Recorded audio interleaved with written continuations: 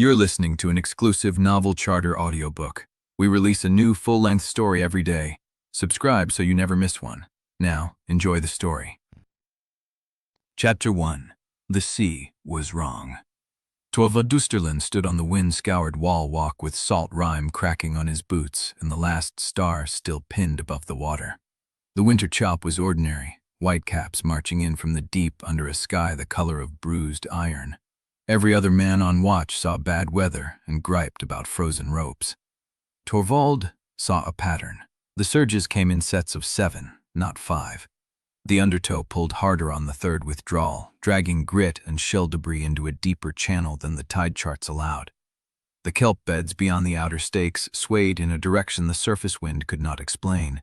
He had seen this before. Not in this life. In another. His hands tightened on the salt-eaten rail. The crescent scar under his chin pulled tight as he worked his jaw, grinding the memory down before it could surface fully. Siege camps. Supply lines choked by winter mud, the way the enemy commander always shifted reserves 3 days before a breach, as if the landscape itself told him where to place them. The landscape was telling Torvald something now. He leaned into the wind, gray eyes narrow, dark blonde hair plastered flat against his skull. Below, the outer stakes stood crooked, where last season's repair crews had run out of tar and good timber. The kill lanes between them were too wide. The fallback lines behind the seawall had no secondary choke point. One good breach, and the tide would funnel straight into the net sheds, the salt stores, the district where families slept 3 to a room. "You look like you're expecting a visit." Torvald turned. Harbor-warden Inga stood at the top of the ladder, her breath clouding in the cold. She was younger than most wardens, broad-shouldered and blunt-faced, with the kind of gaze that measured people by what they carried. Right now she was measuring Torvald by the tension in his shoulders. "The stakes need resetting," he said. "The gaps between them are too wide for the next tide." "The next tide is 6 weeks out. Council is still bickering over the timber allotment." 6 weeks is a guess. Inga's eyes stayed on him. "You know something I don't." It was not a question. Torvald felt the old reflex rise, the smooth deflection, the half-truth delivered with a tired smile that made people stop pressing. He had used that smile to calm officers before he fed them into siege breaches. He had used it to reassure villages while his engineers marked their granaries for confiscation. He bit the inside of his cheek and said nothing. Inga waited. Then she stepped past him and looked out at the water, her hand resting on the rail beside his. She did not press. She simply stood there, letting the silence prove she was not leaving. That was worse than any interrogation. The first gray seam of dawn split the horizon, and the system spoke. System awakening detected. Classification, Shepherd. Torvald's vision went white.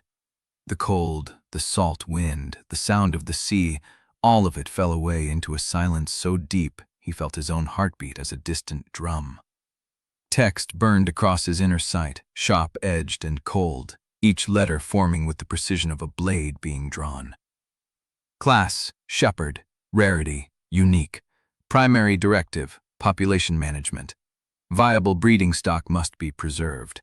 Identify weak districts and direct pressure toward those zones first. Maintain harvest ratio across settlement quadrants. Do not allow the strong to be consumed by the weak.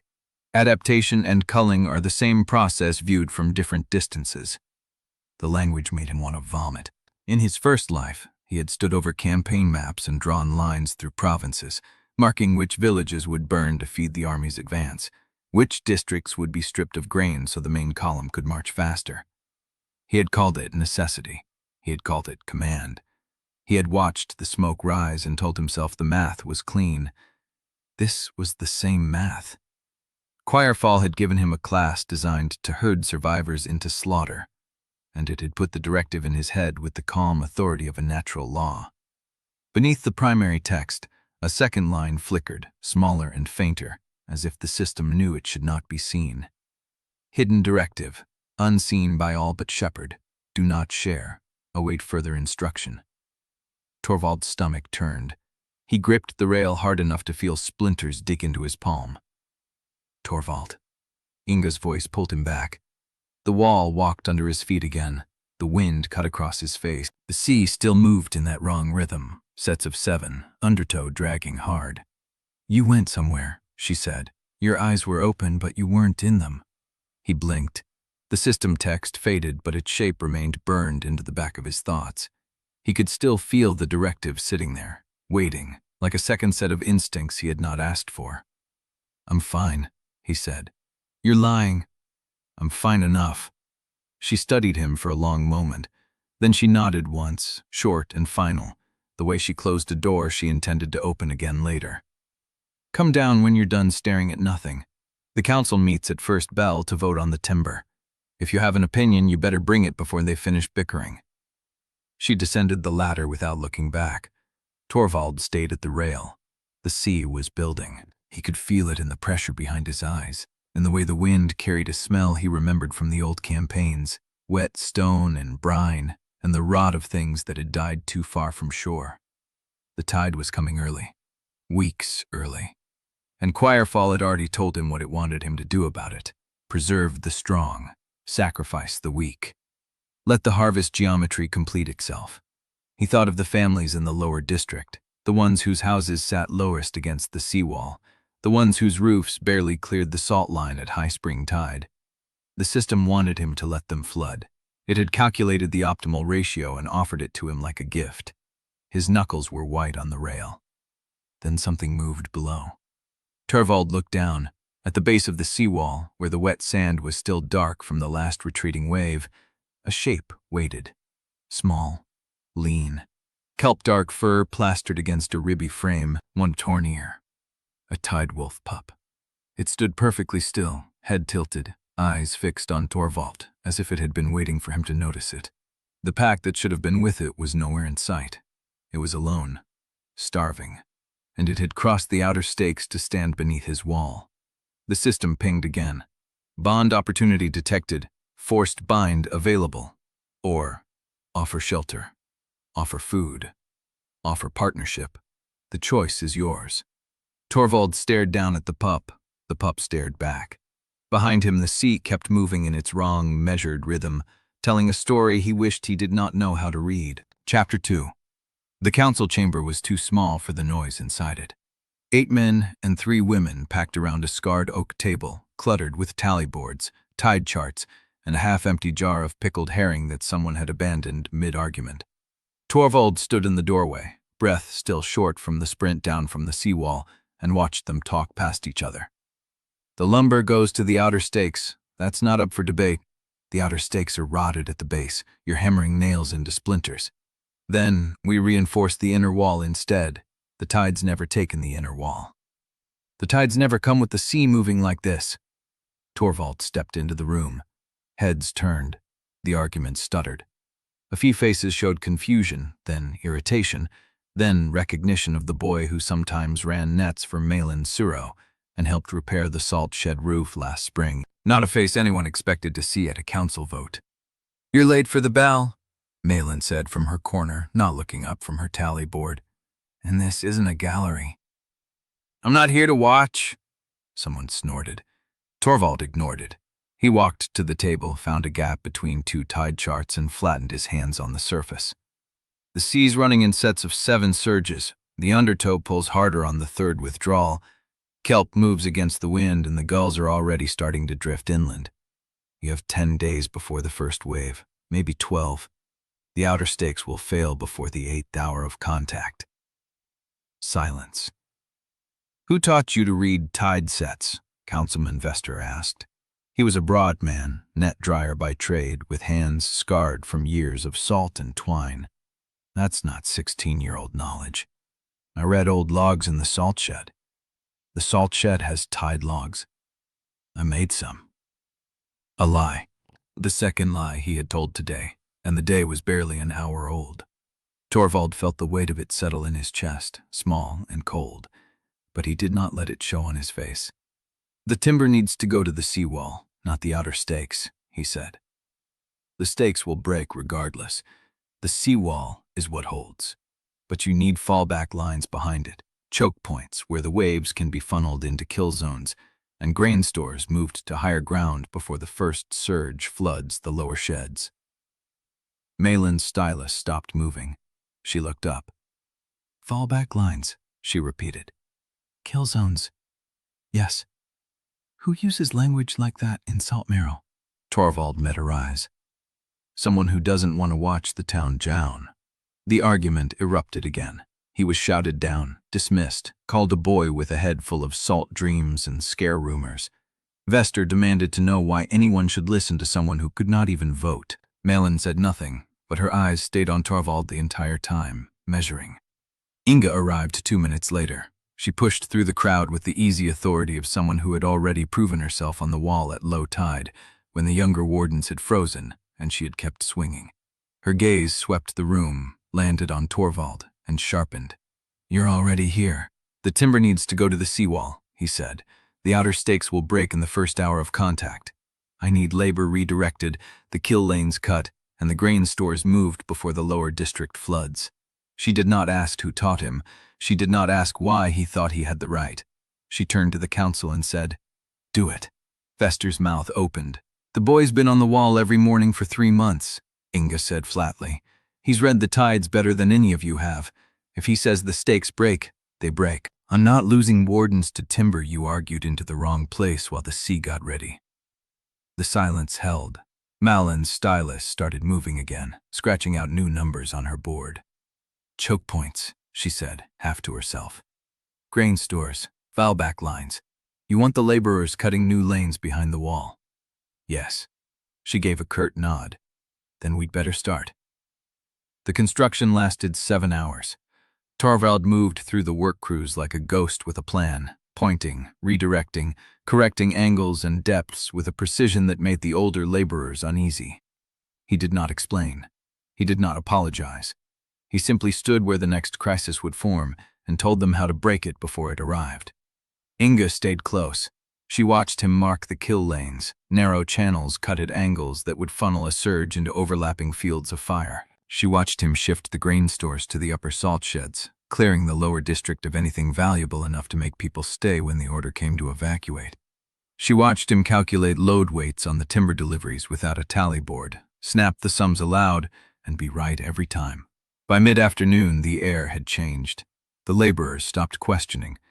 They started moving where he pointed, fast and quiet, because the rhythm of his commands had the feel of something that had been practiced until it was reflex. Torvald noticed Inga noticing. He did not slow down. The near collapse came at dusk.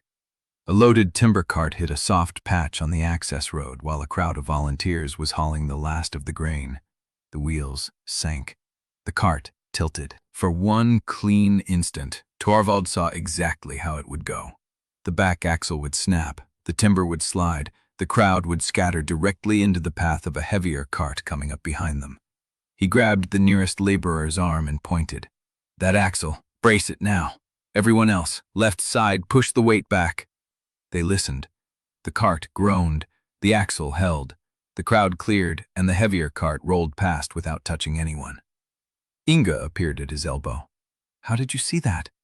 I was watching. You were 10 feet away, your back was turned. Torvald did not answer. He could still feel the shape of the collapse in his mind, the weight lines, the stress points, the exact angle at which the timber would have crushed the closest volunteer. He had seen that kind of collapse before, more times than he wanted to count. You think like someone who's already watched a town die, Inga said. He felt the words hit. Bad dreams, he said. I read too many old campaign logs. In the salt shed, yes. She stared at him for a long moment. The wind pulled at her hair, and the sea kept sounding behind them, and the weight of her gaze pressed against the lie like a hand testing a locked door. I'm going to find out what you're hiding, she said. Not tonight, maybe not this week, but I'm going to find out. Torvald said nothing. She turned and walked back toward the wall, leaving him alone in the dusk with a pair of pins he had not asked for clamping down on his ribs. Something was failing in the outer wall. He felt it before he heard it. A subtle change in the timber's groan, a shift in the way the rope lines pulled. He turned. The stakes at the northwest corner were bowing inward, slowly, steadily, under a pressure that should not have been there yet. The tide was still 100 yards out, but the ground beneath the wall was already moving. Inga. She stopped. The northwest stakes. Now. She did not ask. She ran. Torvald followed, and behind them, the sea kept building in sets of 7, beating the rhythm he had hoped never to hear again. Chapter 3. The northwest stakes groaned like living things as Torvald reached them. The timber bowed inward, ropes screaming, the ground beneath the wall wet and shifting in a way that had nothing to do with tide. "Brace the base," he said. "Now, cross beams, not parallel. If you put them parallel, the whole section rolls." Inga was already shouting at the nearest crew. Men dropped their loads and ran. Torvald grabbed a coil of spare rope and started calculating angles, the weight distribution, the point where the stakes would snap if the reinforcement did not reach them in time. The numbers came fast, too fast. He knew this kind of failure. He had seen it in siege works where sappers had tunneled beneath palisades, softening the ground until the wall had no foundation left. The same principle here. Something under the wall was moving, and it was not water. "They're digging," he muttered. Inga heard him. "What?" "The ground's not sinking. It's being hollowed." She stared at him, then at the mud churning at the base of the stakes. Then she grabbed a spear from the nearest warden and drove it into the wet earth. The spear sank past the head.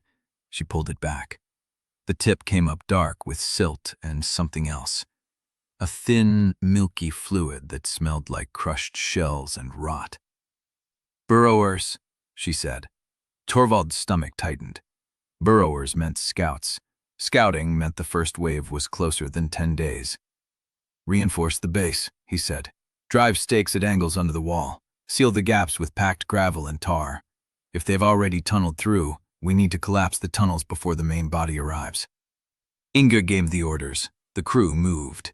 Torvald stepped back from the wall and let his hands fall to his sides. The hidden directive flickered at the edge of his vision, a pale shimmer waiting for him to open it. He did not open it. He did not need to read the words again. He knew what they said. Preserve viable stock. Direct pressure toward weak districts. Maintain the harvest ratio. The low district families. The ones whose homes sat below the seawall. The ones Choirfall expected him to let drown.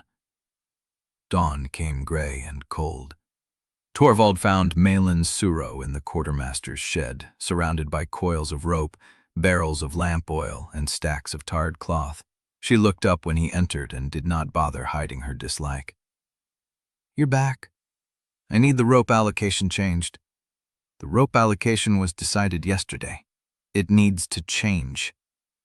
Malin set down her stylus. "Tell me why." Torvald stepped to her tally board and tapped the figures. "You have 43 coils on the wall for trip lines and net rigging. You need 25 there. The rest goes to the base of the northwest stakes and the access roads behind the kill lanes. I don't have authority to move that much rope without council approval. The council approved my plan yesterday. Your plan was timber and kill lanes, not rope." Torvald met her eyes. "The plan is everything that keeps the wall standing. Rope is part of that." Malin's jaw tightened. She was not used to being told her business by a boy with salt rime on his boots. He could see the calculation happening behind her eyes, the weighing of pride against practicality. "Show me," she said. He did. He walked her through the fallback lines, the kill lanes, the points where tar and lamp oil would create fire breaks if the tide pushed through the outer stakes. He showed her where the rope needed to go, why, and what happened if it was not there when the first wave hit. She asked questions, sharp ones. He answered every one. By the end, she was writing new numbers on her board. 25 on the wall, she said. The rest to the base and the roads. I'll have it moved by midday. Thank you. She did not thank him back, but she did not stalk him when he left. The fish appeared around noon. Torvald was walking the seawall with Inga, checking the new brace points, when he noticed the shallows below the wall had changed color. A silver drift spread across the surface, thick as snow, stretching from the rocks to the outer stakes. Dead fish. Hundreds of them. What is that?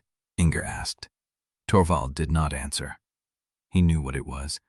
He had seen it before, in the campaign records from his first life, in the logs of coastal warden posts that had been overrun. Dead fish washing ashore in mass quantities meant something had driven them out of deeper water, something that left nothing alive behind it. but the records placed this omen later in the season, after the first wave, not before. "It's too early," he said. Inga looked at him. "For what?" He did not have an answer. The timeline was breaking apart in front of him, and every landmark he had trusted was shifting. Malin found him at the edge of the salt sheds an hour later.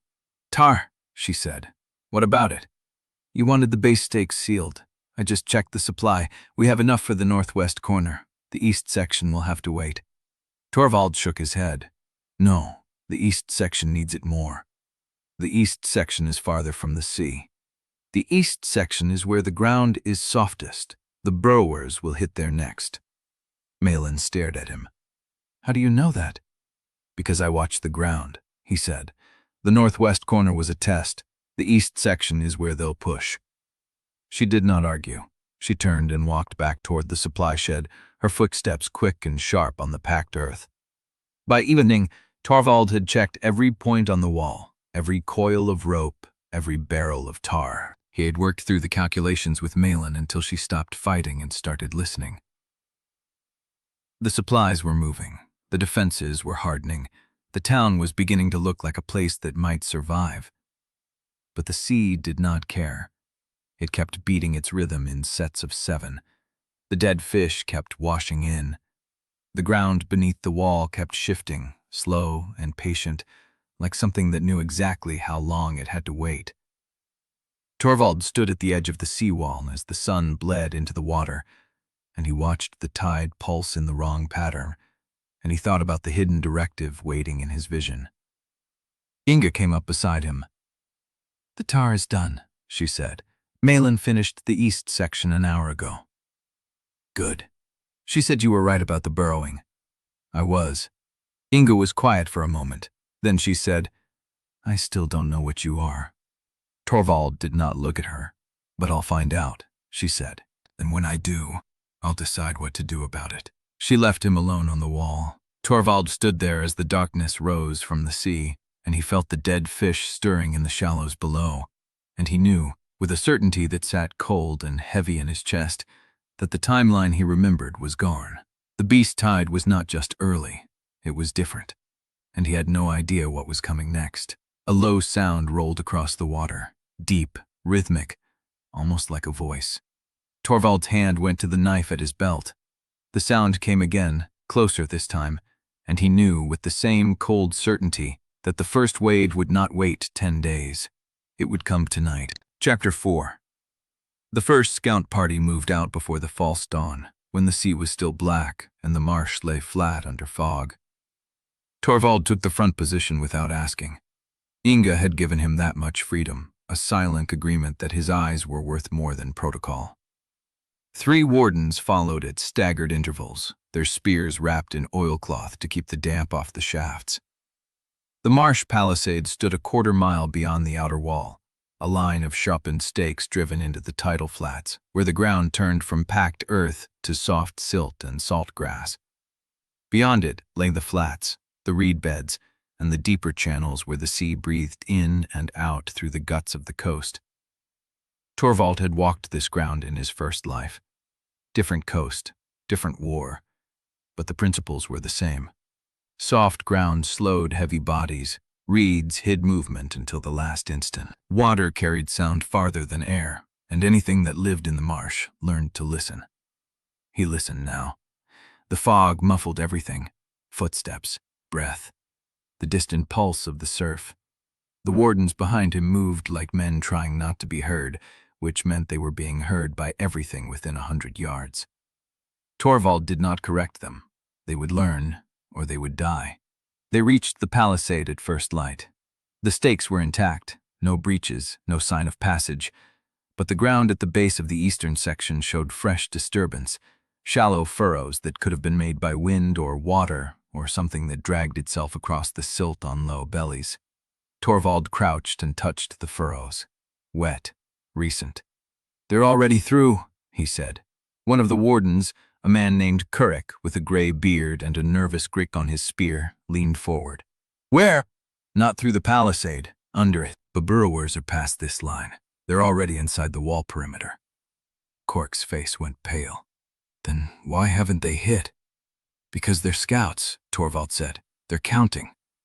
He stood and scanned the marsh. The fog was thinning, pulling back toward the channels in long white ribbons.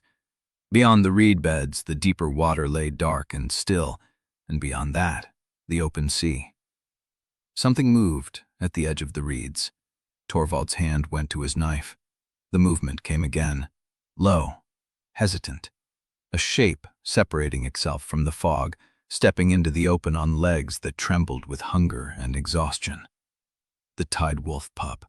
It looked worse than it had 2 days ago. The ribs showed through the kelp-dark fur in sharp ridges. The torn ear drooped lower. Its eyes were the same, though, unnervingly deliberate, fixed on Torvald with the kind of attention that did not belong in a starving animal. It took a step toward him, then another. Behind it, the reeds rustled. Torvald's blood went cold. "Back to the Palisade," he said. "Now." The wardens moved. Korik grabbed the nearest man by the shoulder and pulled him toward the stakes. Torvald stayed where he was. The pup stopped 2 strides away. Its head was low. Its tail was tucked, but it was not crouching like prey. It was standing like something that had made a decision and was waiting to see if the decision would kill it. A notification flickered in Torvald's vision.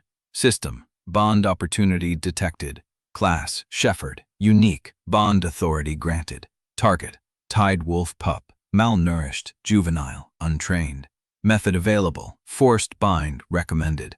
Forced bind will impose system-level contract, suppress resistance, and guarantee obedience within 72 hours. Survival probability of subject post-bind, 83.7%. Accept? Y/N. Torvald's jaw tightened. 83.7. The system had calculated the odds of the pup surviving its own enslavement and presented them like a shipping estimate. He had used numbers like that in his first life. Acceptable loss ratios, probability of structural failure, percentage of a village that could be evacuated before the fire reached the granary. He had trusted those numbers because they let him pretend the arithmetic was not about faces. The pup was still watching him, waiting. Forced bind. The easy choice, the efficient choice, the choice the system wanted him to make. Compulsory chapter target. That is little Prydian for their Edilicians pleaning of the Thames 3 Nor. His hand came up empty. "No," he said aloud. The notification flickered and did not vanish. It pulsed once, as if the system was offering him a second chance to reconsider. Torvald ignored it. He crouched slowly, keeping his movements deliberate, and pulled a strip of dried fish from the pouch at his belt. He brought it for the scout, a ration he would need by midday. He held it out. The pup's nostrils flared. Its tail stayed tucked, but it took a step closer. Behind it, the reeds parted. The first adult wolf emerged from the fog, too quiet for a sound, too fast for a blink. Its shoulders were broad as a man's chest, its fur wet and dark, its eyes fixed on the pup with the cold certainty of a predator that had found something it owned. 3 more followed, then 5. The pack fanned out across the flat, cutting off the retreat to the Palisade, forming a crescent that pinned Torvald against the channel. Korik shouted something from the stakes. Torvald did not hear the words. He was watching the lead wolf, the way it held its head low and its gaze level, the way it ignored him completely and focused on the pup. The pup was not part of the pack anymore. It was prey. Torvald understood in the same instant. The pup had been cast out, starved, driven to the edge of the marsh where it would die alone or be taken by something else. The pack had not come to retrieve it. They had come to finish what hunger had started. The system notification pulsed again. Shepherd. Alternative bond method available. Offers shelter, food, partnership. Warning. Pup must accept voluntarily. Bond strength will grow over time. Subject may refuse. Subject may break bond later. Proceed? Y/N. Torvald's finger moved before his mind caught up. Yes. The pup took the dried fish from his hand. Its teeth brushed his fingers, gentle, deliberate, and then it swallowed and looked at him again, and Torvald saw something shift in its eyes. Not trust, not yet, but the absence of fear. The lead wolf growled. It was a low sound, barely audible over the wind, but it carried the weight of a death sentence. The pack shifted, muscles coiled under wet fur. The cresset tightened. Torvald stood. He had no spear, no shield, one knife, a pouch of fish, and a starving pup that had not decided whether to stay. He stepped forward anyway, put himself between the pack and the pup. "Run!" he said to the wardens behind the palisade. "Get back to the wall! Tell Inga the burrowers are inside the perimeter!" Coric's voice came again, strained. "What about you?" Torvald did not answer. He was watching the lead wolf's eyes, waiting for the instant when the decision became motion. It came 3 heartbeats later. The wolf lunged. Torvald's knife came up. The pup did not run. The pack surged forward, and the fog closed behind them, and the only sounds were the beat of paws on wet silt, the snarl of something that had been hunting longer than it remembered, and the thin, cold whisper of a 16-year-old boy breathing through the terror of a choice he had already made. Chapter 5. The wolf hit him before his knife reached full extension. Torvald's arm folded under the impact. The blade skidded across the alpha's shoulder, shallow, useless, and then the weight drove him backward into the silt, the wolf's chest against his ribs, its breath wet and rank in his face. He got his forearm under its throat, just barely, the muscles straining as the jaws snapped inches from his skin. The pup did not run. It stood at the edge of the reeds, trembling, watching him fall. Torvald's legs kicked for purchase. The alpha's claws scored his thigh through the canvas, not deep, but close enough to feel the path of the next strike. The pack held position behind the leader, waiting, patient, the crescent tightening as the lead wolf pinned him down. He could hear Coric shouting from the palisade, distant, panicked, the other wardens echoing him. No one was coming. They did not have spears long enough for this fight, and Torvald had ordered them back. The alpha bit down on his forearm. The pain was immediate and white. Teeth through canvas, through wool, through the thin muscle beneath, grinding toward the bone. Torvald's scream came out as a gasp, strangled, useless. His knife was still in his right hand, but the angle was wrong, and the wolf's weight kept shifting, denying him the leverage to drag it home. The pup took a step forward, then another. The alpha's ears flattened. A warning growl vibrated through its chest, felt more than heard, but the pup kept moving, low to the ground, tail tucked, body screaming submission even as it advanced. Torvald's vision was starting to tunnel. The system notifications shimmered at the edge of his sight. Bond status, pending. Subject approaching. Offer to shelter remains active. Proximity threshold hit. Will you speak the terms now, or wait until damage is fatal? He did not have the breath to answer aloud, but his hand, the one the wolf was not biting, opened in the mud. Palm up. Empty. The pup reached him. It pressed its nose against his fingers, cold and wet, and then it lowered itself beside him in the silt, flank pressed against his side, trembling so hard he could feel every shiver through his ribs. The alpha released his arm. It pulled back, confused by the pup's position, the shift in the geometry of the fight. The pack stirred behind it, uncertain, waiting for a command that did not come. Torvald made himself speak. "I won't force you." The words came out thick, wet, half-choked. He did not know if the pup understood language, if the bond worked through meaning or intent, or something older than both. He said it anyway. "I won't chain you. I won't break you. Stay if you want. Go if you need to. But I won't hurt you." The pup ear twitched. A new notification appeared, gold-edged, softer than the system's usual cold phosphor. Shepherd. Voluntary bond offered. Terms: shelter, food, safety, partnership. Subject acceptance pending. Subject choosing. The pup looked at him. Its eyes were pale amber, almost yellow, with a ring of darker brown at the edge. It looked at him the way it had looked at him from the base of the seawall the night before, as if it had already decided something and was only waiting for him to catch up. It pressed its forehead against his chest. Bond established. Type: Shepherd's Pact. Strength: unstable. Will grow with trust. Subject's identity confirmed. Tide Wolf Juvenile. Unnamed. Warning: contract remains breakable. Subject may sever at any threshold. The pain in Torvald's arm did not vanish, but it receded, pushed back by a warmth that spread from the point of contact, a low, steady heat that smelled like kelp and wet fur, and something older.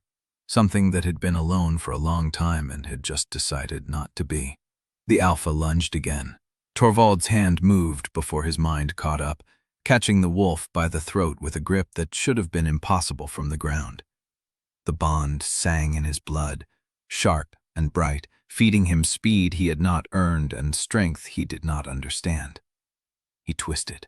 The alpha yelped, surprised more than hurt, and Torvald used the moment to roll, dragging the pup with him, coming up on one knee with the knife finally angled right. The pack was surging now, all of them at once, the crescent collapsing into a flood of wet fur and open jaws. The pup, the unnamed wolf pressed against his side, looked at him. Torvald felt the bond pulse. It was not a command. It was not even a request. It was a question, wordless and raw, asking if he trusted the creature he had just chosen not to enslave. He did not think about the answer. He let go of the knife, dropped his guard, dropped his stance, and ran. Not away, toward the reeds, toward the channel, toward the narrow gap between two older wolves where the fog was thickest and the pack's formation had a blind spot he had spotted 3 heartbeats ago, but could only reach if the pup matched his pace exactly. The pup matched him. They hit the gap together, shoulder to flank, and the fog swallowed them as the alpha's jaws snapped shut on empty air behind them. Salt marsh, silt, mud sucking at his boots. The pup's breath fast and shallow beside him. The pack's howl rising behind them, furious and disbelieving. Torvald did not stop running until the Palisade stakes loomed out of the fog, and Quark's hands caught him by the shoulders and dragged him over the barrier, and the pup jumped after him, landing in the mud with legs spread wide, chest heaving, eyes fixed on the fog line where the pack had stopped. They would not follow here. The stakes were too high, the channel too deep, the scent of iron and warden sweat too confusing. But they were waiting. Torvald sat in the mud, arm bleeding freely, chest burning, and looked at the wolf that had chosen him. It looked back. The bond sat in his chest like a second heartbeat, unfamiliar and warm and terrifying, and he had no idea what he had just done. But the pup had not run, and neither had he. Chapter 6. Torvald's arm bled through the makeshift wrap Quark had tied, the cloth darkening from rust to wet crimson as they stumbled through the inner gate. The pup followed at his heel, close enough that its flank brushed his calf with every third step, head low, ears swiveling at every shout and clatter from the compound beyond. "Get the shrine keeper," Quark barked at a boy loitering near the salt sheds. "Now! Tell him Torvald's been opened up." The boy ran. Torvald did not stop. He kept moving toward the net shed alley where the shadows were thickest and the eyes fewest, because he could already feel the weight of stairs landing on the creature padding beside him.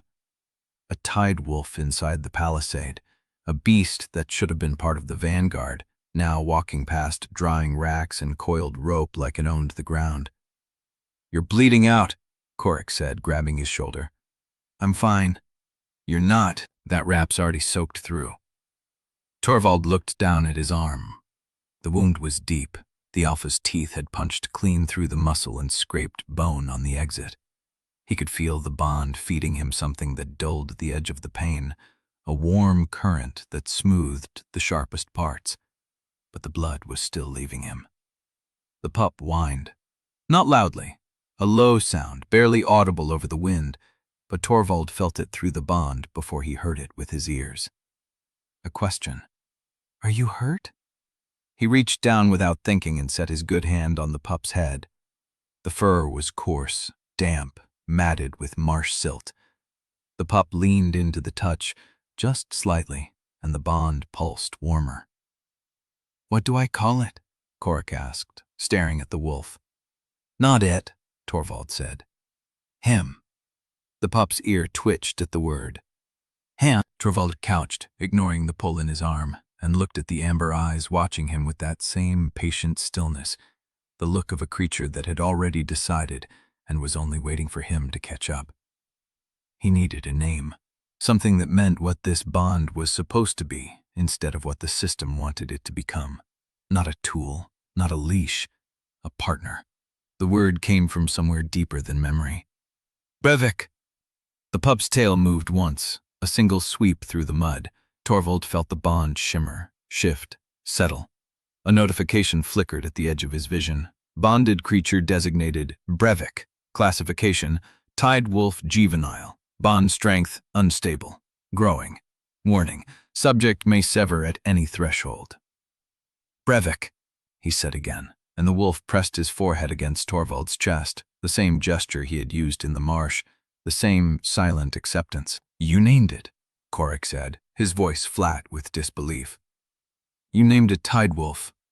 Him, Torvald said again, standing. And yes, I did. The crowd was gathering now. Wardens, net dryers, a few children who had slipped away from their chores. They stood at a distance, arms crossed or hands resting on tools, watching the wolf with expressions ranging from fear to hostility to naked wonder. Torvald scanned the faces until he found the one he needed. Inga stood at the edge of the crowd, arms folded, boots planted wide, her face unreadable. She had not moved closer. She had not called out. She was watching him the way she had watched him on the wall, the way she had watched him redirect the timber cart, the way she had watched him describe kill lanes with the ease of a man who had already drawn them in blood. She knew. She did not know the shape of it yet, the full truth of what he carried, but she knew the bond was more than a tamer's contract. She knew the wolf had chosen him, and she knew that kind of bond did not happen to ordinary shepherds. The word hung between them, unspoken. Shepherd. It meant something different on the Reaving Coast than it did inland. Torvald had known that since the system first assigned it, but he had not understood how deeply the weight ran until he saw Inga's eyes narrow, her jaw tighten, her shoulders shift into a stance that was not quite combat, but was not far from it. We need to talk, she said. I need to stop bleeding first. That too. She turned and walked toward the shrine, not waiting to see if he followed. Torvald looked down at Brevik. The wolf's amber eyes met his, steady, waiting. Come on, he said. They followed, but their Kekik Fen met them at the shrine door, his robes smudged with ash, his hands still holding a bundle of clean linen. He took one look at Torvald's arm, one look at the wolf, and did not ask a single question. Inside, he said. Both of you. The shrine was small, stone and timber, with a low ceiling and a single brazier burning in the center. Salt-stained benches lined the walls, and the air smelled of tallow, dried herbs, and the faint metallic tang of old blood from 100 wounds cleaned on this floor. Torvald sat on the bench Kadrik pointed to. Brevik curled at his feet, not sleeping, but close, head resting on his paws, amber eyes tracking every movement Kadrik made. The shrinekeeper worked in silence. He cut away the bloody wrap, cleaned the wound with salt water and something sharp that made Torvald's vision blur at the edges, then packed it with moss and bound it fresh. His hands were steady, unhurried, the hands of a man who had done this more times than he wanted to count. The wolf, Kadrik said finally, not looking up from his work. It chose you. Yes, that is not ordinary. No. Kadrik tied the last knot and sat back on his heels, studying Torvald with the same patient gravity he used for burial ledgers and last confessions. The last time a Tide Wolf chose a bond inside Saltmarrow's walls, the man who received it was an old tamer named Iskelt. He lost the wolf in the third tide of that cycle, lost most of his pack with it. He has not bound anything since. Torvald's chest tightened. Iskelt. He lives above the net sheds. He does not take visitors. He'll take this one. Kadrik's eyes held his for a long moment. Then the shrinekeeper nodded once and rose. You will need someone who understands what you are becoming. I do not, but Iskelt might. He stepped aside, and Torvald saw Inga waiting in the doorway, her arms still folded, her face still unreadable. Iskelt, she said. You know that name. It was not a question. I heard it tonight, Torvald said, and the lie tasted like copper on his tongue. Inga's eyes flicked to Brevik, then back to Torvald. You're going to need better answers than that. I know. And you're going to need to stop bleeding long enough to give them. Torvald looked down at his bandaged arm, at the wolf pressed against his leg, at the bond pulsing in his chest like a second heartbeat he had not earned, but could not return. I know that too. Inga held his gaze for 3 full breaths. Then she stepped aside, clearing the doorway. "Tomorrow," she said. "First light. We talk." She left before he could answer. Quartermaster sat in the shrine, Brevik's warmth seeping through his boot, and felt the weight of the day pressing down on him like the tide he could still hear grinding against the outer stakes. The pup had stayed, but the pack was still waiting beyond the palisade, and somewhere in the dark, the sea was still singing its wrong rhythm, faster than it should be, louder than he remembered.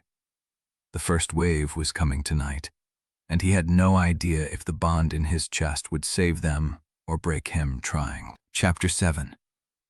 Dawn came gray and salt-stained through the shrine window. The first wave already retreated, leaving Saltmarrow standing but wounded.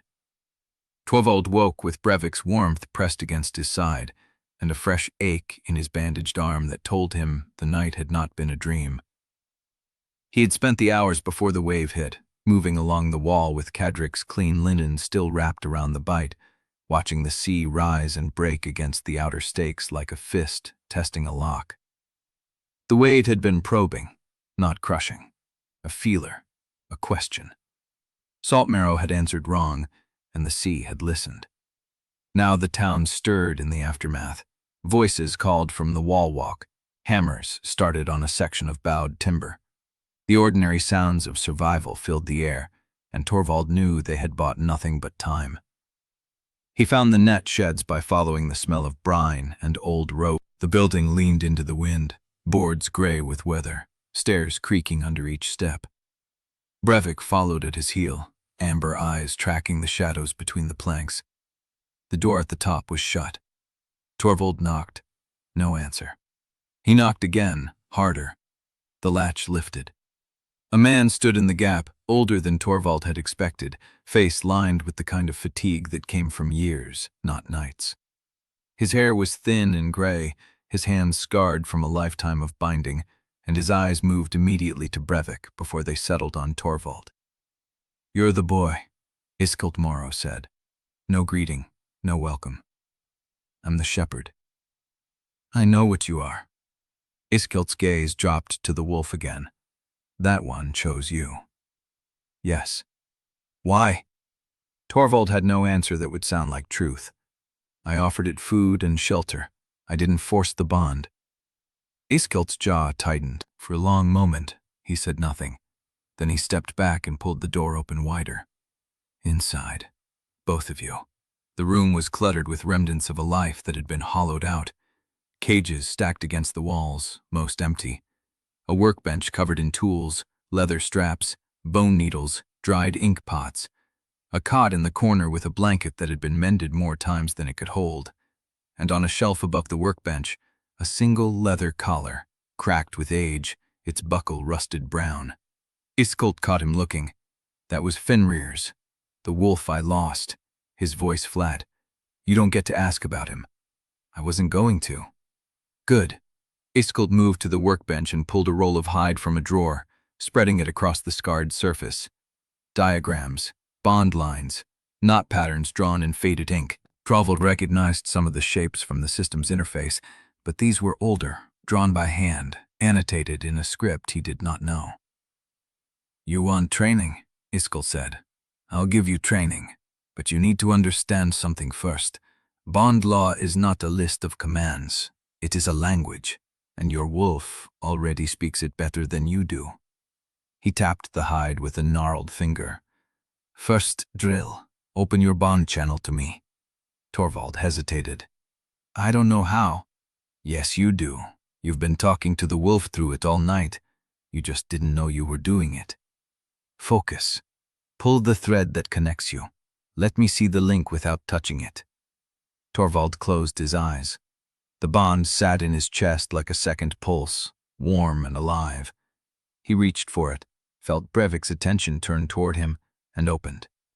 Iskelt's breath caught. When Torvald opened his eyes, the old tamer was staring at him with something between recognition and fear. "That's not a shepherd's bond," Iskelt said quietly. "That's a true pact. The kind that grows when the beast gives itself freely. I haven't seen one in 20 years. "Is that bad?" "It's not good." His elt straightened, his hands dropping from the hide. A forced bond you can control. You give a command, the beast obeys because it has to. A true pact means the beast obeys because it chooses to. And what it chooses to obey, it can also choose to refuse. He pointed to the door. There's a marsh lurker den at the eastern base of the Palisade. The tide left it beached and trapped in the mud. It's still alive. I want you to take Brevik down there and have him finish it. Torvald looked at Brevik. The Wilf's ears had flattened, not at Iskelt, at the command itself. He won't do it. Lemon we're in something. They found the lurker half buried in the tidal sludge. Its shell cracked, one leg twisted under its body, its mouth working in slow, wet gasps. It was dying. It would not last the day. Ending it would be mercy. Torvald bowed beside Brevik and placed a hand on the wolf's shoulder. It's suffering, he said quietly. We can stop that. Brevik looked at the lurker, then at Torvald, then back at the lurker. He sat down. Not a refusal born of fear, a refusal born of judgment. The wolf had assessed the situation and decided the killing was not his to do. Torvald pressed harder through the bond, pushing intent, shaping a command. Finish it. Brevik did not move. He's not going to, Iskelt said from the base of the wall where he stood watching. You can push until the bond frays, or you can accept that he has a line. Torvald looked at the dying lurker, then at the wolf who had chosen him. He drew his knife. The blade slid clean through the lurker's throat. The creature shuddered once and went still. Brevik pressed his forehead against Torvald's knee. Iskelt watched in silence for a long moment, then turned and walked back toward the net sheds without a word. Torvald stayed in the mud, Brevik's warmth against his leg, the lurker's blood black on his hands, and felt the shape of the lesson settling into his chest like a stone. He could carry the killing himself, but he could not make Brevik do it. And if the Wilf would not obey a mercy kill, what would happen when Torvald needed him to stand in a battle where the choice was not clean? The sea answered before he could finish the thought. A horn sounded from the flats, distant, measured, human. And it was coming closer. Chapter 8. The horn faded before it reached the gate. Torvald stood at the base of the palisade, Brevik pressed against his leg, the lurker's blood still cooling on his hands. He strained toward the flats, listening for a second call. Nothing came. The marsh swallowed the sound like it had never existed. Brevik's ears swiveled forward, then back, uncertain. Come on. Torvald scrubbed his hands in the tidal channel and climbed the inner slope of the seawall. Brevik followed at heel, his claws scraping against the wet stone. From the top, the flats stretched gray and empty. No movement, no distant figure, just reeds bending under a wind that smelled wrong. He found Inga at the northwest watchpost, her back to him, staring past the outer stakes at the same empty flats. You heard it, he said. Everyone heard it. She did not turn. Saltmarrow hasn't heard a horn from the flats in 16 years. Not since Choirfall. And now we get one the morning after a probe wave, with the main tide still coming. She turned. Her eyes stopped on the bandage wrapping his forearm. On Brevik. On the blood still crusted under his nails. Tell me you know what that horn means. Torvald held her gaze. I don't. It was true enough. The horn was not in his memory. No siege warlord had ever heard that call because no siege warlord had ever faced a seed that sang in sets of 7 and sent scouts to count his tell before the killing started. But he said it anyway. Inga's jaw tightened. She knew he was holding something back. She just could not prove which piece. I'm going down to the salt sheds, she said. Malin is tallying the overnight losses. You should come. I need to check the east wall first. She did not argue. She walked past him without another word, and the space between them felt wider than the seawall. Brevik whined. Yeah, Torvald said. I know. He took the long way to the east wall. The path curved behind the net sheds and crossed the tidal flats that bordered the marsh palisade. He wanted to see the ground before anyone else told him what was on it. The gulls were the first sign. They should have been everywhere. The probe wave had churned up dead baitfish, shrimp, and broken kelp by the cartload. Gulls should have been fighting over the scraps in screaming flocks. Instead, the sky was empty. 2 gulls sat on the ridgepole of an abandoned salt shack, facing inland. Not feeding, not fighting, just sitting, watching the coast like they expected something worse than gulls could outrun. Torvald stopped. He had seen this before. Not in this life. In the old one, during the 3rd year of the mountain circuit, when his siege engineers had dammed a river and the birds had fled the valley 3 days before the first village fell. He had thought it was superstition then. The birds knew the water table was changing before the ground did. This was the same. But the order was wrong. The gulls should have fled after the dead fish, not before them. The marsh predators should have abandoned their nests after the first tremors, not before the horn sounded. Every sequence he knew was inverted. He walked faster. The east wall stretched along the low ridge where the salt marsh met the deeper channels. The stakes were intact. The burrower furrows from last night were still there, dried into hard ridges in the mud. But there was something new in the water. Black foam. It clung to the rocks below the wall in thick bands, glistening like oil but thinner, almost alive. It did not wash away with the tide. It settled into the crevices and stayed. Brevik lowered his head and growled. "What is it?"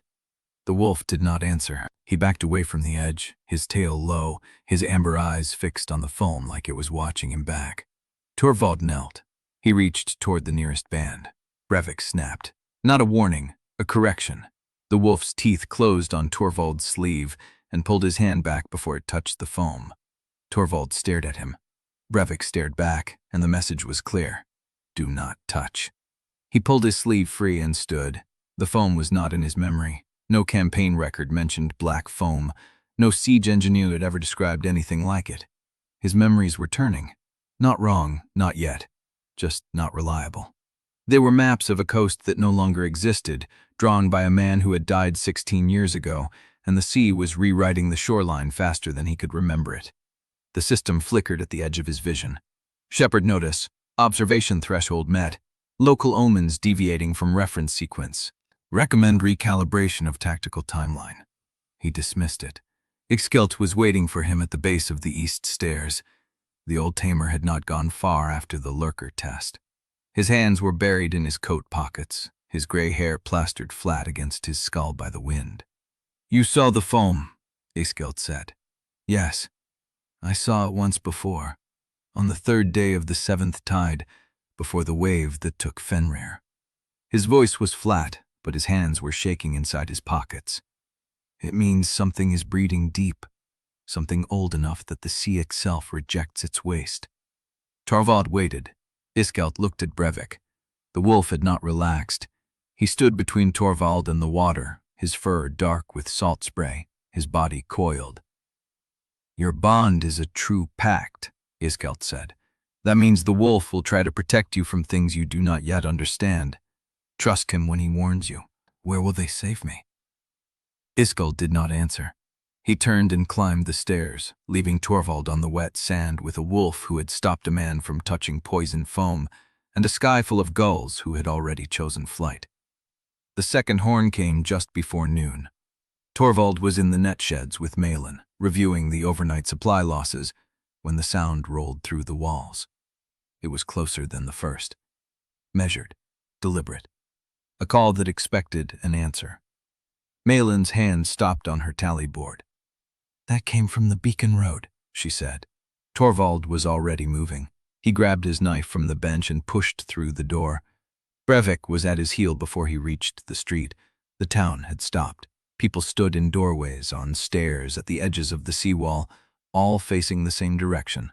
South, toward the beacon road, toward the ruined fort that no one had used since Choirfall. Inga met him at the cross street. She was armed, spear in hand, belt knife drawn, her face carved from stone. "You're coming with me," she said. It was not a question. "I need Brevik. Then bring the wolf, but if it comes between saving this town and saving him, you know what I'll choose." Torvald looked at Brevik. The wolf met his gaze, and in the bond, something shifted. Not agreement, not submission. Understanding. He looked back at Inga. "When do we leave?" She pointed to the gate. "Now." Before that horror Gulls something worse than attention. They moved through the gate together, 3 figures against a gray sky, while the sea behind them churned black foam, and the gulls inland did not look back. Chapter 9. The beacon road stretched south through salt flats and collapsed fisher huts, a spine of broken stone that had once connected Saltmarrow to the inland trade routes. Now it was a graveyard of old foundations and reeds, with the sea mist crawling across it like something hunting. Torvald walked ahead of Inga, Brevik at his heel, the wolf's ears swiveling at every shift in the wind. She watched him. Not the road, not the horizon. Him. The way he placed his feet on the broken stone, the way his eyes moved in sequence, checking the high ground first, then the cover points, then the sight lines back to the wall. It was not the caution of a net runner who had survived a few scouting trips. It was the gait of someone who had walked through ambush country so many times that caution had become bone. "Slow down," she said. He stopped, turned. The horn came from this direction. "If whoever sounded it is still out here, we want to see them before they see us. Then we want to be quiet about it." Something flickered across his face, recognition. He had been moving too fast because his mind was already at the fort, and she had caught him treating this like a forced march instead of a reconnaissance. He nodded. "You're right." She stepped past him and took the lead. The path narrowed between 2 collapsed sheds, their roofs caved in, their beams bleached white by salt and sun. The mud beneath was soft, holding footprints, old ones from the morning. Boot prints, not beast tracks. A single set, walking deliberately south. Inga knelt and studied them. "One person," she said. "Not running, not in a hurry. Could be a traveler who got turned around. Travelers don't carry horns." She stood and followed the tracks with her eyes. "They lead straight to the fort." Torvald said nothing. She glanced back at him and caught the look on his face. He was not surprised. He had expected the tracks to lead there. "Torvald." "What?" "You knew the horn came from the fort before we left the gate. How?" He held her gaze for a beat too long. "It was a guess. There's nothing else out here." "A guess?" "Yes." She straightened and faced him fully. "You guessed the timber cart would collapse before it fell. You guessed the burrowers were under the wall before anyone saw them. You guessed the first wave would hit at night instead of dawn. Now you guessed the horn came from a fort you've never visited." He did not answer. "The council debates," she said. "Malin counts, Kadrik prays. I fight. But you," she pointed at him, "you plan. You see the shape of things before they happen. That's not instinct. That's training. Military training. Someone taught you to read a battlefield like a map before you could read a ledger."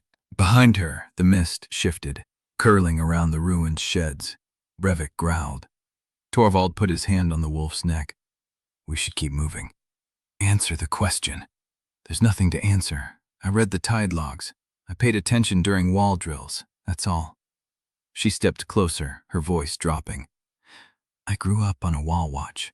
I've seen men break under pressure, freeze, run, fall apart. I've never seen a 16-year-old move through a crisis like someone burning off old muscle memory. You think like someone who has already watched a town die, Torvald. More than one. And I want to know how." The wind picked up, carrying the horn's echo from somewhere ahead. One note, longer than the others. A summons. Brevik's growl deepened. Torvald's jaw tightened. "I am not your enemy, Inga. I am trying to save this town. That has to be enough for now. It would be enough if you told me the truth." "I am telling you the truth. You're telling me pieces of it?" She held his gaze. "And I'm supposed to trust the rest on faith." He had nothing. No better lie, no worse lie, no answer that would satisfy her without breaking open the thing he had spent 16 years burying. He stood in the salt-rotten air with a wolf at his side and a warden who saw through him like glass, and he could not give her what she asked for. Not yet. "Keep moving," she said finally, and turned back to the road. They walked the rest of the way in silence. The beacon fort emerged from the mist a quarter-mile ahead, a block of crumbling stone perched on a rise above the tidal channels. Its walls were cracked, its gate long gone, its signal tower tilted at an angle that looked terminal. No smoke rose from it. No movement showed in its windows, but the tracks led directly to the entrance. Inga stopped at the edge of the stone apron and studied the approach. No cover until we reach the base. If someone's inside, they'll see us coming. Which means they already know we're here. Then why didn't they run? Torvald looked at the fort again. The horn had sounded twice, then stopped. Whoever had blown it had wanted to be heard, wanted to draw attention, wanted someone to come looking. "This is not a hiding place," he said. "This is a message." Inga's grip tightened on her spear. What kind of message?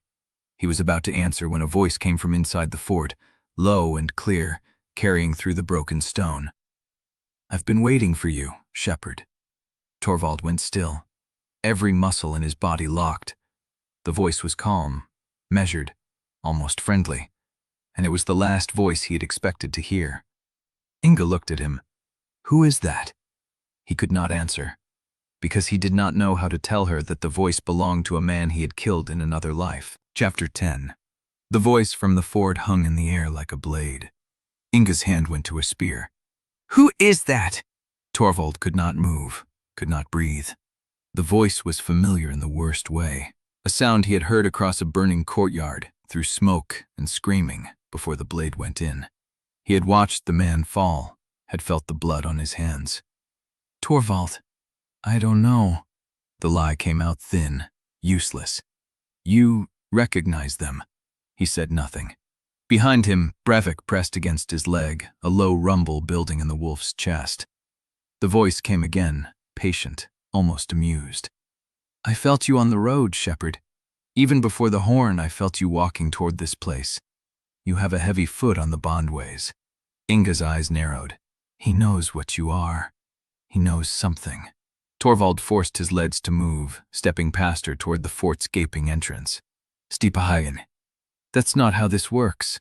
Two people walking into a trap doesn't make it a better plan." She grabbed his shoulder and pulled him back. "Then we don't walk into the trap. We call it back to the wall and we figure out what they want before we give them an audience." The voice answered before Torvald could. "I want only a conversation, a brief one. I have traveled a long way to meet the new shepherd of Saltmarrow.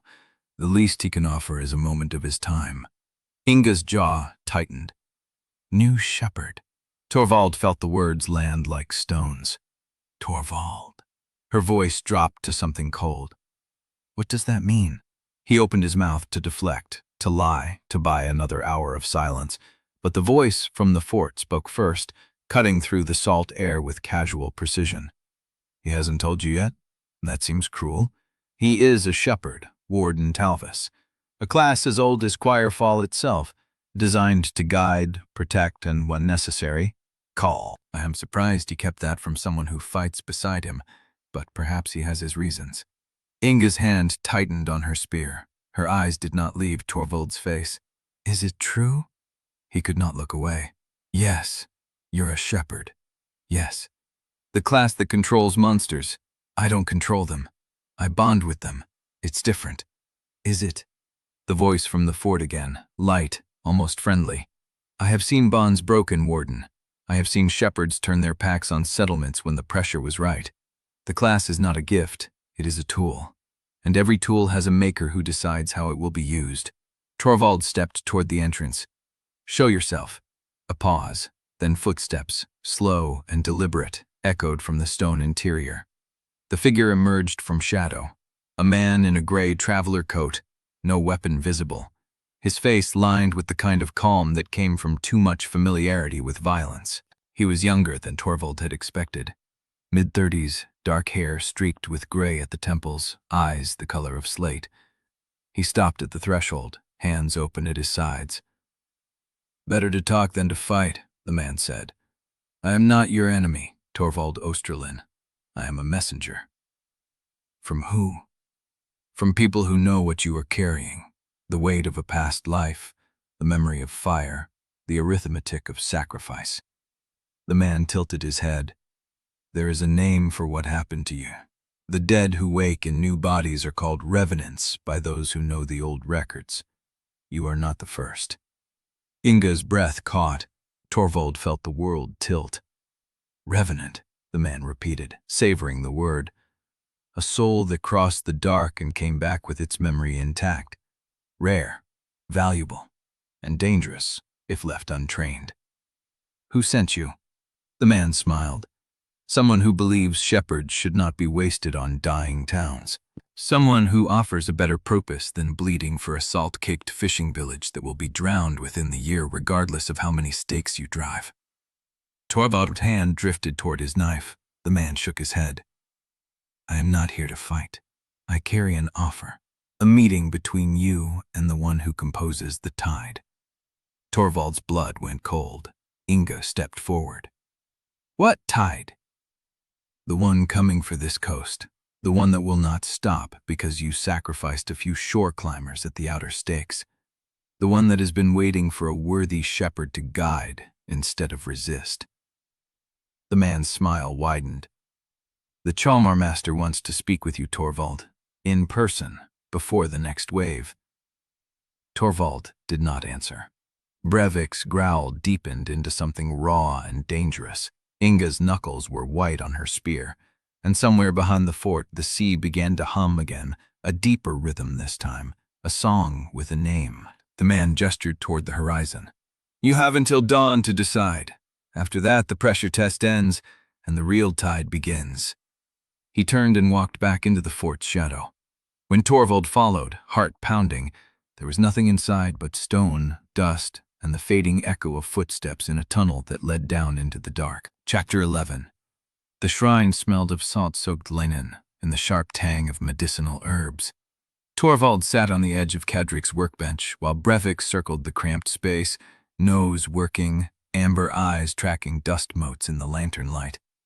Inga had not spoken since they left the fort. She stood in the doorway now, arms crossed, watching him with the expression of someone measuring rope for a hanging. The gray-coated messenger's words still hung between them like smoke. Revenant. Torvald kept his hands still on his knees. You're going to ask. I'm done asking. Inga's voice was flat. You're going to tell me, or I walk to the council and tell them the boy who redesigned their kill lanes is carrying memories of a life he shouldn't have. See how fast they pull your timber credits. Brevik stopped circling. His ears shifted forward, tracking the tension. Torvald exhaled. What do you want to know? How many lives? He did not pretend to misunderstand. One, full. I lived it to the end. How did you die? Fire, siege towers, a city I was burning collapsed on top of me. Inga's jaw tightened. How old were you? 47. I was a warlord. I commanded armies. I drew lines through provinces and decided which villages burned first. The arithmetic of sacrifice was my trade. She did not flinch. And now you're 16 with a monster bonding class and a directive you won't explain. Yes. The messenger called you a tool, said the class is built for culling. Torvald nodded slowly. He wasn't wrong. Inga pushed off the doorframe and stepped into the shrine, boots echoing on the stone floor. She stopped 2 paces from him, close enough that he could see the small scars on her knuckles, the salt rime crusted in her collar. Then why are you here? She said. Why aren't you with the people who sent that man? They offered you purpose, a meeting with the Choirmaster himself. Because I've served that purpose before. Torvald met her eyes. I know exactly what they're offering. I have already done what they want me to do. I burned towns for less reason than Saltmarrow. I sacrificed holding forces to save siege engines. I fed villages into meat grinders because the campaign arithmetic demanded it. He stopped. Brevik pressed against his leg, warmth and warning. That man in the fort, Torvald said. I killed him. In my first life. I remember his face. I remember the wall he was standing on when I ordered the catapults to fire.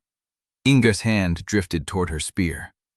He is alive now, Torvald continued, standing in a tunnel that leads somewhere I don't know, calling himself a messenger, offering me a path I already walked once.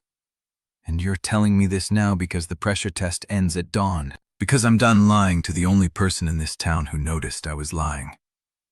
Inga studied him for a long moment. The lantern light carved shadows across her face. I don't trust you, she said. I don't trust what you were, and I don't trust what the system is making you into. But I've watched you work. You're good at keeping people alive. That counts for something. It counts for nothing if the Choirmaster's real tide turns my bond against the walls. Then we make sure it doesn't. Torvald blinked. We. You heard me. Inga turned toward the door. I'm not your ally because I believe you. I'm your ally because I'd rather watch you closely than have you out of sight. And if you try to cull this town, I will put a spear through your throat before the system can blink. She stepped through the doorway. Find Iskelt. Figure out what the messenger actually knew about shepherds. And bring Tamsin. She's been digging through collapsed pilings again. If there are records out there, she'll have found them. The door swung shut behind her. Torvald sat in the silence, Brevik's breath warm against his hand. The net sheds smelled of mildew and old rope. Saltmarrow sat hunched over a workbench littered with torn ledger pages, his scarred hands sorting fragments by candlelight. He did not look up when Torvald entered. You brought company. Tamsin Urek was already inside, perched on a barrel with a canvas sack across her knees. She was younger than Torvald, sharp-faced, with the kind of restless energy that came from spending too much time in flooded ruins. She found something, Torvald said. Tamsin grinned and upended the sack. Fragments clattered across the workbench, ceramic shards, rusted fittings, a broken seal stamped with spirals Torvald did not recognize. Iskelt's hands stopped moving. Where did you get these? South Pilings, past the old jetty collapse. Tamsin leaned forward, eager. There's a whole section of foundation down there that nobody's pulled. I found the seal wedged between two support beams, still dry. It's got markings under the corrosion. Iskelt picked up the seal with the care of a man handling bone. He turned it toward the candlelight, squinting at the faded lines. Tamer's ledger, he murmured. But this is an older mark. Predates the current seal system by at least a generation. Torvald moved closer. What does it say? It says there was a shepherd on this coast before you. A formal one, recorded, monitored, bound by full Choirfall contract. Iskelt's voice dropped. That record should not exist. The ledger was supposed to have been purged of all shepherd references after the third tide. Tamsin's eyes went wide. There was another shepherd? Apparently. Iskelt set the seal down, and if the ledger kept his records, they may still be in the archive vault beneath the old signal tower, the one that's been flooded since Choirfall. Torvald's pulse quickened. You know where it is. I know where it was.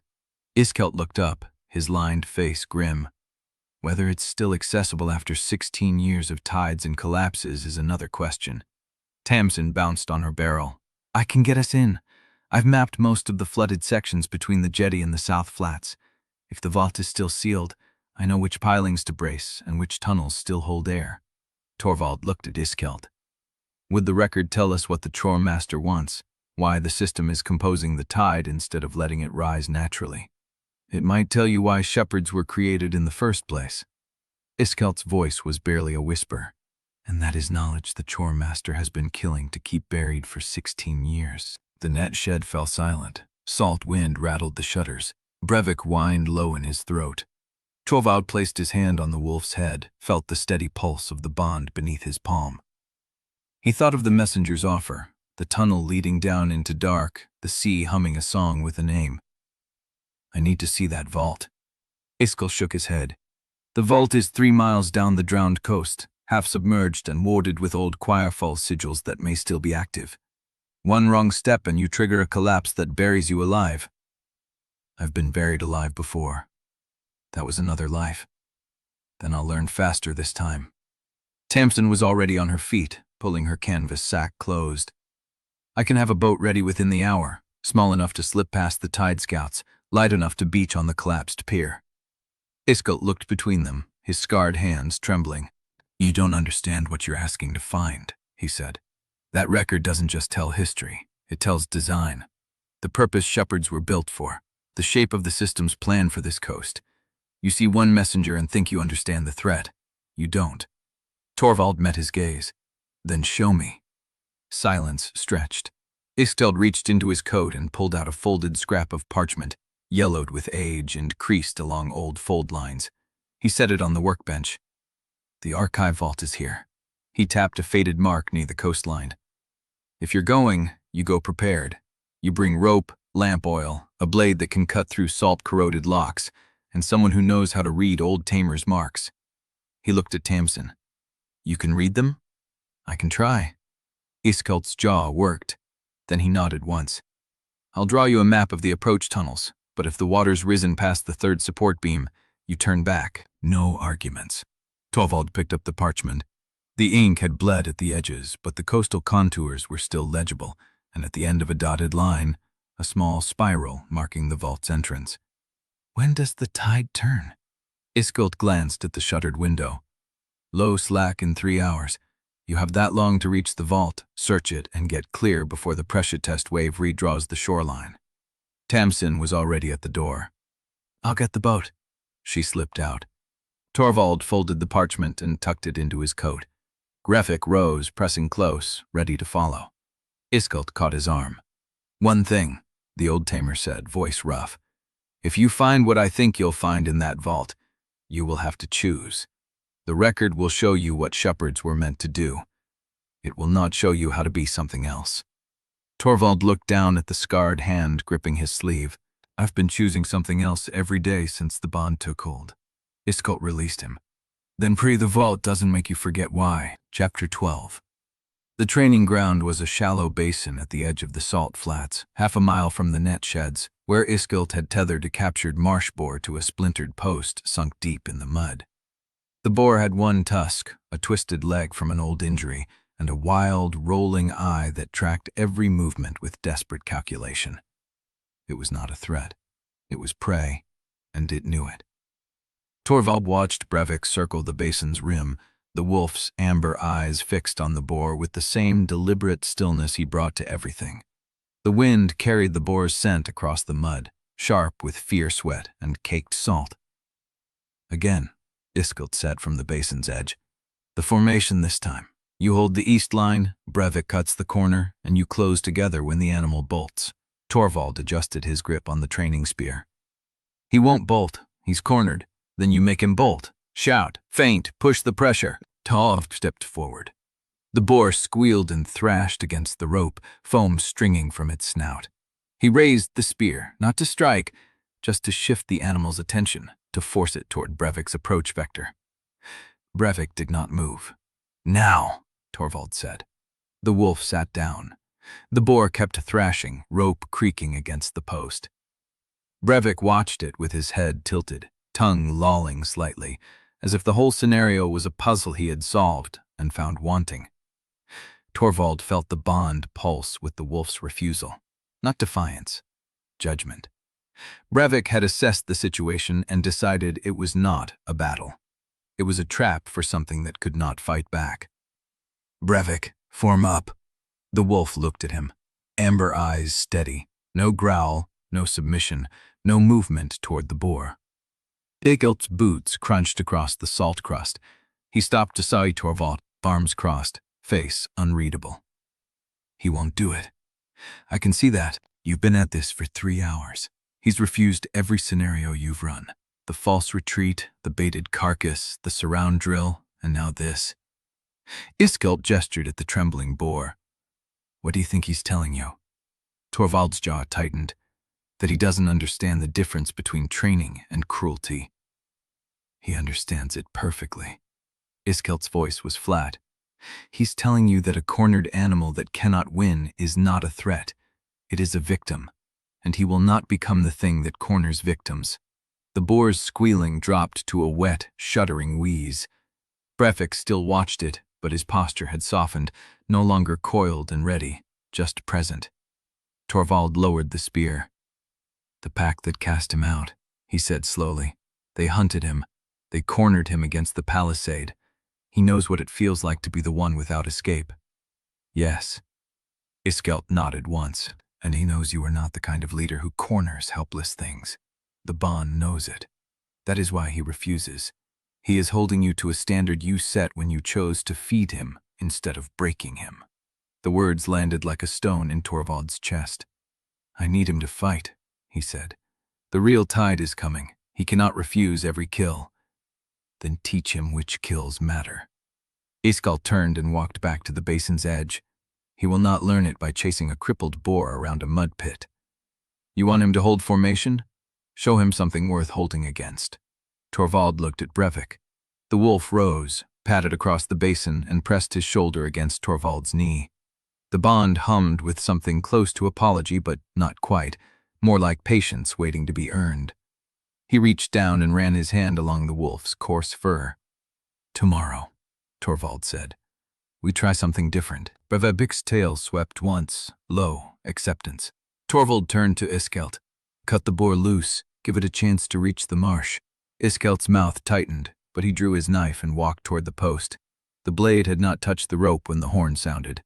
It came from the flats, long and flat, 3 notes held at even intervals. Not a signal of distress or alarm. A summons.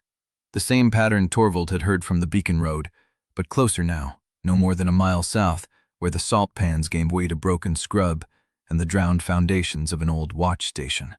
Brevik's ears pinned flat. A growl rolled from his throat, deep and certain. Iskelt froze with the knife halfway to the rope. That's the same horn. Torvald was already moving toward the rise that overlooked the southern flats. Brevik matched his pace, shoulder to thigh. Behind them, the boar thrashed once more and fell still. At the top of the rise, Torvald stopped. The flats stretched south, pale and cracked, salt-crusted earth bleeding into mist at the horizon. No figure moved on them. No tracks broke the white crust. The horn had come from somewhere out there, but there was nowhere to hide, no cover for miles, nothing but open ground and the distant gray line of the sea. Brevik sniffed the air, then looked at Torvald with something new in his amber eyes. Recognition. The wolf knew what the horn meant. He had heard it before, when he was still part of the pack that had cast him out. Torvald's hand found the wolf's neck. Where is it coming from? Brevik did not answer in words. He never did.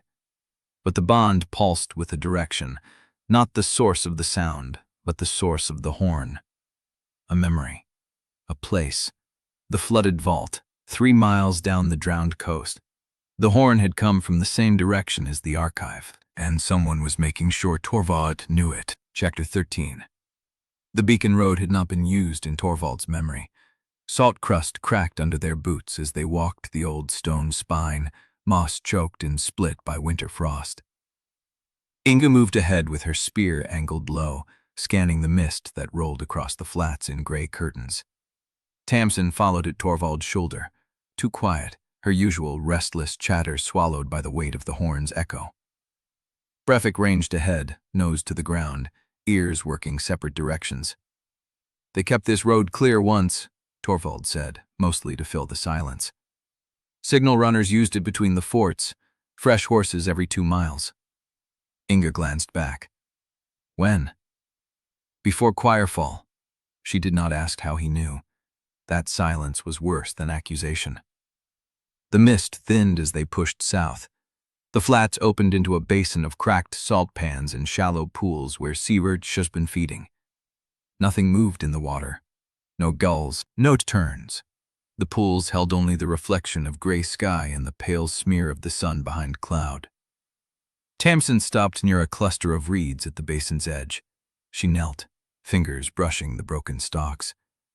"These were cut." Torvald crossed to her. The reeds were not snapped by wind or trampled by passing beasts. Clean, angled cuts, knife work, deliberate. Some lay in a bundle, as if gathered for kindling and dropped. "How fresh." "Last night. Maybe this morning." Tamsin's voice dropped. "The sap is still wet on the ends." Inga joinked them, her eyes tracking the cut reeds to a path that led through the salt grass toward a collapsed stone structure a 1/4 mile ahead. The beacon fort sat low against the horizon, its tower listing like a wounded man leaning on his last crutch. "That's not the fort from the horn," Torvald said. "It's on the same road. Config positions. The one from my memory was 200 yards closer to the water. This one is set back, half hidden by the rise." Inga's jaw tightened. "Your memory is wrong again. Or the coast changed it." He did not believe that. The fort had been moved, rebuilt, or something had erased the one he remembered and raised another in its place. Brevik circled back, stiff-legged, hackles rising along his spine. He stopped at Torvald's side and stared toward the fort with his ears flattened. "What does he sense?" Tamsin asked. Torvald reached down and rested his hand on the wolf's neck. The bond pulsed with a low hum of warning, not threat but wrongness, the feeling of a room entered after someone has just left through a door you did not see. "Someone has been here recently," Torvald said. "More than one person. They left the reeds, but they covered the rest." Inga moved forward without waiting for permission. The approach took them through a stretch of salt grass that should have been knee-high. It was trampled flat in a wide corridor leading to the fort's eastern wall. Not random trampling, concentrated, purposeful, as if a group had walked the same path multiple times, carrying something heavy. Torvald stopped at the edge of the flattened grass and crouched. The ground was scarred. Long grooves cut through the salt crust, parallel lines spaced evenly, like the drag marks of a sled or a pallet. But the marks were too narrow for hauling supplies. They looked like claw scratches made by something with precise control over its weight. "Beast spore," he said quietly. Inga came back. Her face was pale in the gray light. "Or something that wanted us to think it is." She pointed at the nearest scratch. The groove was clean, no chipped edges, no ragged scrape of a claw catching and tearing. It had been cut into the salt as if with a tool. Heiming doved beside it. Her fingers traced the line without touching it. "These are ward scratches." Torvald looked at her. "I've seen them before," she said.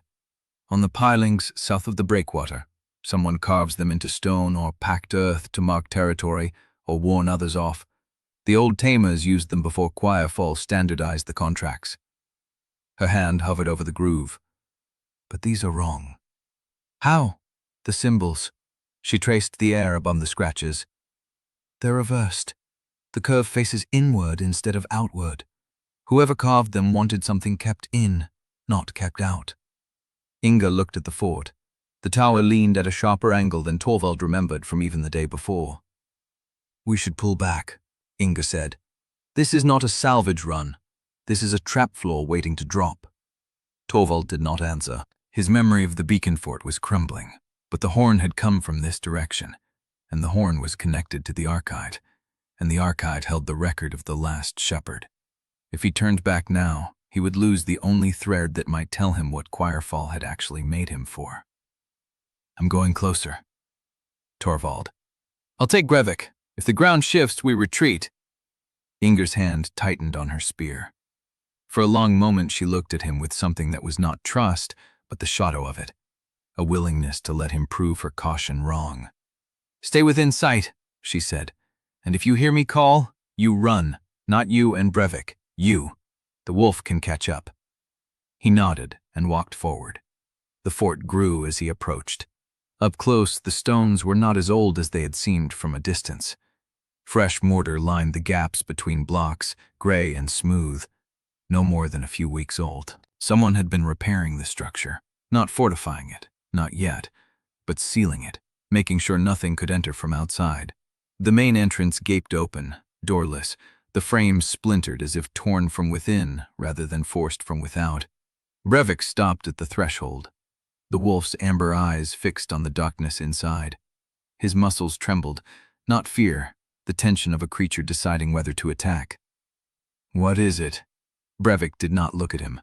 The bond carried a single image, water rising through cracks in stone, dark and cold, and something surfacing beneath it, pale, many-limbed, dragging itself toward light it should not have seen. Torvald's hand went to his knife. The sound came from deep within the fort, not a voice, not movement, a low, wet thud, as if something heavy had dropped into water far below.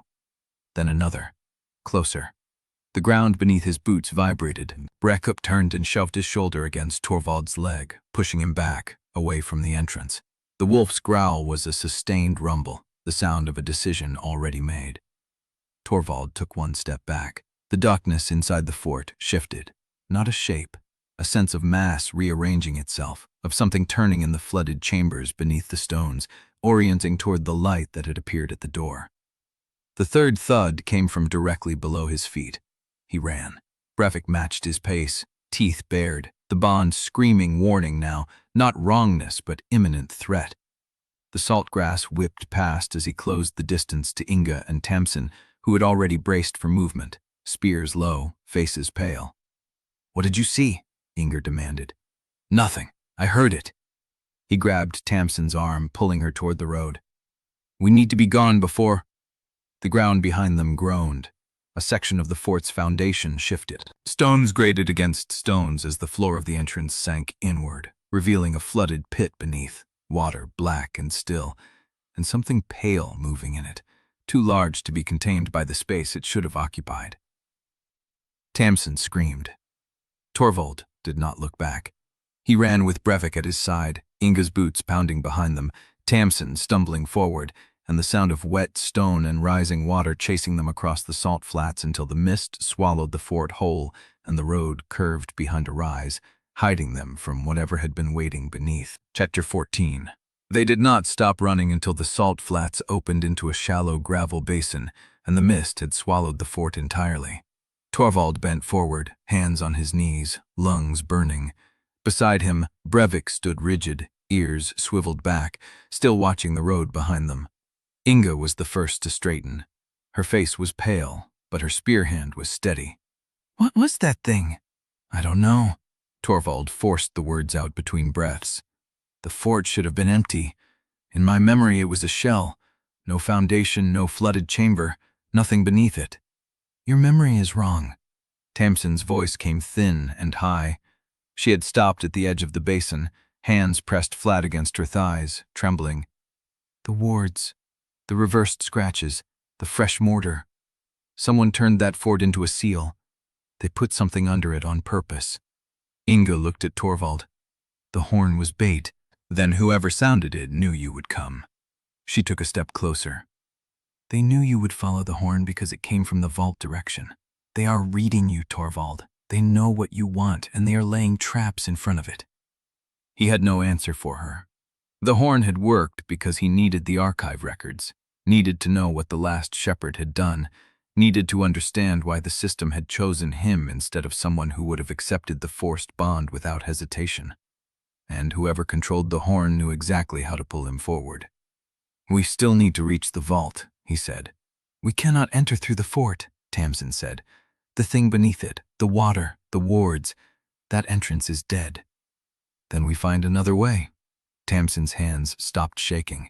She looked at him with something that might have been admiration, or might have been the first flicker of doubt. "The flooded tunnels. There's a collapsed piling channel half a mile north of here that used to connect to the old signal tower foundation. If it is not fully caved in, we can follow it to the vault's lower chambers and bypass the fort entirely." "How stable is the route?" She laughed without humor. "It has been underwater since Choirfall fell. The pilings are rotted, the ceiling is uncertain, and the last time anyone tried to map it was before I was born. But the vault records are down there, and that thing in the fort bought us a deadline." Inga frowned. "Explain." "That creature was guarding something. The wards, the repairs, the reversed scratches. They were not built to keep it in forever. They were built to keep it contained until someone triggered the entrance. Once the seal broke, whatever was waiting beneath that fort is now free." She looked back toward the mist. "And the horn was the trigger. Someone wanted us to open that door." Torvald felt the weight of her words settle in his chest. The Choirmaster was not simply composing the tide. He was composing Saltmarrow, composing Torvald, composing every move before he made it. "Show me the tunnel entrance." Tamsin led them north along a ridgeline that had once been a road. The gravel gave way to packed earth, then to marsh grass that grew in ragged clumps over buried stone. Brevik ranged ahead, ears working, testing the air. Every few steps he glanced back at Torvald, checking that the bond connection remained open. The collapsed piling channel appeared as a depression in the ground, a long scar where the earth had sunk into the space below. Rot-blackened timber heads jutted from the soil at uneven angles. Water pooled in the lowest sections, dark and still, reflecting nothing. "There." Tamsin pointed to a gap where the ground had fallen away completely, revealing a stone arch half submerged in silt and standing water. The tunnel runs beneath the old foundation line. If the vault is still intact, this is the way in. Torvald studied the opening. The arch was low, barely tall enough to crouch through, and the water inside was deep enough to reach his thighs. The air that drifted out of it was cold and smelled of rust and brine. "Brevik, stay close." The wolf pressed against his leg, a single pulse of acknowledgement through the bond. Torvald lowered himself into the water. The cold bit through his boots and trousers immediately, climbing up his thighs as he waded forward. The tunnel's ceiling sloped lower ahead, forcing him to bend. Water dripped from somewhere distant, each drop echoing off stone walls that had not seen air in 16 years. Behind him, Inga splashed into the water. Gamson followed, carrying a small lantern she had lit from a striker. The flame threw jagged shadows across the walls, revealing old masonry, collapsed sections where roots had pushed through, and the remains of iron brackets that had once held torches or signal mirrors. "There." Tamsin's voice was a whisper. She pointed at a recess in the wall where a corroded mirror still hung, its surface pocked and clouded but intact. "Signal relay. They used these to pass messages along the coast before Choirfall. If the vault had active wards, the mirrors would have been cleaned and aligned." Torvald ran his fingers along the bracket. The metal was rough with rust, but the mirror's frame showed recent scratches where something had been pried at. "Someone already disabled this," he said. "These scratches are fresh, no more than a few days old." Inga moved closer, studying the marks. "They knew we would come this way too." Before Torvald could answer, Brevik stopped. The wolf's head came up, ears forward, and a low growl rumbled from his chest. The bond delivered no image this time, only a sensation, wrongness tinged with wet. "What is it?" Inga's spear came up. Torvald listened. Water dripped. Something else moved beneath the sound. A scrape, soft and deliberate, like a shell dragging across stone. "The tunnels were flooded," he said slowly. "Nothing should be living in them." "Nothing should," Tamsin agreed. Her voice had gone flat. "But the wards were reversed and the fort was sealed and the mirror was disabled." She took a step back. "We should have turned around at the scratches." The scrape came again, closer. Stone cracked somewhere ahead, a sharp report that echoed down the tunnel and died in the dark. Then the water rippled. Not from their movement, but from something breaking the surface farther in. Brevik's growl deepened. The wolf planted himself between Torvald and the darkness, muscles coiled, teeth bared. "Inga," Torvald said quietly, "how fast can you run in this water?" "Fast enough." "Get behind me, both of you." He drew his knife. It was a poor weapon against whatever was coming, but it was the only one he had. The bond thrummed with tension, Brevik's readiness bleeding through the connection. The shadows ahead shifted. A shape rose from the water.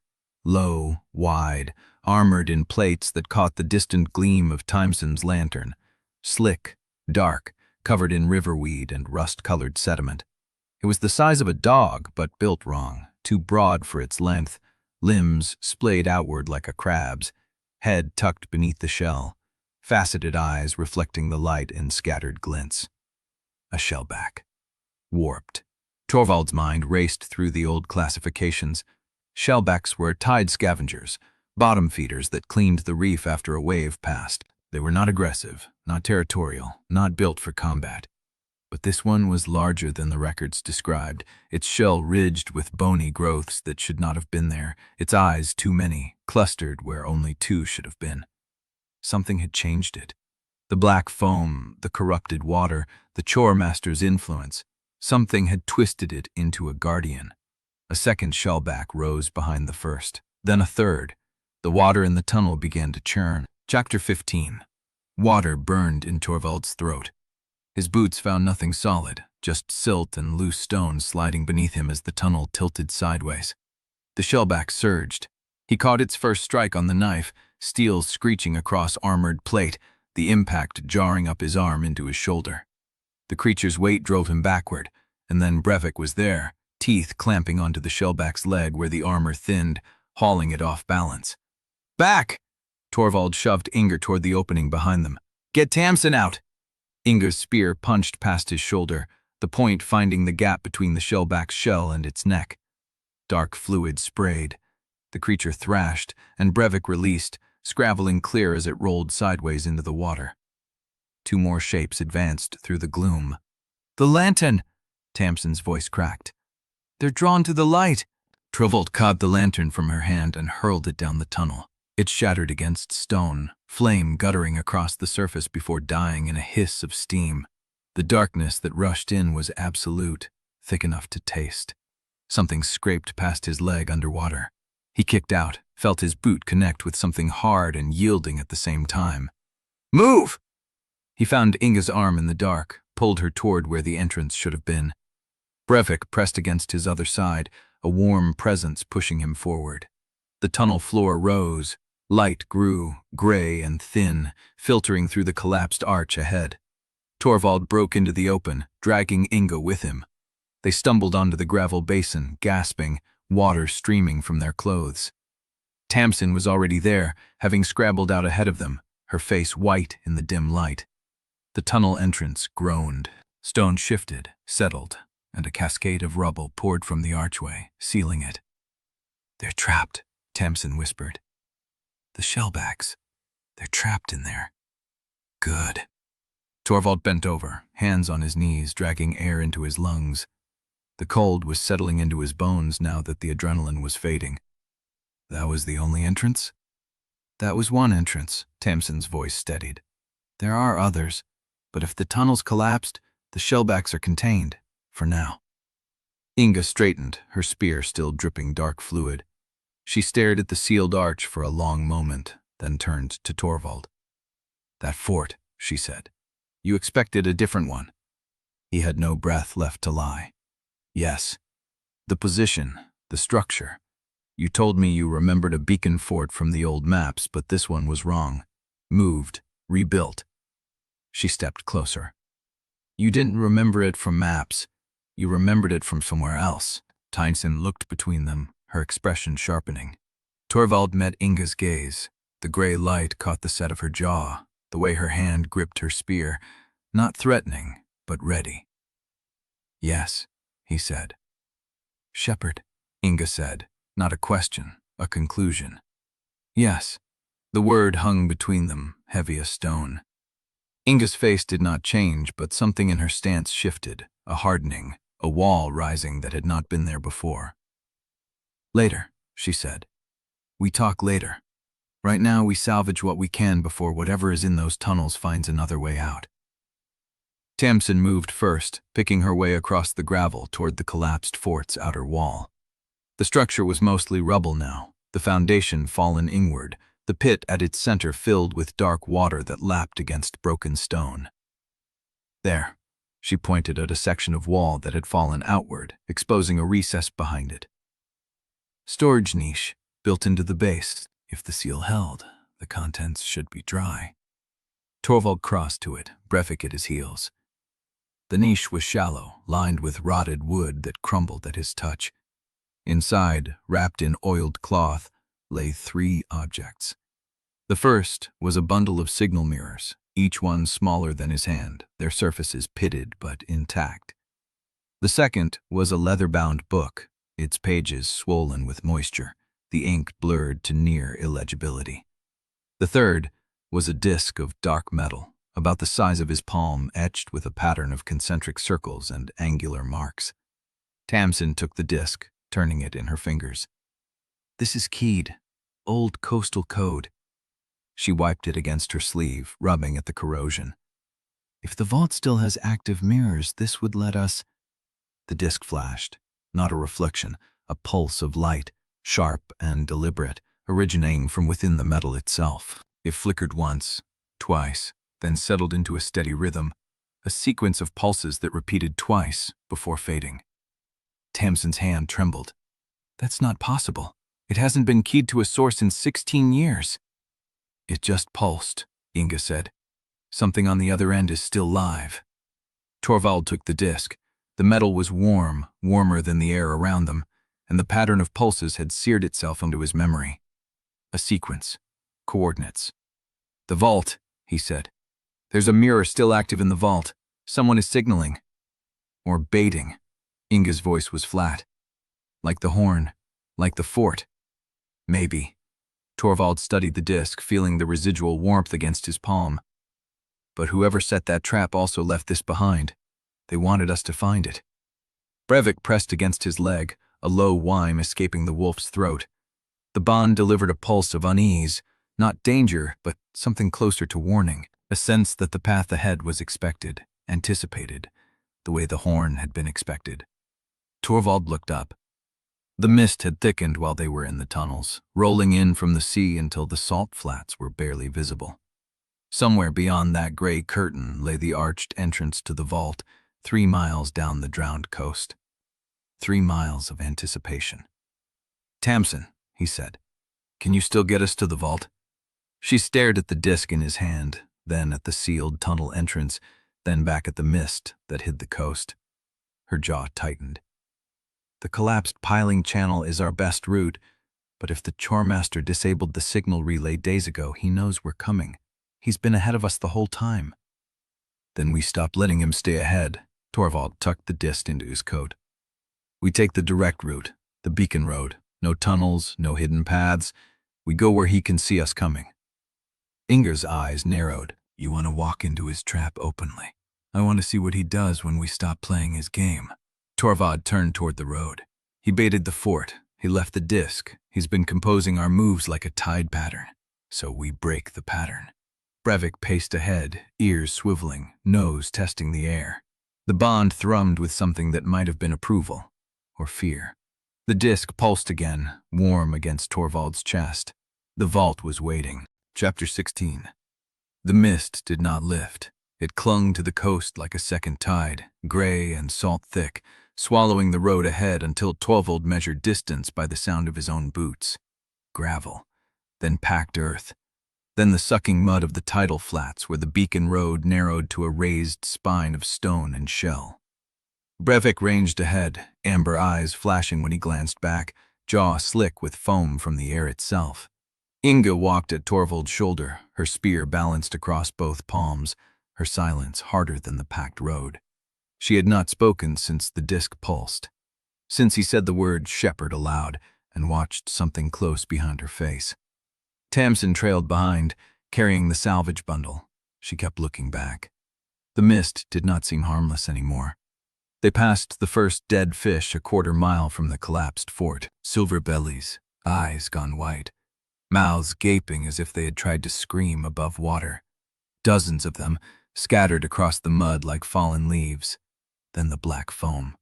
It dotted the shallows where the high tide line had been, dark clots that pulsed with trapped air, releasing a faint chemical sting into the wind. Not sea rot. Something sharper, metallic, the smell of iron and old blood. Brevik stopped 10 feet from the nearest patch, his lip curled. He backed away without being called. Inga crouched, studying the foam without touching it. More than yesterday. "Spreading north," Torvald said. "The channel carries it now." "Something breeding deep," Tamsin murmured, quoting Iskelt's warning. She shifted the salvage bundle to her other shoulder. "Getting closer to the surface." They walked on. The road curved inland, hugging a rise of seagrass and cracked shale, and the mist thinned just enough to show the coast stretching south. Drowned marsh, collapsed pilings, the skeleton of a fishing village whose roofs had not broken the water in years. Beyond it, the signal tower's black silhouette jutted from the haze like a broken tooth. Still standing, still waiting. Torvald pulled the signaling disc from his coat. The metal had cooled, but when he turned it in his fingers, the etched lines caught the dim light, forming patterns that shifted with the angle. Concentric circles, angular marks, an alignment system. He had seen something like it before, not in this life, in the siege camps where engineers planned artillery positions. Offset angles, bearing calculations, targeting. "These are sector marks," he said. Inga stopped. "What?" He held up the disc. "The etching. It's not just a signaling code, it's a firing solution. Each ring corresponds to a wall sector. The marks show where pressure should be applied." pressure. Her voice flattened. You mean where the tide should hit? I mean where it will hit. He tracked his thumb along the innermost ring, counting the notches. 3 marks, each one offset by an angle that matched a different approach to Saltmarrow's perimeter. The burrower route, the Marsh Palisade, the harbor gate. Someone had mapped the town's weak points. The Choirmaster didn't just leave this as bait, Torvald said. He left it as proof. He knows every sector. He knows when each one will be tested. Inga took the disc, studying the marks with the practiced eye of someone who had spent years reading the wall. Her jaw tightened. This is my town. I know every seam in those stakes, every patch. She handed it back. These angles are right. He could hit any of these. Tyson broke it, her voice tight. If he can sequence the tide against different sectors, he doesn't need to breach the whole wall. He just needs to split our defenders, make us guess which sector needs reinforcing, then hit the one we stripped. Torvald nodded. The disc wasn't the trap. The message was. He tucked the disc back into his coat. The metal had warmed again, pulsing faintly against his ribs. Not a signal now, a pulse that matched his heartbeat. The system interface flickered at the edge of his vision. A soft chime. Unfamiliar. Not a quest prompt or a level notice. A private message. System notice, Shepherd class unique. Pressure management efficiency bonuses available. Current sector distribution detected, 3 of 7. Compliant allocation of bonded assets to targeted sectors will unlock the following. Bond stability increase, plus 12%. Skill cooldown reduction. Tier 2 resource priority access. Saltmarrow supply chain. Compliance is voluntary. Non-compliance is recorded. The words hung in the air, sharp as glass. Torvald read them twice, 3 times. Each line more precise than the last, more damning. The system was offering him bonuses for directing his pack toward the weakest sectors, for doing exactly what the disc's marks showed, for becoming the culling instrument. Inga saw his face change. What? He told her. Her grip on the spear shifted, knuckles white. It's bribing you. Rewarding efficiency, Timson said, and the bitterness in her voice was new. That's what they call it. Brevik pressed against Torvald's leg. The bond delivered a pulse of unease, not at the interface, but at everything around it. The foam, the dead fish, the disc still warm against Torvald's chest. Torvald stared at the system notice. The words did not blur or fade. They waited. Compliance is voluntary. Non-compliance is recorded. Recorded where? By whom? For what purpose? The bond stability increase flickered in his vision. Plus 12%, enough to make Brevik's refusal less likely, enough to silence the questions Iskelt had planted about whether the bond was truly free or just better disguised. He thought of the wolf who would not attack a cornered boar. No. The word came out quiet but final. The interface did not withdraw. A new line appeared. Notice pending. Offer expires at dawn. It faded from his vision, leaving only the gray coast and the black foam and the silent pressure of the mist. Inga watched him, her expression unreadable. You refused it. For now, that's not the same as no. He met her gaze. It's the same for today. She held his eyes a moment longer, then turned and walked on, her boots crunching against the shell-strewn road. Tamsin fell into step beside him, her voice low. It's going to offer again. They always offer again. I know. And when dawn comes, I know. Brevik whined, a low sound that carried through the mist like a question. Torvald looked south. The signal tower had grown larger, its base emerging from the haze, a structure of black stone and salt-eaten iron, older than Saltmarrow, older than Choirfall, built when the coast still belonged to something else.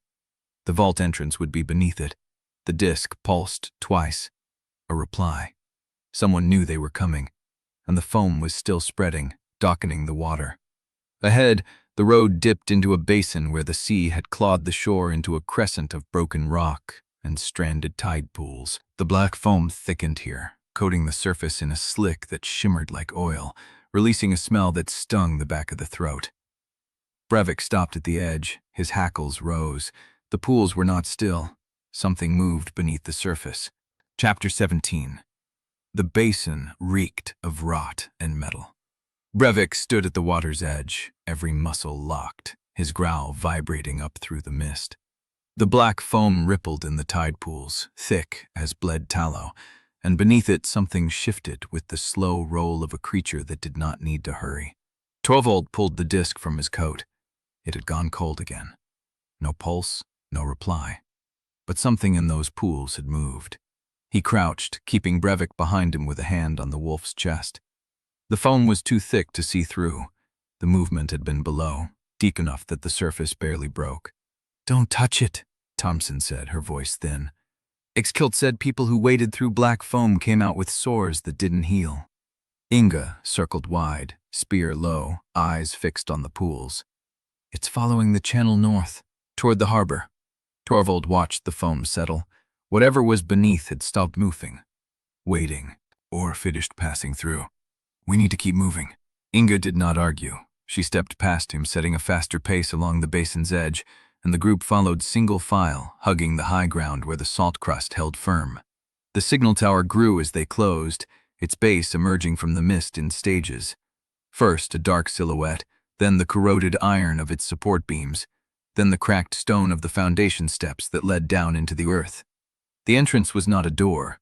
It was a stairwell cut into the bedrock, sloping into darkness so complete it seemed to drink the daylight. Torvald stopped at the top of the steps. Brevik pressed against his leg, amber eyes fixed on the descent, and the bond delivered a wordless impression of cold stone and distant water. Someone had been here recently. The boot prints were fresh in the silt at the stairhead. 2 sets, one large, one smaller, both leading down, neither coming back up. Tamsin saw them too. They went in. Or they're still inside. Inga shifted her grip on the spear. "We go down, we go together, we stay inside of each other. No one gets separated." Torvald nodded. He checked the disc one more time. Gold. Silent. Then he started down. The stairwell descended 30 feet before opening into a chamber that had once been a storeroom. Shelves lined the walls, water-eaten and sagging, their contents reduced to rust and silt. A single lantern hung from a ceiling hook, its glass cracked, the flame within steady and gold. Fresh. Someone had lit it recently. The oil was still clear, the wick still trimmed. Torvald scanned the room. 2 exits, one to the north, a narrow corridor lined with collapsed shelving, and one to the south, a wider passage that sloped deeper into the bedrock. Brevik padded to the southern passage and stopped, his ears swiveled, tracking sound. Then the bond hit. Not Brevik's voice, something else. A pressure at the edge of Torvald's awareness, like a whisper carried through stone. "Shepherd." He froze. The word did not come from the interface. It came through the bond, a vibration that scraped along the link between him and Brevik, and the wolf flinched, pulling back from the passage with a sharp whine. "Torvald?" Inga's voice was low, sharp. He did not answer. The pressure was still there, pushing against the bond like a hand testing a door. "Come down." The whisper was dry, patient, older than the Choirmaster's voice, older than the system's cold precision. Brevik growled, deep and raw, and the pressure receded. Torvald exhaled. The bond had held, but something had touched it. "We're not alone down here." Tamsin's face had gone pale. "What touched you?" "Something old. Something that knows what I am." Inga stepped between him and the southern passage, spear angled. "Which way?" Torvald looked at the 2 exits.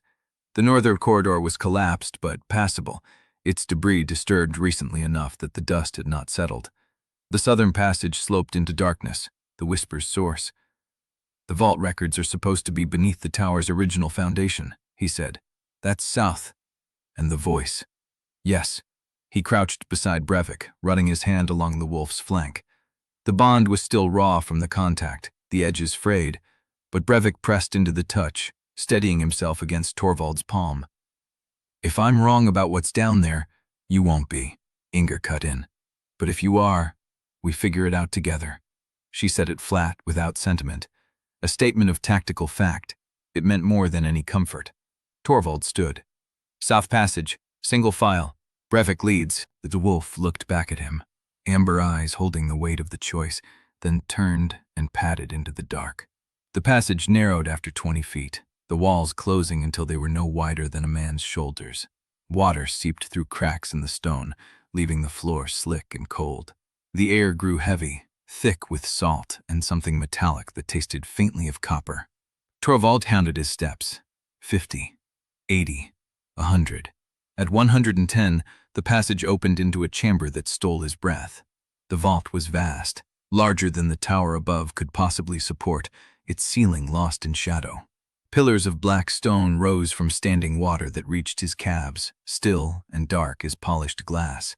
Shelves lined the walls, hundreds of them, row after row of bound ledgers and scroll cases and sealed clay jars, all preserved in the cold dark. And in the center of the chamber, where the water should have pooled deepest, a platform of dry stone rose like an altar. On it sat a figure. The figure did not move as Torvald's lantern light touched it. It sat cross-legged, draped in a salt-stained cloak, its face hidden beneath a hood. Between its hands rested a device of brass and crystal, its surface etched with the same spiral sigil that marked the tamer's ledger seal. The disk in Torvald's coat pulsed, warm, alive. The figure raised its head. Beneath the hood, the face was not flesh. It was bone, stripped clean, the jaw hanging slightly open as if caught mid-word. The brass device in its hands hummed, and the light behind the crystal began to glow. Brevik's growl filled the vault, and the bones spoke. Torvald Oosterlin, shepherd of Saltmarrow.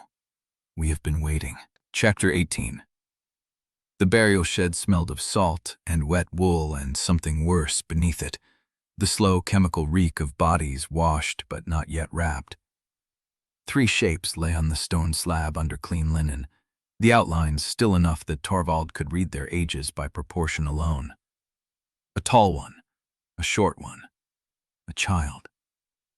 Kedrick Hen stood at the tall one's head, his hands still wet, his sleeves rolled past the elbow. He did not look up when Torvald ducked through the door. They brought him in an hour ago, Kedrick said.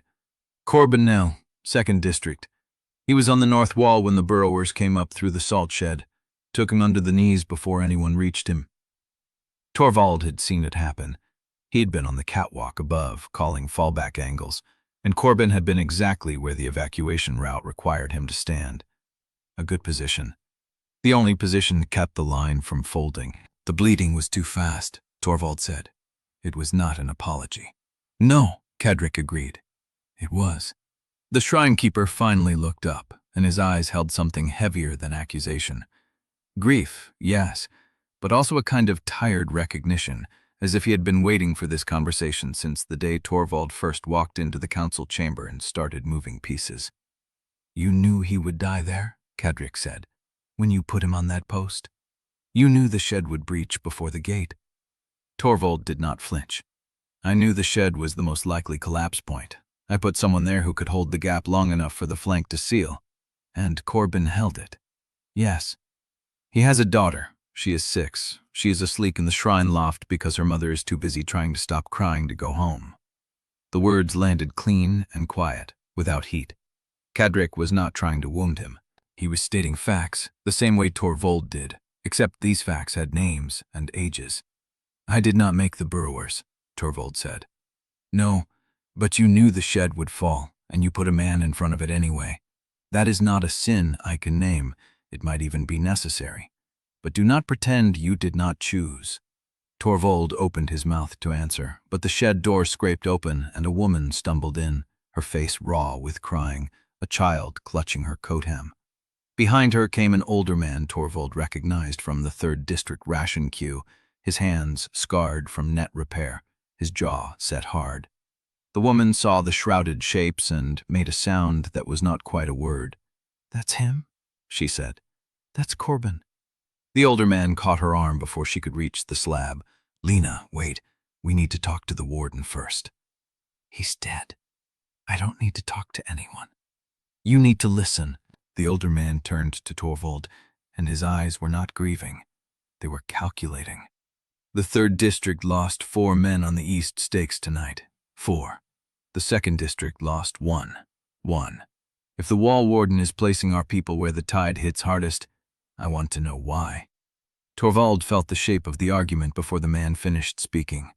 It was older than Choirfall, older than the beast tides. It was the same arithmetic that had driven every siege he had ever commanded, the same desperate logic that made people draw circles around their own and called everyone outside them acceptable. Your district held because the 3rd District took the weight, Torvald said. That is how defense works. The line shares the pressure. The line shares, the man said. But the warlord decides who stands where, and the 3rd District lost 4 men while the 2nd lost 1. That does not feel like sharing. The woman, Lena, had stopped crying. She was looking at Torvald now with an expression that was harder to face than her grief. Suspicion. She was calculating too, because the world had taught her that survival meant watching where the knives fell. He volunteered for that post, Torvald said. I did not order him. No. Cadric's voice came from behind him, quiet and certain. But you knew he would. You knew what kind of man he was, and you counted on it. Torvald turned. Cadric had not moved from the slab. His hands were folded now, the linen smooth over Corbin's face. He looked older than he had an hour ago, as if the weight of every body he had ever washed was pressing down on his shoulders at once. You see the numbers, Cadric said. You see the lines and the angles and the fallback points. You see which post breaks first and which man can hold it longest. That is a gift. But it is not the same as carrying them. The 3rd District man was still watching him. Lena was watching him. The child at her hem was watching him, eyes too old for her face. And Torvald heard it.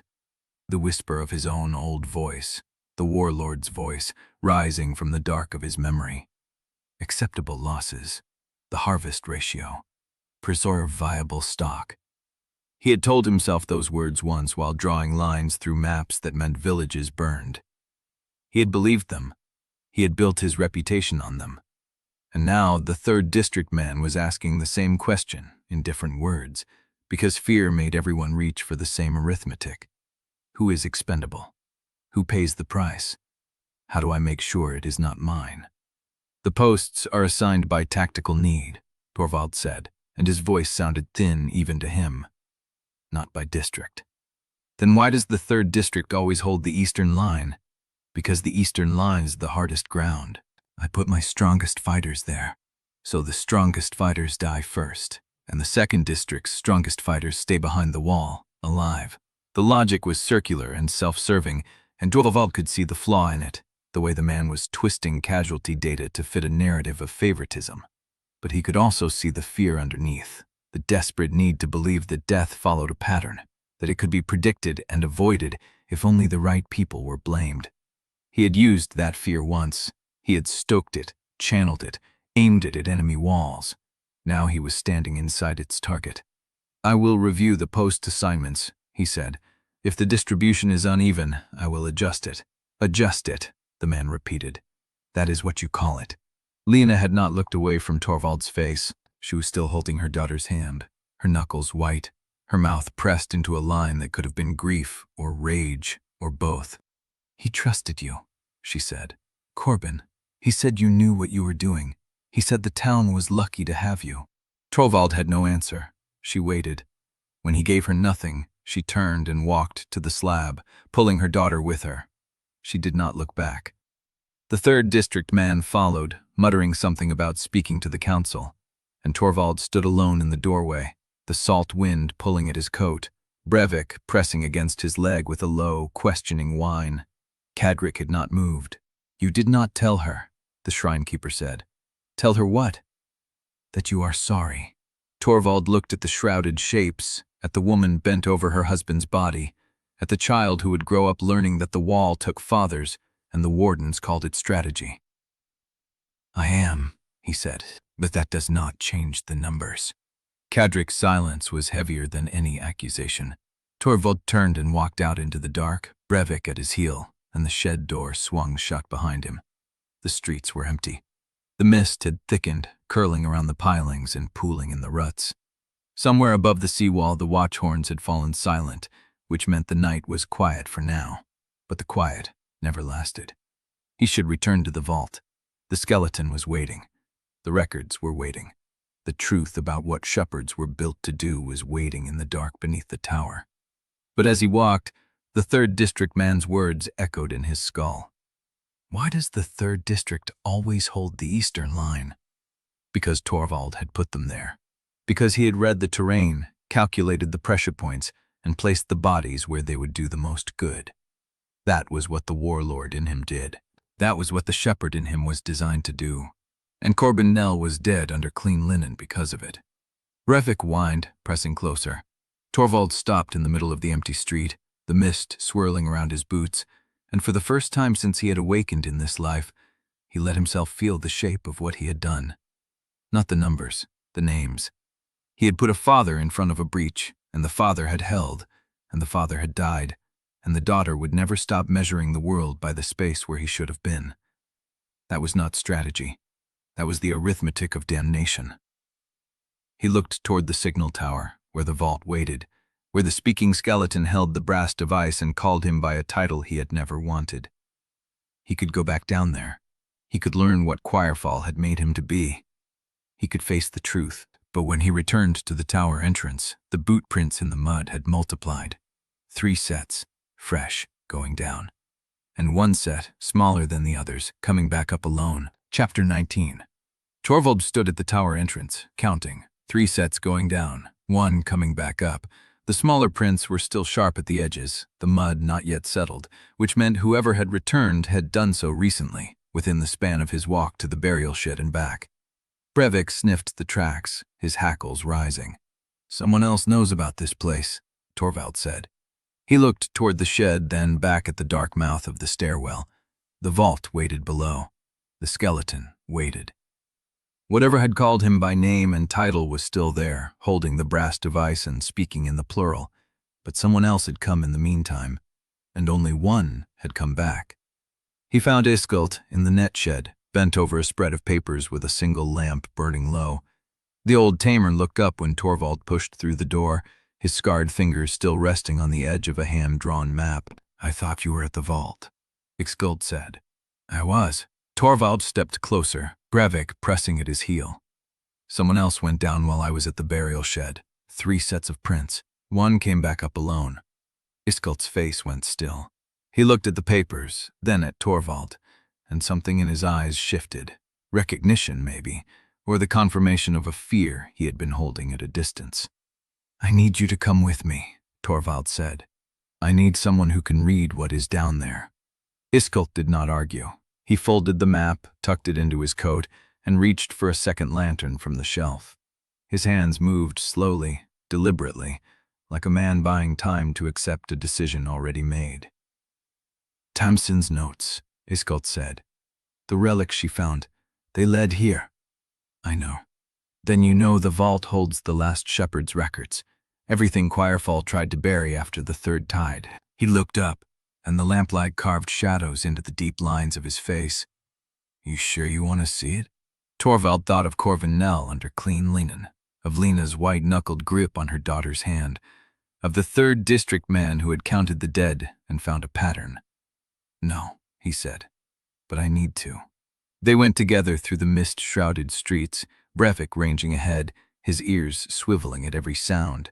The town was quiet, the watch horns still dormant, but the silence felt provisional, a held breath rather than peace. The tower entrance was unchanged. The boot prints were still there, the smaller set leading away into the dark, the larger sets descending into the stairwell. Iskelt held the lantern low, studying the tracks with the patience of a man who had spent decades reading sign. 3 men, heavy boots. 2 of them carried something. See the deeper impressions on the left side? Torvald saw it. The prints on the left were slightly deeper, the gait uneven, as if burdened. "Could be tools," Iskelt said. "Could be weapons. Could be something they meant to leave down there. Or retrieve?" Iskelt nodded. Or retrieve. They descended. The stairwell was narrower than Torvald remembered, the walls slick with moisture, the air growing colder with each step.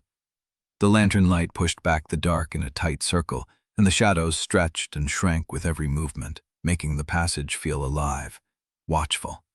The storeroom at the bottom was unchanged. The fresh lantern still burned on the ledge, its flames steady in the still air. The open doorway at the far end led into the vault, where the black stone pillars rose into darkness and the standing water reflected the lamplight in distorted ripples. Brevik paused at the threshold, his ears flat, a low rumble building in his chest. Torvald felt it too, the same pressure he had felt before, the sense of being watched, measured, known. The bond hummed with unease, and Brevik pressed closer, not in fear but in solidarity, a reminder that he was not alone in this. The central platform was empty, the skeleton was gone, the brass and crystal device was gone. Torvald's hand went to the dark metal disc at his belt. It was cold, silent. "They moved it," he said. Iskelt stepped past him, the lantern casting long shadows across the empty platform. The stone was bare, the dust disturbed in irregular patterns that suggested a struggle or a hurried removal. Shelves lined the walls, hundreds of them, filled with ledgers and scroll cases and sealed clay jars, but the platform itself held nothing except the faint outline of where the skeleton had sat. "The people who came down before us," Iskelt said. "They took it." Torvald scanned the vault, searching for any sign of where the skeleton had gone, where the device had been taken. The standing water stretched into darkness on both sides, and the pillars cast long, distorted reflections that made the space feel larger than it was, a cathedral of secrets. "Then we find where they went." Iskelt moved toward the nearest shelf, his lantern held high, his eyes scanning the spines and seals. "The records are still here. That is what matters. The skeleton was just a messenger. The device was just a tool. The knowledge is in these ledgers." He pulled a thick volume from the shelf, its leather binding cracked and powdery with age. The seal on the cover was the same spiral sigil, the mark of the Choirmaster, but older. The ink faded to a brown that was almost indistinguishable from the leather. "This is from the second tide cycle," Iskelt said, his voice low. "I have seen fragments of these records before, but never a complete volume." Torvald joined him, Brevik staying close, his amber eyes fixed on the dark spaces between the pillars. The vault was vast, and the lantern light did not reach far enough to reveal what waited at the edges. He opened the ledger. The handwriting was cramped, precise, the ink faded but legible.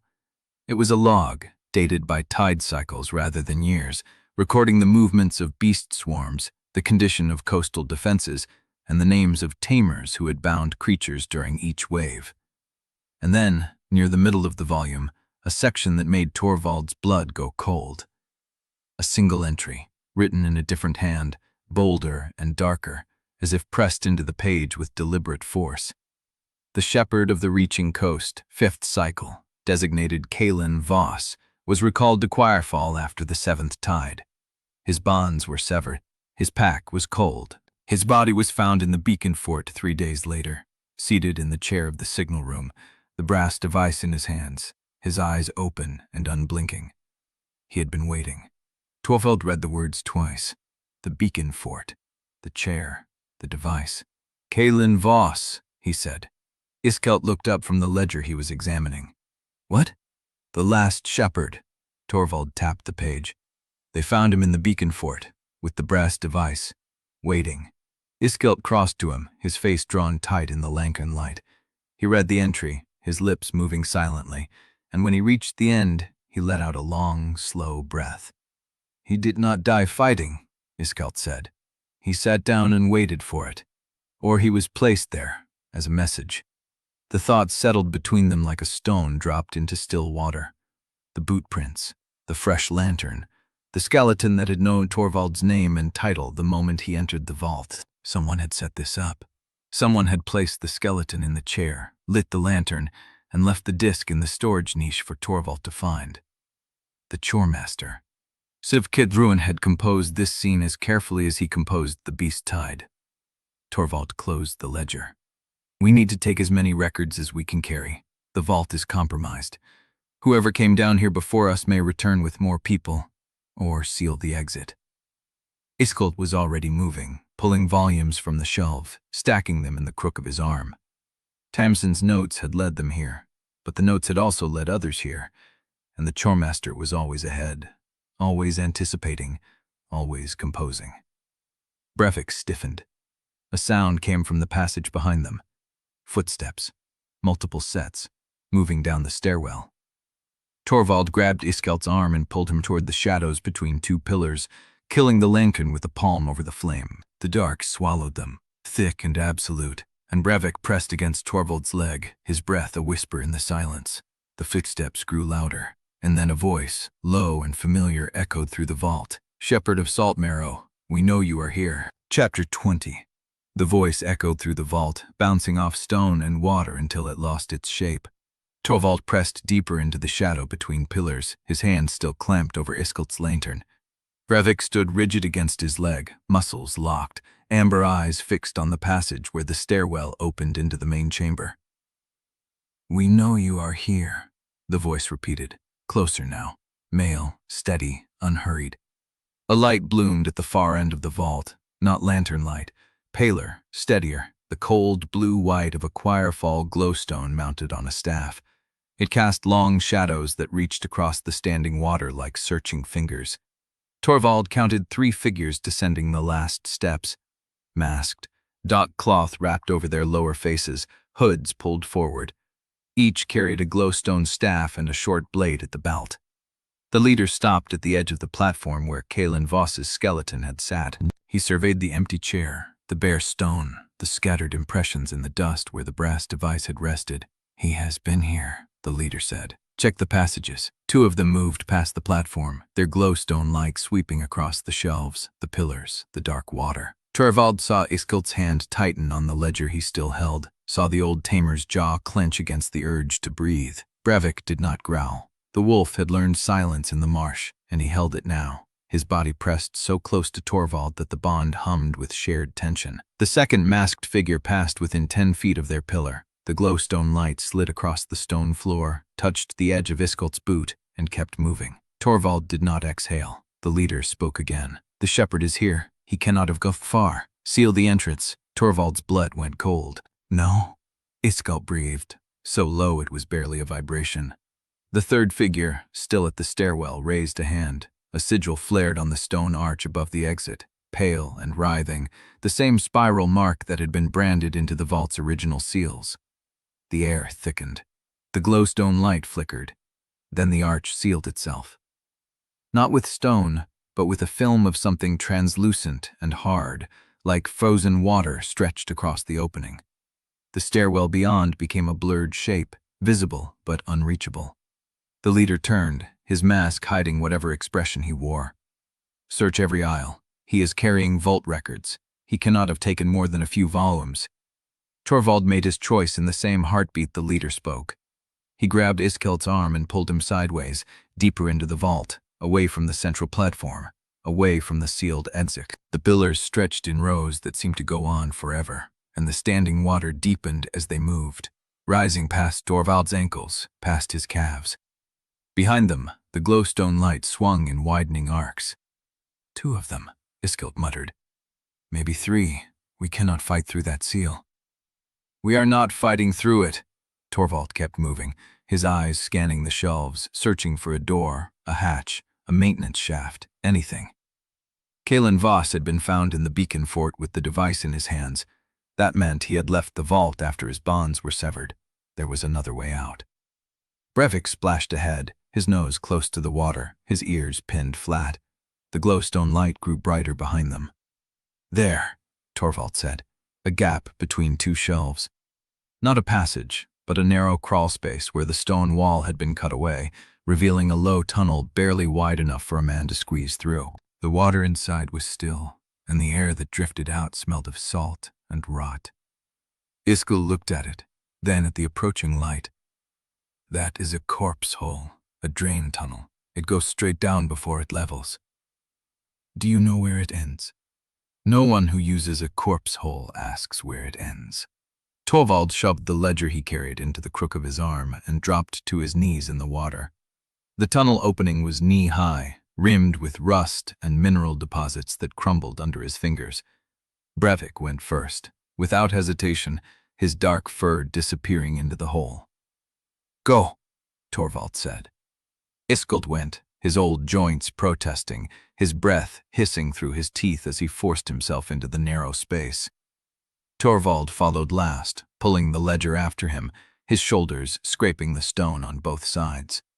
The tunnel sloped sharply downward. Water rushed past them, cold and fast, carrying the smell of the sea and something older, something that made Torvald's skin prickle even through the chill. The glowstone light faded behind them, swallowed by the curve of the stone. They crawled in darkness, blind and silent for what felt like minutes. Then the tunnel opened. Torvald spilled out onto a wet stone floor, the ledger slipping from his grip, his hands slapping against salt-crusted rock. Brevik shook himself, spraying water, and Iskelt staggered upright beside him, his lantern still miraculously dry. They were in a channel. A runoff culvert, wide enough to stand in, with a low ceiling and walls covered in the same spiral sigils, faded and ancient, that marked the vault above. Water moved sluggishly around their ankles, carrying scum and strands of something that might have been kelp. Torvald looked back at the tunnel they had emerged from. It was a dark mouth in the stone, too small to follow. "Corpse hole," Iskelt said, his voice flat. "For disposing of failed experiments, or failed tamers." Torvald picked up the ledger. His hands were shaking. He did not know if it was the cold or what he had read before the intruders arrived. The entry about Kalen Voss, the entry about shepherds as culling instruments, the growth path notation that mentioned Brevik's line. He opened the ledger again, his fingers finding the page by memory, and read it by the faint light filtering through the culvert grate above. Shepherd class, 5th cycle, designated culling instrument. Bond affinity keyed to Choirfall's harvest geometry. Subject binds through trust, not coercion, ensuring populations do not recognize the instrument until the threshold is reached. And then, scrawled in the margin, a single line in a shakier hand. Growth path anomaly detected. Subject Wolf, designated Brevik, line 43, shows elevated autonomy markers. Initial encounter with current shepherd may have been orchestrated by Choirfall signal profile mapping. Confirm or cull. Torvald read it 3 times. Orchestrated. The pup on the Marsh Palisade. The wolf that had looked at him through the rain, half-starved and solitary. The bond that had felt like choice, like grace, like the one thing in his life that had not been arranged by the system. Orchestrated. Brevik pressed against his leg. The wolf's amber eyes met Torvald's, patient and steady, asking nothing, offering everything. Torvald closed the ledger. Above them, through the grate, footsteps clanged against metal. A voice drifted down, distorted by distance and stone. "He is in the culverts. Seal the seaward grate. If he reaches the harbor mouth, we lose him." Torvald looked at Iskelt. The old tamer's face was gray and dim light. "They know the tunnels. They knew we would come here. The Choirmaster composed this, too." Brevik growled, low and dangerous, and the sound pulled Wolf back from the spiral of his own thoughts. "Seal the seaward grate. If he reaches the harbor mouth, we lose him." They wanted to trap him in the culverts, which meant the harbor mouth was the way out. Torvald turned and ran, water splashing, Brevik surging ahead, Iskelt following with the stubborn breath of a man who had already survived too much to die in a drain tunnel. Behind them, the metal grate at the far end of the culvert clanged shut, and somewhere ahead, closer than it had been before, something large moved through the black foam under the harbor. Waiting. Chapter 21. The water in the culvert rose as they ran. It came fast, not a gradual seep, but a deliberate surge, as if something downstream had opened a sluice. The current grabbed Torvald's boots, tugged at his calves, turned every step into a wading struggle. Beside him, Brevik fought through the flow, his head low, his ears flat, his breath coming in sharp bursts. Iskelt stumbled. Torvald caught him by the arm, hauled him upright, kept moving. The ledger was still in his hand, wet now. The ink would blur if the water reached the pages. He should have tucked it into his coat. He did not let go. Behind them, the darkness of the corpse hole had vanished behind a curve. The glowstone light from the vault was gone. The only illumination came from Iskelt's lantern, swinging wildly as they ran, casting their shadows in broken arcs across the curved stone walls. The spiral sigils kept pace with them. Every few feet, another cluster. Some were fresh, carved deep into the mortar. Others were so faded they looked like scars on the rock, old wounds that had healed badly. Torvald did not stop to read them. He did not need to. Culling instrument. The words were stamped into his skull. Ahead, the culvert split. 3 tunnels branched off the main channel, each one lower and darker than the last, their entrances half submerged.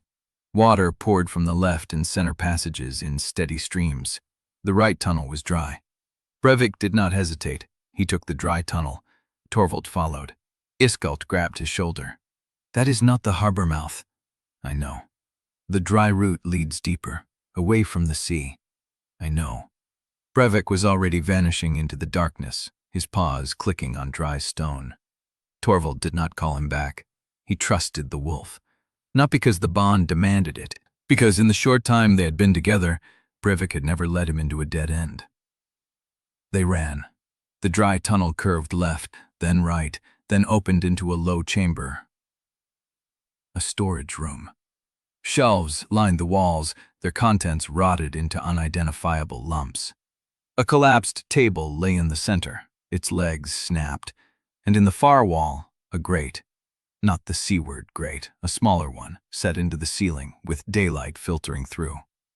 Brevik jumped up on the table's remains, then onto a shelf, and then he was at the grate, his nose pressed against the metal, his tail wagging once. Torvald understood. Not the escape route, the ambush point. He looked around the room. The only entrance was the tunnel they had come through. If the agents followed, they would be funneled into a single line. Bottleneck. Iskelt saw, too. The old tamer's eyes narrowed. "You want to fuck here? I want to see who is following us." Torvald put Brevik down from the shelf, pressed him into the shadows beside the collapsed table. He took a position behind the doorframe, his back to the wall, the ledger still clutched against his chest. The silence stretched. Water dripped. Somewhere in the culvert behind them, something splashed. Then footsteps, slow, deliberate. 2 sets, walking side by side. Torvald held his breath. The footsteps stopped at the entrance to the dry tunnel. A voice drifted in, calm and unhurried. "He is smarter than Kalen was. He did not take the harbor route." A second voice. "The harbor route is death. It is all death. The only question is how long he wants to run before he accepts it." The footsteps moved on, past the dry tunnel, continuing along the main culvert. Iskelt exhaled, a sound that might have been relief or fear. Torvald did not move. He waited until the footsteps faded completely, until the only sound was water and his own heartbeat, before he stepped out of the shadows. "That was deliberate," Iskelt said. "They knew we were here. They let us live." Torvald knew it was true. The Choirmaster's agents were not clumsy. They had sealed the vault, chased him into the culvert, and then casually walked past his hiding place as if they had all the time in the world. Because they did. Because the tide was coming, and Torvald was spending time and strength running instead of preparing. Brevik padded over to the grate, looked up at the daylight. Whined once. "Can you open it?" Torvald asked. Brevik looked at him. Then the wolf jumped, caught the grate's edge with his paws, and pulled. The metal screeched, bent, and gave way, flopping open onto mud above. Mud, not stone. They were beneath the salt flats, not the harbor. Torvald bested Iskelt first, then climbed out after him, Brevik scrabbling up last. The sky was gray, the mist had thinned. In the distance, Saltmarrow's walls were a dark line against the horizon, closer than he had expected. They had run east, not north. The vault was behind them, the town was ahead. Iskelt sat down in the mud, breathing hard, his face pale. "I am too old for this." Torvald did not answer. He opened the ledger. The pages were damp, but legible. He found the entry about Brevik's line again, the margin note about orchestration. His hands were steady now. His mind was cold. He tore the page out, then another, and another. Any page that mentioned Brevik's line, the growth path anomaly, the possibility that their bond had been arranged. He folded them into his coat. The rest of the ledger he held out to Iskelt. "Take this. Keep it with the other records." Iskelt took it, his eyes on Torvald's coat. What did you remove? Nothing that matters to Saltmarrow's defense. That is not what I asked. Torvald did not answer. He turned and started walking toward the town, Brevik falling in beside him. Behind him he heard Iskelt stand, heard the old tamer's footsteps squelching through the mud. And then a smaller sound. Quick. Deliberate. He turned. Tamsin stood at the edge of the salt flat, 20 yards away. She must have come from the signal tower, must have seen them emerge from the grate. Her face was pale. Her hands were empty. She had seen him tuck the pages into his coat. "How many more are you going to hide?" she asked. Her voice did not shake. That made it worse. Torvald opened his mouth, closed it. Tamsin took a step closer. "I followed you through a flooded tunnel. I crawled through a corpse hole. I watched a warped shellback try to eat you, and I did not run." Her voice cracked on the last word. "And you are still keeping secrets." "Tamsin, do not." She held up a hand. "You know what is in that archive. You know what the Choirmaster wants, and you are deciding alone, again, what we get to know." Brevik whined, pressed against Torvald's leg. Torvald looked at the folded pages inside his coat, felt their weight against his chest. He could tell her the truth. He could show her the margin note, let her decide if the bond with Brevik was real or engineered. But if she knew, if anyone knew, if the town learned that even the wolf might be part of the harvest geometry, then nothing would be real. "I will tell you," he said, "when I understand it." Tamsin's face did not soften. "That is what you said before." She turned and walked toward the town, alone, her footsteps leaving prints in the mud that filled with water as the tide began to rise again. Iskelt said nothing. Brevik heads harder against Torvald's leg, and Torvald let himself feel the warmth of the wolf's fur, the steadiness of the bond, and wondered if even that was a lie. The first wave of the real tide was coming, and he had just lost the only person in Saltmarrow who had believed in him without reservation. Chapter 22. Saltmarrow received them in silence. Torvald walked through the gate with Brevik at his heel, and Iskelt a few steps behind, weight settling into his bones with every stride. The streets were empty. Nets hung slack from drying racks. Shutters stayed closed. The town was holding its breath, waiting for the next blow. He did not expect a welcome. He did not want one. What he wanted was a room with a door he could close, a few hours to think, and the torn pages in his coat to stop burning against his chest. Inga met him at the crossroads. She stood in the middle of the market lane, arms crossed, her face unreadable in the gray light. A fresh bandage wrapped her left forearm, the linen dark at the edges. "Tamsin came back alone," she said. "She made a choice. You pushed her to it." Torvald stopped 3 yards from her.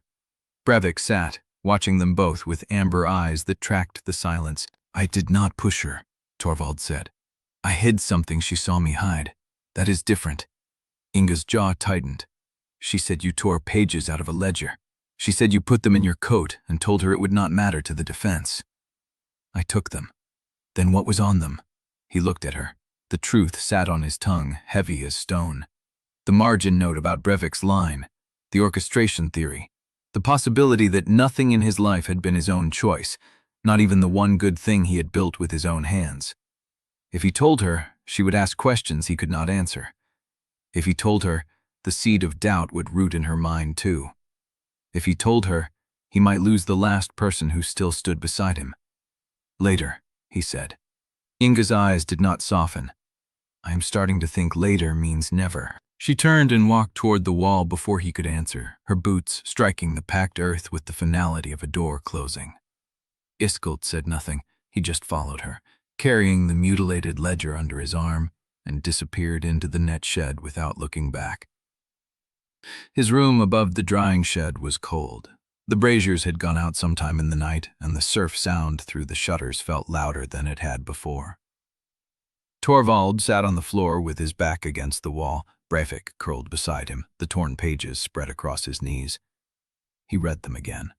Line 43, elevated autonomy markers, anomalous, counter to harvest geometry profile, signal mapping at point of first contact, Marsh Palisade, outer perimeter, approximate coordinates confirm Choirfall aware proximity, Probability that initial encounter was orchestrated by Choirfall signal profile mapping, 71.8%. The number was precise, clinical. A bureaucrat's judgment on the one thing he had believed was his. Torvald folded the pages and put them back in his coat. Brevik lifted his head, whined, pressed his damp nose against Torvald's hand until Torvald laid his palm flat against the wolf's skull. "Does it matter?" he asked aloud. "If you were sent to me, or if you came because you were hungry and I happened to be there?" Brevik's tail moved once, then stilled. He did not answer. Wolves did not lie, but they also did not explain. Torvald closed his eyes. Into the dark, the system spoke. Not the cold interface he was used to, not the flashing quest notifications or the efficiency bonuses. This was different. A private channel, opening without warning. A voice. Not words on glass. A voice. "We have watched you, Torvald Oosterlin. We have watched you refuse the obvious path and choose suffering instead." The words did not come through his ears. They came through the bond, through the shepherd architecture embedded in his skull, through the same channels that had whispered the hidden directive on the seawall. He opened his eyes. The room was the same, empty, cold, dark. But the voice was there. You refused the forced bind. You refused the efficiency bonus. You cut pages from a record that could have freed you from doubt because you prefer the weight of not knowing. You are sentimental. The voice was calm, patient, almost warm. The tone of someone who had been watching for a long time and was not surprised by what he found. But sentiment is not a flaw. It is a tool. A useful one, if you understand where to apply it. Brevik's ears flattened. He growled, low in his chest, his hackles rising. The voice ignored him. "You spared the civilians on the wall today. You routed your beasts into a riskier retreat. You took heavier losses because you would not funnel the slow ones into the lane. That was restraint. Can you name another town warden on this coast who would have done the same?" Torvald said nothing. He could not speak into the echo. He could only listen. "I can. None of them. They survive because they understand arithmetic. You understand it too. That is what makes you dangerous. That is what makes you useful. The beast tide will strike the 3rd district before dawn." The voice paused, letting the words settle like stones dropped into still water. "You know why. It is the weak point. The district that lost 4 men while the 2nd lost 1. The district that already resents you. If it breaks, the wall will not collapse, but the belief that you can save everyone will. And belief is what holds Saltmarrow together. You cannot save the 3rd district and keep your secrets. Choose which one matters more."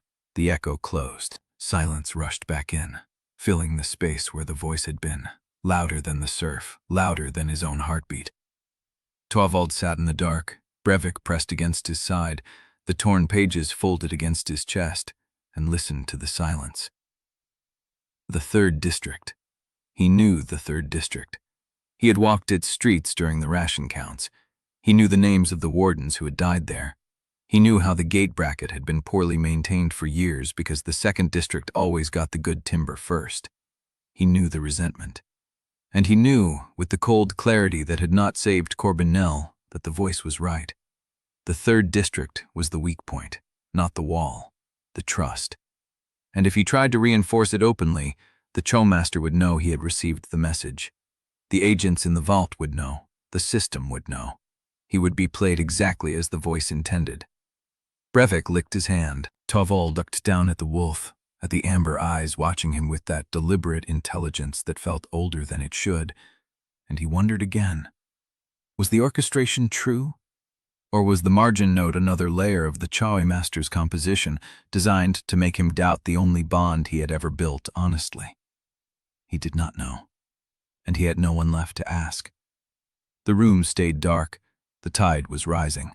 And Torvald Oosterlin, shepherd of Saltmarrow, sat alone with a wolf that might have been a gift or a leash, staring at the wall that hid the voices of the town he was trying to save. Chapter 23. They came at intervals, not in waves. That was the first wrong thing.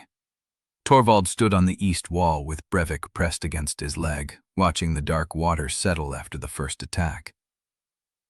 Burrowers. 3 of them. They had tunneled under the salt sheds exactly where the disc marks had predicted. He had been there. He had seen the ground shift in time. The Marsh eel had felt it through the bond, a ripple of alarm that pulled him off the wall and toward the sheds before the first claw broke surface. The wardens had handled it. 2 burrowers dead, 1 dragged back into the tunnel by its hind legs before anyone could finish it. But the pattern. He looked at the sky, still dark. The voice had said before dawn. It had not lied. Behind him, a brine crow screeched from the bell tower. The second attack. Climbers. He ran. The west stakes were the oldest section of the wall, salt-rotted and reinforced with tarred netting that should have been replaced 3 seasons ago. The climbers came low and fast, scuttling up the pilings with hooked claws that bit deep into the wood. Torvald reached the section as the first one crested the top. He did not think. He moved. His spear took the creature under the jaw, punched through the soft tissue behind the mandible, and the thing slid backward off the wall, taking the spear with it. Brevik was already at the next piling, jaws locked around a scaled forearm, dragging the climber off balance. A warden finished it with a hammer strike to the skull. Torvald grabbed a replacement spear from the rack. His hands were steady. His heart was not. 3 minutes. That was how long it took for the second attack to hit after the first. No natural tide moved that fast. The brine crow screamed again. Market Lane. He was already running. The Market Lane was a feint. He knew it the moment he arrived, the moment he saw the single shellback scraping at the barricade, moving with no urgency, drawing eyes while something else happened somewhere else. He turned. The harbor gate. The third attack came from the water, not the flats. 3 reef boars, massive and scarred, surfacing in the black foam beneath the outer pier, pushing against the submerged stakes with the weight of creatures that knew exactly where the rot was worst. Torvald saw it, felt it. The eels screaming through the bond, the crows circling, Brevik stiffening beside him. The disc had shown this. Sector 2, harbor gate, reef boar entry vector. He had known. And knowing had not helped because knowing did not stop the wall from bowing. Inga was already there. She stood at the gate overlook, torch in one hand, harpoon in the other, her silhouette hard against the spray. She did not look at him when he arrived. "You saw this coming?" It was not a question. "I saw the pattern on the disc," he said, "not the timing." "But you knew the harbor gate would be hit." He said nothing. There was nothing to say that would not sound like an excuse. The first boar struck the main piling. The wood groaned.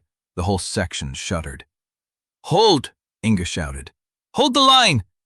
The wardens braced. Torvald felt the eel's panic spike through the bond, the creature half wild with the pressure of the water, the proximity of something larger moving beneath the foam. Larger. He looked at the water, at the black foam roiling between the boars. Something else was down there. Not a boar, not a burrower. Something watching. The boars struck again. The piling shifted. A warden stumbled, caught herself on the rail, and the boar's tusks gouged the timber where she had been standing. Torvald moved. He did not have a plan. He had a wolf, an eel, 2 crows, and a promise he had made to himself in a cold room while a system voice tried to break him. He jumped. The gap between the wall and the outer pier was 6 feet of churning black water. He cleared it by instinct, landed hard on the wet stone, and brought the spear around as the nearest boar turned to face him. It was bigger than he had expected, older. Its hide was cross-hatched with old scars, the kind that came from surviving tides, not losing to them. Its eyes were pale and cold, and it had seen enough humans to know they died the same way as everything else. Brevik landed beside him. No hesitation, no command, just the wolf and the bond and the choice. The boar charged. Torvald dropped low, let the tusk pass over his shoulder, and drove the spear into the soft tissue behind the front leg. The boar screamed, twisted, and Brevik was there, teeth finding the tendon, pulling, dragging the creature off balance. It went into the water. The second boar turned. The third followed, and somewhere beneath them, in the black foam, something shifted. Torvald felt it through the eel's terror, a spike of pure animal dread that flooded the bond and left his hands shaking. The boars felt it too. They stopped, turned, and fled. Not killed, not driven. Fled. The water went still. Torvald stood on the outer pier, spear dripping, Brevik at his side, and watched the black foam settle. He had won the skirmish. But the pattern was undeniable. 3 attacks, 3 sectors, exactly as the disc had drawn them. The tide was being composed, and whoever was composing it had shown him exactly which pieces were meant to fall. Chapter 24. The water did not settle. Torvald stood on the outer pier, spear still wet, watching the black foam smooth over where the boars had vanished. The harbor gate held, the wall held, but something in the way the foam moved, slow and deliberate, felt like an afterthought. Brevik growled at the waterline. "Get back on the wa," Inga said behind him. Her voice was flat, professional, the voice of a warden who had just watched a boy jump onto a death pier and survive by luck she did not trust. Torvald did not argue.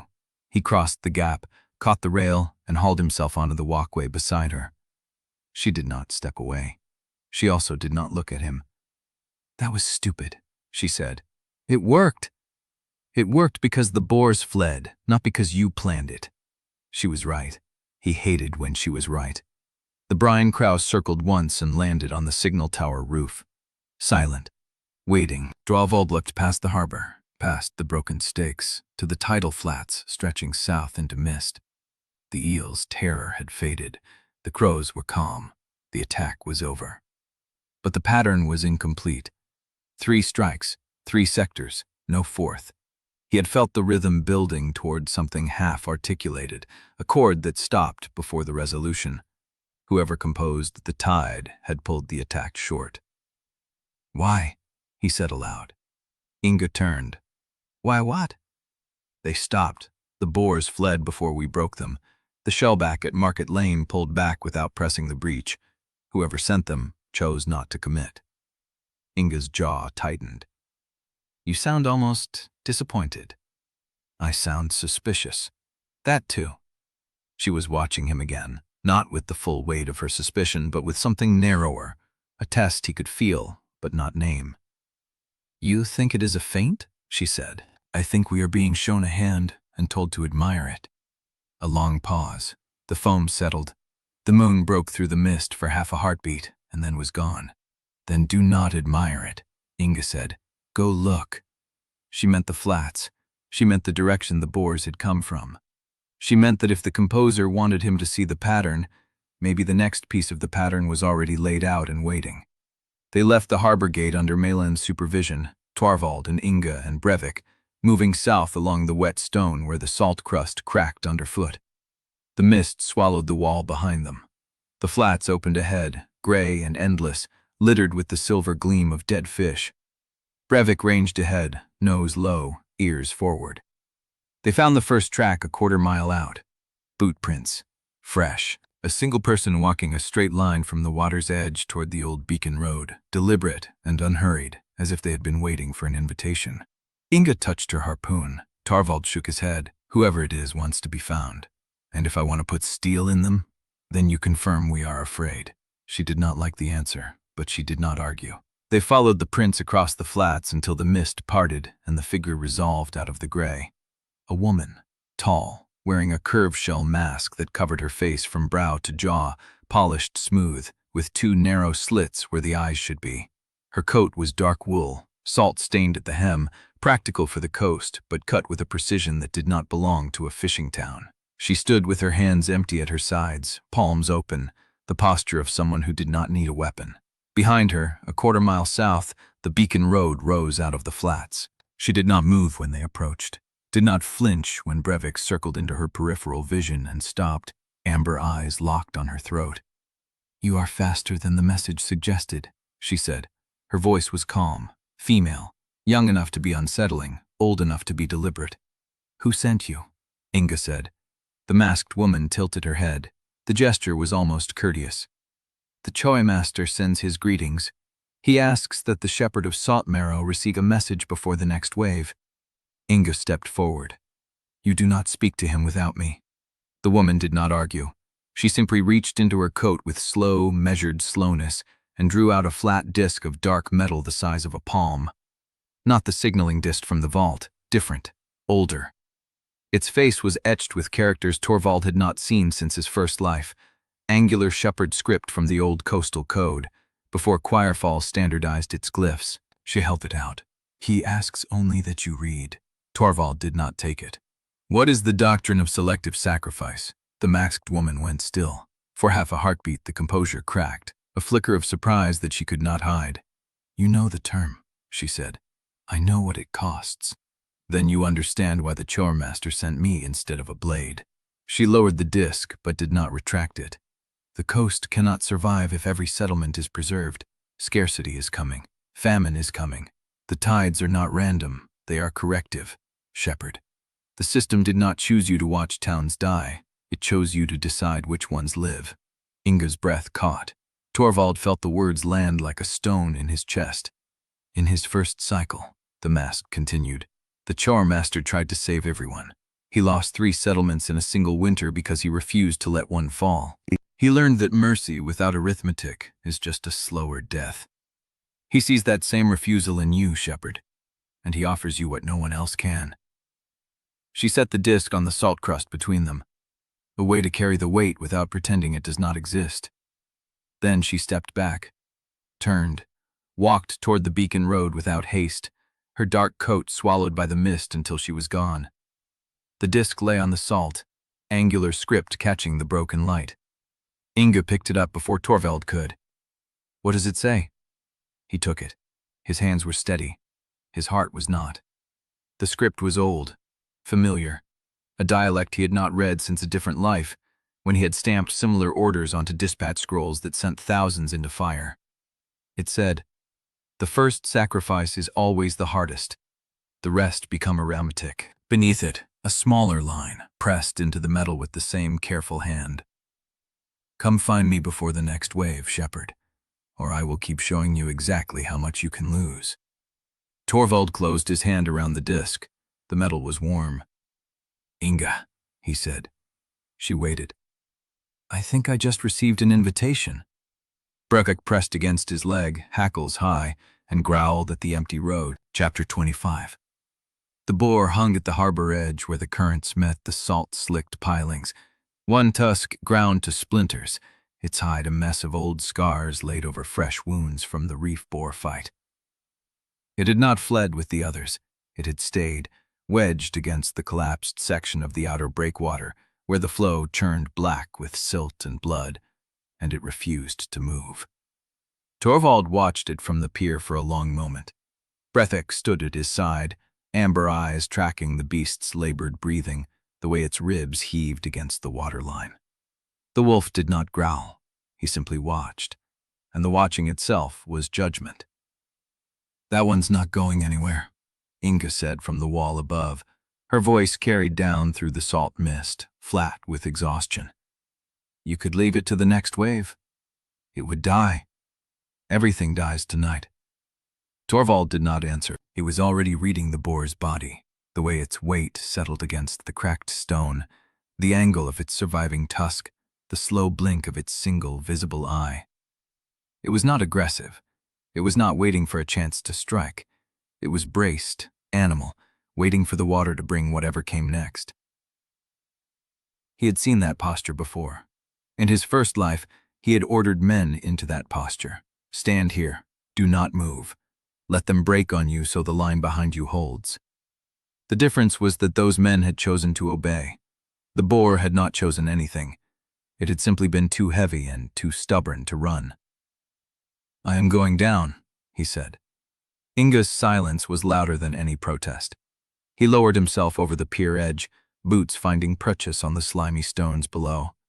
The water came to his thighs, cold enough to numb in seconds. Brevik followed without a sound, his paw splashing into the shallows with a softness that did not match his size. The boar did not charge. It watched him come, one eye rolling in its socket, breath hitching.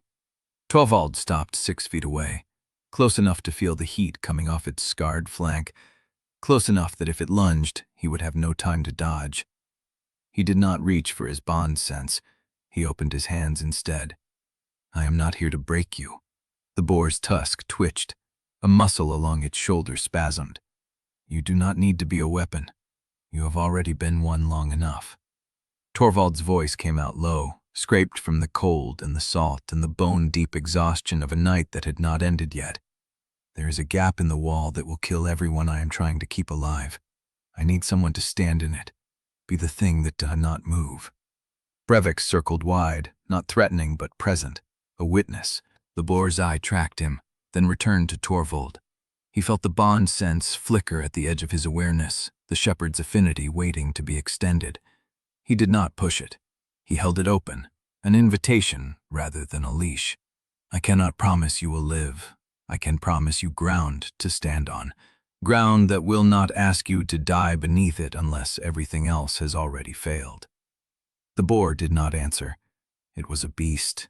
It could not answer. But something shifted in its stance. The weight settled differently. The shoulder that had been tensed for a final, hopeless lunge relaxed into a posture of endurance.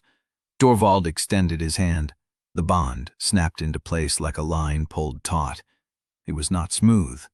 The boar's presence hit him like a wall of barnacle-scraped iron, dense and slow and crowded with old pain, broken tusk wounds, failed dominators who had tried to force it into submission, the echo of a handler who had used hooks instead of words. The boar had been bound before, and the scars were not only on its hide. Torvald did not try to soothe them. He let the creature feel him reading its history without flinching from it, without trying to erase it, without pretending he was cleaner than the scars. The boar accepted. The connection steadied.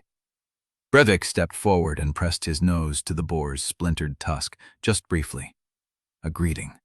A permission. Torvald let out a breath he had not realized he was holding. I will need a name for you. The boar blinked, slowly, deliberately. Something that sounds like stone.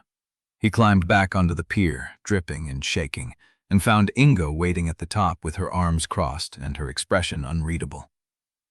You just bonded a reef boar? Yes. On purpose? Yes. It tried to kill you 3 hours ago. It was trying to survive 3 hours ago. Now it is trying to hold a wall. Inga stared at him. The wind pulled strands of dark hair across her face. She did not tuck them back. You are going to get yourself killed doing this. I am going to get other people alive. She held his gaze for a long moment. Then she shook her head, not with disbelief, but with something closer to resignation. What are you going to call it? Torvald looked down at the water where the boar had settled into the gap, its bulk wedged against the cracked stone, its singled tusk pointing seaward like a broken promise made solid. Heartbreak. Inga nodded once. That fits. She turned and walked back toward the wall, and Torvald followed, Brevik falling in at his heel. The boar stayed where it was. The next wave would come before dawn. The bond was raw, untested, held together more by promise than by trust. It could fail. The boar could panic. The composer was still watching, still composing, still measuring how much Torvald was willing to lose. But for one moment, standing on the pier with salt crusting his coat and a new bond thrumming at the edge of his awareness, he allowed himself to feel something that was not dread. Then the echo came. Not from the sea, not from the system, from the beacon road. A single horn note, long and low, rolling across the flats like a question. Torvald stopped. Brevik's hackles rose. Inga turned back, her hand already on her harpoon. The note faded. The silence that followed was worse. You said she was gone, Inga said. She was. That was not the wind. Torvald stared south, where the mist had swallowed the masked woman hours ago. The disc in his pocket was warm against his ribs. The Choirmaster was not done inviting him. The horn sounded again. Closer. Chapter 26. The horn note faded into the salt-scoured air, and Torvald stood motionless on the pier with his hand still pressed to the disc in his coat. The warmth had not faded. It pulsed against his ribs like a second heartbeat. Heartbreak settled deeper into the gap, water sloshing around its scarred flank. The boar was already treating its post as territory rather than trap. Good. That would hold. Brevik stayed at Torvald's heel, facing south, ears flat. Inga had not moved either. Her harpoon was half drawn, her gaze fixed on the mist that had swallowed the horn's source. That was closer than the last one. I know. Are you going to answer it? Torvald turned the question over. The disc was warm. The invitation was real. The Choirmaster had made his offer, and every time the horn sounded, the distance between them shrank. Not yet. Then we need to move. Inga scanned the wall, the flats, the haze-shrouded road. Malin will want to report on the breakwater. Kadric has the burial count from the harbor gate, and Tamsin is... Here. The voice came from behind them, flat and tired. Torvald turned. Tamsin stood at the base of the pier, arms crossed, coat dripping with marsh damp. She looked like she had been standing there long enough to hear the horn, long enough to see him press his hand to the disc. How long have you been there? Long enough. She stepped onto the pier, boots scraping against the salt-crusted planks. You told me you would explain when you understood it. Do you understand it yet? The question landed with the weight of a blade dropped on stone. Torvald said nothing. I followed you into that vault. Tamsin's voice was steady, but her hands were clenched at her sides. I crawled through corpse holes. I carried salvage through tunnels that almost killed us, and you tore pages out of a book and hid them in your coat like I was a stranger you could not trust to carry the same weight. You do not know what those pages say. Then tell me. The words hung between them. Inga shifted, not intervening but watching. Brevik sat, his amber eyes moving between Torvald and Tamsin. Torvald thought of the margin note, the 71.8% probability. The word orchestration, carefully written in an archivist's hand, followed by questions no one had answered. You were right to be angry, he said. I don't want you to tell me I am right. I want you to tell me what you hid. I cannot or will not. The difference mattered, and they both knew it. Tamsin's jaw tightened. I risked my life for you. We all did. Iskelt crawled through the dark with you. Inga followed you onto the flats without knowing what was waiting. And every single time, there is something you will not say. Something you hold back. Something we are supposed to trust you about because you say it matters. She took a step closer. I am not asking for your whole history. I am not asking for the things you saw in your other life. I am asking why you think protecting me from the truth is kinder than letting me stand beside you with my eyes open. The pier creaked under the weight of the silence. Torvald felt the disc against his ribs. He felt the bond with Brevik, steady and patient. He felt the raw thread of connection to heartbreak, dense and waiting. He opened his mouth. A shout came from the wall. Inga turned first. Torvald followed her gaze. A runner was sprinting along the catwalk, waving one arm, his voice carrying across the salt-scoured air.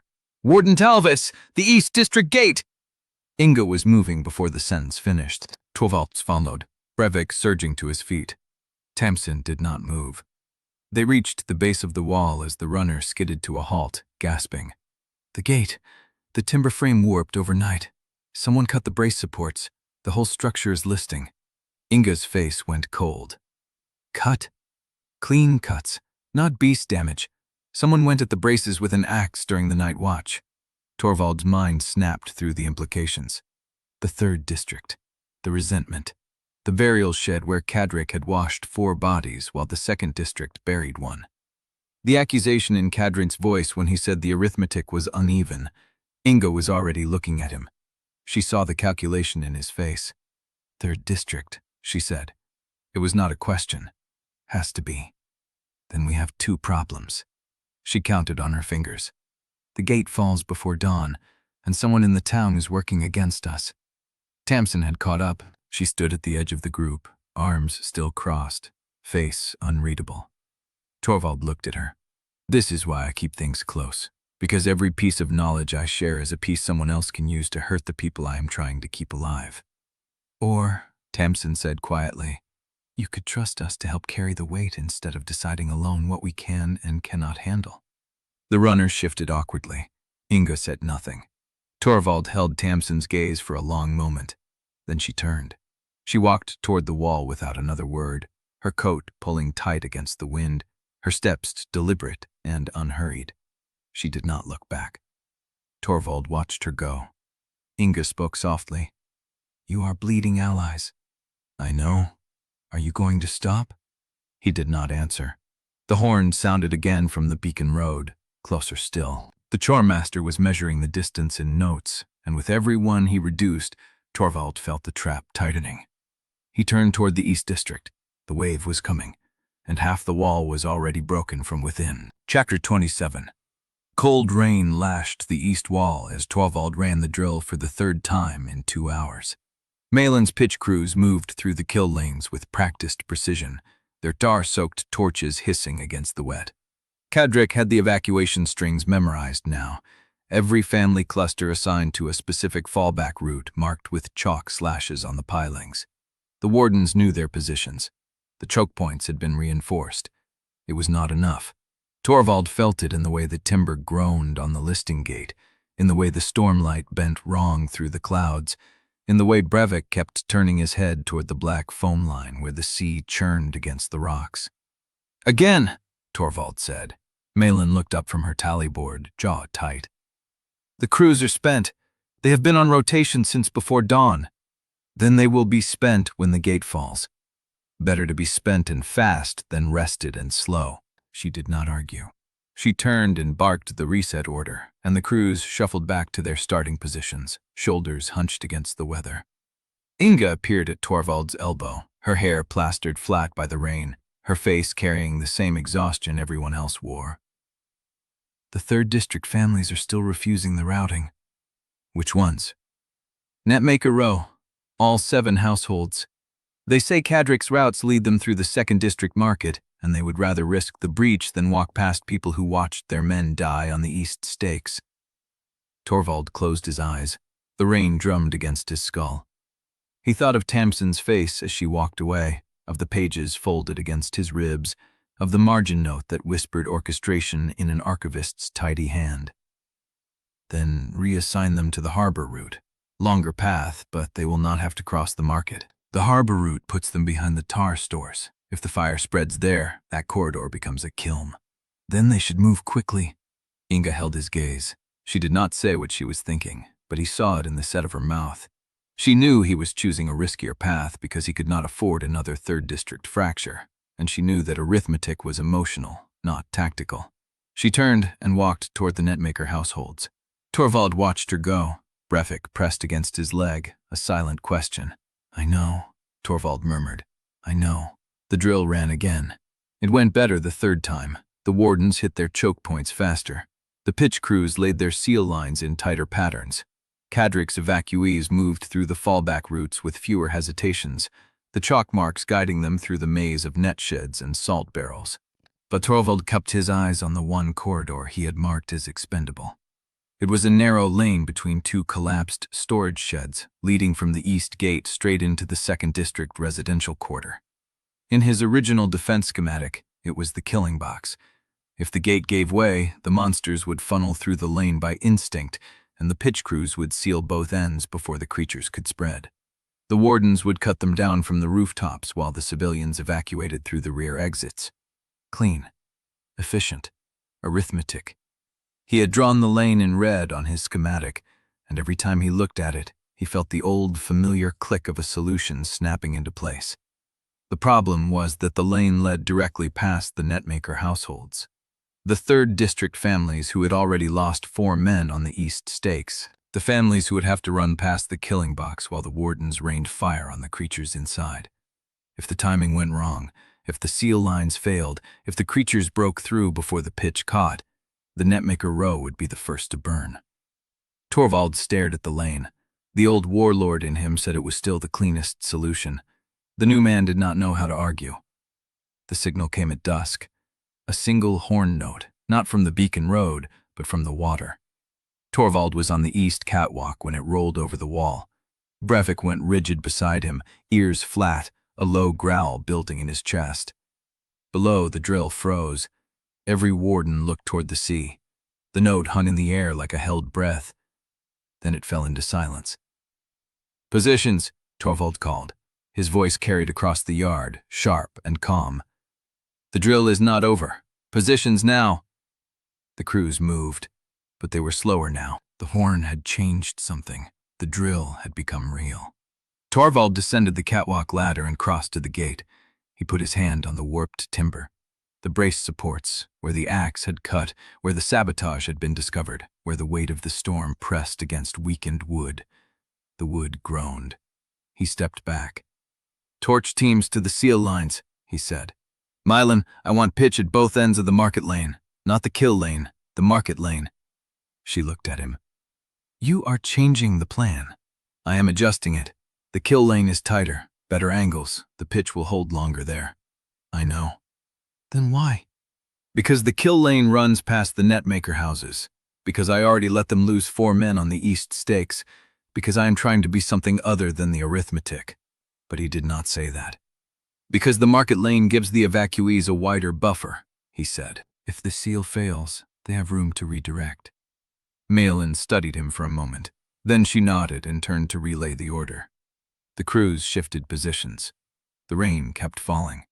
Torvald felt the bond with Brevik pulse, warm and steady. He felt the raw thread of heartbreak, settled in the breakwater gap, waiting. He felt the smaller connections, the eel in the marsh, the brine crows on the signal roof, each one a point of awareness in the dark. And he felt something else, a pressure building beneath the harbor, a weight that was not water and not stone, something moving through the black foam, slow and deliberate, timing its approach to the rhythm of the storm. The horn had not been a warning, it had been a cue. "Here it comes," Torvald whispered. The gate exploded inward, not warped timber slowly giving way. The frame shattered in a single impact, sending splinters across the yard like shrapnel. The wardens in the fallback positions threw their arms up. The evacuees screamed, and the corridor beyond the gate was full of movement. Low, fast, many-limbed shapes pouring through the breach, not in a wave but in a stream, flowing along the path of least resistance, flowing straight into the kill lane. The lane Torvald had just abandoned. He watched it happen in the space between heartbeats. The creatures, a swarm of shellbacks and smaller tide scavengers, poured through the gap and hit the first seal line. The pitch teams were caught repositioning. The torches were not lit, the seal was not ready, and the stream of monsters was still coming. "Fall back!" Torvald's voice cut through the chaos. "Fall back to the market lane. Pitch crews, light on contact. Evacuees, move to rear exits." The wardens moved. But the creatures were already past the first seal line, spreading through the yards, finding the gaps in the fallback routes, pushing toward the residential quarter, toward the Netmaker houses. Torvald ran. Brevik ran beside him. They reached the mouth of the market lane as the first monsters emerged from the side alley. The pitch crews were scrambling, torches catching, the seal line forming. But the creatures were faster, and the old arithmetic whispered in Torvald's skull. "Seal the lane. Sacrifice the Netmaker row. Save the wall." He stopped. Brevik stopped beside him. The wolf looked up. His amber eyes met Torvald's gray ones, and Torvald saw the question in them. The same question Tamsin had asked, the same question Inga was bleeding over, the same question Cadric raised every time he washed a body. "What are you going to choose?" The first shellback lunged through the gap. Torvald did not issue the order to seal the lane. He stepped into the gap instead. Chapter 28. The first shellback lunged through the gap. Time stretched. Torvald saw the creature's segmented plates, the cluster of eyes along its ridged skull, the hooked limbs reaching for the nearest warden still hauling a pitch bucket toward the seal line. He saw the Netmaker houses behind it, the families still streaming through rear exits, children carried, elders dragged, a woman with a newborn pressed to her chest. He saw the kill lane, the narrow corridor between the Netmaker row and the salt shed block, only 3 body widths across, where the creatures would funnel into a tight killing box, where pitch would burn hotter and the seal would hold longer. Where the old arithmetic would work, the arithmetic whispered, "Seal the lane. The houses burn. The families die. The wall holds." Torvald's mouth opened. "Seal the lane." Brevik's jaws closed on his forearm. Not hard enough to draw blood, hard enough to stop the words. The wolf's amber eyes locked onto Torvald's, and the growl that came from his chest was not a threat. It was a refusal. Torvald heard his own command fracture. The words fell apart before they left his tongue. The old order died in his throat. The shellback cleared the gap, and Torvald moved. He stepped inside the creature's reach before it could extend its hooked limbs, driving the point of his spear into the soft tissue beneath its throat plates. The shellback bucked. Black fluid sprayed across his coat. He wrenched the spear free and kicked the creature back into the stream of bodies still pouring through the breach. "Fall back!" His voice tore through the yard. "All teams to the market lane, now!" The wardens moved. Torvald felt them through the bond, not language, but pressure, fear, the shape of their retreat. The Kagrews were scrambling, torches catching, seal lines forming in the wrong positions. He needed time. "Brevik, right flank. Keep them off the pitch crews." The wolf vanished into the rain without a sound. Torvald heard the impact of his body against the next shellback, the wet tear of his jaws finding purchase. Torvald turned toward the Netmaker houses. The families were still coming. The woman with the newborn was halfway down the lane, her coat soaked, her face white with terror. Behind her, an old man dragging a child by the wrist. Behind them, 3 more women carrying what they could grab. And behind them, the breach was still pouring creatures. The kill lane would have contained it. The narrow corridor would have bought time. The arithmetic was still there, patient and cold, waiting for him to listen again. He did not listen. "Hardbreak!" He pushed the name through the bond. "To me." The Wreathboar's response was a rumble of ascent, heavy and slow, moving through the breakwater gap, climbing onto the yard, its bulk cutting through the rain like a boulder rolling uphill. Torvald pointed at the breach. "Hold it. Do not let them spread. Hold." Hardbreak lowered his splintered tusk and charged. The impact shook the ground. The first row of shellbacks folded under the boar's mass, plates cracking, limbs flailing. Hardbreak drove into them like a wall of scarred meat, planting himself in the gap, refusing to give another step. But the creatures kept coming. Torvald felt them through the smaller bonds, the eel in the marsh trembling, the brine crows lifting from the signal roof, the sense of a stream that had no end. The breach was not a wave, it was a pipeline. Someone was feeding creatures through it in a steady, deliberate flow. The Choirmaster's horn had been the cue, and Torvald had walked into the composed trap. He turned back to the evacuation. The Netmaker families were still on the lane, moving too slowly, the rain turning the ground to mud beneath their feet. The woman with the newborn had fallen.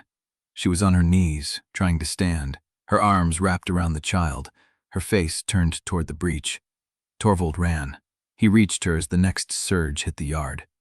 Hardbreak was holding, but the creatures were spilling around his flanks now, finding the gaps, spreading toward the houses. The warden with the pitch bucket had fallen. The seal line was not ready. The old arithmetic whispered again. "You cannot save everyone. You know this. You have always known this." Torvald grabbed the woman's arm and hauled her to her feet. The newborn did not cry. It only stared, wide-eyed and silent, as the rain ran down its face. "Move," Torvald said. "Keep moving. Do not look back." She ran. He turned to face the creatures. Brevik materialized beside him, blood matting his fur, his flank heaving. Hardbreak was still in the breach, but his bulk was starting to sag. The stream of monsters was too steady, too patient. Torvald looked at the market lane. The pitch teams were forming. The seal was almost ready. The evacuees were clearing the kill zone. Almost. "If we hold for 2 more minutes," he said aloud, "they make it." Brevik looked at him. The wolf's eyes were steady, unafraid. "Then we hold." Torvald planted his feet. The next shell crested the breach, climbing over Hardbreak's back, dropping into the yard. Another followed, then another. The stream was thickening, the creatures pressing harder, sensing the weakness in the line. Torvald raised his spear. "If I fall," he said, "you keep them moving. You understand?" Brevik's growl was his only answer. The creatures surged, and Torvald met them, not because the arithmetic worked, not because the old warlord calculus had returned, but because the arithmetic had failed. Brevik had refused it. Tamsin had walked away from it. Inga had warned him against it. Kadrik had washed the bodies it produced. The arithmetic was dead, and Torvald was still alive. He drove his spear into the first creature's throat. The second raked its claws across his ribs. He felt the burn, the wet heat, the shock of pain that meant the wound was deep. He did not stop. Behind him, the last Netmaker family cleared the market lane. The pitch crews lit their torches. The seal line ignited. and the horn sounded again from the dark water, watching, patient, waiting to see how long he could bleed before the old order returned. Chapter 29. The seal line burned for 3 minutes before the rain killed it. Torvald watched the flames gutter and die, black smoke curling over the Netmaker houses, the surviving wardens standing in the wet ash with their weapons still raised. The creatures were gone. The last one had crawled back through the breach as the pitch caught, taking the heat as permission to retreat. Not defeated, withdrawn. The horn had given the signal. Hardbreak stood in the gap, one foreleg folded under him, his scarred flank heaving in great, shuddering breaths. The splintered tusk was gone. Torvald could not tell if it had been broken or if the boar had simply lost it somewhere in the flesh and carapace and churned mud of the yard. Brevik pressed against Torvald's leg. The wolf's fur was matted dark, too dark for water. Torvald looked down at his own ribs. The cuts were still bleeding, soaking his coat, dripping into the mud at his feet. He did not remember getting hit. He remembered the spear in the first creature's throat, the claws across his side, the woman running with the newborn, the horn in the dark. He remembered standing. "Malin!" His voice was hoarse. "Report!" The Quartermaster emerged from the smoke line, her face streaked with ash and rain. She carried a tally board in one hand and a bloodied knife in the other. She looked at Torvald with an expression that was not quite anger and not quite respect. 13 wardens dead, she said. Another 8 wounded, 3 of them badly. The east wall is compromised. The pitch stores are half what I need for the next wave. Netmaker families? Alive. Malin's jaw tightened. Every one of them, including the ones who refused the market route. Torvald nodded. He could feel his ribs grinding with each breath. How long until the next wave? Malin looked at the sky. The rain was thinning, the clouds breaking into low gray streaks that let in a pale, watery light. Dawn was coming. Hard to say, she said. The horn stopped. The water is quiet. But the pressure beneath the harbor is still building. The eel feels it. The crows feel it. Whatever is down there is waiting for something. For me, Torvald thought. He did not say it aloud. The market lane was a ruin. The seal line had held, but the flames had spread to the tar stores, gutting a row of empty fish sheds and blackening the pier supports. The smoke rose in greasy columns, turning the dawn into a dirty bruise. Inga found him at the water's edge.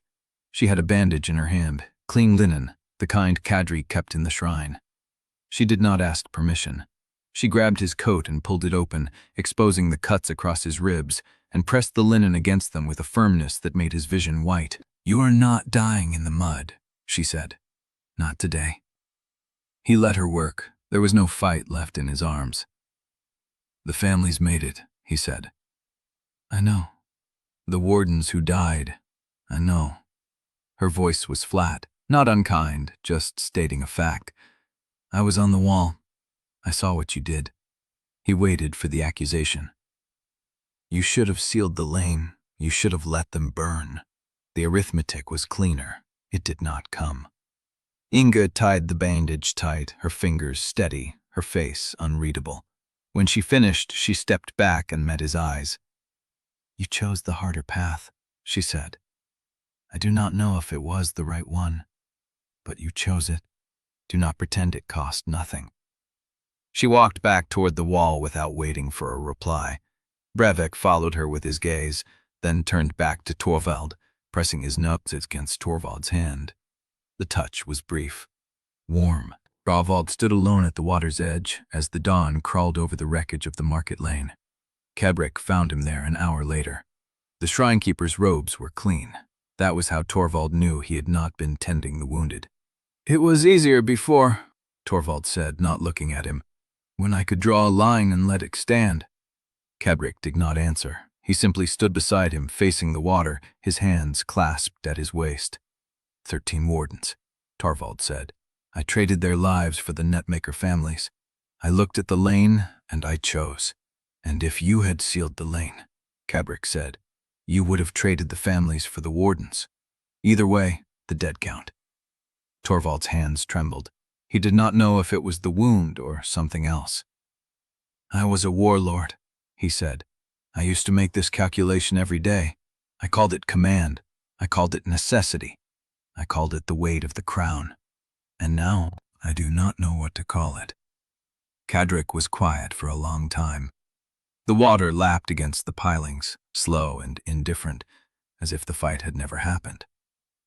"Mercy that costs others their lives is still mercy," Cadric said at last. "But it is also a debt. You cannot spend other people's blood to make yourself feel clean." Torvald closed his eyes. "Do not romanticize it," Cadric said. "The wardens who died today did not die for a noble principle. They died because you drew a line, and the line was real. Honor their deaths by carrying the weight of that choice, not by pretending it made you good." He left Torvald at the water. The dawn was brighter now, the rain finally stopping, the clouds lifting to reveal a pale gray sky. The sea was quiet. The horn had not sounded again. Torvald pressed his hand against the bandage and felt the warmth of fresh blood soaking through. 13.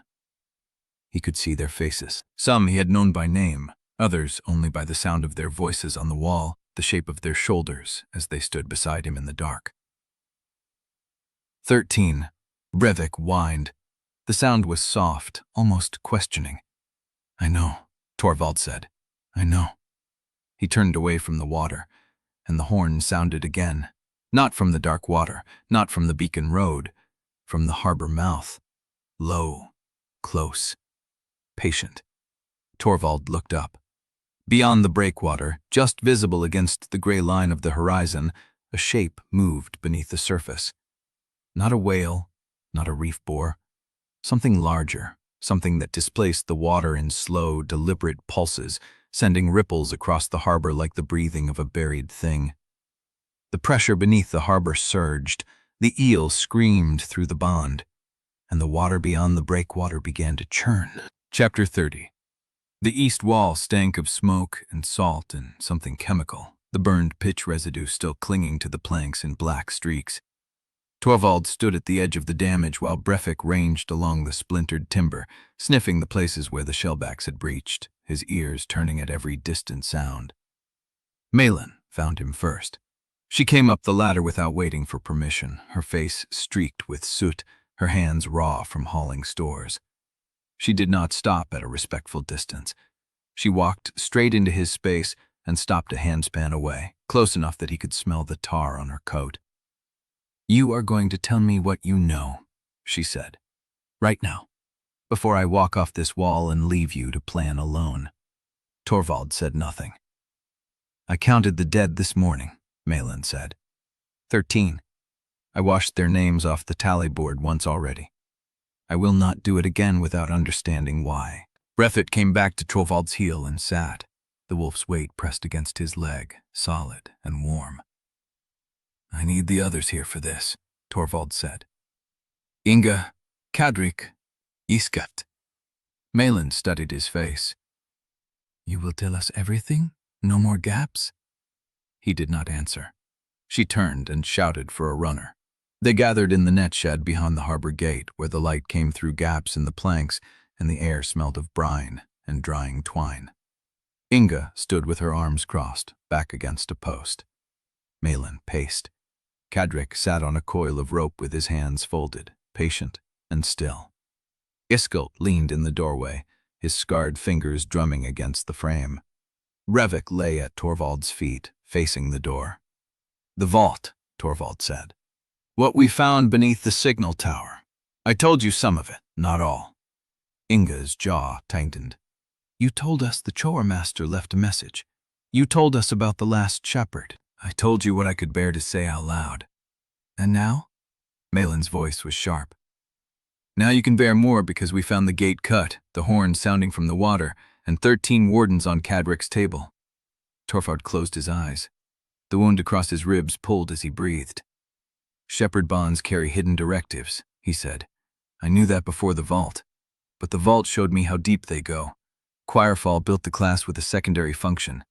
When certain conditions are reached, a command triggers through the bond network, and the shepherd's pack turns toward a specific target." "Target," Inga repeated. What target? The weakest point in the defensive line. The place where survivors are gathered. The lane that leads to the sea. Silence. It was not a long silence, but it was the kind that changed shape, that thickened until every person in the room felt the weight of what had not been said. You mean we are fighting against your class? Malin said. Not with it. I mean, I am fighting against it, Torvald said. The Choirmaster is waiting for me to fall back into the arithmetic. He is composing the tide to push me toward the trigger point, to make me believe the sacrifice is necessary, to make the town demand it from me. But you refused, Kedrick said. At the lane, you refused the arithmetic. I refused it that time. Torvald's voice dropped. I cannot promise I will refuse it every time. Brevik whined, a low sound that vibrated through the floorboards. Iskelt spoke for the first time. What else did you find in the vault? Torvald met the old tamer's gaze. Iskelt knew he was holding back. The scarred hands had stopped drumming. The eyes were patient and unblinking. The tide is not random, Torvald said. It is composed. The Choirmaster directs the attacks, chooses the timing, reads our responses, and adjusts. The horn from the water is a signal. The breach was a rehearsal, not a battle. A rehearsal for what? Inga said. The next wave, Torvald said. The real one. Something is coming that will make the shellbacks look like scouts. He let the words hang. Then he reached into his coat and pulled out the torn ledger pages, the ones he had hidden in the vault, the ones Tamsin had seen him conceal. The paper was creased, the edges soft from moisture. Inga stared at them. You kept those.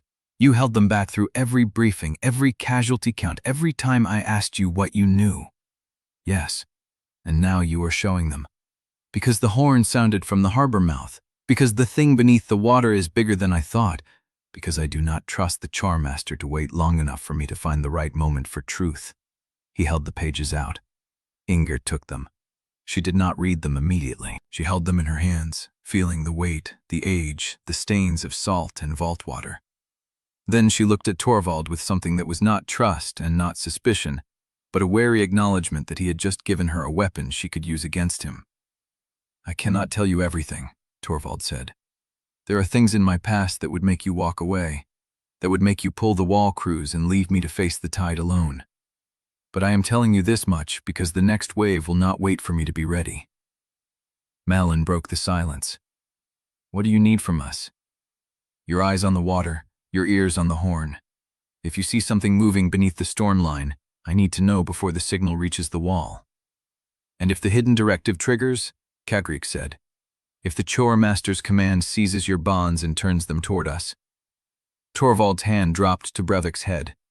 The wolf pressed up into the touch. Then you will have to decide whether to trust the bond or break the shepherd. The words sat in the room like a stone dropped into still water. Inga folded the ledger pages and tucked them into her coat. I will read these. I will decide what to do with what I learn. That is all I ask.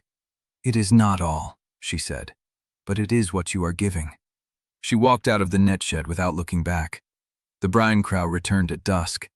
It came in low over the harbor, wings beating hard, its gall strangled and urgent. It landed on Torvald's shoulder before he could raise an arm, its claws digging through the coat fabric, its beak opening and closing in a rhythm that was almost speech. The bond sense hit him in a wave. Not words, images.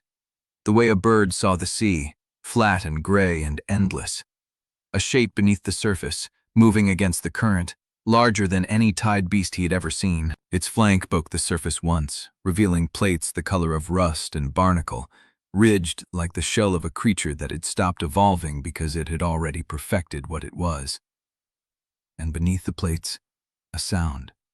Not the horn. Something deeper. A resonance that vibrated through the water and into the crow's bones, making its chest seize, making it flee. The crow screamed again, and Torvald's hand went to his ribs where the wound had barely closed. Brevik stood rigid, fur bristling along his spine, a growl building in his chest that was not aggression, but fear. Beyond the breakwater, the storm line had grown darker, and somewhere beneath it, the shape moved closer. Chapter 31. The brine crow stayed on Torvald's shoulder through the night, Its claws dug into his coat, its body shivering in irregular bursts. It did not preen. It did not sleep. It watched the water with the fixed attention of something that expected the sea to rise and swallow the pier. By dawn, 3 other bonded messengers had stopped answering their tamers. A net shed owner named Harvin stumbled into the harbor yard with a dead gull in his hands. Its eyes burst, its chest caved inward as if something had squeezed it from inside. He swore the bird had been healthy at dusk. He swore it had flown straight at the wall and broken itself against the stone. Torvald stood on the east wall with Brevik at his heel, watching the storm line crawl closer. The water was wrong. Not the color, not the chop. The sound. The slap and drag of waves had flattened into something muffled, as though the sea had swallowed its own voice. The air tasted of copper and cold rot. Malin climbed the wall steps with a tally board tucked under her arm. She did not greet him. 3 more bonded beasts have gone silent, she said. A marsh eel under the west pier, 2 reef snappers in the holding pens. They are not dead, they are just not responding. Panic or withdrawal? Neither. The tamers say the bonds are still there, but they cannot feel the animals on the other end, like the connection hit a wall of fog. Torvald's hand found the warm disk in his coat. It had not stopped pulsing since the crow returned. Iskelt is asking for you, Malin said. He is at the old net shed with the tide charts. Iskelt looked older than he had 3 days ago. The shadows under his eyes were dark enough to look bruised. He had unrolled a set of tide charts across the workbench, weighted at the corners with whetstones and rusted hooks. He did not look up when Torvald entered. I have been comparing the intervals, Iskelt said. The time between the horn signals, the spacing of the attacks, the depth readings from the harbor soundings. And? Iskelt tapped a finger on the chart. There is a rhythm beneath the rhythm. A cycle that does not match any tide beast migration pattern in the coast records. It is not feeding or breeding movement. It is pacing. Something is circling the harbor, measuring the depth, waiting for the tide to rise high enough to clear the outer shelf. Torvald studied the marks. Iskelt had drawn them in charcoal, a series of concentric arcs, each one closer to the harbor mouth. How close is it now? Last sounding put it at the outer shelf edge. By nightfall, if the tide lifts, it will have clearance to enter the channel. Torvald's ribs ached. The wound had sealed, but the muscle beneath was still tender, still raw from the shellback claws. The bonded beasts that went silent, he said. Are they sensing it? I think they are hearing it. Iskelt straightened, his scarred hands braced on the table's edge. There are old accounts from before Choirfall. Tamers who worked the deep waters spoke of creatures that did not hunt with teeth or claws, but with resonance. They would send a note through the water that vibrated in the bones of other animals. Not a sound the ear could catch, a sound the nervous system felt. It could paralyze, disorient, drive creatures toward the source or away from it, depending on what the hunter wanted. The horn. The horn is a signal, Iskelt said. The resonance is the weapon. The name came from an old fisherman named Dermot Sek, who had not left his house in 3 years but hobbled to the wall that afternoon with a walking stick and a face the color of ash. He stood at the seawall, staring at the storm line, and said the word like a prayer. Velma. Torvald turned. You know it. Dermot's hands shook on the stick. I was a boy when it last surfaced. Not here. South, at a village called Harker's Rest. I saw it breach once, at dusk, 300 yards off the breakwater. It rose slow, like a island deciding to stand. The plates on its back were rust-red and crusted with barnacles the size of dinner plates, and its mouth, when it opened, was a cave that sang. Sang? The sound came from the throat, not the teeth, a note so deep it made the water vibrate. Every bonded beast on the wall went still, not fear, obedience. They turned toward the water like they had been waiting their whole lives for that sound to tell them what to do. Torvald's blood chilled. How did Harker's Rest survive? Dermot's laugh was hollow. It did not. The tide came in behind the Belmaw, and the Belmaw's song had already taken the wall's beasts and half its defenders. The village was gone by morning. I survived because I was inland, trading hides. I came back to salt and splinters and the smell. Dermot turned his sunken eyes on Torvald. The Choirmaster sent it last time too. He was younger then.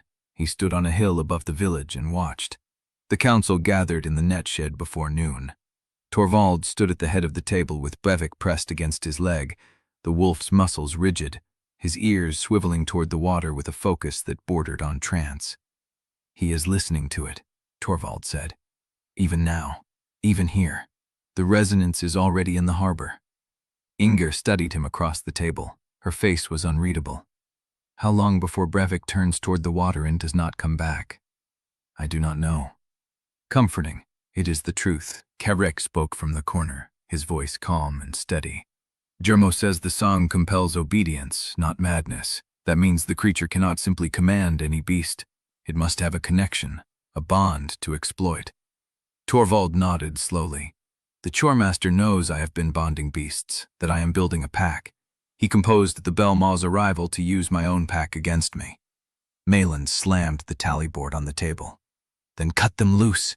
Sever the bonds before the creature gets close enough to use them." "I cannot," Torvald said. "Severing a bond is not like cutting a rope.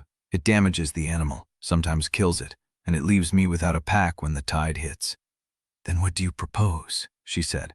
"Stand on the wall and hope your wolf does not decide to swim out to meet the thing?" Torvald looked at Brevik. The wolf was shivering now. His amber eyes were fixed on the wall beyond the shed, fixed on the water, fixed on something only he could hear. "I do not know," he said. The words were the hardest he had spoken in days. They dispersed with no plan and less hope. Torvald stayed on the wall as the afternoon bled into evening, watching the storm line swallow the horizon. Brevik sat beside him, rigid and silent, his breath coming in shallow bursts. The brine crow had fled inland at midday. Hardbreak was still holding the breakwater gap. But through the bond, Torvald felt the boar's agitation like a low fever, a restlessness that had no outlet. At dusk, the water changed. The surface went still, not calm. Still, as if the harbor had become a sheet of dark glass. Then the sound came. Not the horn, not the crash of surf. A note from beneath the water, so deep it vibrated through the stone of the wall, through Torvald's ribs, through the marrow of his bones. Brevik stood, his legs locked, his head turned toward the harbor mouth, his ears pricked forward. And for the first time since Torvald had named him, Brevik did not look back when Torvald called his name. The Belmaw had begun to sing. Chapter 32. The cold stayed in Torvald's chest after the note faded. Brevik stood at the edge of the wall, his forepaws on the top stone, his amber eyes fixed on the harbor mouth where the water had gone smooth as oil. He had not moved since the resonance passed through them. Torvald called his name again. Soft, firm, the tone he used when Brevik was meant to return from a scout. The wolf's ear twitched. That was all. "I need you here," Torvald said. "Not out there." Brevik's tail moved once, a flick that meant nothing and everything. He was still listening to the water.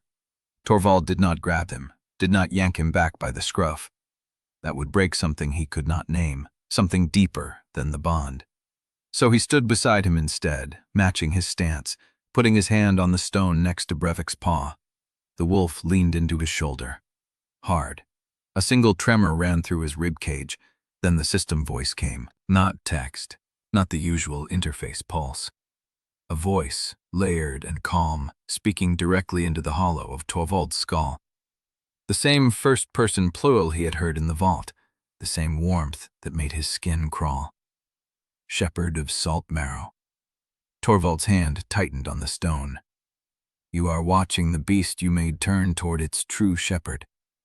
This is the natural order of bond geometry. The creature you called Brevik was bred for resonance response. His line was cultivated across 5 cycles to answer the deep note. You did not choose him. You were chosen to receive him. Show yourself, Torvald said aloud. No one answered from the wall. The watch-warden 30 feet away did not look at him. The voice was private, a needle in the brain. I am where I have always been, ahead of you. The resonance stirred in his bones again, not the Balmaw's song, something closer, a frequency that vibrated behind his eyes, that made the edges of his vision pulse. Your council does not know what you are, shepherd. They see a boy with clever hands and a desperate heart. They do not see the warlord beneath the skin, but I do. I have seen your hand before, Castellan. I have watched you draw lines through provinces and call it husbandry. Torvald's blood went cold. The voice used Castellan, his rank, his former title from the years before the fall, before he had burned the supply cities and collapsed the Eastern Front into ash and famine, a title no one on the Reaving Coast should know. You remember the famines of the 11th campaign. You chose which granaries to hold and which to abandon. You drew the line between a village that would last the winter and a village that would drain more than it produced. You called it arithmetic. It was arithmetic. The same arithmetic I am offering you now. Torvald's came shallow, his hand pressed flat against the stone, feeling the cold seep into his palm. Saltmarrow is not a granary. Every settlement is a granary, and every granary has a maximum yield. You can preserve Saltmarrow by letting weaker coastal towns fall into the cull. The beast tides are not round them, they are harvest. You can direct them away from your wall by showing them where the weaker walls stand. You want me to feed other towns to the tide. I want you to stop pretending you do not already know how this is done. You did it before. You will do it again because you are a shepherd, and shepherds are the arithmetic of survival made flesh. The wall groaned beneath Torvald's feet. The water beyond the breakwater rippled in a ring, as if something beneath had shifted its weight. You have 3 days. When the Belmont enters the channel, the tide behind it will drown your district in sequence, unless you demonstrate that Saltmarrow is worth preserving. I am offering you a way to carry the weight without breaking. It is the same offer I would have made to my younger self. And if I refuse, then I will compose the Belmaw's song to match the frequencies of your bonds, and every creature you have called will turn on the people you love, one by one. Start with the wolf, end with the warden who does not trust you but follows you anyway. The voice faded. The resonance dropped out of Torvald's bones, leaving him hollow and shaking. Brevik whimpered beside him. The sound broke through the trance. The wolf turned his head, shook himself once, and pressed his muzzle into Torvald's ribs. He was back. Torvald put his hand on Brevik's skull. His fingers trembled. "How did you break it?" he whispered. Brevik licked his wrist. The answer was not a word. It was a willingness, a choice. The runner arrived before midnight. Torvald was in the net shed with Malin and Iskelt, reviewing the tide charts, when the door banged open and a boy stumbled in with salt-crusted boots and a face white with cold. "Coast Watch Rider?" Malin said, rising. "What news?" The boy's hands shook as he pulled a folded oilskin from his coat. He laid it on the table and flattened it with a trembling palm. A map. The southern coast, annotated in tight script that Torvald read at a glance. 3 villages marked with the same symbol. 3 culls. The last 2 cycles. Same pattern, same pacing, same geometry of directed pressure. Weak districts funneled toward the sea. Under the 3rd village, a note in fresh ink. Torvald Oosterlin, shepherd of Saltmarrow. His name is on every ledger from here to the drowned reach. The Choirmaster means to add him to the tally, or make him the hand that draws it. The boy looked up at Torvald. "From the signal tower," he said. "The one you left. Someone was waiting in the dark. They said to tell you the Choirmaster is already here. He has been here since the first wave, watching from the water." Torvald stared at the map, at the pattern he already knew, at the arithmetic that had followed him into a second life. Chapter 33. The map lay flat on the table, edges curling from the salt damp that had traveled with it. Torvald traced the call symbols with his finger. 3 villages, same spacing, same timing, same geometry of pressure applied until the weakest point gave way. He had drawn lines like that once, had called it arithmetic. Malin was already moving. She swept the tide charts aside and spread her own supply ledger across the table, marking pitch barrels, tar bundles, lamp oil reserves. Her voice cut through the silence like a blade. "If the Belmont hits at high tide, we will need every seal line burning for 3 hours minimum. That means doubling the concentration at the harbor mouth, which means stripping the east wall reserves." "Strip them," Torvald said. "You will have nothing left if a secondary wave breaches the stakes." "Then we hold the harbor." Malin met his eyes. Something shifted in her face. Not trust, exactly. a grudging willingness to follow a plan she did not fully understand because the alternative was worse. She nodded once and began rewriting the allocation. Iskelt pulled Torvald's side before dawn. The old tamer's hands trembled as he held out a length of braided sinew, knotted at intervals, each knot stained with something dark. "Bond markers," he said, "one for every creature you have called.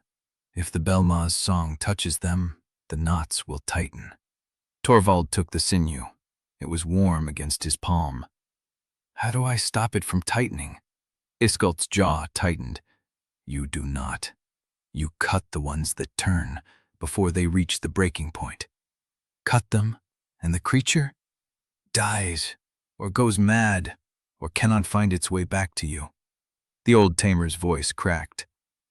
"I had to do it once, to a tide wolf I had raised from a pup. She was 3 years old. She did not understand why I had hurt her." Torvald looked at the knotted sinew, at the dark stains that might have been blood or something older. "I will find another way." There is no other way.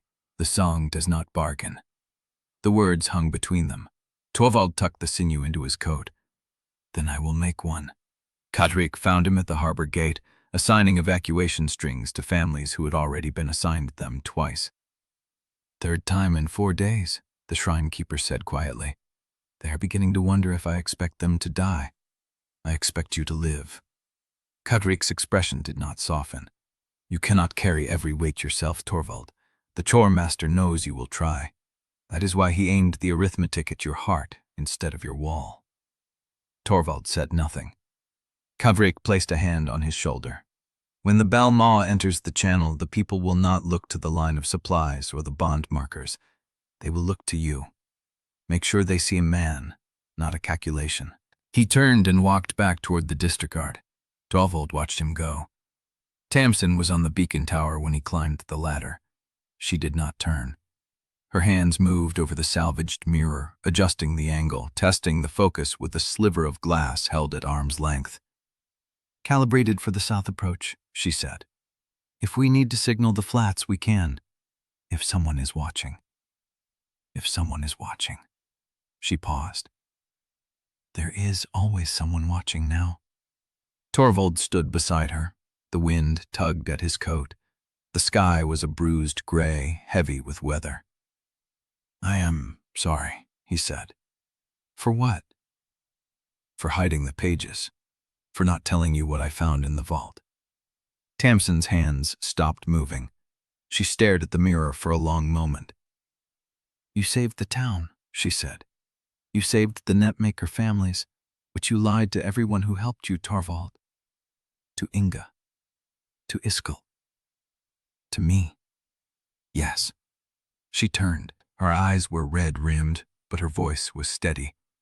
"I do not know if I can trust you again, but I can still fight beside you." "That is enough. It is not, but it is what we have." She turned back to the mirror. Torvald found Inga on the seawall. She was standing where he had stood on the first morning, hands gripping the rail, watching the water. The wind had picked up. The tide was rising faster than it should. 3 days, she said without turning. That is what he said. And you are not taking the deal. It was not a question. Torvald moved to the rail beside her. Their shoulders almost touched. No. Then we fight. We fight. The silence stretched. The sea rolled in long, slow swells that did not match the wind. Beneath them, something pulsed. Inga spoke again, her voice lower. "I found the ledger pages you gave me. Read them twice. The part about Brevik, about his line being cultivated." Torvald's throat tightened. "It means I was chosen, not him." "It means you were chosen for each other." Inga turned to face him. "That does not make the bond a lie. It makes the Choirmaster a liar. There is a difference." Torvald stared at her. "You trust me." "I trust what you have done." She held his gaze. "What you have refused to do. That is not the same as trusting what you have hidden. It will have to be enough. It will have to be." The first flash came from the waterline. Torvald turned. The sea beyond the outer stakes rippled with motion. Silver, scales, the curve of a back breaking the surface. Then another, and another. Too many to count. The water churned as if something below was driving the creatures upward, forcing them into the shallows before the channel was clear. Inga's hand found his wrist. Torvald. Formations that moved with the precision of a composed pattern, spreading across the harbor mouth like a net drawing closed. The Belma was not waiting for the tide. It was driving the tide ahead of it. Torvald's hand moved to his coat, to the knotted sinew Iskelt had given him. The first knot was already warm. Inga looked at him. Her eyes were steady. She did not ask what he was going to do. She simply said, "I am here." And the sea beyond the stakes began to rise. Chapter 34. The horn came from the water. Not from the beacon road, not from the outer flats. From the harbor mouth itself, a sound that ripped through the storm surge and hit the seawall like a physical blow. Torvald felt it in his chest, in the fillings of his teeth, in the bond that hummed behind his ribs. Then the sea rose. Not a wave, a wall. Darker than the sky, streaked with foam and broken moonlight, carrying the shapes of creatures riding its crest like riders on a charge. The broken moon hung behind it, fractured light splitting across the churning surface, and for one frozen heartbeat the entire harbor mouth was a silhouette of writhing bodies and gleaming wet hides. "Hold!" Torvald screamed. "Hold the seal line!" The wave hit. Saltmarrow's outer stakes took the first impact. Torvald had reinforced them himself, double-lashed the crossbeams, set the angles to deflect rather than resist. The old timber groaned, splintered, bent double, but did not break. Water exploded through the gaps in a curtain of spray, drenching the defenders on the wall walk, and then the creatures came with the backwash. Sea climbers, dozens of them, pale bodies with hooked claws that dug into wet stone, pulling themselves up the stakes faster than any creature that size should move. Torvald saw the first one reach the top of the palisade and plant its flag-like limbs on the crossbeam, and then Inga was there, spear driving into its throat, kicking the body back into the dark. "West stakes!" someone shouted. "They're on the west stakes!" Torvald spun. The west wall was lower, older, reinforced with packed salt and netting instead of timber. He had warned them about it. Moved what supplies he could, but there had not been enough pitch, not enough stone, not enough time. Now sea climbers swarmed over it like ants on a carcass. "Malin, the reserve pitch. Already moving!" She was gone before the words finished, her voice cutting through the chaos as she redirected crews toward the breach.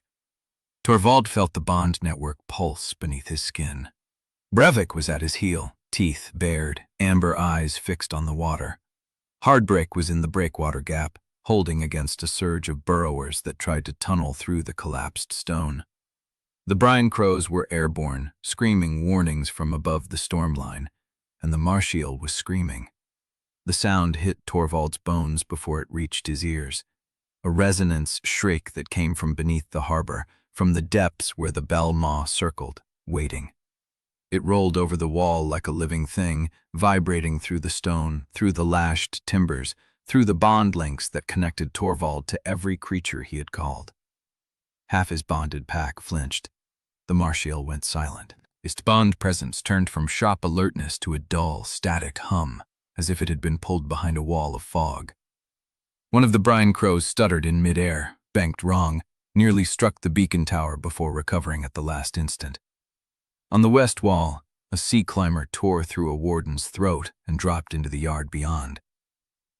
"Torvald!" Inga's voice, sharp, demanding. He forced his attention back, forced the bond panic down. "What was that?" "The bell maw." His voice was steady. It did not match the tremor in his hands. "It is testing the bonds, seeing which ones it can reach. Can you hold them?" Torvald looked at Brevik. The wolf stood rigid, muscles locked, head turned toward the harbor mouth. His ears were flat, his tail was low. But he was not running. He was not flinching toward the water. "I do not know," Torvald said. It was the truth. The second wave came faster than the first. This time the surge carried burrowers, flat-backed creatures with armored ridges that slid over the broken stakes and dropped into the runoff channels Torvald had cut behind the wall. They moved like water, spreading through the defenses before the wardens could react. "Behind the seal line!" someone shouted. "They are behind us!" Torvald was already moving, Brevik at his heels. The wolf's bond presence flickered, steadied, held. Whatever the Balma's first shriek had done, it had not reached Brevik. Not yet. He reached the runoff channel as the first burrowers emerged from the drain mouth. 3 of them, armor-plated, blunt-headed, claws scraping against wet stone. They saw him and charged. "Hold them," Torvald said. Not to the wardens, to Brevik. The wolf did not hesitate. He met the lead burrower in the channel's throat, jaws locking onto its foreleg, wrenching the creature off balance while Torvald drove his spear into the soft tissue behind its eye. The second burrower tried to flank. Brevik twisted, released, bit again. They killed the third together. Torvald stood in the runoff channel, breathing hard, blood and water mixing on his coat. The bond between them was hot and immediate, a wire of shared focus and fury. Brevik pressed against his leg once, then turned back toward the wall. The sea beyond the stakes was still rising. The third surge hit the harbor gate. Torvald had redesigned that gate himself. Reinforced braces, angled deflectors, a secondary seal line behind it that could be dropped if the outer barrier failed. He had calculated the load tolerance, the stress points, the exact weight the structure could bear before breaking. He had calculated wrong. The creature that struck the gate was not a sea climber or a burrower. It was a mass of fused plating and barnacle ridges, wider than the gate itself, moving with the slow, deliberate momentum of something that did not need to hurry. It hit the barrier and the entire harbor wall shuddered. "Pitch!" Torvald shouted. "Burn it before it breaks through!" Malin's crews were already moving, barrels tipped, torches lit. The first stream of burning pitch hit the creature's flank. The second, the third. The creature did not stop. It pressed forward, plating smoking, barnacles cracking, and the gate began to bow. Torvald felt the bond network tremble. Hardbreak was still holding the breakwater, but the pressure was building. The marsh eel was still silent. One of the brine crows had not returned from its last flight, and then the resonance shriek came again. Closer this time. Stronger. It rolled through the wall, through the water, through the bond links, and Torvald felt his pack shudder in unison. The tidewolves on the north flank faltered. A bonded reef snapper in the harbor channel went still, its presence winking out like a snuffed candle, and Brevik's head snapped toward the water. For one terrible heartbeat, the wolf did not move. Then he took a step toward the harbor mouth. "Brevik!" Torvald's voice was raw. The wolf stopped. His ears swiveled back. His muscles quivered under the coarse fur. He looked at Torvald with eyes that were not entirely his own, and Torvald understood that the next shriek would not leave him a choice. Chapter 35. The third shriek did not come. The fused creature rammed the harbor gate again, and Torvald felt the braces give through the stone. Not a full collapse, a shift. A breath of space opening between the outer barrier and the secondary seal line. He ran. Brevik followed. The wolf's presence in the bond still flickered, but he was present. He was moving. He was not lost. The harbor yard was chaos. Malin's pitch crews were regrouping, barrels half empty, faces lit by the guttering flames. Wardens were dragging a wounded man away from the gate. Someone was screaming orders that no one followed. Torvald saw the pattern before he understood what he was seeing. The defenders were not running toward the breach. They were running sideways, not retreating, not routing, drifting. Each group pulling away from the others, leaving gaps that the next wave of creatures would exploit. It looked like panic. It moved like panic. But the angles were wrong. The timing was wrong. Someone was directing the panic. He turned toward the outer wall. A figure stood on the broken stakes above the harbor gate, not fighting, not hiding, standing as if the battle were a performance arranged for his comfort. Sivget Rue. The Choirmaster wore a long coat the color of wet slate, fastened at the throat with a black spiral clasp. He held no weapon. His hair was iron white, braided at the nape, and the burn scar along his left jaw caught the firelight like a brand. He was watching Torvald.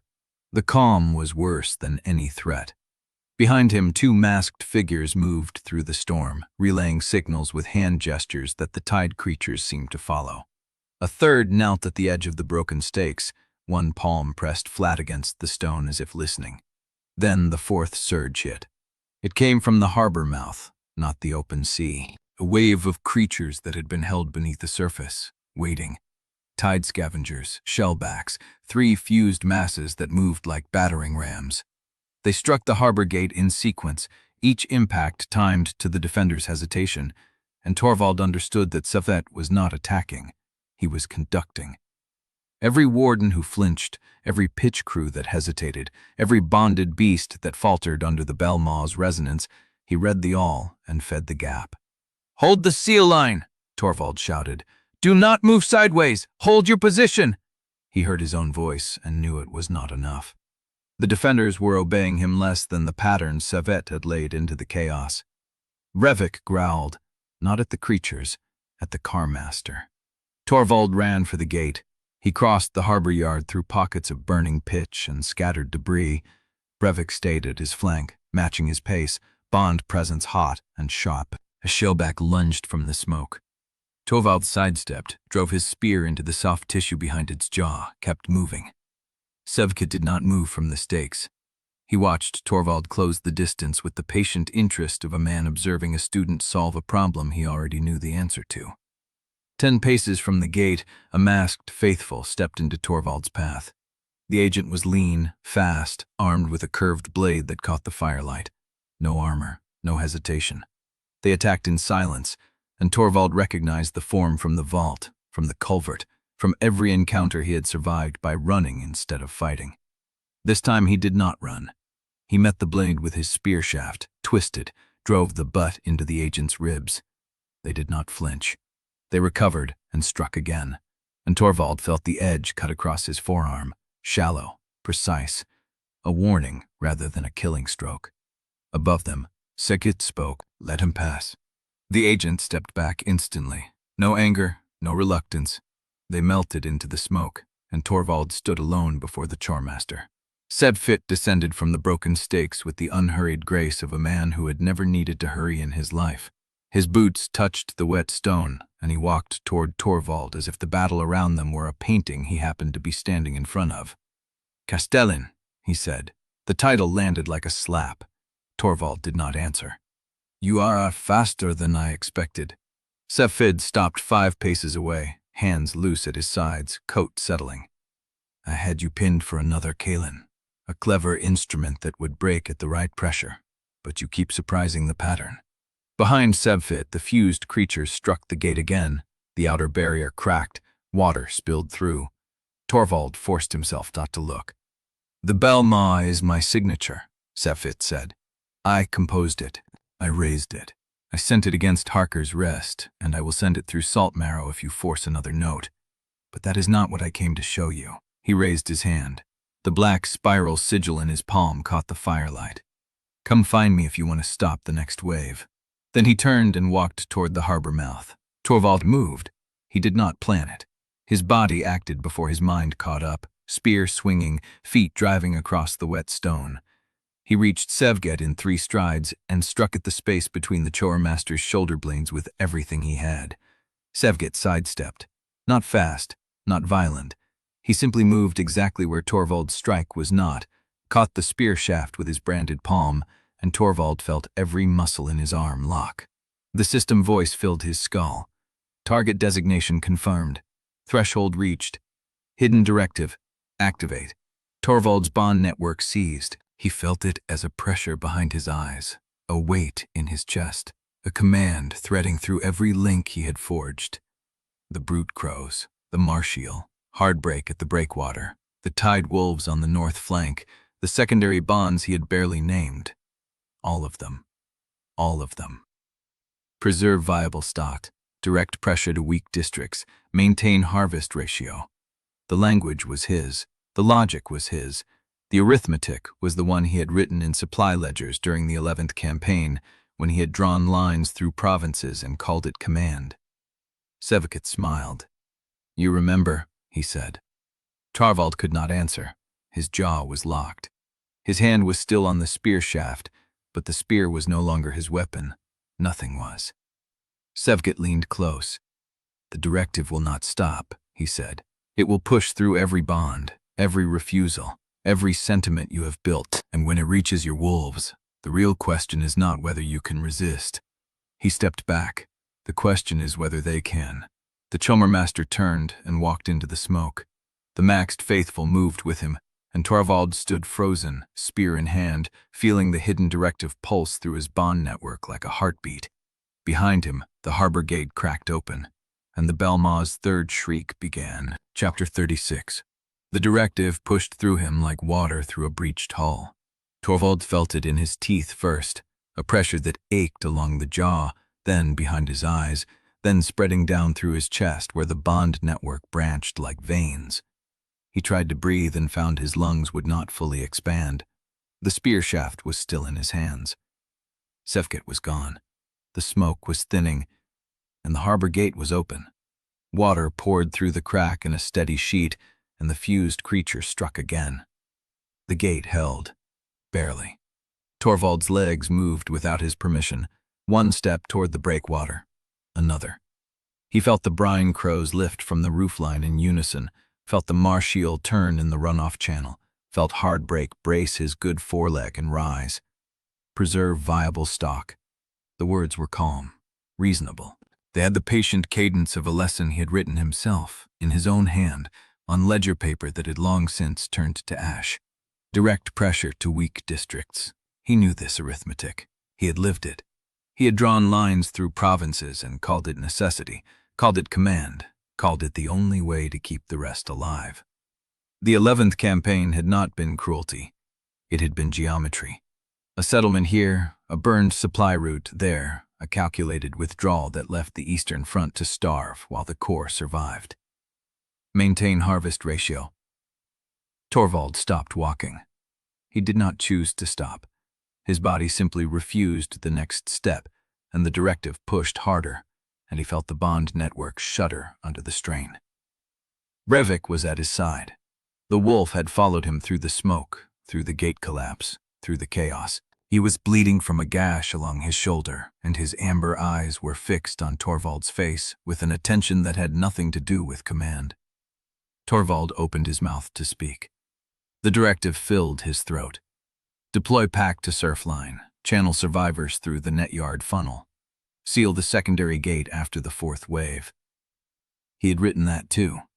The net yard funnel was his design, a narrow corridor between salt sheds that could be blocked from both ends, turning a fleeing crowd into a harvest lane. He had designed it for monsters, but the geometry did not care what moved through it, only that the pressure was directed where it needed to go. The brine crows screamed. Torvald felt them bank as one, turning away from the harbor mouth, wheeling toward the net yard. He had not given the order. The directive had given it through him, and the crows had answered because the bond was not a choice.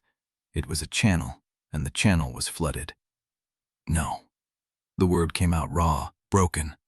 The crows hesitated, circling, and Torvald felt the directive clamp down harder.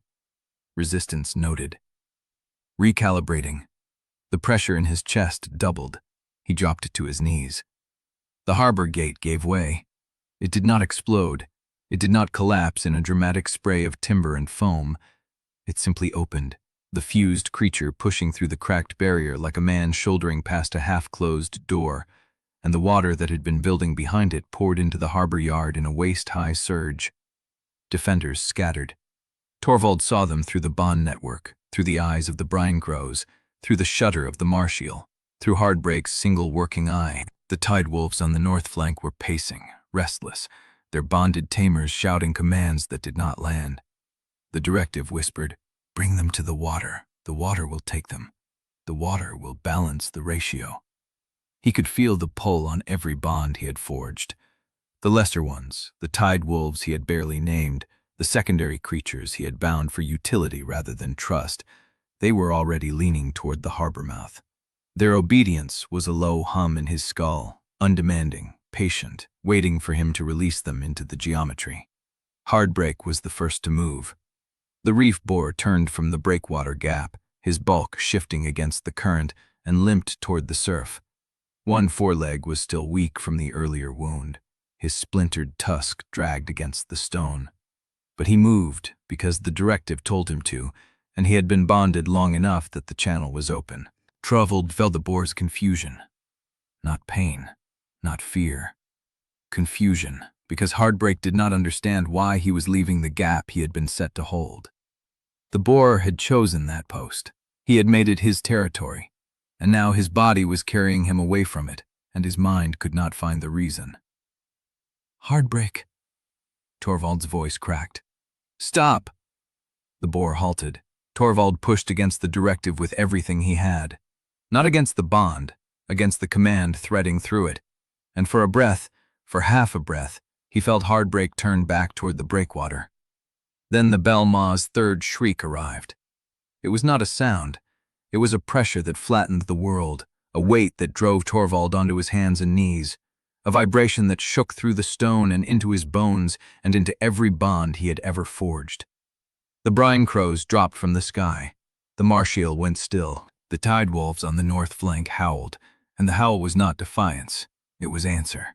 Every bond in Torvald's network snapped toward the water. He felt them go, not severed, turned. The connections were still his, still warm with the trust he had built, but the direction had changed. Every heart beat with the harbor mouth. Every mind leaned toward the surf. And through the bond, through the chaos, through the directive's relentless arithmetic, Torvald heard Seftit Ruin's voice. "This is what you built, Castellan. This is what you were always meant to conduct. Stop pretending the instrument offends you." Torvald raised his head. The harbor yard was a ruin. The gate was gone. The fused creature was pushing inland, and behind it, rising from the broken water, the Belmaw's plated skull broke the surface. He looked at Brevik. The Wilf had not moved. Brevik stood beside him, shoulder pressed against Torvald's arm, amber eyes fixed on the Belmaw. He was trembling. His ears were flat, his tail was low, but he had not taken a step toward the water, and when Torvald met his gaze, the wolf did not look away. "I am still here." Torvald did not know if the thought was his or Brevik's. It did not matter. He pushed to his feet. The directive was still there, humming beneath every thought, patient as tide. It would not stop. It would not tire. It would press against his refusals until his refusals broke, because it was his own logic, his own arithmetic, his own hand on the ledger. He could not resist it alone. He could not resist it in secret. Torvald turned his back on the harbor mouth and walked toward the wall where Inga stood, where the survivors were gathering, where the defenders were watching the ruin of their town spread across the water. He did not know what he would say. He only knew that Private Refusal had failed. The shepherd class had been built for this moment, and he could not stop being a shepherd. He could only choose who to be in front of them. Chapter 37. The distance across the harbor yard felt longer than any march he had ever made. Torvald walked past the fallen, past the wounded propped against salt barrels, past the defenders who had not yet lowered their weapons because they did not know if the fight was over or merely pausing. His boots left prints in the mixture of water and ash and blood that coated the stones. Brevik stayed at his left heel, shoulder pressed against Torvald's leg, matching his pace. Inga saw him coming before he reached the wall. She stood at the base of the broken stair where the seawall had collapsed into the yard, her spear still wet, her face streaked with soot and seawater. Behind her, the survivors had gathered in a loose knot. Tamsin was there, still clutching the beacon mirror she had never gotten to use. Malin stood apart, arms crossed, her quartermaster's ledger black with water damage. Kabrisk was on his knees beside a wounded warden, pressing linen to a gash in the woman's side. Iskelt leaned against the wall, his scarred hands empty, his gaze fixed on Torvald. They were all watching him. Torvald stopped 10 feet from the knot of survivors. He could feel the directive still humming beneath his thoughts, patient and waiting. But he pushed it down. He pushed it down and opened his mouth and let the truth out before he could calculate whether it would help or hurt. "I remember another life." His voice carried across the yard, too loud, too raw. He did not correct it. "I was not born in Saltmarrow. I was born on a battlefield 50 years ago, in a body that had already learned how to burn supply cities and draw lines through provinces and call it command. He took a breath that tasted of pitch and copper. I was a Testalin. I led campaigns. I chose which settlements would be fed to the famine so the Corps could survive. I used the same arithmetic the Choirmaster directive is using now, the same arithmetic it learned from me. Silence. Not the silence of understanding, the silence of a wound so fresh the body had not yet decided how to scream. The warden Cadric had been tending stopped moving. The woman whose side he had been pressing let out a slow breath and did not take another. Cadric did not close her eyes. He just looked up at Torvald, and his face was not angry.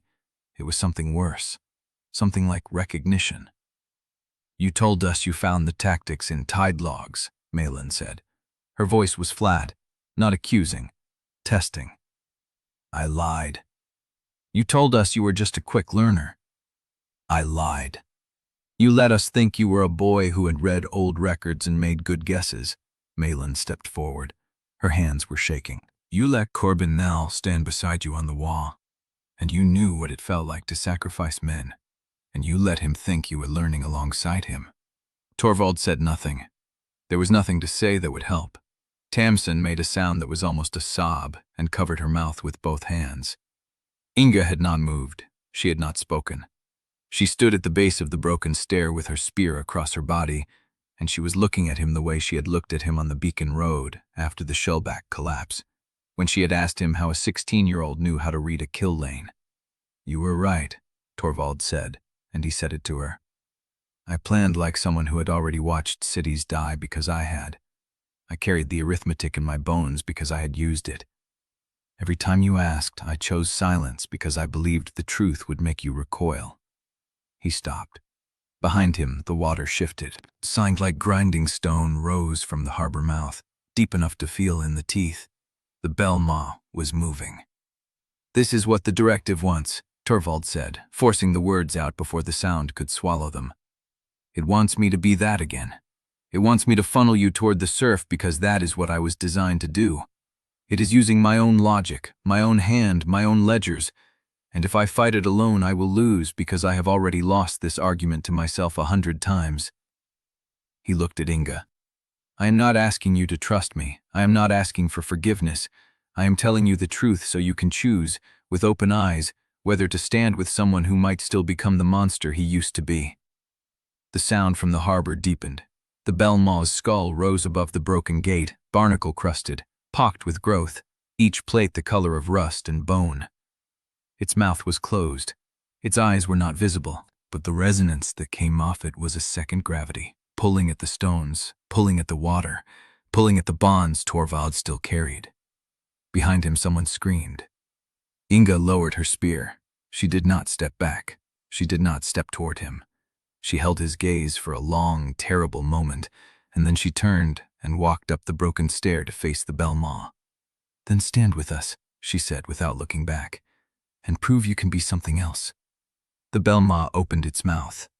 The sound that came out was not a roar. It was a song, low and patient and older than Saltmarrow, and it rolled across the yard like the first wave of a tide that would never recede. Chapter 38. The song hit first, not sound, pressure, a weight that pushed through Torvald's chest and settled behind his eyes, and in that pressure he felt every bond he carried light up like touched nerve. The brine crows screamed, the marsh-eel thrashed in its runoff channel, Hardbreak groaned, and through the bond Torvald felt the reef boar's will crumple like wet rope. The directive surged into the gap. Preserve viable stock, direct pressure to weak districts, maintain harvest ratio. Torvald's own handwriting, his own logic. The arithmetic he had drawn across provinces while cities burned behind him, and now it was pulling his pack toward the surf where the bell maw waited with its mouth open. He could feel the tide wolves lean, all of them, every bond except Brevik, and Brevik was trembling so hard his claws scraped stone. "You cannot resist it," Cadric said from somewhere behind him. Not an accusation, a fact. Troubled it at Inga. She had turned on the broken stair, her spear still lowered, her face unreadable. "I can cut it," he said. The words came out before he knew he had decided. before he knew he could. Iskelt understood first. His scarred hand went to the bond markers at his belt, the knotted sinew he had given Torvald hours ago, and his face went gray. If you sever a bond while the creature is under the song, the break will— I know what it will do. Heart rupture, mind shatter. Some may not die, but they will not come back the same. Torvald looked at Heartbreak. The reef boar had turned toward the water. His one visible eye was fixed on the Belmaw's skull, and his massive body was moving without his consent, each step a spasm of resistance that the song was grinding down. Heartbreak, Torvald said. The boar stopped, trembled, did not turn. With the part of himself that had opened to the reef boar on the breakwater, that had promised a place where hooks were not the price of belonging, he found the link between them, the thing the system had grown from his invitation and the boar's acceptance, and he pulled. The bond tore, not like a rope breaking, like a root ripped from wet earth, a long, wet tear that vibrated through Torvald's skull and came out his teeth. Heartbreak made a sound that was not a grunt and not a roar, but something in between, a noise of pure animal confusion. The boar's forelegs buckled. He did not fall. He stood with his head down, flank heaving, and the song rolled over him and found nothing to grip. The bond was gone. The directive had no channel. But Heartbreak's eye was glassy, unfocused. The boar took a step sideways, corrected, stood shaking. Alive. Alive and lost. The thread that had given him direction snapped off at the root. Iskelt, Torvald said. The markers. Iskelt did not argue. He pulled the knotted sinew from his belt and held it out, and Torvald saw the old tamer's hands were steady. Torvald took the strand. The first knot was for the nearer brine crow. He found the bond, felt the bird's panic, the song pulling it toward the harbor mouth where the bellmaw waited, and he cut. The bird screamed, a sharp, thin cry that cut through the bellmaw's resonance, and then stopped. Torvald felt the bond go dark, not severed cleanly, but snapped, the creature's presence winking out like a flame drowned in oil. He did not know if it had died or gone mad. He moved to the next knot, the marsh eel. The bond was deeper, a cold, steady thread that had grown over hours of shared silence in the runoff channels. Torvald cut it, and the eel's presence vanished into static, a silence that felt like a door slamming shut in an empty room. The second brine crow, cut. A tide wolf he had bonded 2 days ago, a young female with a white patch on her chest. He had not even named her yet. Cut. The bond went dark, and he felt her die. A pulse of nothing, a small and final absence, and Torvald bit down on the inside of his cheek and tasted blood. 3 more secondary bonds, 3 more cuts. Each one tore something out of him, not a physical wound, but a hollowing, a space where connection had been, and now there was only the cold arithmetic of absence. He was down to the last knot. Brevik. Torvald stopped. The wolf was pressed against his leg, shaking. Amber eyes fixed on the bellmaw, ears flat, every muscle locked in a war between the song and his own will. But he had not moved. He had not taken a step toward the water. He was waiting. If I cut the bond, Torvald said, and his voice cracked, you will be free. The system will have no hold on you. The song will have no channel. Brevik did not look at him, but the wolf leaned harder into his leg. You will be free, Torvald said again, and the words were ash in his mouth. Brevik's tail moved, once, not a wag, a signal. I heard you. I am still here. Iskelt's voice came from behind him, quiet. He is not asking to be cut, boy. He is asking to be trusted. Torvald's hand closed around the knot. He could feel the bond underneath it, the thing he had built with the starving pup on the Marsh Palisade, the thing he had fed with patience and refusal and the choice to offer shelter instead of a leash. It was not the same as the other bonds. It had never been the same. I trust you, Torvald said. He let go of the knot. The bellmaw's song rose, and Brevik stepped forward, not toward the water, toward the harbor gate, toward the broken stakes where the fused creature was still pushing through the gap, toward the spray and the dark and the grinding plates of the Leviathan's skull. The wolf did not look back. He jumped the broken stair and landed on the harbor gate's splintered frame, and his howl was not a challenge. It was a call. The surviving tide wolves turned. Not all of them. 2 were still shaking, caught between the song and Brevik's cry. But 3 of them broke free of the directive's pull and followed, scrambling over the wreckage toward the bell-maw. Behind them, the freed beasts of Saltmarrow began to move, not as a pack, as a choice. And Torvald stood on the shattered stone with the severed knot still warm in his palm, watching the wolf he had refused to break lead a charge he had not commanded. And he understood that the severing had not been the end of his bonds. It had been the beginning of something he could not control. The bell-maw's song faltered, just for a heartbeat, just long enough for Torvald to grab his spear and follow. Chapter 39. Brevik hit the broken gate at a dead run, the 3 tide wolves fanning behind him like spread fingers. They did not hesitate at the edge. They launched over the splintered timber and disappeared into the spray where the bell-maw's skull rose above the harbor mouth.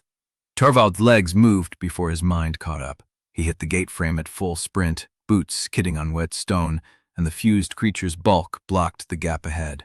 It was still there, wedged between the shattered braces, a mass of plates and barnacles that had not stopped pushing even as the song faltered. Torvald ducked under its reach and ran. The harbor mouth opened before him, black water churning with debris and the torn bodies of lesser creatures. The bell-maw's skull rose from the center of it like an island breaking the surface, plates the color of rusted iron, barnacles crusted in spirals that caught the failing torchlight. Brevik had climbed it. The wolf was already on the bell-maw's brow ridge, claws scrabbling for purchase on the ancient shell, and the other tide wolves were spreading across the leviathan's neck, looking for gaps between the plates. Torvald's spear was in his hand.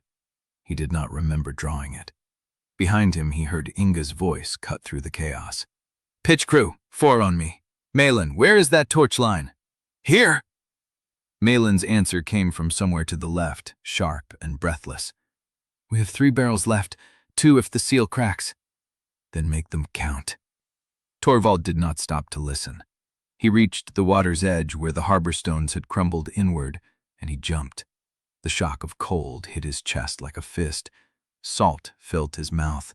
He kicked through the debris, spear held above the water, and the bell-maw's bulk loomed ahead, close enough to touch. He grabbed a barnacle ridge and pulled himself onto the creature's neck. The shell was warm, hot, even, like stone that had baked in the sun too long. The plates shifted under his weight as the bell-maw breathed, or groaned, or both, and Torvald climbed. Above him, Brevik had found a gap. The wolf's head was wedged between 2 plates near the base of the skull, and he was biting. Not snapping, not worrying. Biting with the slow, deliberate pressure of a creature that understood anatomy, that knew where the soft tissue waited beneath the armor. The bell-maw shuddered. A low vibration rolled through the shell, and Torvald felt the resonance build, the song trying to reform, to find its lost frequency. But it was weaker, broken. The severed bonds had done more than silence the directive. They had torn the composition apart. Torvald reached Brevik's position and drove his spear into the gap. The blade sank deep, deeper than he expected, and the bell-maw's whole body convulsed. The plates ground together, nearly trapping Brevik's head, and the wolf pulled back with a snarl, blood streaking his jowls. The sound that came from the Leviathan was not a shriek. It was a cough. A wet, shuddering cough that sent black fluid spraying across the harbor stones, and Torvald saw the pitch crews moving below. They were not waiting for orders. Inga led them. She had a burning torch in one hand and a barrel wedge in the other, and she was running straight at the fused creature still wedged in the broken gate. Behind her, Malin's crews had the 3 barrels braced on rollers, already tilted toward the gap. "Now!" Inga shouted. "Now, now, no, now, now!" The first barrel hit the fused creature's base and burst. Pitch splattered across the plates and caught in the seams, and the torch followed. Flame went up in a sheet that turned the harbor mouth into a furnace. The bell-maw screamed. Not a song, a true scream, raw and animal, and its body bucked hard enough to throw Torvald off balance.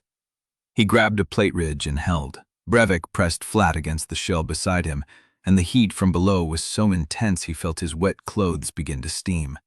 Through the roar of flame he heard Kadrik's voice from the wall. Clear the net yard. The east lane is open. Move! Move! The evacuation routes were still working. Torvald glanced back and saw Cadric standing on the broken stair, arms extended, directing the wounded and the terrified toward the fallback lines he had memorized weeks ago. His robes were smeared with ash. His hands were steady. On the far wall, a flash caught Torvald's eye. Tamsin's beacon mirror. She had not abandoned her post. She had recalibrated the reflector while the battle raged, and now she was angling it toward the harbor mouth, catching the flame's light and throwing it back in a concentrated beam that struck the Belma's skull like a lance. The creature recoiled. Its plates opened wider, and Torvald saw the gap. A seam between the skull plates, large enough for a spear thrust, deep enough to reach whatever passed for a brain inside the Leviathan's armored head. Brevik saw it too. The wolf gathered himself on the shuddering shell, muscles coiling, blood still dripping from his jaws. He looked at Torvald, once. Then he jumped. Not toward the gap, into it. His body twisted as he went, forepaws leading, and he vanished between the plates with a sound like bone scraping bone. The Belma's whole frame went rigid. The song stopped. For one long heartbeat, the harbor was silent. No resonance, no shriek, just the crackle of burning pitch and the distant sound of waves breaking against the outer stakes. Then the Belma began to fall. It did not collapse, it settled, a slow downward motion as if the sea itself was pulling it back beneath the surface. The plates loosened, and black water poured out of the creature's mouth in a rush that smelled of iron and rot. Torvald grabbed the edge of the gap and looked inside. He could not see Brevik.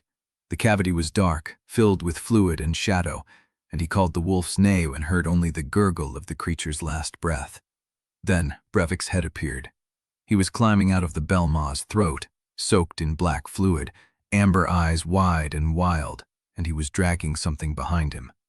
A shard of bone, long and curved and etched with spiral sigils that Torvald recognized. The same sigils that had been on the vault walls, the same pattern that pulsed on the dark metal disc the masked woman had left him. Brevik dropped the shard at Torvald's feet and collapsed onto the sinking shell, chest heaving. Torvald reached for him, and the wolf's head came up, and he saw the acknowledgement in those amber eyes. We did it. But the Belma's skull was still cracking. The plates were separating. Not from the fall, but from something inside, something pushing outward. And the scream that came from the depths of the Leviathan's throat was not a death rattle. It was a call, a signal. And far out beyond the harbor mouth, past the broken gate and the burning wreckage, something in the deep answered. Chapter 40. The Belma's skull split open from the inside, black fluid cascading across the harbor stones in a wave that reeked of iron and rot.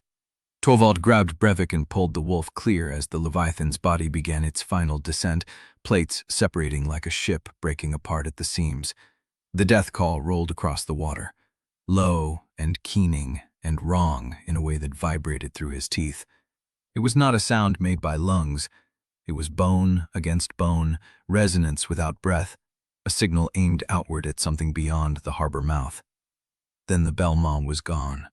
The water closed over it, and the harbor fell silent except for the crackle of dying pitch barrels and the distant screams of wounded men. Torvald stood on the sinking shell fragments, Brevik pressed against his leg, the spiral-etched shard clutched in his free hand. He could not feel his fingers. He could not feel anything except the hollow where his bonds had been. The brine crows were gone. The Marshal was gone.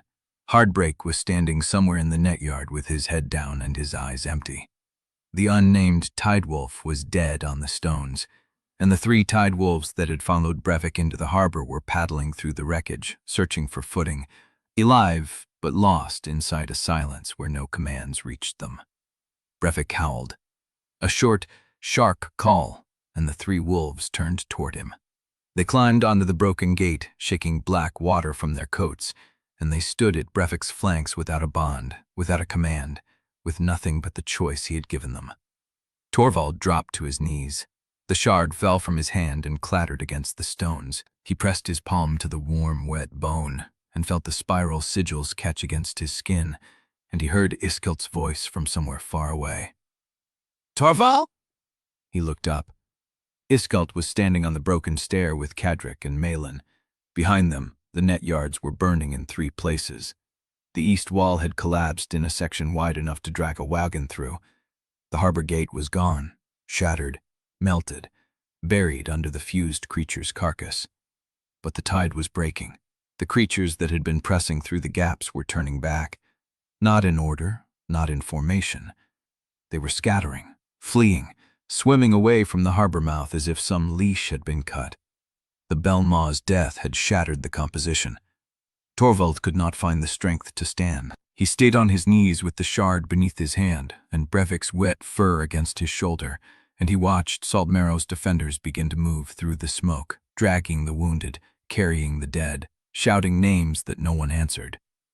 Inga found him first. She came up through the harbor yard with a burned sleeve and a cut across her cheek, her spear still in her hand. She stopped a few paces away and looked at him. "You're alive," she said. He nodded. She looked at the shard, at Brevik, at the 3 tide wolves standing watch. "The pack?" "Most of it," he said. "Gone." She did not ask what that meant.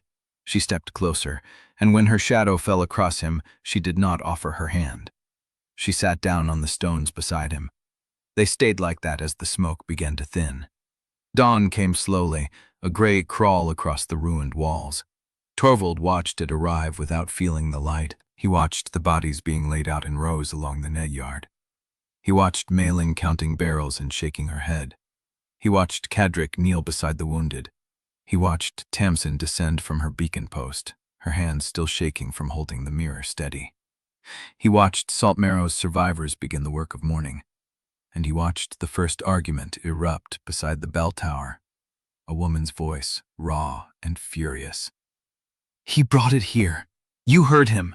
He was one of them before the fall, and the Choirmaster came because of him." "Shepherd's a curse, always was. He saved your son's life last night." The voices rose. Torvald did not turn. He felt Brevik growl low in his chest, but the wolf did not rise. Inga stood. She walked toward the bell tower, not fast, not slow, just a woman with a burned sleeve and a cut across her cheek, her spear still in her hand. The voices went quiet.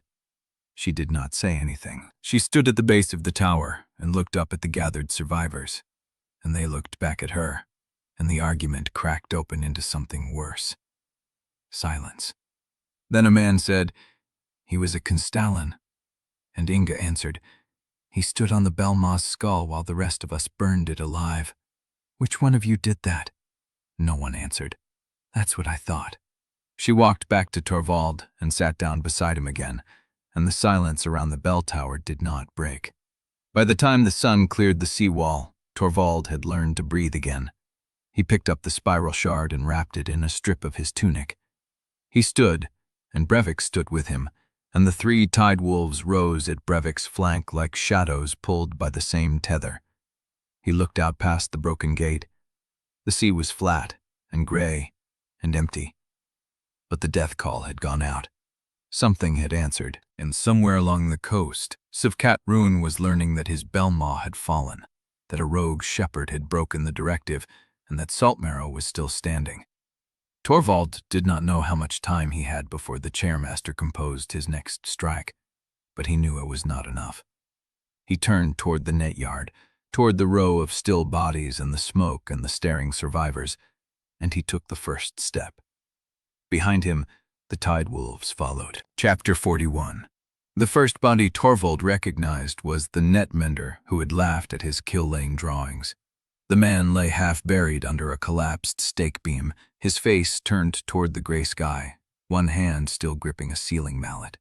The shellback that had killed him was pinned beside him, its carapace cracked by the same beam, and they looked almost peaceful together, like sleepers who had fallen mid-argument. Torvald stood at the edge of the harbor yard and let the morning wash over him. Smoke, salt, the wet reek of burned pitch and opened bowels. Voices calling names across the rubble, some answered, most not. The scrape of stone being dragged aside, the wet sound of bodies being lifted from the shallows. Brevik pressed against his leg, and Torvald put his hand on the wolf's neck without thinking. The 3 tide wolves stood a few paces back, watching the yard with the same wary stillness. They had not left Brevik's flank since the Belmont sank. They had not taken commands from anyone. They simply stayed. Torvald did not know if that was loyalty or confusion. He did not know if it mattered. "Torvald!" He turned. Inga stood at the base of the broken stair, her burned sleeve still smoking at the cuff. She had tied a strip of cloth around the cut on her cheek, and the blood had soaked through the fabric. "We need you in the salt sheds," she said. 3 families trapped under the east wall collapse. The beam is too heavy for the crews." He looked at her. "Why me?" "Because you can lift more than one man and think faster than most." "That's not what I meant." She held his gaze. "I know." She did not say anything else. She turned and walked toward the salt sheds, and after a moment, Torvald followed, Brevik at his heel, the 3 tide wolves falling in behind. The salt shed had not collapsed cleanly. The east wall had fallen inward, shearing the roof beams at an angle that left a wedge of space beneath the rubble. Torvald could hear someone crying from inside, a child's voice, thin and terrified. A woman stood at the edge of the debris, her hands bloody from clawing at the broken timber. She looked up as Torvald approached, and her face went hard. "You!" Inga stepped between them before the woman could say more. "He's here to lift, not to argue. If you want your family out, let him work." The woman stared at Torvald. Her hands were shaking. She did not move. Torvald did not wait for permission.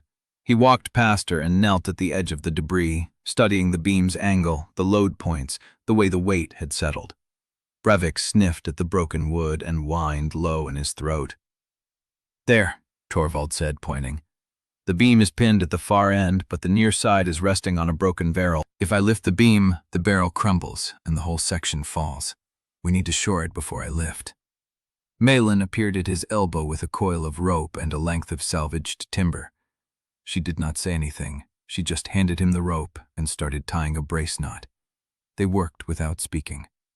Torvald wedged the timber under the beam, testing the load, adjusting the angle. Malin fed the rope through the brace and around the standing wall, distributing the weight. Inga crawled into the gap between the debris, calling to the child inside. "Can you hear me? Stay still. We're coming." The crying quieted to a hiccup. Torvald braced his shoulder against the beam and pushed. The wood groaned. The brace creaked. For a moment, nothing moved, and Torvald felt the old arithmetic flicker at the edge of his mind. The calculation of how much weight one man could lift, how many seconds before the brace failed, how many bodies could be pulled free before the whole thing collapsed. He shoved the calculation aside and pushed harder. The beam shifted. The brace held. Inga pulled a small boy out of the gap, then a woman, then an old man with a broken arm. Torvald held the beam until the last of them was clear, and then he let it fall. The crash sent dust and splinters across the yard, and he stood in the middle of it, breathing hard, the rope burned raw across his palms. The woman who had glared at him was holding her son against her chest. She did not look at Torvald. She did not thank him, but she did not curse him either. He told himself that was enough. He was wrong.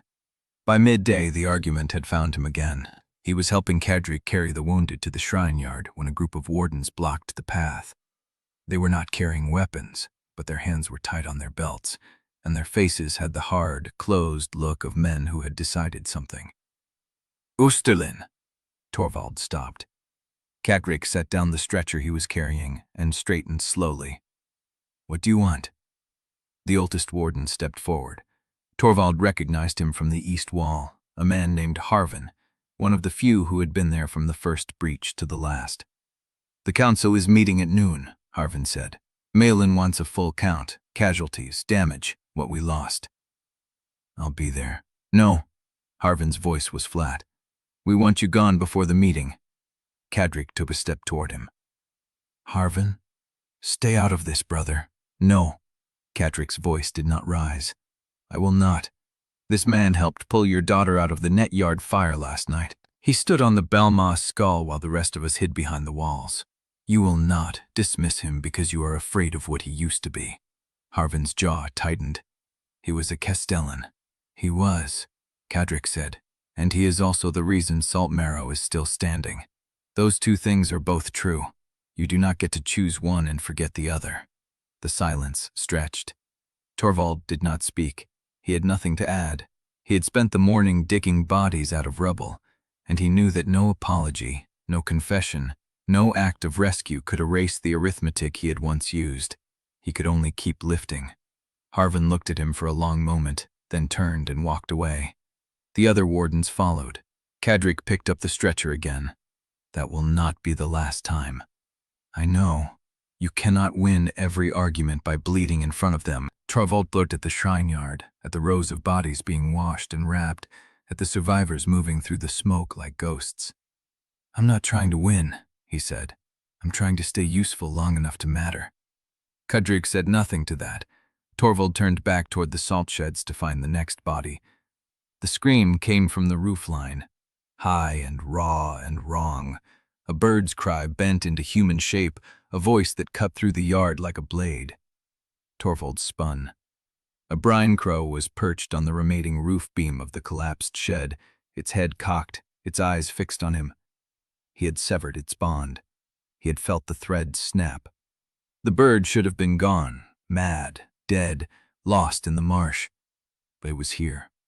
And when it opened its beak again, the voice that came out was not a bird's. "Torvald Oosterlin." The yard froze. The crow tilted its head, and its eyes caught the gray light like wet stone. "You broke the composition." Torvald's hand went to his spear. The crow did not flinch. "You broke the composition," it repeated. "But the score continues. The next movement is already composed, and you, Castellan, will not be allowed to refuse it." The crow's chest pulsed once, twice, and then it fell silent. It did not fly away. It sat on the beam watching him, waiting. Torvald stood in the middle of the yard, the spiral shard pressing against his ribs, Brevik's growl low and constant at his side, and he felt the weight of the Choirmaster's attention settle over him like a net drawing closed. Chapter 42. The brine crow did not move. It sat on the roof beam, head tilted, eyes catching the gray light like wet stone, and Torvald felt the weight of its attention like a hand pressing down on his chest. Around him the yard had gone still. The woman with her son pressed against her. The old man with the broken arm stood frozen halfway to the shrine. Cadric had set down the stretcher and was watching the crow with the careful stillness of a man who knew when to wait. Brevik's growl was a constant low vibration against Torvald's leg. "You heard," Torvald said, not a question. The crow did not answer, but the air around it shimmered for a fraction of a heartbeat, and then the bird shook itself once, ruffled its feathers, and flew away toward the harbor mouth. The yard exhaled. Torvald stood where he was, breathing through his teeth, counting heartbeats until his hands stopped shaking. The shard pressed against his ribs like a second pulse. Cadric picked up the stretcher without a word. Torvald followed him toward the shrine. Inga found him at the netyard corner, where the salt sheds met the collapsed section of the east wall. She looked as if she had not slept either. Burned sleeve, cut across her cheek, eyes moving past Torvald to the roof beam where the crow had perched. "I heard," she said. "Malin told you. I have ears." She stopped beside him, close enough that he could see the ash ground into her collar. "You think it's coming?" "Already here? Has been." Torvald looked at the harbor mouth, flat and empty under the gray sky. "The Choirmaster does not bluff. He composes." "What does he want?" "Me to refuse the next movement, or accept it." Inga was quiet for a moment. Then she said, "Council starts in an hour. You're coming?" "I'll be working the salt sheds." No. Her voice was flat, the same tone she used when ordering wardens to hold a line. Torvald turned. Inga met his gaze. "You stand beside me during the count, not in the work crews, not behind Malin's ledgers, not somewhere you can pretend you're just another pair of hands. Beside me. People will object. Let them. Your authority will hold because I put it on the line." She stepped closer. "I did not drag you through harbor muck and watch you climb a leviathan's skull so you could hide behind salt barrels when the town counted its dead. You stood on that creature. You stand by me now. Torvald held her gaze for a long moment. Then he nodded. The council met in the bell tower's ground hall because the net sheds were still burning and the shrine yard was full of bodies. The room was packed. Wardens, net menders, salvagers, women with children at their skirts, old men who had not left their houses in years. Harvin stood against the far wall, arms crossed, watching Torvald with the flat hostility of a man who had already made his judgment. Torvald stood beside Inga near the front, Brevik pressed against his left leg, amber eyes scanning the crowd. Malin began the count. She read from a ledger sheet, her voice steady and bare, each name landing like a stone dropped into still water. 23 dead, 12 wounded. 3 children pulled from the east wall collapsed but likely to lose limbs to the crush. The east wall itself was gone. The harbor gate was rubble. The net yards were ash. Pitch stores were down to a third of what they had before the first wave. The room absorbed each fact in silence. "We lost 2 boats," Malin finished. "The salvage crews will start pulling the harbor gate's iron fittings tomorrow, but we do not have the timber to replace the east wall, not without stripping the outer sheds." "Then strip them," someone said. "Then our stores rot when the autumn rains come." Torvald listened. He kept his mouth shut. He did not need to speak. Every number Malin read was a calculation his mind had already made, a ledger he had already balanced in the dark hours before dawn. The town would survive the month. Barely. If the next wave did not come before the wall could be rebuilt, if the pitch could be rationed, if the remaining beasts did not scatter the salvage crews, if Inga spoke. She assigned rotations, appointed overseers, set quotas for timber salvage and net repair. Her voice carried authority because she had earned it on the wall. Torvald did not interrupt, but he felt the crowd's attention flicker toward him, linger, slide away, like wolves testing a wounded animal. The widow spoke at the edge of the count. She was old, her face raw with grief, her hands wrapped in black cloth. She stepped forward from the back of the room, and the crowd parted around her like water around a stone. "You," she said, pointing at Torvald. The room went quiet. "You saved the wall," the woman said. "My son said that. He said, 'The boy saved the wall.' He trusted you. He stood beside you on the east wall when the clamors came through." Torvald did not look away. "And you brought a shepherd curse inside our gate." The words landed like a blade. The crowd shifted, faces turned, hands tightened on belts. Torvald felt the temperature of the room change, that fast, that sharp, from exhausted gratitude to something thinner and colder. He did not. Inga's voice cut through. He brought a hammer and a plan. He brought his own hands. He climbed the creature that killed your son, and he drove a spear into its skull. He was a Castellan. He was. Inga stepped forth, and he is still the only reason your grandchildren are alive to beg for scraps at your table. The widow's face twisted. "You defend him." "I defend the wall that still stands." Inga's voice did not rise, but it hardened. "I defend the man who held the breach when every warden on the east wall had fallen back. If his past makes you hate him, but do not pretend he did not fight." The bell rang. It was not the warning bell. It was the harbor bell, the one that hung above the outer pier, the one that signaled an arrival from down coast. The room turned. Torvald felt Brevik tense beside him. The wolf's ears went flat, and a low growl rumbled out of his chest. The bell rang again. 2 notes, long and short, the caller's pattern. A vessel approaching under flag, not under chase. Inga looked at Torvald. Her face was unreadable, but her hand moved to the knife at her belt. "Who would be calling from down coast?" she said. "The day after a Leviathan fell?"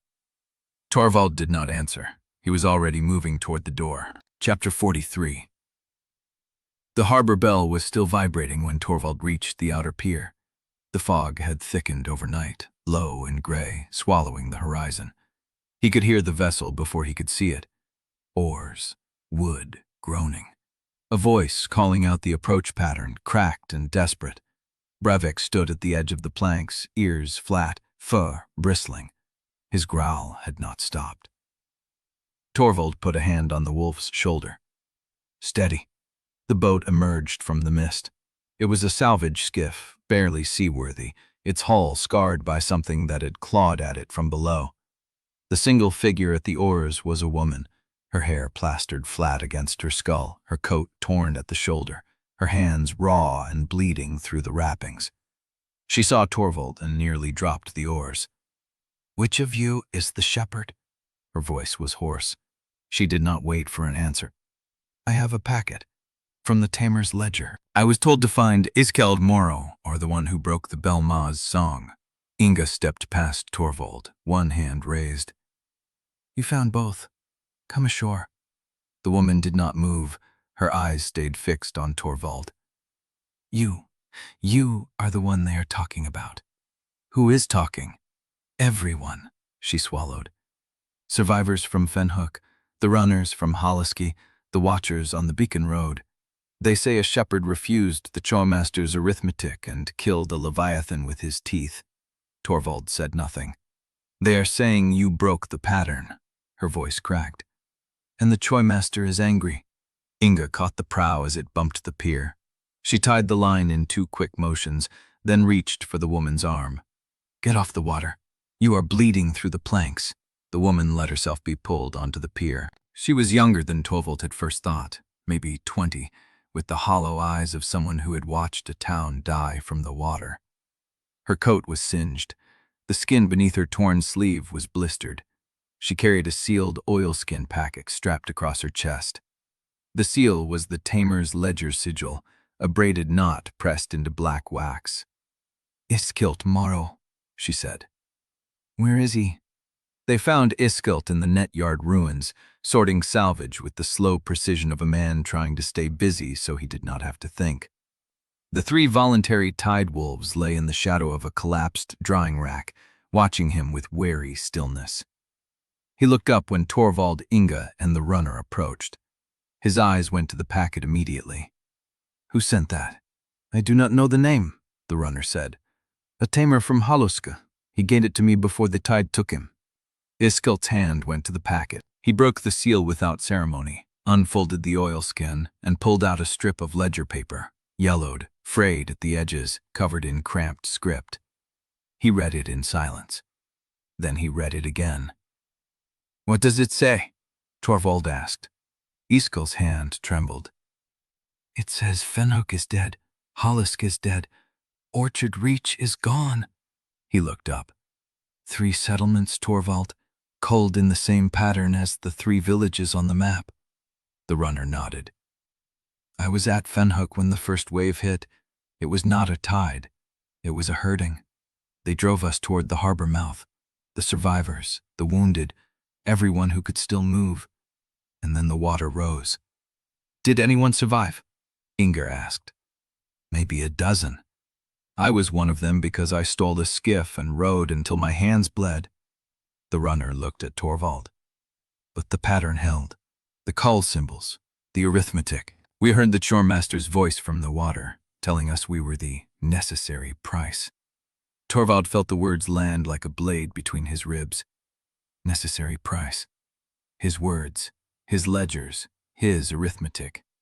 "That is not all," Iskelt said. His voice was quieter now, strained. The runner came with a second message, a sealed strip from the ledger itself, marked for me alone. He held it up.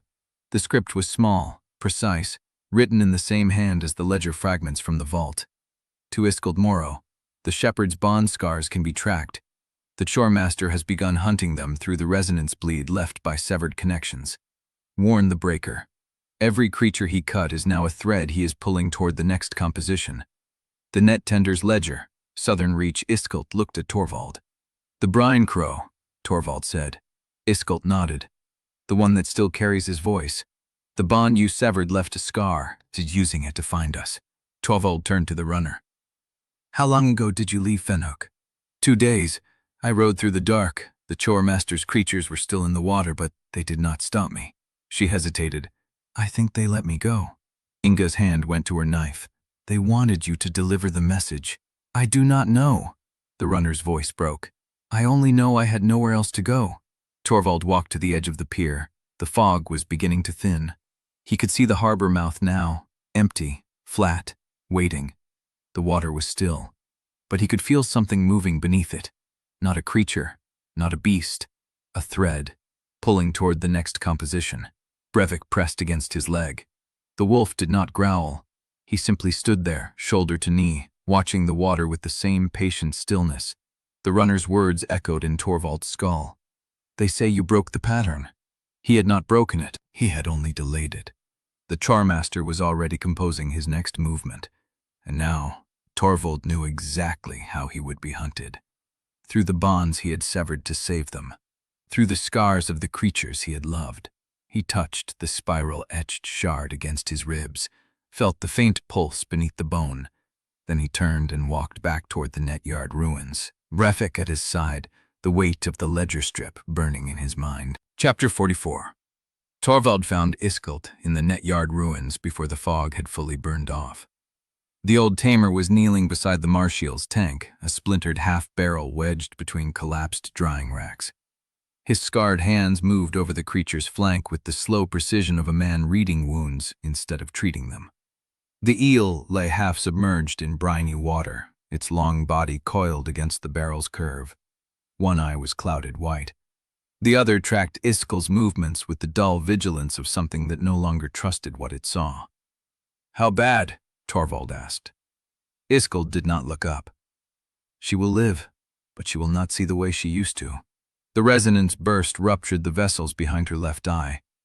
"I have seen it before in bonded creatures that survived a Choirmaster's direct contact." "Can she still scout?" "She can feel water pressure, temperature shifts, current changes. She will sense movement before she sees it, but she will be slower to react, and she will not recognize your signals from across a channel anymore. You will need to keep her close." Torvald nodded. The eel had been his early warning for the harbor approach. Without her long-range vision, she was a compass without a needle. "The brine crow?" he asked. Iskelt's hand paused. He straightened, slowly, wiping his palm on his thigh. "I found it on the net shed roof at dawn. It was not moving. I thought it was dead." He led Torvald past the fallen drying racks to a shadowed corner where a wooden crate had been turned on its side, lined with torn sailcloth. The brine crow sat inside, head tucked under its wing. It was not asleep. It was listening. Torvald saw the tremor run through its feathers, the way its head tilted toward the harbor mouth every few heartbeats as if catching a frequency only it could hear. "The bond is gone," Iskelt said. "I confirmed it. There is nothing left but scar tissue in the connection point.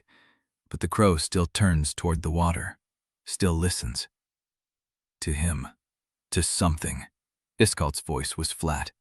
"Whether it is the Choirmaster's voice or the echo of the Belma's sawing, I cannot tell. But the bird is not stable. It will take food from my hand, but it flinches at any sudden movement, and it has not made a sound since I brought it down." Torvald crouched beside the crate. The crow's head emerged from under its wing, one dark eye fixed on him, unblinking. It knew him. He could feel that much, but there was no recognition in the look, only watchfulness, only waiting. He stood. "Hardbreak," he said. Iskelt's face tightened. "The reef bore is in the breakwater gap. It has not moved since you cut the bond." They found the bore where Torvald had left it, standing in the rubble of the collapsed breakwater, head down, flank heaving, one foreleg folded under its weight at an angle that should have meant it could not stand. It was standing. The splintered tusk was gone.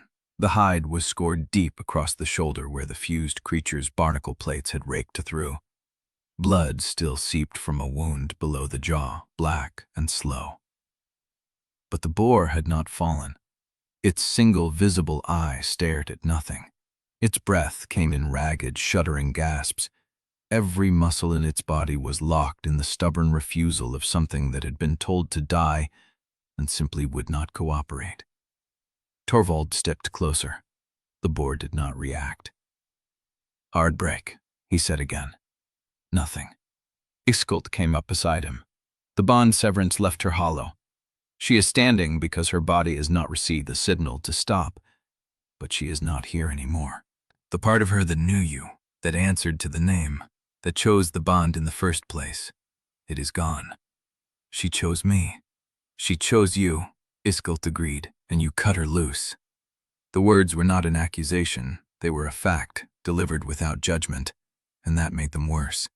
Torvald reached out and placed his palm against the reef boar's scarred flank. The hide was hot, damp, trembling with the effort of standing.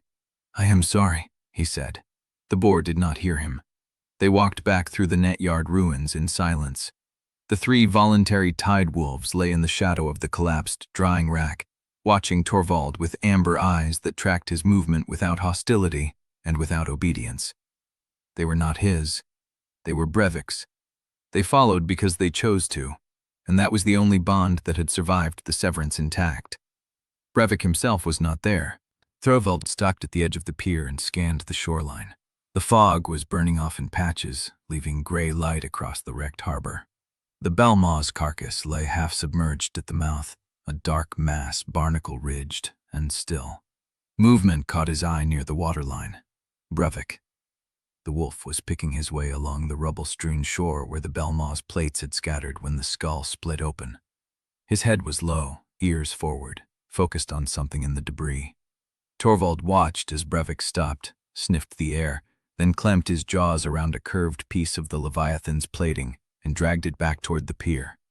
The wolf climbed onto the broken stones, the plate scraping against the rock.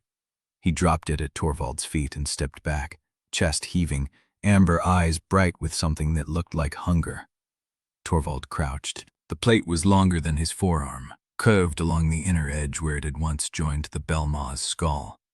The surface was etched with faint spiral patterns, worn but still visible, the same sigils that marked the vault walls, the dark metal disc, the bone shard Brevik had pulled from the creature's throat, the bone shard that still pulsed against Torvald's ribs. The system interface flashed without warning. UN-sosolated evolution key detected. Source: immature Belmaw carapace fragment. Line-47 variant. Tidewolf. Brevik. Shows resonance affinity. Unorified evolution path detected in bond history. Prompt: consume evolution key to initiate unorified adaptation. Warning: this evolution is not recognized by the system. Consequences unknown. Bond stability may be affected. Torvald stared at the text, then he looked at Brevik. The wolf was not looking at the plate. He was looking at Torvald, waiting, patient. The same deliberate stillness he had shown since the day they met. The same trust. Torvald's hand hovered over the curved plate. The prompt pulsed once, waiting. Iskelt's voice came from behind him, low and strained. "Torvald, do not give him that bone." Chapter 45. The tide was already rising when Tamsin found him at the waterline. Torvald stood with the curved carapace plate in his hands, Brevik at his heel, the system prompt still pulsing at the edge of his vision. He had not dismissed it. He had not accepted it either. The choice sat in his chest like a splinter he could not reach. Tamsin's boots crunched on the rubble. She looked at the plate, at Brevik, at Torvald's face, and said nothing about any of it. "Malin is organizing a salvage crew. The Belmaw carcass. If we wait for the tide to turn, the breakers will drag what is left into the deep, and we lose everything we cannot identify." "Identify for what?" "For whatever comes next." She adjusted her grip on the crowbar she carried, a tool Torvald had never seen her hold before. Always the mirror, the salvage pack, the light lens. "Malin wants to know what it was made of. Iskelt wants to know how it was made. I want to know what the Choirmaster does not want us to find." She was watching him differently than she had before the battle, not with the hero worship that had curdled into hurt, and not with the brittle distance she had maintained through the vault confrontation. Something quieter, something still deciding. "I need you there," she said. "You climbed inside it. You saw the cavity." Torvald looked down at Brevik. The wolf's amber eyes were fixed on the plate at his feet, but he was not lunging for it, not whining, not straining. He was waiting. "Later," Torvald said, and set the plate on a dry slab above the tide line. "We finish this first." The Belmaw's carcass was worse up close. Torvald had climbed its shell in the dark, driven by adrenaline and the need to follow Brevik into the gap. He had not seen it whole. He had not smelled it. Now, in gray daylight, the creature lay half-submerged in the harbor mouth like a foundered ship, barnacle-crusted and foul. The plates that had looked solid from a distance were pitted with lesions, soft at the joints, leaking a black fluid that smelled of iron and rot and something else, something that made the back of Torvald's throat tighten. Malin had already set up a staging area on the nearest intact pier section. Rope, crowbars, tarred buckets, and a ledger open to a fresh page. 2 wardens stood knee-deep in the shallows with hooked poles, anchoring the carcass against the current. "The tide will lift it in about 3 hours," Malin said without looking up from her notes. "After that it goes out or it comes apart. We have 1 pass." Tamsin was already wading into the water, crowbar in hand, without waiting for confirmation. Torvald followed. Gabab! Brevik had torn through the skull armor was still wide enough for a person to enter. Torvald went first, lowering himself into the cavity, the curved walls slick and cold. The smell was worse inside. The dark was absolute until Tamsin dropped a glowstone on a line, and the light caught the chamber in fragments. It was not a natural skull cavity. The walls were lined with membrane, yes, with gristle and bone, and the residual warmth of a creature that had only been dead for hours. But the membrane was stretched over something else, something that did not belong to the body. Plates of material that looked like fired clay, fused into the bone at angles that followed no skeletal logic. Channels carved into the interior surface, leading toward a central depression where the bone had been scraped thin. "Quaffle etched," Torvald said quietly. "Inside the creature." Tamsin brought the glowstone closer. The light caught the spiral sigils, hundreds of them, layered over each other in patterns that hurt to follow. They were not carved into the bone, they were grown into it. The bone itself had healed around the etchings, incorporating them into its own structure. "It was not born with these," Tamsin said. "No." Malin's voice came from the gap above them, muffled by the skull wall. "What is there?" "Impossible things," Tamsin called back, and kept moving. They found the resonance organs next. A cluster of bulbs, each the size of a child's fist, rooted along the spine of the skull cavity like grapes on a vine. They were pale, almost translucent, and when Tamsin touched one with the tip of her crowbar, it vibrated, producing a low hum that Torvald felt in his molars. "This is what made the song," Tamsin said. "Not a vocal organ. These are grown amplifiers, choirfall cultivation, not biology." She cut one free with a knife and dropped it into the bucket. The sound stopped. Torvald moved past her, deeper into the cavity where the walls narrowed and the membrane thickened. He had not gone this far when he climbed inside during the battle. He had only reached the throat gap, the spot where Brevik had found the spiral shard. Now he saw what Brevik had passed to reach it. The passage widened into a chamber lined with plates, not bone, the same choir-etched material embedded in the flesh like armor grown from the inside. On the floor of the chamber, half submerged in a pool of black fluid, lay a length of twisted metal. Torvald crouched. It was a spike. Human-forged, human-length, rusted and scored but unmistakably worked by hands, not grown by a creature. The base was flanged, designed to anchor into something solid. The tip was snapped, buried in the bone wall at the chamber's far end, and on the flange, worn but still legible, a spiral sigil was stamped into the metal. The same spiral, the same pattern that marked the vault walls, the dark metal disc from the maxed woman, the bone shard against his ribs, the evolution key Brevik had dragged from the shore. Torvald reached for the spike. His fingers touched the cold metal, and the resonant shard pulsed against his ribs in response. A single beat, synchronized. Tamsin appeared behind him, glowstone raised. She saw the spike, the sigil, and did not ask what it meant. "That does not belong inside a creature," she said. "No," Torvald said. "It was driven in, deliberately. The bone healed around it." He pulled. The spike resisted, fused to the bone by years of growth. He braced his feet and heaved, and the metal came free with a grinding crack that echoed through the carcass like a bell note. The spike was longer than his forearm. Heavy, still warm. Tamsin held the glowstone closer and traced the sigil with her fingertip. "This is the same mark. From the vault. From the woman's token. What does it mean?" Torvald turned the spike over in his hands. The answer sat at the edge of his mind, cold and certain. It means the Balmaw was not a natural creature that the Choirmaster trained, he said. It means someone built it, seeded it, grew the song into its bones before it ever surfaced. The Choirmaster built it? No. Torvald looked at the sigil, at the walls, at the healed bone around the spike's socket. This architecture is older than Choirmaster, older than Choirfall. The Balmaw was a tool, yes, but it was made for something else before Save-Get Ruin ever touched it. Tamsin's face went still. What are you saying? Torvald did not answer.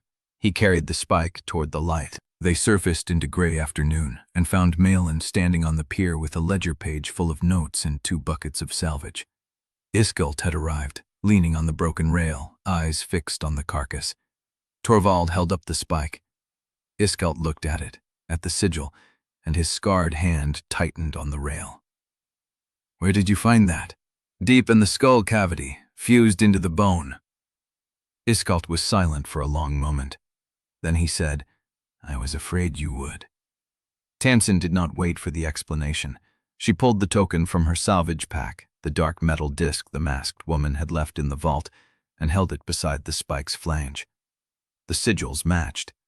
Not similar. Exact.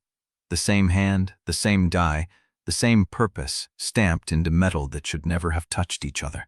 A vault token and a creature's anchor spike, separated by years and leagues, now identical in the failing light. She knew, Torvald said, the masked women. She knew what the Balmaw was. She left that token in the vault knowing I would find it. Or knowing you would need to recognize this, Iskelt said. The tide was rising. The Balmaw's carcass shifted against the anchor ropes, pulling toward the deep. Torvald looked at the spike in his hands, at the sigil that connected the vault, the token, the creature, and the Choirmaster into a single pattern he could not yet read. Then he looked at the harbor mouth, where the brine crow had flown. The spike was still warm. It was not just an anchor. It was a transmission point. And it had been receiving for a long time. Chapter 46. The pyre on the east wall burned through the afternoon, casting long shadows across the rubble. Torvald stood at the edge of the crowd, Brevik pressed against his leg, watching the flames climb. The dead had been carried up in shifts. Kedrick spoke over them, one name at a time, his voice carrying across the broken wall like a rope lowered into darkness. 23 names. Torvald had memorized them before the first body was laid on the salt-soaked timber. A woman broke from the crowd and walked toward him, the widow from the council count. Her hands were raw from lifting rubble, her sleeves still damp and black with ash. She stopped 3 paces away, close enough that the heat from the pyre painted her face in orange and shadow. My daughter asked me to thank you, she said. Torvald said nothing. She was under the salt shed roof, the one you lifted before it came down. I remember. The widow's jaw tightened, the gratitude and the fear warred in her eyes, the same war he had seen on every face since the harbor gate fell. She asked why you looked so old when you carried her out. She said you looked like someone who had already done this before. Torvald waited. I did not know how to answer her, the widow said. Tell her I have done things that look like this, Torvald said. Tell her I am trying not to do them again.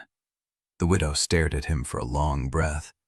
Then she nodded once, sharp and broken, and walked back to the pyre. Kedrick found him an hour later, after the flames had eaten through the salt-soaked timber and the names began to fade into ember. The shrine-keeper's robes were smudged with ash. His hands bore fresh cuts from carrying stretchers, the wounds still wet. He stood beside Torvald at the broken rail and watched the smoke drift over the water. You do not have to stand here, Kedrick said. I know, but you will, because watching feels like carrying, and carrying feels like enough. Torvald did not answer. Kedrick leaned on the rail. The wood groaned beneath him, cracked and burned from the night before. I have been asked about you 10 times since dawn. Some ask if you are safe to keep near. Some asked if you plan to stay. One man asked if I thought you could be forgiven. What did you tell him? The truth. Cadric's voice did not change. I told him I do not know. I told him forgiveness is not mine to offer, and that the dead do not vote on who receives it. Torvald watched the smoke rise. You saved more than you lost, Cadric said. That is not nothing, but it is not absolution, and it may never be. If you stay here, waiting for someone to tell you the debt is paid, you will wait until Saltmarrow's walls fall again. I am not waiting for absolution. Yes, you are. Cadric turned to face him. You are standing at the edge of every conversation, hoping someone will say the words that let you stop carrying. No one will. Not because they do not see what you did, but because what you were does not vanish because of one good night. Torvald's hand tightened on the rail. Brevik shifted beside him, amber eyes fixed on the shrine keeper, but he did not growl. What do you want me to do? Torvald asked. Stay, Cadric said. Keep staying. That is what it takes. Not one battle, not one confession. Staying every morning until the staying outweighs what you left behind. Torvald looked at the pyre, at the embers drifting toward the sea, and for a moment he said nothing. Then Cadric's hand touched his arm, light and brief. Do not turn around quickly, the shrine keeper said. But look at the mudflats, beyond the breakwater where the fog is thinning. Torvald did not turn. He let his gaze drift past the pyre, past the broken wall, past the tide line where the black foam still clung to the rocks. The fog had pulled back, revealing the flats in the evening light. They stood at the edge of the water, 3 of them, dark shapes against the pale silt. Hooded, masked, motionless as the incoming tide crept around their boots. The same masks as the vault, the same masks as the beacon fort. Torvald's hand dropped to the spiral shard at his belt, the spike heavy in his pack. How long have they been there? He asked. I do not know, Cadric said, but the tide is rising, and they are not moving. Brevik's growl rumbled low in his chest, a thread of sound that vibrated through Torvald's ribs. The shard pulsed once. Warm. Waiting. On the mudflats, the masked figures stood like markers, like something that had been planted rather than arrived. Torvald stood with a cold certainty that settled in his chest like stone, that the Choirmaster's next movement had already begun. Chapter 47. The loft smelled of salt dust and old glue, the kind that came from boiling hooves down to paste. Iskelt spread the second ledger strip across the workbench and weighted its curling edges with a whetstone and a rusted hook. Torvald stood at his shoulder. Brevik pressed against his calf. The strip was longer than the first message, the ink a different shade, browner, older, as if it had been written years ago and only now found its reader. Iskelt read it once, with his scarred fingers tracing the lines. Then he read it again. Say something, Torvald said. Iskelt did not look up. This was not written for the Choirmaster's war. This was written for the last shepherd's war, the one before the fall, when they still thought they could train shepherds to resist. Resist what? Themselves. Iskelt tapped the ink. The message says severed bonds leave scars in the resonance field, not wounds, scars. I know what Quartermaster. Rehearsal tristed hook about Christ shepherds, the slowed is already completely bakes, but I doesn't actually sway. More as that's left, this was cumbering a little prosin everything. I need to cries they assemble. But I want you to get me everything here. The discussion, those of roomings maliduals to take a strong, budding little chairman's are be a fusing, and then you bless it. I entirely spite but you wish we've still found. Is the suggests just your lowest looks, then my mother, as if we are so troublably seeing my tribute automation hards mutual. I know the war was bast. It's here the boys. The Norvis's belief of hep the Heising Towerles agreps the lavrance rosids in the podcast. They heal over, but the tissue stays thinner, more sensitive, easier to tear open again. An active Choirmaster does not need the bond itself to reach through. He just needs to find the scar and press. Torvald's hand went to his belt, to the spiral shard still warm against his hip. The brine crow, he said. The brine crow, the marsh eel, hardbreak, every creature you cut free from the network while the bellmaw was singing. They are not free. They are marked. Every time one of them feels fear, grief, hunger, Anything strong enough to pulse through the remnant tissue, the Choirmaster can read it like a signal flare. He is already using the crow. Yes, Iskelt straightened, his knuckles white against the bench edge. But the crow is just one thread. The warding says a practiced hand can weave multiple scars into a net, triangulating the shepherd's location, his emotional state, the strength of his remaining bonds. The Choirmaster may not need to find you by sight anymore. He can find you by how your creatures suffer. Torvald looked at Brevik. The wolf stared back, amber eyes steady, no visible scar, no wound that showed. Brevik was never severed, Torvald said. No, he refused the directive on his own. He never broke. Then he is not part of the net. Iskelt's silence was worse than an answer. Tell me, Torvald said. The message says a bond resisted under system pressure can leave its own kind of echo. Not a scar from severance, but a callus. Tougher, but visible to anyone reading the field. Visible how? Like a landmark on a coast, Iskelt said. Easier to find than a hidden cove. Brevik's ear twitched. Torvald's throat tightened. Then everything I did to protect them made them more visible. Yes, the severance was a break. The refusal was because every choice you made to free them from the system left a mark the Choirmaster can read. Iskelt's voice dropped. This is what it means to be a shepherd who resists. The system does not need your obedience. It just needs your location. The window rattled. Torvald turned. The brine crow was on the other side of the glass, pressed flat against the pane, wings spread, beak open. Its head tilted, as if trying to catch a sound through the warped reflection of its own body. It came back, Torvald said. It never left the harbor, Iskelt said. It has been circling the breakwater since the bell maw fell. I thought it was waiting for something. The crow's beak struck the glass. Once, twice. A spider of light cracked across the pane. Down, Torvald said, grabbing Iskelt's shoulder and shoving him toward the floor. The third strike shattered the window inward, the crow tumbling through on a spray of broken glass and salt wind.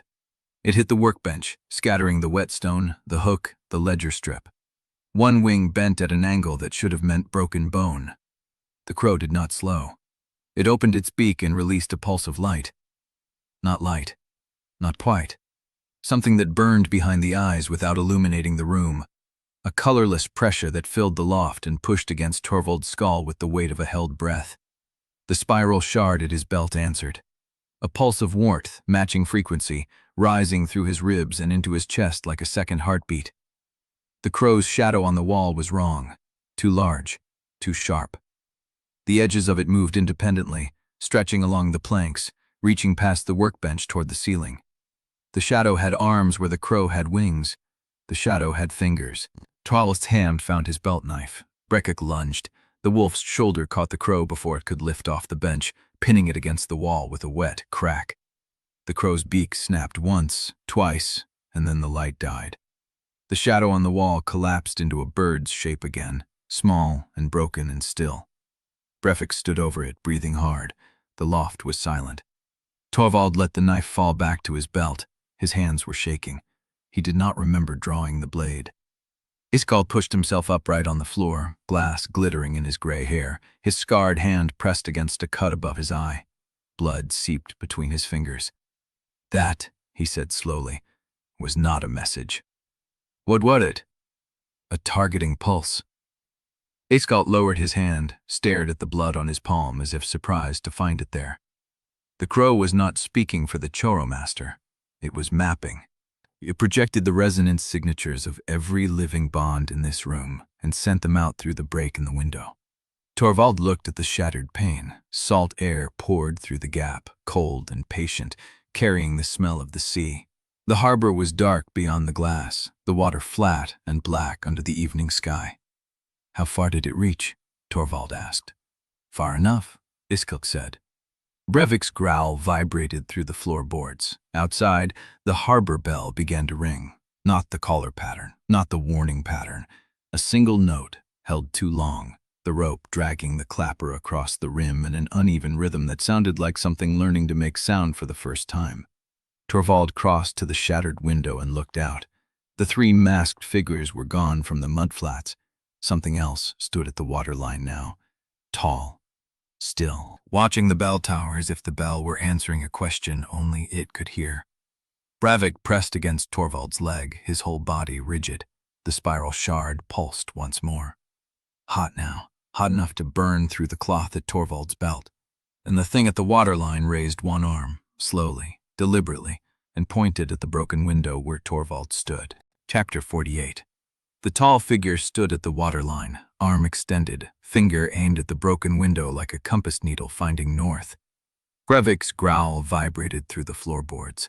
The spiral shard at Torvald's belt throbbed with heat, pulsing in rhythm with something beneath the harbor's dark surface. Then the bell stopped. The single note cut off mid-ring, the clapper falling silent against the rim, and the figure at the waterline lowered its arm. It did not turn, did not move. It simply stood there, facing the tower, as if the pointing had been enough, as if the message had been delivered. Torvald's hand found Brevik's scruff. Down! He pulled the wolf away from the window, crossed the loft in 3 strides, and grabbed Iskelt's arm. Get everyone out of the harbor quarter, now! Iskelt pressed his cut palm against his bleeding brow. It was a targeting pulse.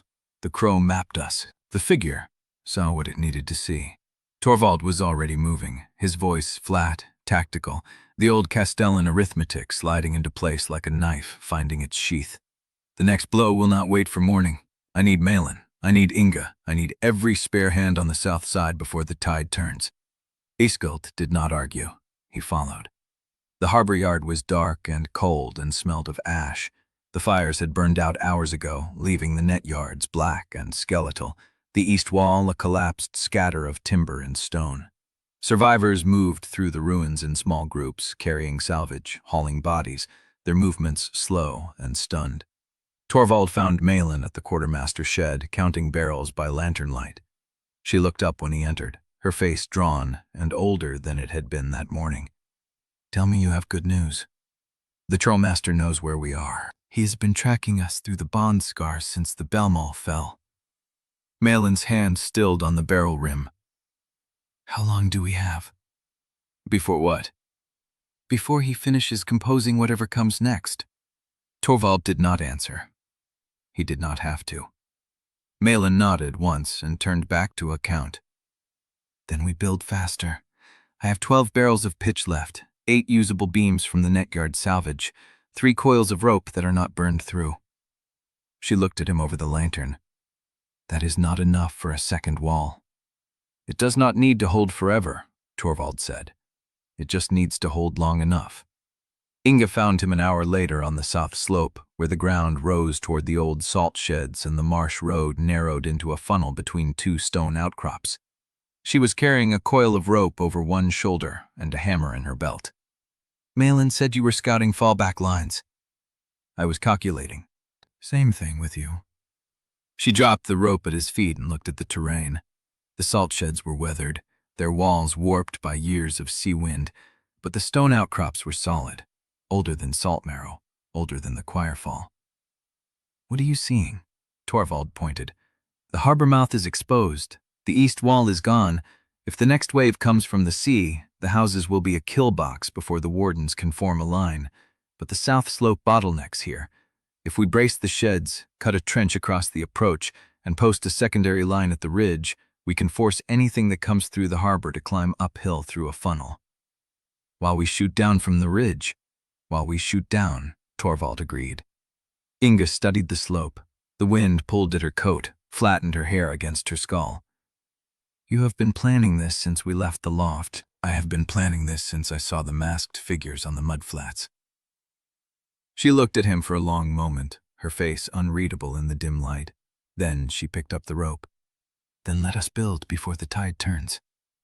The work took the rest of the night and half the following morning. Torvald moved through the crews like a foreman, directing beam placement, calculating brace angles, marking kill lane boundaries with chalk on the salt shed walls.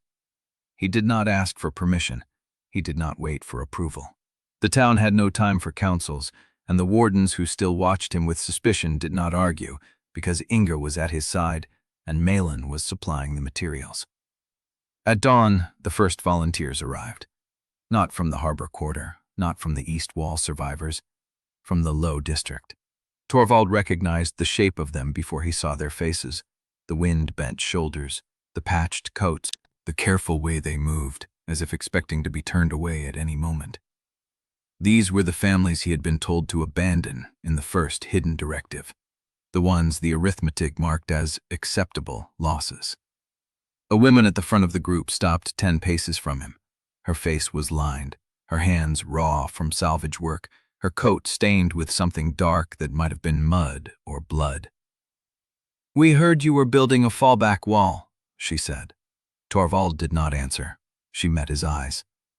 "We can dig, we can haul, we can hold a line if you put something in our hands." She paused. "We are not waiting to drown in our houses." Torvald's throat tightened.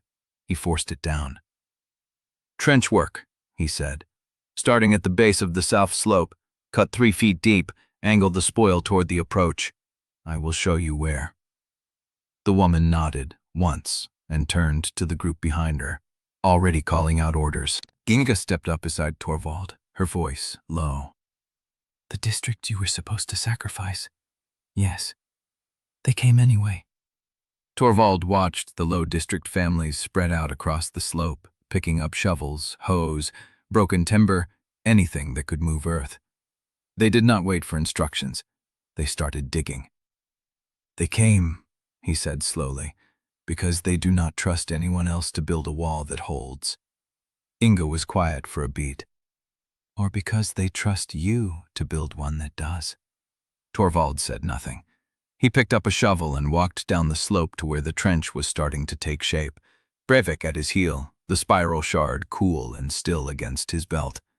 By dusk, the fallback wall was half built. Not a true wall, a barricade, a trench and a timber brace and a line of packed earth that would channel anything coming up the south slope into a killing funnel. It was crude, ugly, and it would hold maybe 2 waves before it needed to be abandoned. It was the best they could do in 30 hours. Torvald stood at the ridge, watching the harbor. The water was flat and black, the sky a bruised purple. No movement at the waterline, no figures on the mudflats. The tide was low, exposing the rocks where the bell maw had fallen, the carcass still half submerged, leaking its slow black fluid into the shallows. Brevik pressed against his leg, ears forward, watching the same stretch of water. "Nothing yet," Torvald said. The wolf did not relax. A step behind him. Inga's voice, tired and rough. "Malin says we have enough pitch for 1 more flare wall. Maybe 2. She is rationing nails." "Good." The Low District crew finished the trench. "They are asking if you want them to start on the east side rubble line." Torvald turned. Inga was standing a few paces away, her face shadowed, her hands braced on her hips. She looked as tired as he felt. "Tell them to rest," he said. "They will need it." She nodded but did not leave. "You should rest too." "I will when the wall is finished." "The wall will be finished when the tide comes." She stepped closer, her voice dropping. "And when that happens, we will either hold or we will not. There is no amount of digging that changes that." Torvald met her eyes. "I know. Then why are you still standing here?" He looked back at the harbor, at the dark water, at the spot where the tall figure had stood, pointing at his window. "Because I want to see it coming," he said. A pause. Inga followed his gaze. The wind picked up, carrying the smell of salt and rot. "Torvald." "What?" "What if it does not come from the harbor?" He looked at her. She was watching the slope behind them, the ridge, the marsh road that led inland. "The salt sheds," she said. "The old Netmaster's house. The vault under the Beacon Road. Every time we have expected him from the sea, he has been behind us." Torvald stared at her. The spiral shot at his belt pulsed once. Cold. Not warm. Cold. Brevik's head snapped around, his amber eyes fixed on the dark between the salt sheds, where the shadow was deeper than it should have been. Torvald's hand found his belt knife. The shadow moved. Chapter 49. The shadow moved. Torvald's hand found his belt knife. Brevik's growl deepened, a vibration that traveled up through the ground. The wolf's hackles rose along his spine, his body low. His weight shifted forward onto his front paws. The shadow between the salt sheds did not move again. Torvald took a step toward it. The gravel crunched under his boots, loud in the dusk silence. Another step. His fingers tightened around the knife handle. Nothing. The shadow held still, darker than the gaps around it, deeper than the fading light should have allowed. Brevik lunged. The wolf disappeared into the gap between the sheds with a scrape of claws on packed earth. A thud, a yelp, then silence. Torvald ran. He reached the gap and found Brevik standing over a salt-crusted tarp that had come loose from a drying rack, its edge snapping in the wind. The wolf's ears were flat. His tail was low. He sniffed the tarp once, then turned and walked back to Torvald, pressing against his leg. False alarm. Torvald let out a breath. Good, he said, his voice rough. Good, you saw it first. He did not say that his hand was still shaking. The night passed without an attack. Torvald slept in brief, dream-haunted intervals on a coil of rope behind the half-built fallback wall. Brevik curled against his side. The wolf was restless, shifting in his sleep, his legs twitching, soft whines escaping his throat.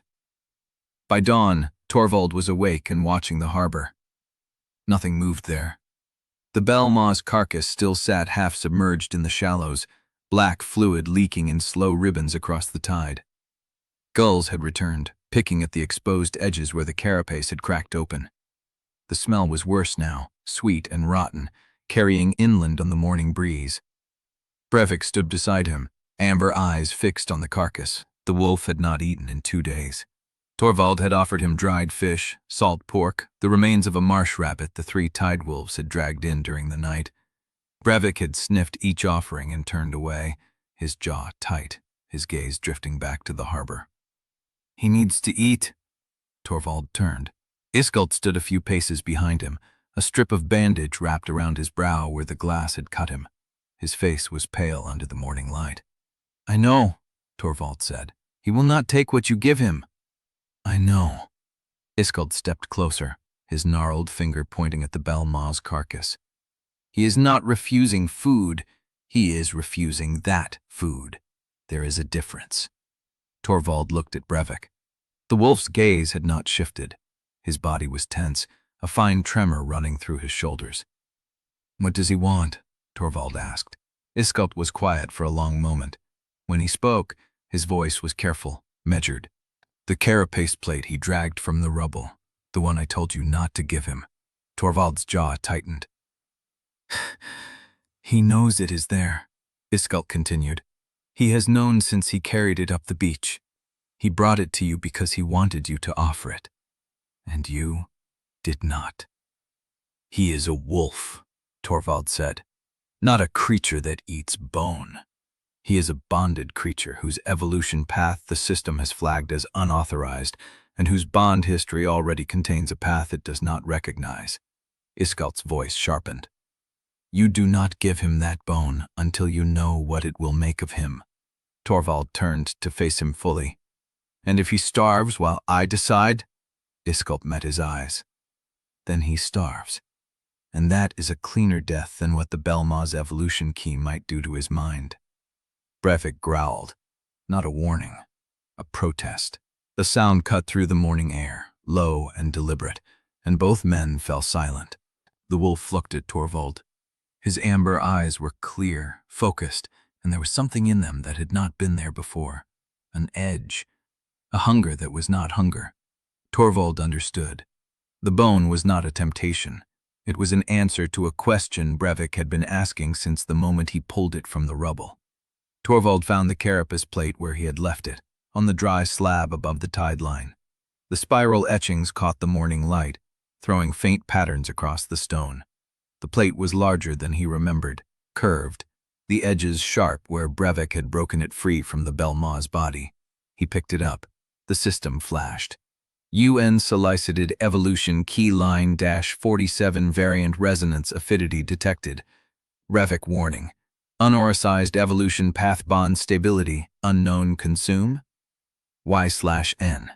Torvald stared at the words. Brevik stood at his side, silent, watching the plate with an intensity that made Torvald's chest ache. "You were the one who chose me," Torvald said, his voice low. "On the Marsh Palisade. You looked at me, and you chose to come. And I have never been sure if that was real, or if the Choirmaster put you there." Brevik did not blink. "I am still not sure." The wolf's tail moved once, a slow sweep across the ground. Torvald held the carapace plate out in front of him. "I have lied to everyone in this town," he said. "I have hidden who I was, what I did, how many people I let die in my first life. And you stayed anyway." Brevik's ears pricked forward. "You refused the Bamaw's song. You refused the directive. You jumped into its skull because I was inside, and you would not let me die alone." Torvald's voice cracked. "I cannot promise you that this evolution key will not change you. I cannot promise that the system is lying, or that the Choirmaster is not waiting to use whatever you become. I cannot promise anything." He set the plate down on the ground between them. "But I can offer it, and I can trust your choice." Brevik looked at the plate. Then he looked at Torvald. And then he lowered his head and took the carapace plate in his jaws. Torvald felt the bond shudder, a ripple of resonance that passed through him like a wave of heat. Brevik's body tensed, his muscles locking, his eyes squeezing shut. A sound escaped him, a whine that climbed into a growl, then into something deeper, a vibration that rattled Torvald's teeth. The plate cracked. Brevik's jaws closed. The wolf swallowed. And then he was gone. Not vanished, running. A blur of gray that shot across the rubble, through the gap in the net sheds, and into the dark mouth of a storm drain beneath the old salt works. Torvald ran after him. "Brevik!" The drain swallowed the sound. The wolf's claws scraped on stone, fading, descending, until the darkness below the net sheds was silent and empty. Torvald stood at the drain's edge, breathing hard, staring into the black. No sound, no movement, no bond light in his chest, just the cold spiral shard at his belt, pulsing once, warm, and the distant, patient silence of whatever Brevik had chosen to become. Chapter 50. The council chamber was a pressure cooker by the time Inga found him. Torvald stood against the far wall, arms crossed, watching the argument spiral. Harvin had the floor again, his voice carrying past the broken door where a crowd had gathered in the yard. The words blurred into rhythm. Shepherd, Castellan, liar, monster. The same rotation every time. Inga grabbed his elbow and pulled him out the side door. They walked past the net yard ruins, past the half-built fallback wall, past the salt sheds where low district families were still hauling rubble. She did not speak until they reached the old storm drain where Brevik had vanished. "You are bleeding," she said. Torvald looked down. His palm had a cut across it, maybe from the council table edge when his hand had tightened and the wood had splintered. He had not noticed. A splinter. "That is not what I meant." He leaned against the broken wall. The salt wind hit his face, cold and steady, and for a moment he wanted nothing except to stand there until the tide took him. "They want me gone," he said. "The ones who watched you climb the Belmaw do not. The ones who watched me climb are outnumbered by the ones who heard what I used to be." Inga stood beside him, shoulder to shoulder, not looking at him. "Tell me," she said. "Tell you what?" "Everything. Not the outline you gave on the wall, not the confession you dropped like a stone into a pond and walked away from. The details." Torvald closed his eyes. The village was called Talaridge. He remembered the name because it had a tannery that smelled so bad the quartermasters had flagged it on the supply maps. 27 structures, 314 souls by the census roll. A man named Elbert Vast who kept the bridge toll and had a daughter with red hair and a crooked smile. Torvald had burned it. Not with fire, with arithmetic. The campaign had stalled in the high passes. Snow was coming. The supply train could not reach the forward garrison without clearing the valley, and the valley had 3 villages spread along the river, each feeding the next. The Castellan's ledger had calculated that taking Talaridge first would panic the other 2 into surrender, collapsing the defensive line in 8 days instead of the projected 32. The math had been correct. The image of Elbert Vast's daughter standing in the road, watching her father's bridge collapse into the river, had not factored into the equation. "I remember all of them," Torvald said, His voice was flat. Not every name, but the ones who mattered, the ones I chose. Inga was silent. The 11th campaign, he continued. 4 provinces, 43 settlements either culled or redirected into the sacrificial corridor. I drew the lines. I signed the orders. I slept through the night because I believed the arithmetic was the only honest thing left in the war. He opened his eyes. It was not honesty. It was convenience dressed as necessity. Inga turned to face him. How many? Thousands. How many thousands? Enough that the number stopped meaning anything after the first season. The wind picked up. Gulls wheeled over the harbor, pale shapes against the gray sky.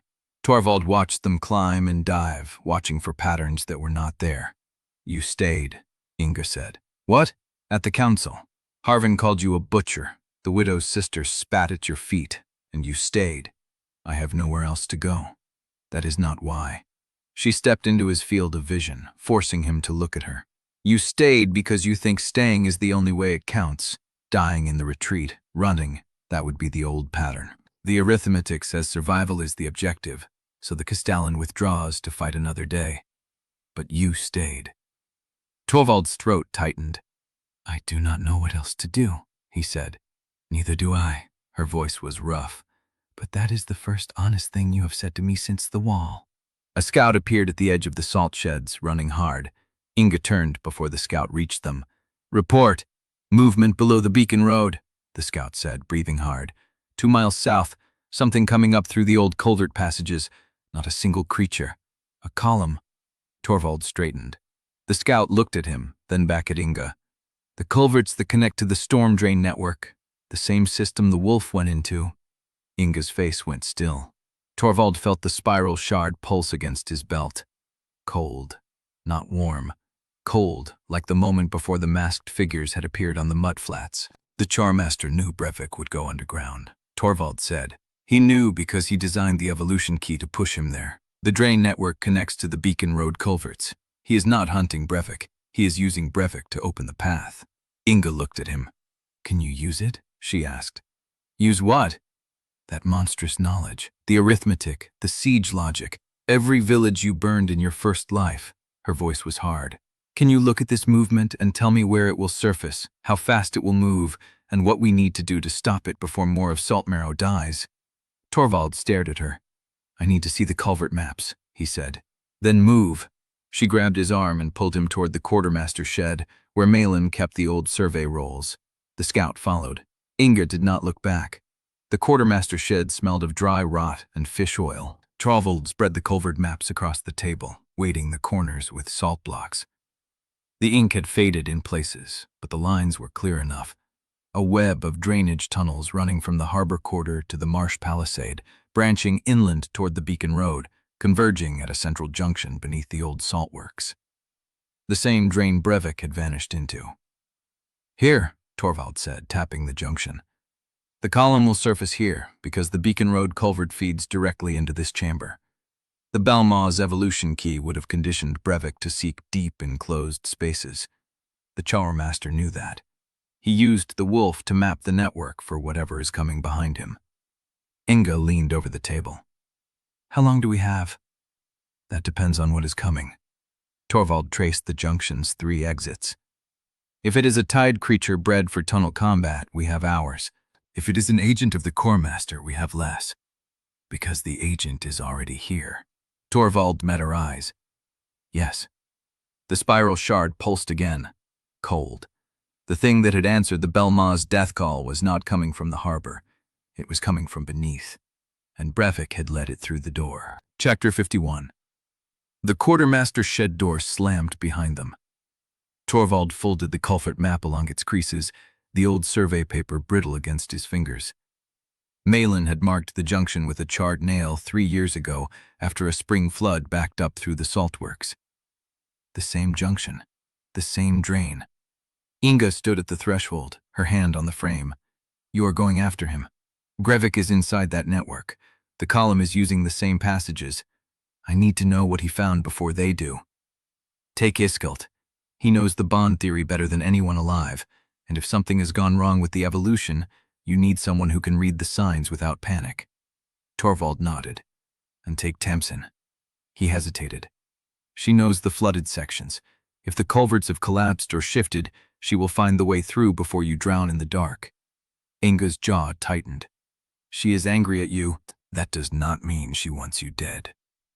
They found Iskelt in the netyard ruins, bandaging his cut brow with a strip of sailcloth. The old tamer looked up as Torvald approached, read the map in his hand, and said nothing. He simply stood, gathered a coil of rope and a lantern, and fell into step behind him. Tamsin was at the saltworks entrance, crouched at the edge of the storm drain where Brevik had vanished. She held a crowbar in one hand and a length of fishing line in the other, lowered into the darkness like a plum. "It drops about 12 feet, she said without looking up, then levels out into a maintenance channel. The old maps show it running parallel to the harbor wall before it bends toward the Beacon Road junction. You have been here before. Scavenged the saltworks after the third tide last year. Found some copper fittings, a rusted pump mechanism. Never went deeper than the first chamber." She straightened and faced him. "What are we looking for?" "Brevik, and whatever the Choirmaster sent to find him first." Tamsin's expression did not change. She looped the fishing line around her wrist and stepped to the edge of the drain. Then stopped talking and started climbing. The drop was 12 feet, exactly as she had said. Torvald landed on packed silt that gave slightly under his boots. The maintenance channel stretched ahead in both directions, arched in stone, its walls slick with condensation and salt bloom. The air tasted of copper and something organic, the wet breath of a creature that had been breathing underground for a long time.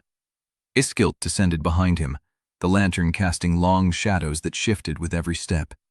Tamsin came last, her crowbar tapped against the wall as she counted paces. "Which way?" Torvald felt for the bond.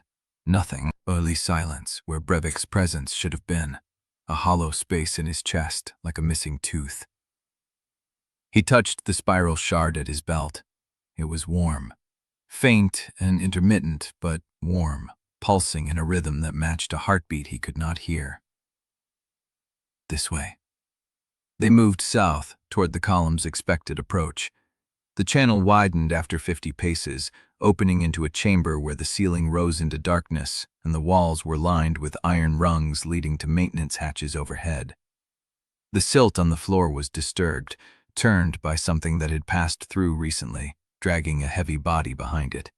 Tamsin crouched, touching the disturbed silt. Claw marks, not Brevik's. "How can you tell?" "Brevik's pads are wider in the front, narrower at the heel. These are uniform, like something that moves on jointed legs, not paws." Iskelt raised the lantern. The light fell on a smear of black fluid on the far wall, still wet. It smelled of the Belmaw's carcass, the same brackish rot that had leaked from its skull. "They are using the tunnels to bring something through," Iskelt said. "Not just a column of faithful. They are transporting something from the carcass. Spores. Eggs. A fragment of whatever answered the death call." Torvald moved past him, following the warmth of the shard. The tunnel narrowed again, forcing them into single file. The walls pressed closer. The ceiling dropped until Torvald had to duck his head, then crawl on his knees through a section where the stone had buckled and the silt was deeper, almost liquid. The shard pulsed harder. He rounded a corner and stopped. The chamber ahead was small, circular, its walls lined with the same spiral sigils that had been grown into the Belmaw's skull. In the center of the floor, Brevik lay curled in a nest of kelp, bone dust, and something that glowed faintly in the dark. Resonance light. Pale, almost silver, threading through the cocoon like veins of quartz. Brevik was not moving. His rib cage rose and fell in a rhythm that matched the shard's pulse. Slow, deliberate. The cocoon shimmered with every breath, tightening and loosening around his body as if it were digesting him. "He is evolving," Iskelt whispered. "The key is rewriting his bond structure at the cellular level. Every thread of bond light he ever carried is being pulled back into the cocoon and remade." "Is he in pain?" "I do not think he is conscious. The process has taken him somewhere the system cannot reach." Tamsin moved closer, her crowbar lowered, her face unreadable in the silver light. "Can we move him?" "No. If we break the cocoon before the evolution stabilizes, we kill him." Torvald knelt beside the nest. He reached out, his hand hovering above the silver threads, not quite touching them. He could feel Brevik through the shard. Not the bond, not the familiar warmth of the wolf's presence in his chest, but something deeper. A pulse of recognition, like a hand reaching for his in the dark. Then the chanting began. It came from the tunnel behind them, muffled by the curve of the stone, but growing louder with every syllable. Low, rhythmic, a single repeated phrase that Torvald's mind could not translate but his body recognized. The Retrieval Litany. Iskelt turned, the lantern swinging, casting the tunnel wall in orange light that caught the edges of 3 figures emerging from the darkness beyond the bend. Masks, spiral-etched, hooded robes wet with harbor water. They had come through the seaward entrance while Torvald had been watching the cocoon. The chanting did not stop when they saw him. It grew louder, more insistent, as if Torvald's presence was merely another element of the composition, expected, accounted for, woven into the rhythm. The lead figure raised a hand. In it, a curved blade caught the light. "Stop," Torvald said. The figure did not stop. None of them did. They kept walking, kept chanting, their eyes fixed on Brevik's cocoon as if Torvald and Iskelt and Tamsin were already irrelevant, obstacles that would be removed by the arithmetic of the song. The spiral shard at Torvald's belt pulsed once. Hot. Then the masked figures broke into a run. Chapter 52. The first masked figure closed the gap in 3 strides, blade already swinging in a low arc, meant to open Torvald's stomach. He twisted sideways, felt the edge catch his coat, and slammed his palm into the figure's wrist before the blade could reverse. The impact jarred bone, but did not break grip. The figure kept moving, kept chanting, the rhythm unbroken by the collision. Tamsin's crowbar came around in a tight arc and caught the second figure across the shoulder blade with a sound like splitting wood. The figure staggered but did not fall. The chant wavered for half a syllable, then recovered. Iskelt was already moving, not toward the fight but sideways, pressing himself against the chamber wall, one hand raised with the lantern, the other fumbling at his belt for something Torvald could not see. The third figure hung back, watching. The lead figure pressed forward, blade flashing in the silver resonance light, driving Torvald toward the cocoon. He ducked under a high slash, caught the figure's extended arm and wrenched it sideways, using its own momentum to slam it against the curved wall. The mask cracked. Beneath it, a face that had been human once, eyes rolled back, mouth still forming the chant despite the blood seeping through the cracked ceramic. Tamsin's crowbar took the second figure in the knee. The joint buckled. The figure went down, chanting broken into a wet gasp, and Iskelt was there before it could rise, pressing something against its throat. Torvald did not see what. The figure went still. The third figure finally moved.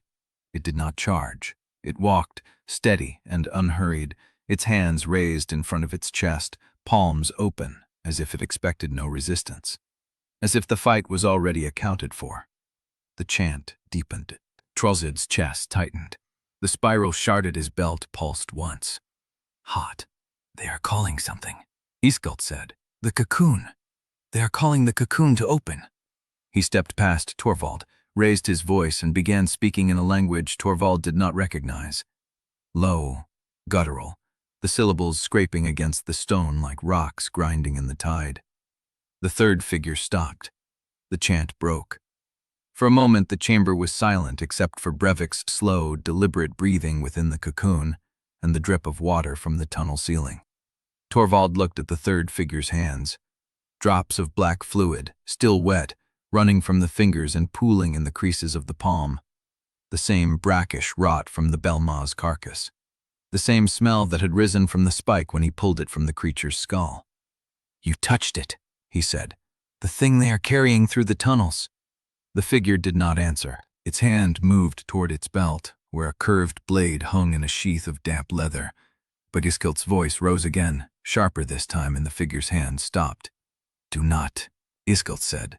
"I know the countersign. I know how the old shepherd silenced bond calls before Choirfall moaned to weave them. If you reach for that blade, I will collapse the chamber around us and seal you in this stone with the cocoon until the tide returns." The figure's hand lowered. Torvald moved before the gesture completed. He crossed the space in 3 strides, caught the figure by the collar, and slammed it against the wall hard enough to crack the mask. The face beneath was young, younger than he had expected. A boy, maybe 17, with hollow cheeks and eyes that had stopped being afraid a long time ago. "Your Choirmaster sent you for Brevik," Torvald said. "Why?" The boy smiled. Blood ran from the crack in the mask, down his cheek, across his lips. "Not for the wolf," he said. "For what the wolf is carrying. The key was never meant to open a path. It was meant to plant a seed." He laughed. The sound was wet and broken. "Sefit has already moved past Culling towns. He is harvesting names now. Saltmarrow's ledger is in his hands. Every family, every warden, every child who trusts you. He has the list, Shepherd. He has always had the list." Torvald's grip tightened. "Where is he?" The boy's eyes focused on something behind Torvald. The cocoon. The silver light pulsing through Brevik's sleeping body. "Coming," he said. "He told me to tell you. The next movement is not a tide, it is a reckoning, and it begins with the names you love most." The boy's body went slack. Torvald let him fall. The chamber was quiet. Tamsin stood over the second figure. Grogor rised, breathing hard. Iskelt lowered his hand, the lantern casting his face in deep shadow. Torvald turned toward the cocoon. Brevik's ribcage still rose and fell. The silver thread still pulsed. The shard at his belt was warm but not burning. He had a ledger in his hands. He had always had the list. And somewhere beneath the salt sheds, beneath the harbor, beneath the old beacon road and the culverts that connected them all, Sefket Rune was coming to collect. Chapter 53. The cocoon cracked. Not with violence, not with the wet tear of something forced open, but with a sound like ice breaking on a slow river. A single seam running from crown to base, silver light bleeding through the fissure like a wound exhaling. Torvald's chest went cold. The spiral shard at his belt pulsed once, hard enough to feel through the leather. "Step back," Iskelt said. Tamsin was already moving, crowbar raised, eyes fixed on the cocoon as the crack widened and the silver light spilled across the chamber floor. The third figure lay crumpled against the wall where Torvald had dropped him, mouth still leaking blood. But the chant had stopped. The cocoon split open. Brevik came out of it like a blade drawn from a sheath. He was larger. Not by much, not grotesquely, but the difference was immediate in the shoulder width, the length of the legs, the way his paws hit the stone without sound. His coat had darkened to a color that absorbed the lantern glow, blacker than kelp, blacker than the rot on the tunnel walls. The torn ear was white, not skark pale, not ash gray, but white, the color of bone dust and resonance light, the same silver thread that still pulsed along his throat in delicate branching lines. Torvald did not move. Brevik looked at him. The amber eyes were the same, deliberate, unnervingly still. They found Torvald among the shadows and held there for a long moment. Not threatening, not questioning. Waiting. The system prompt burned across Torvald's vision like a shard of glass. Evolution complete. Line-47 variant. Tide Howler. Tide Howler classification. Unorified. Oath resistant. Bond status. Dark. Recalibration required. Warding. System flags this entity for correction. Torvald read the last line twice. System flags this entity for correction. Howler, he said. Iklet's voice came from behind him, tight and controlled. A tide howler was a thing old coast legends used to describe. A wolf that walked between the sea and the shore and answered to neither. Brevik turned his head. The white ear caught the silver light from the cracked cocoon and glowed faintly at the edges, and the lines along his throat pulsed once, synchronized with the shard at Torvald's belt.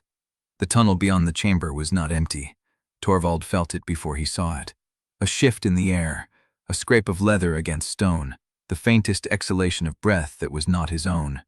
The surviving faithful were still there. The first figure Tamsin had dropped at the knee lay motionless near the wall, but the third figure, the boy with the cracked mask and the hollow eyes, had dragged himself upright. His hands were still wet with black fluid, pressed against the chanted sigil on his chest. The second figure, the one Iskelt had dropped, was rising too. Brevik moved. Torvald did not give the command. He did not have time to shape the thought, and the bond was dark, a hollow space where presence used to live. But Brevik moved anyway. He crossed the chamber in 3 bounds, silent, the white ear catching the light like a banner. The first figure had time to raise a blade. Brevik hit it in the chest with his full weight, and the sound was not a growl and not a snarl, but something deeper, a vibration that rattled Torvald's teeth in his skull. The figure slammed against the curved wall. The blade clattered across the stone. Brevik did not bite. He stood over the figure, jaws inches from the throat, and the vibration continued, low and steady, the sound of the sea before a storm when the gulls have already fled. The third figure on the floor stopped reaching for his weapon. The second figure stopped rising. Brevik held the chamber in that vibration like a fist, and Torvald understood with a clarity that did not come from the system and did not need the bond. Brevik was not attacking. He was holding a line, the way Hardbreak had held the breakwater gap, the way the reef bore had held the breach. Only this time, the line was between Torvald and the faithful, and Brevik had drawn it himself. "Back," Iskelt said. The countersign again, low and guttural, aimed at the figures on the floor. "Back to the dark you came from. Tell your master the seed failed to bloom in the way he intended. Tell him the wolf is not his instrument." The first figure did not move. Brevik's vibration deepened. A crack ran through the curved wall behind the figure's head, thin and precise, and the figure finally drew back, one hand pressed against the stone, the other empty. The second figure followed. They retreated into the tunnel mouth, step by step, eyes fixed on Brevik until the darkness swallowed them. The vibration stopped. Brevik stood in the center of the chamber, chest heaving, the white ear still glowing at the edge, the silver threads along his throat fading slowly into something barely visible beneath the dark fur. Tamsin lowered the crowbar. "He did not wait for your order," she said. Torvald did not answer. He crossed the chamber, slow, his hands open at his sides, and stopped a pace away from Brevik. The wolf's amber eyes met his. No hostility, no demand, just waiting. Torvald reached out and touched the white ear. Brevik leaned into the contact once, the same way he had done in the harbor yard when the bond was still alive and the world was still simple. But the bond was dark, and the system prompt still hung in Torvald's vision. System flabs this entity for correction. Above them, through the stone and the salt and the weight of the harbor, the warning pyres began to burn. Chapter 54.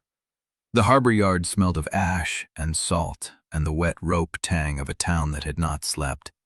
Torvald climbed out of the drain with Brevik at his flank, the white ear catching the first light of a sun that had not yet cleared the seawall. The warning pyres burned on the east ridge, orange smoke smearing across the sky like old blood. But no horn followed them, no bells, just the crack and spit of burning pitch and the murmur of voices gathering at the square. Tamsin came up behind him, crowbar still in her grip. Iskelt followed slower, one hand pressed to the bandage across his brow. "They lit them for nothing," Tamsin said. "No wave, no breach." "Not for nothing," Torvald said. He was already moving, Brevik matching his pace without command, the dark bond humming in Torvald's chest like a held breath.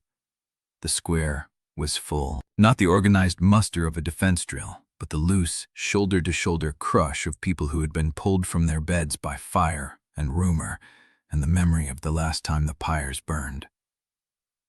Malin stood at the center, a list in her hand, her face the color of wet stone. Torvald pushed through the edge of the crowd. People made way, then stopped making way when they saw the wolf at his heel. A woman pulled her child behind her. A man in a net mender's apron put a hand on a boat hook and did not let go. The names were already on the wall. Someone had nailed a strip of sailcloth to the shrine boards beside the pyre field, and the list was written in the careful hand of someone who had practiced the letters before setting them in ink. 23 dead from the Belmont battle. 3 missing from the aftermath. 1 child. But below that list, a second piece of cloth. Fresh ink, still wet. Families of the Howler's household. And then a list of names, 6 of them, written in a hand that was not Malin's and not Cadrick's. Torvald read them and felt the cold start in his gut before his mind caught up.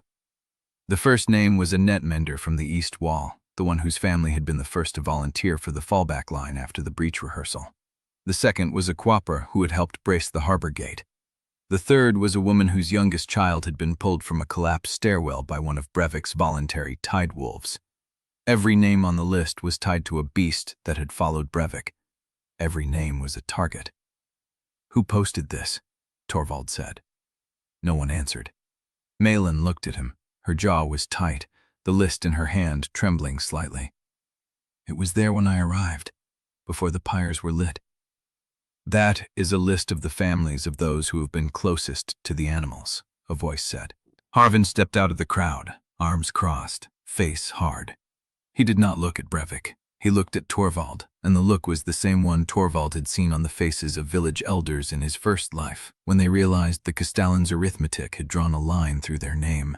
"Those animals you bound to yourself," Harvin said. "Those tide wolves and the boar and the eel. The people who fed them, sheltered them, stood beside them when the wall broke. Someone has written their names on the wall." "It is not a threat," Torvald said. "Then what is it?" Torvald did not answer, because he knew what it was. It was a target map. Sefket had Saltmarrow's ledger, every family, every warden, every child. And the Choirmaster did not need to kill every one of them. He only needed to make Torvald choose which ones to protect. "The names were nailed before the pyres were lit," Torvald said slowly, turning to Malin. "Who lit the pyres?" Malin's face went still. "The gatewatch. They said they saw movement in the marsh." "They did not see movement," Torvald said. "They were told to light them." The crowd was fracturing now, the murmur rising into distinct voices, one sharp and demanding, one fearful and defensive. "Drove the beasts out," a woman shouted, "before they bring the Choirmaster down on us." "They held the breach," someone else shouted back. "The boar held the gap while your son ran." "Do not tell me about my son." Torvald felt Brevik shift beside him, the subvocal vibration starting low in the wolf's chest, a warning that was not a growl. He put a hand on the dark fur, and the vibration stopped. But the crowd did not stop. Harvin stepped closer, and there were others behind him now, men and women who had lost someone on the wall, who had watched their neighbors carried to Kadrik's shrine yard, who had seen the Belmaw rise from the harbor and heard its song tear through the bond network. "You claimed you came here to protect us," Harvin said. "Then your wolf ate a key from that Leviathan shell and came back changed. Now the Choirmaster has the names of everyone who helped you. Now a second list appears on the wall, and now the pyres are burning." "I did not light the pyres," Torvald said. "I know you did not, but they lit them because of you.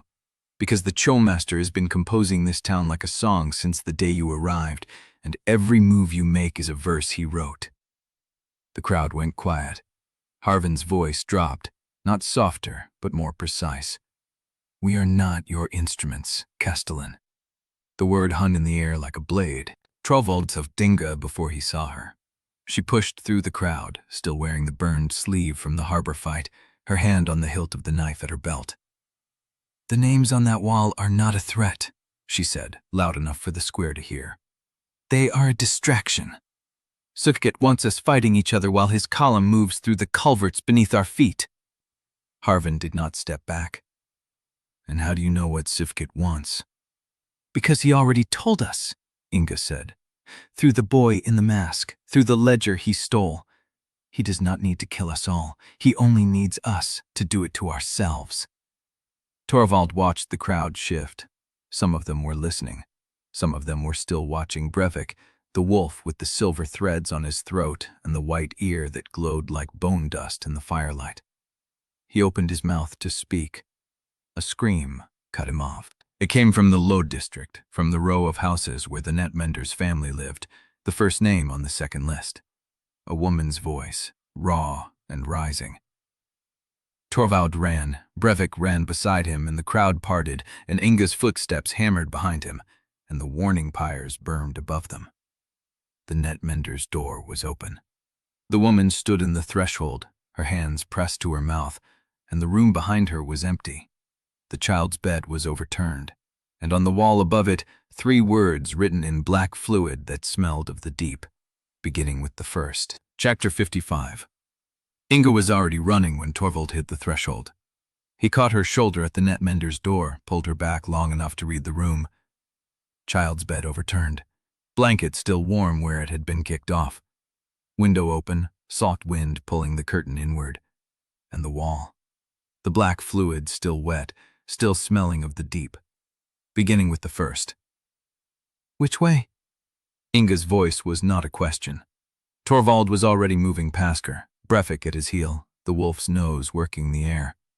The scent trail was fresh, straight through the yard, over the low wall where the salt marsh began, toward the mudflats where the tide had pulled back. The flats, Torvald said. They are taking her to the water. Inga did not ask how he knew. She was already vaulting the wall. The mudflats stretched gray and silver under the dying light, the tide far out, leaving a landscape of wet sand, tide pools, and the ribbed hulls of beached skiffs. The evening air carried the smell of exposed silt and something else, something sour and chemical, Belma rot. Brevik hit the flats first, his new gait longer than it had been, the white ear catching the last light like a beacon. He did not look back to see if Torvald followed. He did not need to. Torvald ran. The mud sucked at his boots, slowed him, but Brevik was faster, cutting across the wet sand in a line that did not waver. Torvald followed the wolf's path, Inga at his flank, her breathing steady despite the pace. There, Inga said. A half-drowned skiff pulled up on a sandbar, its hull still dripping. Two masked figures, one carrying a bundle that struggled. The child. Torvald's hand went to his belt. No weapon. He had left the Quartermaster shed empty-handed, nothing but the clothes on his back and the shard pulsing cold against his ribs. Inga had her knife. Brevik did not slow. The wolf hit the sandbar at full stride, and the masked figure saw him then, too late. The one carrying the bundle turned, raised an arm wreathed in black fluid, and Torvald heard the chant start low in the figure's throat. He had heard that chant before. The Retrieval, Litany. Brevik's throat opened, and the answering vibration came out not as a howl, but as something deeper, something that cracked the sand beneath the wolf's paws and sent a shockwave across the bars. The masked figure staggered. The chant broke. The child hit the sand, scrumming free of the bundle. Torvald reached her before the figure could recover, scooping her up, feeling her small body shake, her face buried against his chest. She was alive. She was terrified. She was whole. Inga was already on the other figure, her knife flashing in the gray light, the fight short and brutal. The masked figure went down, and Inga stood over it, breathing hard, the blade dripping. But the first figure, the one who had carried the child, was already running, not toward the water, across the flats, toward the inland road, toward the salt sheds, and in its hand, something that caught the light, a scrap of cloth. Torvald saw the pattern on it before he understood what it meant. A knot pattern, a family knot, Inga's knot. The figure was carrying it away, not as a trophy, as a message. I know who she belongs to. I know where to find her next. Stop them, Torvald said. Brevik was already moving, but the figure had a head start, and the tide was coming in, and the light was failing, and the mud flats stretched empty in every direction. Inga grabbed Torvald's arm. The child first. He knew she was right. He knew that letting the figure escape with her family meant the Choirmaster now had a way to mark her, to find her, to take her the same way the child had been taken. But the child was in his arms, shaking. He carried her back across the flats, Brevik returning to his side, the wolf's head low, ears flat. The scent had faded. The figure was gone. Inga did not look back. They reached the netmender's house as the last light bled from the sky. The woman took her daughter from Torvald's arms and held her so tightly the child whimpered. Torvald stood in the doorway, Inga beside him, both of them breathing hard. Inga's hand went to her belt, where her knife had been. She was not holding it anymore. Torvald looked at her, and she met his eyes, and he saw the calculation in her face. The same arithmetic he had used 1,000 times. The same cold accounting of what had been lost and what it meant. The knot, she said. He took my family knot off the knife sheath while I was fighting the other one. Torvald said nothing. Sevkit now has a way to mark me, Inga said. He has my name from the ledger, and he has my family knot, and he knows where I live, and he knows who I love, and he knows that you will try to protect them. Yes, Torvald said.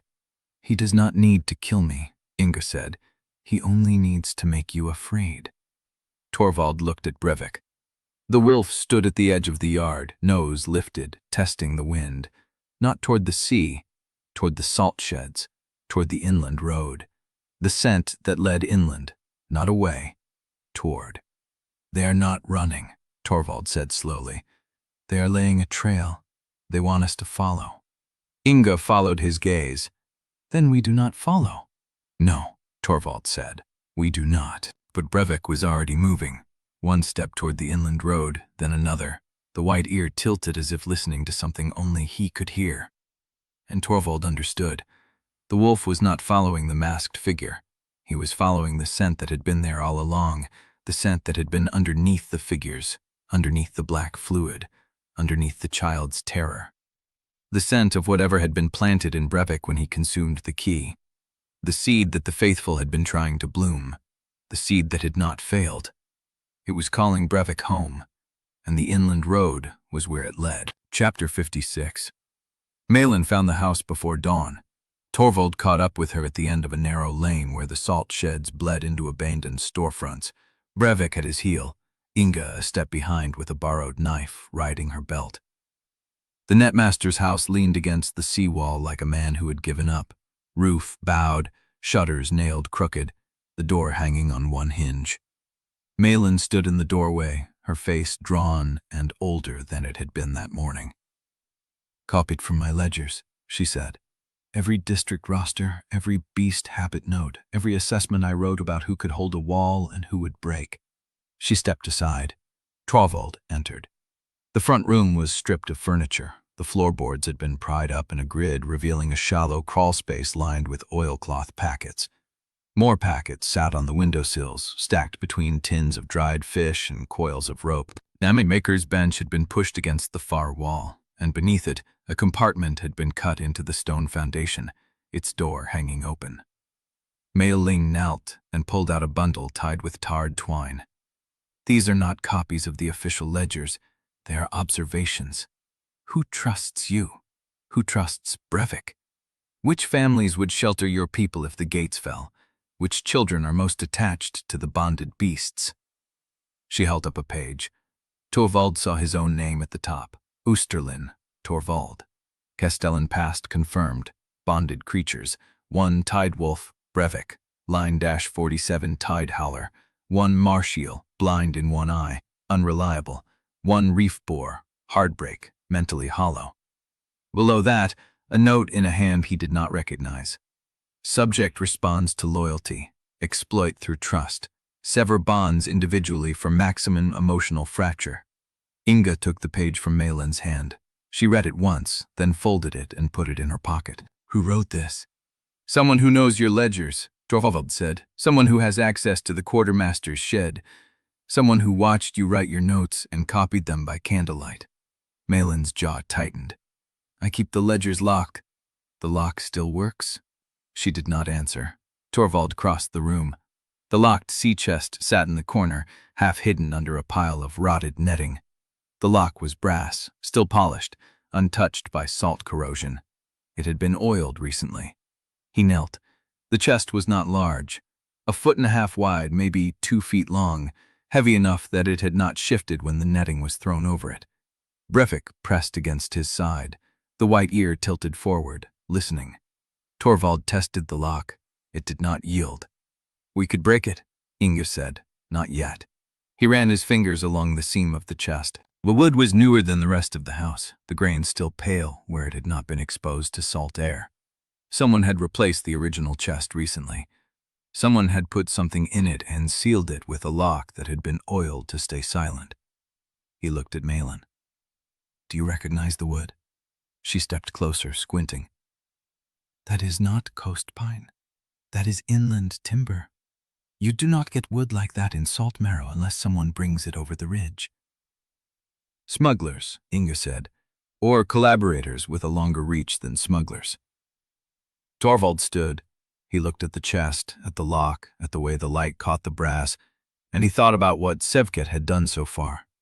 The lists, the Pyres, the child taken from her bed, the family knot stolen from Inga's belt. Everything was deliberate. Everything was composed.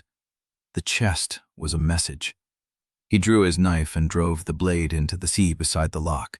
The wood splintered. He twisted, levered, and the hasp tore free with a sound like a bone breaking. The lid swung open. Inside, a single sheet of paper, folded once, sealed with black wax. No crest, no sigil. Just the wax, smooth and cold. Torvald picked it up. The wax cracked under his thumb. He unfolded the letter. The handwriting was precise, unhurried, the ink dark and even. The same hand that had written the lists. The same hand that had left the message on the netmender's wall. Torvald, you have found this chest exactly as I intended. Not because you are predictable, but because you are consistent. You protect those who give you information. You follow the trail of stolen knowledge because you believe knowledge is power. You are not wrong, but you are incomplete. You think the lists are the weapon. They are not. The lists are the introduction. You think the child was the opening move. She was not. She was the punctuation. I have been watching you since the moment you refused the forced bind on the Marsh Palisade. You chose the harder path, and I admired it. I still do. But admiration is not mercy, and patience is not forgiveness. By now you know I have Saltmarrow's ledger. You know I have Inga Talvesi's family knot. You know I have names and faces and which children sleep nearest the door. What you do not know is how many of your neighbors helped me gather them. The house you are standing in belongs to a man named Eilen Voss. He died in the second wave, crushed under a beam in the net yard collapse. He was not a collaborator. He was just careless. He left his house unlocked, and someone who knew how to read your ledgers used it as a dead drop for the last 3 months. I do not need to know who that someone is. They do not need to know they are working for me. They only need to believe they are doing the right thing. That is the shape of the next culling, Torvald. Not a wave, not a siege. Just enough pressure on the right seams, and Saltmarrow will tear itself apart because the people inside it no longer trust one another. You cannot fight that with a pack. You cannot fight it with a wall. You can only fight it by understanding that I am not your enemy. I am your mirror. And the next movement will begin with the loyalties you have chosen. Study the chest carefully. There is more inside than a letter. Torvald turned the page over. Nothing on the back.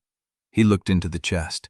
Beneath the letter, nested in oilcloth, lay a bundle of documents. District rosters, beast habit notes, family assessments. Everything Malin had found in the crawlspace, but these were the originals, the ones that had been copied. And beneath those, a single object wrapped in black cloth. Torvald unwrapped it. It was a knife. Inga's knife, with her family knot still braided through the sheath. The blade was clean, but the knot had been retied. The pattern was wrong. Someone had undone it and rebraided it in a different configuration, a configuration Torvald recognized from the walls of the Vought archive. A spiral. Sevkit's spiral. Inga did not curse. She did not flinch. She simply reached down, picked up the knife, and looked at the retied knot. He is telling me he could have done worse, she said. He is telling me he chose not to, this time. Torvald said nothing. Brevik pressed against his leg, the white ear flat, the amber eyes fixed on the knife in Inga's hand. And Torvald understood that Sevkit had not left the chest for him to find. He had left it for him to choose to find. The same way he had chosen to follow Brevik into the storm drain. The same way he had chosen to chase the masked figure across the flats. Every move Torvald made was a note in a composition he could not hear. And Sevkit was still writing. Chapter 57. The square was full before dawn.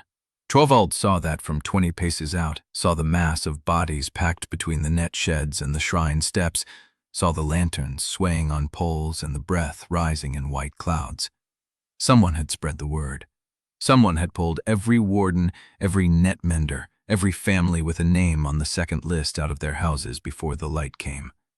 Inga walked beside him, her hand on the knife with its retied spiral knot. Brevik pressed at his heel. the white ear flat, the amber eyes scanning the crowd in sweeps. "There is no walking away from this," she said. "I know." "Then say what you need to say. Let them see it." He stopped at the edge of the crowd. The bodies shifted, faces turned. He saw Malin standing near the shrine steps, arms crossed, her expression unreadable. Brevik beside her, hands still holding the cloth he had been drying. Thompson at the far edge, arms tight across her chest, looking at him like he was a stranger she had once trusted. Harbin stood on the steps. "I called this meeting," he said, loud enough for the back ranks to hear. "Not the council, not the warden. I called it because the warden has been covering for a Castellan, and I will not let Saltmarrow die inside a lie." The crowd rumbled. Someone shouted agreement. Someone else shouted back, the shape of the words lost, but the anger clear. Torvald stepped forward. He did not climb the steps. He stood at ground level, at the edge of the first rank, and let them look at him. The gray eyes, the rangy build, the crescent scar under his chin that he had carried since the night choir fall fell. "Harvin is not wrong," he said. The rumble stopped. "I was a Castellan. I commanded the 11th campaign. I culled 43 settlements across 4 provinces. I killed thousands of people, and I called it arithmetic because that was easier than calling it murder." The silence was worse than the shouting. "After Tallow Ridge," he said, "I stopped pretending. 27 structures, 314 souls. I burned the bridge so no one could follow, and I left a girl named Elbert Vost's daughter standing in the road with her hands at her sides. I remember her face. I remember that I did not stop." He let that sit. "I did not tell you because I wanted you to trust the defender I am now, not the butcher I was. That was still a lie. It was a lie I told myself so I could keep working beside you without flinching every time someone asked where I learned to plan a kill lane." The crowd did not move. Tamsin stepped forward. She looked thinner than she had 3 days ago. The sharp angles of her face caught the lantern light wrong. Her hands hung at her sides, and they were shaking. "You hid the vault pages," she said.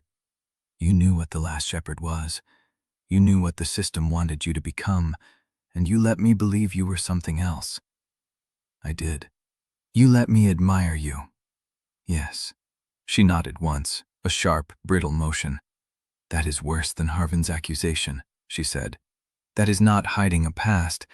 That is hiding a present. You were choosing, every day, to let us trust a version of you that did not exist." Torvald said nothing. There was nothing to say that would not sound like defense. The crowd began to shift again. Voices rose. Someone near the back shouted that the beasts should be driven out. Another voice answered that the beasts had saved the wall. A woman pushed forward, her face raw, a child pressed against her hip, and she pointed at Torvald with a hand that shook. "Can you promise my daughter will live?" The question cut through the noise. Torvald looked at her. He looked at the child, who could not have been older than 6, her face buried in her mother's coat. "No," he said. The crowd inhaled. "I cannot promise anyone will live. Not your daughter, not Inga, not Brevik, not me. I cannot promise the next tide will be smaller than the last, or that the Choirmaster will not find a way to reach through the walls, or that the person standing beside you right now is not the one copying ledgers for him." The woman's face tightened. "Then what can you promise?" Torvald let the question hang. "I can promise that I will not choose who gets thrown away." He said it quietly, but the square had gone still enough that everyone heard it. "I can promise that when the arithmetic says to sacrifice the weak to save the strong, I will refuse the arithmetic. I can promise that I will stand in front of your daughter before I let anyone draw a line through her name." The woman stared at him. The child did not look up. "That is not a wall," she said. "No, it is not a wall. A wall is easier, a wall you can trust to hold. I am asking you to trust me without a wall, and I do not have the right to ask that." He looked past her, past the crowd, to the dark line of the Marsh gate at the far end of the square. "But I am asking anyway." The silence stretched. Harvin opened his mouth. A horn sounded. It was not the harbor bell. It was the Marsh gate horn, the one used for sighting calls, and it was blowing a pattern that did not match any drill Torvald had taught them. 2 long blasts, a pause, 1 short. Torvald turned. The marsh gate was a quarter-mile away, barely visible in the gray half-light, but the pyres above it were lit, 3 of them, burning high and fast against the pale sky. The crowd began to move. Inga grabbed his arm. "That is the same pattern as last night." Torvald knew. The same pattern, the same false alarm, the same trick designed to pull the defenders away from the harbor while the real threat came from behind. Or designed to make them think it was a trick, so that when the actual attack came, they would hesitate. "You cannot know," Inga said. "No." He looked at Brevik. The wolf was already facing the marsh gate, the white ear angled forward, the throat vibrating with a sound too low for human ears. "Get the wardens to the harbor," Torvald said. "Keep every bonded creature off the east wall." Inga's grip tightened. "And you?" "I am going to the marsh gate. If it is a false alarm, I will find the person who lit it. If it is not, I will hold until you can turn the line." She held his gaze for 1 breath, 2, then she let go. The horn sounded again, 2 long blasts, a pause, 1 short. And the marsh gate bell began to ring in a rhythm Torvald did not recognize. Chapter 58. The marsh gate horn sounded again as Torvald crossed the square, 2 long blasts, pause, 1 short. The rhythm scraped against something in his skull. Not the pattern itself, the pattern was simple enough, but the space between the notes. The pause was too even, too measured.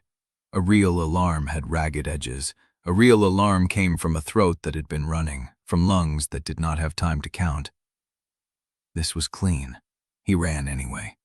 The street narrowed past the salt sheds, cobbles giving way to packed sand and crushed shell.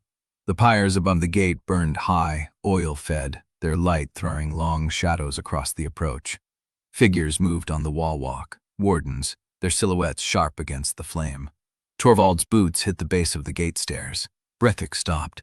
The wolf had followed at his heel through the entire sprint. Now he stood at the bottom of the stairs, head low, the white ear angled toward the gate, and he did not move. "Brevik!" The wolf's throat vibrated. Not a growl, something lower, a frequency that pressed against Torvald's ribs like the moment before a wave broke. Torvald looked up at the gate. The wardens on the wall were staring outward, their spears pointed at the marsh. One of them shouted something he could not make out. Another lit a torch and leaned over the edge. Nothing moved in the dark beyond. "Brevik, what is it?" The wolf turned his head, not toward the gate, toward the harbor. The bell stopped ringing. The silence that followed was worse than the alarm. It swallowed the night whole. Torvald heard his own breathing. He heard the crack of the pyres above. He heard the distant slap of water against the outer stakes. No running feet, no shouts, no second horn. He turned. The harbor was quiet. "Inga," he said. He was already running back before the word finished leaving his mouth. The square was empty. That was the first wrong thing. He had left a crowd there, a packed mass of bodies that did not disperse cleanly. People did not vanish. They crawled into doorways, pressed against walls, huddled in the lee of the shrine steps. They did not become nothing. But the square was empty. Torvald stopped at the mouth of the side street that led to the Quartermaster shed. The torch he had left burning in the bracket was out. The door hung open at an angle that suggested force, not wind. Brevik pushed past him. The wolf moved low, belly nearly brushing the ground, each step deliberate. He stopped at the threshold, the white ear forward, and then he backed away. "Torvald?" Inga's voice came from behind him. He turned. She was running up from the harbor road, a warden at her flank, both of them breathing hard. "The harbor is clear," she said. "No movement, no sound." The marsh gate was empty too. Her face tightened. "They wanted us split." He nodded. He was already moving toward the shed door. "The quarter is empty. Someone cleared it." Inga followed. Her hand went to the spiral knotted knife at her belt. Torvald stepped through the door. The shed was dark. The lamp that had been on the workbench was shattered on the floor, the oil still spreading, thin and black, catching what little light bled through the gaps in the planks. The shelves had been pulled down, Ledgers lay scattered. The chair Malin had used was overturned, and the Brinecrow was dead. It hung pinned to the far wall, wings spread, throat split open, its body held in place by a single iron spike driven through its chest. The spike had been hammered deep enough to crack the timber behind it. Brevik made a sound, not a growl, not a whimper. Something between. Torvald edged closer. The wall beneath the crow had been carved, not painted, carved. Deep strokes through the wood grain, precise and even, the edges of each line clean. A spiral, large enough to hold a man's torso. The center of it sat exactly where the crow's body ended, as if the bird had been placed there to complete the pattern. "He took the quarter while we ran," Inga said. Torvald did not answer. He was looking at the floor beneath the carving. A map pin lay in the scattered oil. It was not a weapon. It was a small brass tack, the kind Malin used to mark supply routes on her wall charts. But this one had been pushed through something before it fell. There was a thread of dark red wrapped around its shaft. Torvald picked it up. The thread was not thread. It was a strip of dried flesh, thin as parchment, curled at the edges where the pin had held it. Brevik. The wolf was already at the door, head lifted, nostrils working. "Where?" Brevik moved. He led them through the narrow alley behind the salt sheds, past the overturned cart that had blocked the path since the Belmaw battle, through a gap in the fence that Torvald had not known existed. The wolf's pace was not urgent. It was certain. The kind of certainty that came from a scent laid deliberately, not a trail stumbled upon. The path ended at the shrine. Cadric was standing in the doorway, his robes smudged with ash, his face the color of wet linen. He was holding a cloth in both hands, and the cloth was red. "Brother Cadric." "They came through the back," Cadric said. His voice was steady, but his hands shook. "I did not hear them. I did not hear anything until the crow hit the wall." "Are you hurt?" Cadric looked down at the cloth, as if he had forgotten he was holding it. "This is not mine." He opened his hands. The cloth fell. Inside it was a human finger, cleanly severed at the second knuckle, the nail black with old blood. It lay on the shrine step like an offering. "There is more," Cadric said. He stepped aside. The shrine's altar had been opened. The drawer where Cadric kept the burial ledgers was pulled out, its contents spilled across the stone floor. The ledgers themselves were untouched, but one of the old maps, the one that showed every named grave in Saltmarrow's burial ground, had been pinned open to a section Torvald did not recognize. A small brass tack marked a grave at the farthest edge of the plot. "The one I found on the floor," Cadric said. "It was on my desk. I do not know whose grave it marks." Torvald looked at the map. He looked at the pin. He thought of the Choirmaster's letter, the lists, the spiral knot, the carved sigil, the severed finger. He thought of what the file had said. "Sever bonds individually for maximum emotional fracture." "He is not coming for the walls," Torvald said. Inga stood beside him, her breath slow and even. "Then what is he coming for?" Torvald touched the map. The pin marked a grave at the edge of the burial ground. The name on the plot was old, the ink faded, but legible enough to read when he leaned closer. Elbert Weist. The name sat in his chest like a blade found cold. The Trollmaster was not coming for Saltmarrow. He was coming for Torvald's dead. Chapter 59. The name sat in his chest like a blade found cold. Elbert Vast. Torvald's fingers stayed on the map edge, the old ink ghosting under the lamplight. 27 structures, 314 souls. A girl standing in the road with her father's bridge burning behind her. "Torvald." Inga's voice pulled him back. She was standing at the shrine door, hand on the spiral-knotted knife, watching the dark beyond the doorway. "We need to move these books." Cadric was already at the altar drawer, lifting out the ledgers with hands that shook but did not fumble. His robes brushed the spilled ink on the stone floor. "There are 3 more in the back room," he said.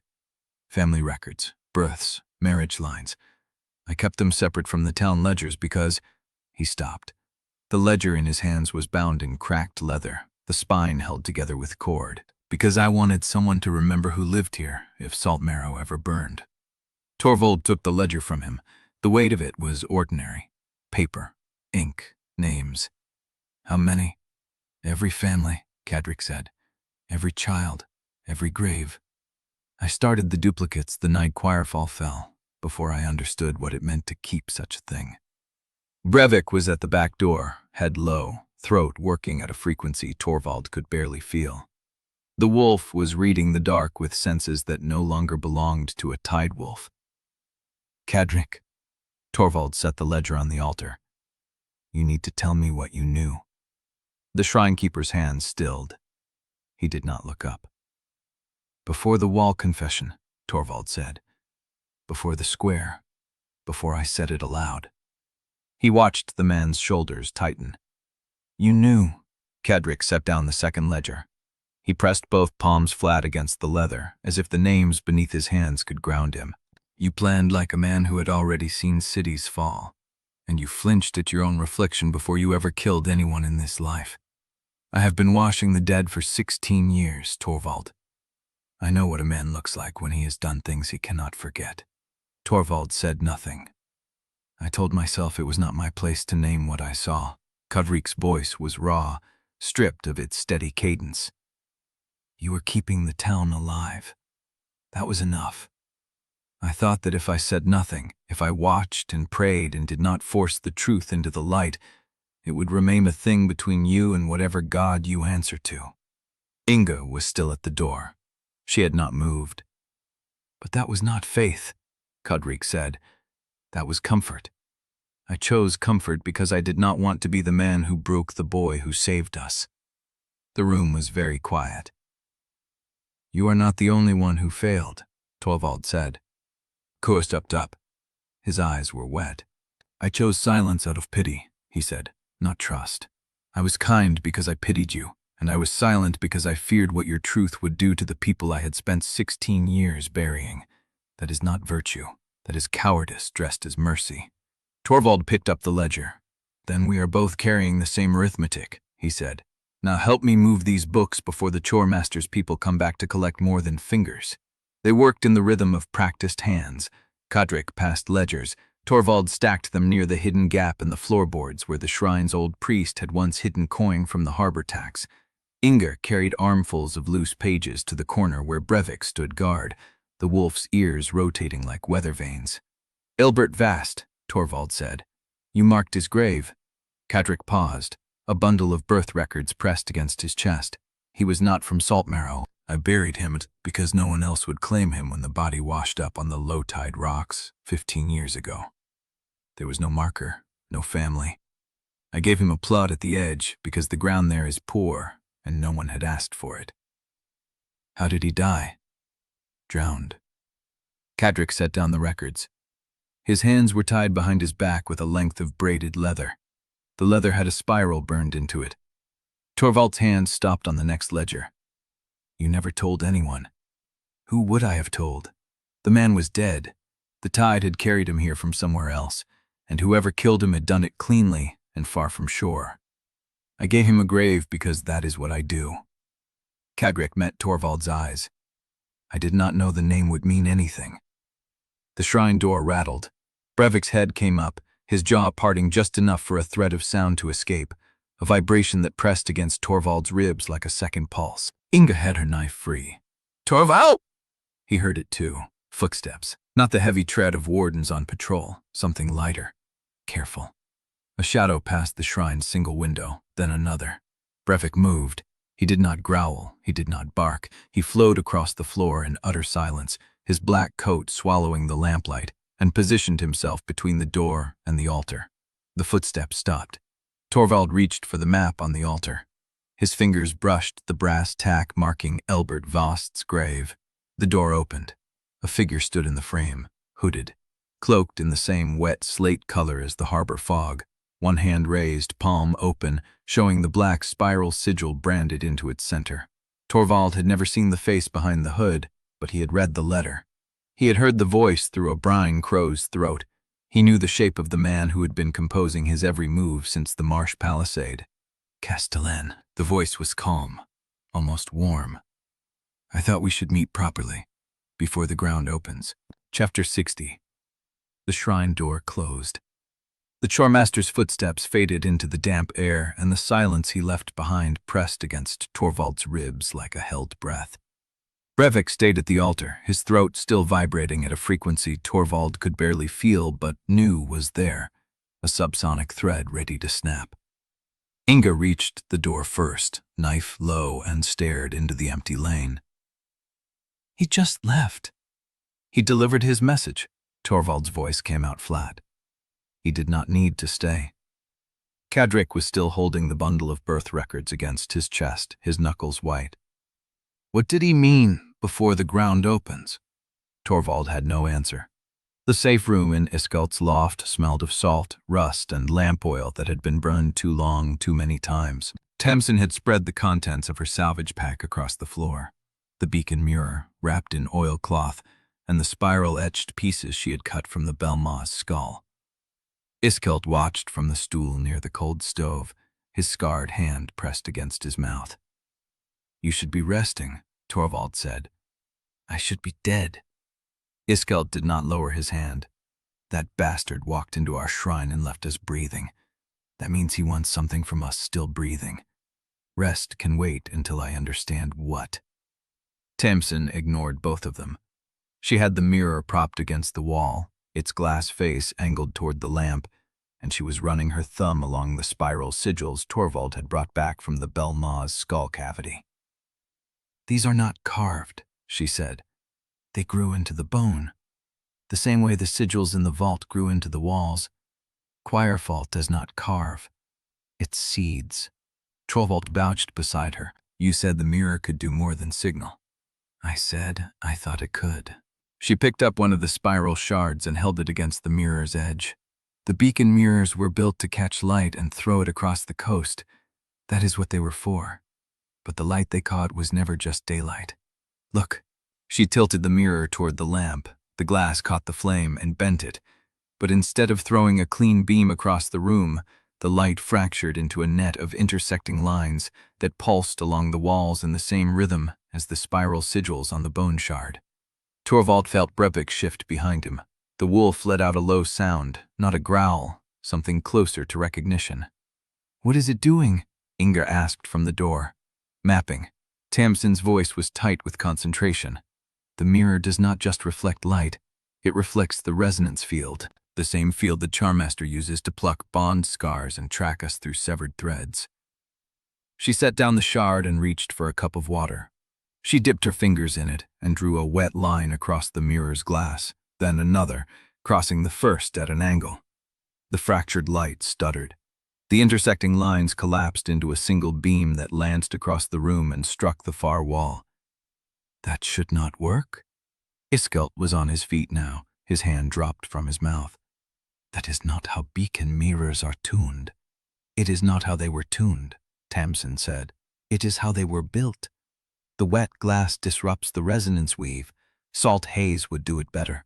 If I can align the mirror through enough damp air, the beam does not just carry light.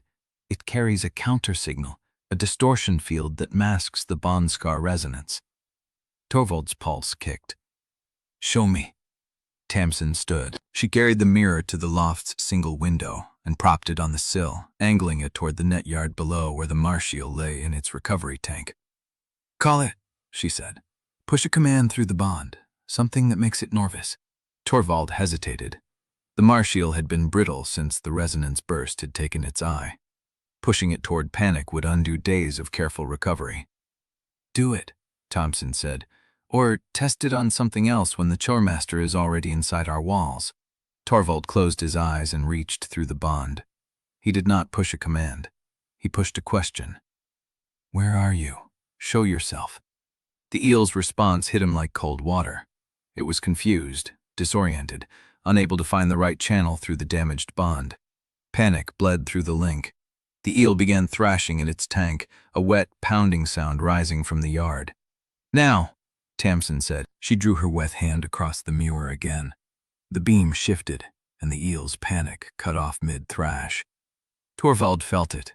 The bond was still there. The eel was still confused, but the sharp edge of its fear, the part that would have bled into the resonance field and announced its location like a signal flare, had gone muffled, blunted. Interference field, Tamsin said.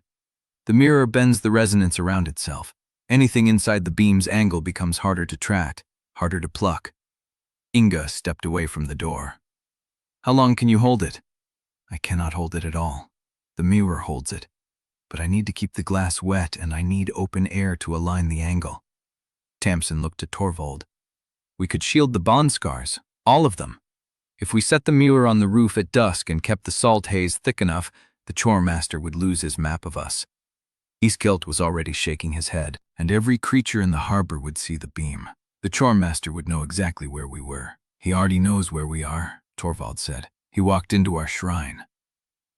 Silence sat heavy in the room. Tamsin turned back to the mirror, her fingers still wet. She adjusted the angle. The beam swept across the loft's far wall, illuminating the rough timber and the hooks where Iskelt used to hang his training ropes. Then the beam caught something else. A face. For less than a heartbeat, the mirror reflected a face that was not in the room with them. Pale, hollow-cheeked, young. The boy from the vault. Tamsin jerked back. The mirror tipped, the beam skittered across the ceiling and died. Torvald was already moving, Brevik at his side, the wolf's hackles rising like a dark wave. Where did it come from? Tamsin shook her head. I do not know. The mirror was pointed at the wall. There is nothing behind that wall but the alley. Inga pressed her palm against the timber. Solid. No window. Torvald reached for the mirror and set it back on the sill, wet the glass with his own fingers, swept the beam across the wall again. Nothing. Bare timber. But the boy's face had been there. He had seen it. They all had. Sefit, Torvald said. He can see through the mirror, or he put something in the glass when he walked through town. Tamsin picked up the spiral shard. Her hand was steady now. Then we burn the glass. No. Torvald looked at the mirror. We keep it. We use it. You just saw a dead boy's face in the reflection. I saw that Seftit can watch us through the same field we need to disrupt. Torvald met her eyes. That means the mirror works both ways. If we can see him, we can find him. Tamsin stared at him. Then she laughed, a short, brittle sound. Find him? With a mirror and a dead spirit and a wolf, the system wants to erase. She set down the shard. I will try. Behind them, the lamp guttered. Iskelt said, he knew we would find the mirror. He knew we would try to use it. The room felt smaller, the walls closer. Yes, Torvald said, and he let us keep it anyway. Chapter 61. Brevik did not sleep. Torvald noticed it first through the bond, a low thrum of attention that never eased, like a harp string wound too tight and left to sing through the night. The wolf lay at the foot of the cot in Iskelt's loft, eyes open, ears moving, not watching the door, listening past it. The second night, Brevik stood at the window. The third night, he left. Torvald woke to an empty space at the foot of the cot and a cold thread through the bond, distant, focused, moving away from the harbor at a steady trot. He pulled on his boots without lighting a lamp. The loft stairs creaked under his weight. Iskelt stirred but did not call out. The street was empty. Torvald followed the bond through the dark, past the net sheds and the shrine, past the last houses leaning against the seawall. The Marsh gate stood closed, unguarded, the hush of the tide beyond it. But Brevik had not gone through the gate. Torvald a gap in the fence instead, the same gap Brevik had used to lead them to the shrine after the brine crowd died. Beyond it lay the salt grass, silver under broken cloud, and a path Torvald had never walked. He followed the cold thread. The salt grass gave way to packed gravel, then to a road he did not recognize, half swallowed by marsh sedge and drift. The road curved inland, away from the water, and the bond pulled harder here, like Brevik was moving faster. Torvald broke into a jog. He found the culvert by smell first. Copper. Old blood. Something else. Sharp and chemical, like the residue left after a lightning strike charred the ground. The culvert mouth was wide enough to crawl through, its stone lip cracked and fouled with marsh silt. Fresh tracks led in and out, boot prints and paw prints, the paw prints larger than Brevik's should have been. Torvald dropped to his knees and looked inside. Brevik was there. The wolf crouched in the dark, head low, jaws working something Torvald could not see. The bond pulsed with satisfaction, not hunger. A kill, but not a feeding. Torvald crawled in. The space opened after 3 body lengths into a chamber, a maintenance alcove built for culvert workers in the years before Choirfall. Someone had been here recently. A lamp bracket still held a stub of burned-down candle. A crate sat against the wall, its lid pried open, its contents scattered, papers, wax seals, a coil of braided leather. Brevik looked up. His muzzle was dark with blood. Torvald touched the wolf's jaw. The blood was not animal. It was not human either. Too thin, too dark. It smeared on his fingers like oil. "What did you find?" Brevik stepped aside, and Torvald saw what lay behind him. A body. The face was gone. The chest was gone. The hands were bound with braided leather. A spiral sigil burned into the palm of the left hand, the same pattern Sevgit wore. The corpse was still warm. Torvald forced himself to look past the damage. Clothes, salt-stained wool, harbor workers' weave, heavy boots with split leather at the heel. Someone local. Someone who had been part of the town until recently. Someone the Choirmaster had used and discarded. He searched the crate. Papers. Old navigation logs from the beacon fort. Supply manifests from the salt works dated 3 months back. A list of names in a clean, precise hand, the same writing as the letter in Island Voss's house. Saltmarrow names. Torvald read them by the candle stub's light. The netmender whose child had been taken. The 2 families from Brevik's pack. Malin Suro, brother Kadrik Fen, Inga Talus, Tansin Orek. Inger's name was circled twice. Torvald stared at the marks until the candle burned down to his fingers. Then he folded the list into his coat and crawled out of the culvert with Brevik at his heel. The moon had shifted. The road was darker now, the marsh wind carrying the first edge of dawn. He walked back toward Saltmarrow with the blood drying on his hand, the bond between him and Brevik, quiet, waiting. He did not know if the body in the culvert was a warning or a gift. He did not know if Brevik had killed the man or found him. He did not know if Sevkit had left the list for him to find, or if Torvald had simply stumbled onto something the Choirmaster had not yet cleared. But he knew one thing. Inga's name was circled twice, and tomorrow, Brevik would range again. Chapter 62. Dawn came gray and wet, the salt haze clinging to the streets like a second skin. Torvald stood in the Quartermaster's shed with the blood-dry list in his pocket and the dead brine crow still pinned to the wall behind him. Brevik sat at his heel, amber eyes fixed on the door. Inga found him there before the light had fully settled. She did not ask where he had been. She saw his hands, and her gaze caught on the dried blood crusted under his nails. "You found something." Torvald pulled the list from his pocket and handed it to her. She read it once, twice. Her jaw tightened when she reached her own name, circled twice. She did not speak for a long moment. "This was in a culvert past the marsh fence. Who else saw it?" "Just me and Brevik." Inga folded the list and slid it into her belt. "Malin needs to see this. She knows the harbor workers better than anyone." They found Malin in the net yard, counting salvaged rope as if the world had not shifted beneath her feet. She took the list with steady hands and studied each name with the same focus she gave a supply manifest. "The handwriting matches the dead drop letters," she said.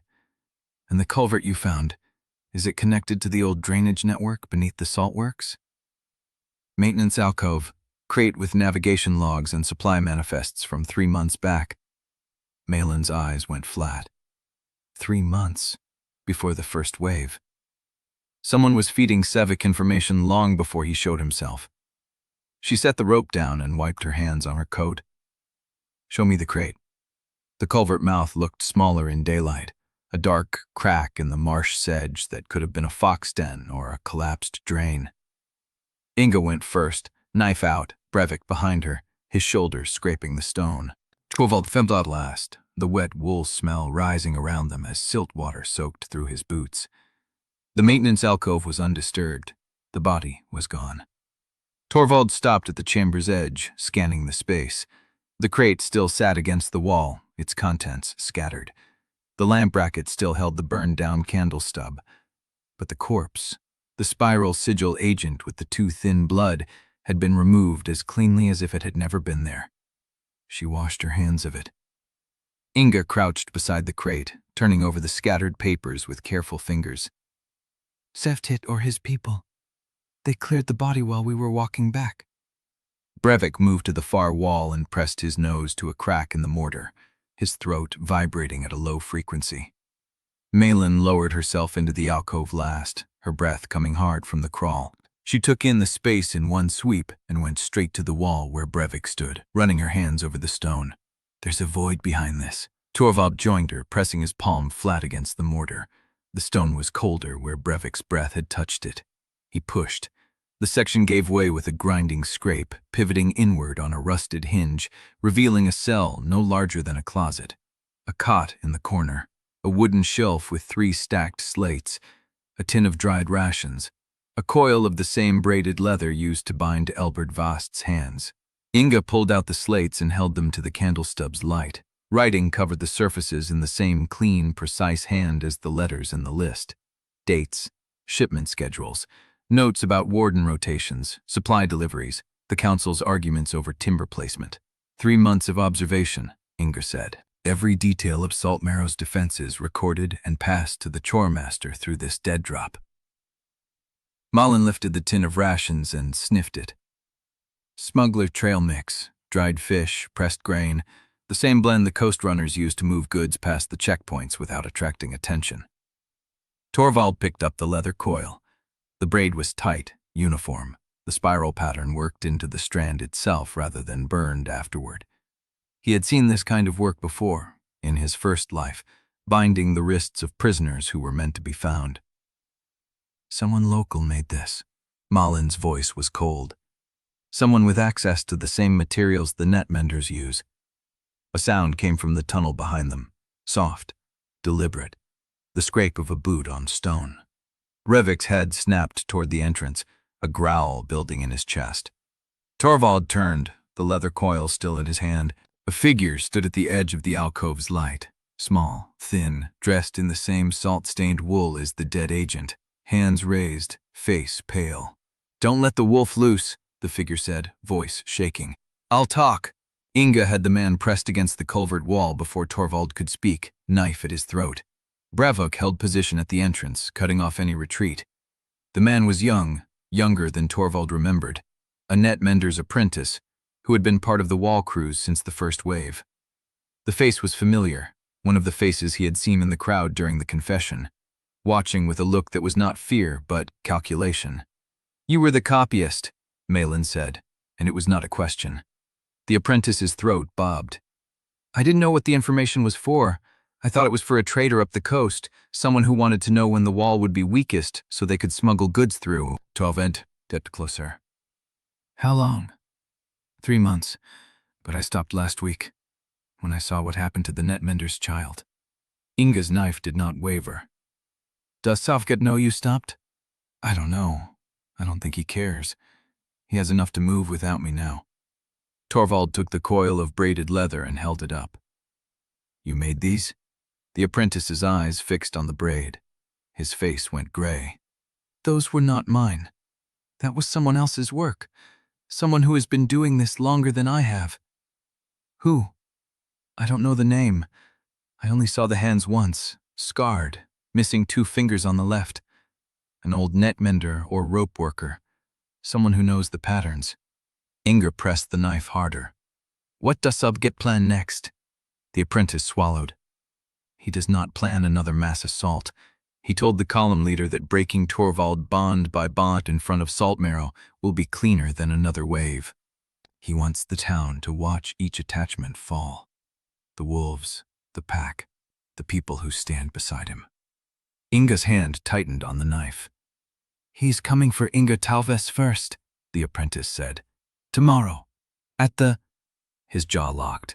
Torvald saw the change before the words finished, the eyes going wide, the throat convulsing, a thin line of black fluid seeping from the corner of the apprentice's mouth. Inga dropped him. The poison had reached him before he could finish the warning. Chapter 63. The apprentice lay where Inga had dropped him, face gray, mouth slack, black fluid drying in a thin line from the corner of his lips. Torvald crouched beside him and pressed 2 fingers to the throat, finding nothing. Inga lowered her knife. Is he dead? Silenced? Torvald straightened, the braided leather still cold in his hand. Remote, clean. He knew too much, or they suspected he had stopped cooperating. Malin knelt beside the apprentice and closed his eyes with the same practiced motion Cadric used on the dead. He was a boy feeding information to a smuggler, or so he thought. He was not our enemy. Does it matter? Inga's voice was raw. He still gave them everything. Rotations, supply stores, my name circled twice. Torvald looked at the slates, the rations, the cot that had held a man who spent 3 months watching Saltmarrow breathe. Tomorrow. The apprentice had gotten that far before the lock engaged. Tomorrow, Sepkut would come for Inga. They left the cell as they had found it, the false wall pushed back into place. Brevik led them through the tunnel in silence, and when they emerged at the fence gap, the sky had shifted toward dawn, a pale stripe of yellow bleeding over the marsh. Iskelt was waiting at the net sheds, leaning on a crutch he had refused to use since the cocoon chamber. His face, already lined with fatigue, turned to stone when Malin told him what they had found. He will not wait long, Iskelt said. If the apprentice was silenced, Sufketh knows his timeline has been exposed. He will move faster. Torvald nodded. Then we do not wait either. The surviving pack was assembled in the yard behind the salt works by the time the sun cleared the ridge. 3 brine crows on a beam, the marsh eel coiled in a trough of seawater. Iskelt had hauled himself. The scarred reef boar, Heartbreak's sister by blood if not by bond, standing at the far edge of the yard with her single tusk lowered, watching Torvald with an eye that did not blink. Torvald had named her Gravel after the way she moved, heavy and deliberate, grinding stone beneath her weight. She had not accepted a full bond. She had tolerated his presence for 3 days, eaten the fish he brought, and allowed Iskelt to treat the spear wound along her flank. But she had never let him touch her. He walked toward her now, the braided leather coil in his pocket replaced with dried fish and patience. Brevik stayed at the yard's edge, watching but not interfering. Gravel. Torvald stopped 3 paces from her, low and steady. I am not going to force a command through you. I need you to stand the salt shed lane tomorrow. Because if the Choirmaster's agents push through the Culvert exit, they will come up behind the line and I cannot watch every direction at once. The reef boar shifted her weight. Her breath came in a wet rasp, the old spear wound still tender. I am asking, not ordering. She took a step forward, and Torvald held his ground. The scar ran from her shoulder to the curve of her rib cage, a ridge of pale tissue where the spear had caught her during the breech drill. Torvald had been the one to pull the shaft out. She had let him because she was too exhausted to fight, but she had never let him near the wound since. Now she stood in front of him, close enough to smell, and she did not move when he raised his hand. His fingers touched the scar. Gravel's hide twitched once, then stilled. Her single eye remained fixed on his face, measuring. I will not make you a tool, he said, but I will ask you to fight beside me. That is all I have to offer. She did not answer, but she did not pull away. Brevik's growl cut through the morning air before Torvald heard the stones. He turned. A crowd had gathered at the fence line separating the saltworks yard from the main road. 15, maybe more. Wardens off shift, net menders. A woman Torvald recognized from the low district, the one whose child had been on the second list. One of them held a stone the size of a fist. Copyists, the woman said, voice sharp as broken shell. Spies. The boy was not the only one passing information. How do we know you did not know? Torvald did not answer. He kept his hands visible at his sides. Brevik crossed the yard in 6 strides and placed himself between Torvald and the fence. The wolf's head was low, ears flat, throat vibrating a warning that did not need words to be understood. The woman with the stone took a step back, but she did not drop it. Brevik. Torvald's voice was quiet. Stand down. The wolf did not move. I said stand down. Brevik turned his head just enough to meet Torvald's gaze. The amber eyes held no defiance, but they held no obedience either. He was not refusing. He was choosing. Torvald understood the difference. He walked past Brevik and stopped at the fence, close enough to see the woman's knuckles white around the stone. "You have a right to be angry," he said. "The copyist fed information to the Choirmaster for 3 months. I did not stop him because I did not know. That is a failure. But I am telling you now, because hiding it would be another failure." The woman's hand trembled. "I am not asking you to trust me," Torvald said. "I am asking you to wait until after tomorrow before you decide whether to throw that stone." She held his gaze for a long moment, then lowered her arm. The crowd did not disperse, but they did not advance. Torvald turned back to the yard. Brevik remained at the fence, watching until the last of them had drifted away, and only then did the wolf follow. Iskelt stood at the trough, one hand resting on the Marsh eel's coiled body. He did not speak, but his scarred hands told the story well enough. He had watched a boy who trusted Torvald die with black fluid in his mouth, and he was still waiting to see what came next. Torvald picked up the training staff from the ground and faced the pack. "Again, breakwater lane, staggered formation. Gravel holds the center. Eel covers the flank. Brine crows watch the roofline." The commands were clean, practical, and chosen in collaboration with each creature's strength. No hidden directive, no forced bond, just a 16-year-old warlord asking beasts to fight for a town that was gathering stones to throw at him. Brevik returned to his position, and Torvald raised the staff. Then the bell started ringing from the shrine. Not the marsh gate pattern, not the harbor rhythm. A single, continuous peal that did not stop. Torvald dropped the staff. The sound carried across the rooftops, urgent and unbroken. And he was already running before the first echo faded. Brevik and his heel, the pack scattering behind him as the town began to scream. Chapter 64. The bell kept ringing. Torvald's boots hit the stones before he had time to think. The sound came from the shrine, single and unbroken, not the marsh pattern, not the harbor rhythm. Something else, something new. Brevik ran at his flank, matching pace. Behind them, the brine crows took to the air in a clatter of wings, and the marsh eel's agitated splash carried from the trough where Iskelt had been working. Torvald rounded the net shed corner and saw the crowd. 50, maybe more. Packed between the shrine steps and the saltworks fence, torches lit the faces nearest the front. The rest stood in shadow, but the bell kept pulling them in, drawing them from every street and alley like a tide moving inland instead of seaward. Brother Cadric stood at the top of the shrine steps, one hand on the bell rope, the other raised in a gesture that was not quite a blessing and not quite a plea. Torvald slowed. The crowd had not seen him yet. Their attention was fixed on the shrine, on Cadric, on something Torvald could not see from this angle. A gap in the packed bodies opened and closed, and he caught a glimpse of a figure slumped against the shrine door. A child. Small. Still. Brevik growled low in his chest. Torvald pushed through the outer edge of the crowd, shoulders tight, hands open at his sides. People noticed. The nearest ones turned, recognized him, and the murmuring shifted to a sharper pitch. "There, that is him, the wolf boy, the one who brought them here." Torvald kept moving. He did not answer the names. He did not meet the eyes that tracked him. He pushed forward until he reached the shrine steps, where Cadric had stopped ringing the bell and stood with his hand still on the rope. The child at the door was a girl of 6 or 7, blonde hair matted with blood from a gash above her left eye. Her arm was wrapped in a strip of torn cloth already soaked through. She was breathing, but barely. Her eyes were closed. "She was found in the salt grass east of the gate," Cadric said, his voice carrying over the crowd noise. "No one saw who left her, but the wound is not from a blade." He lifted the cloth.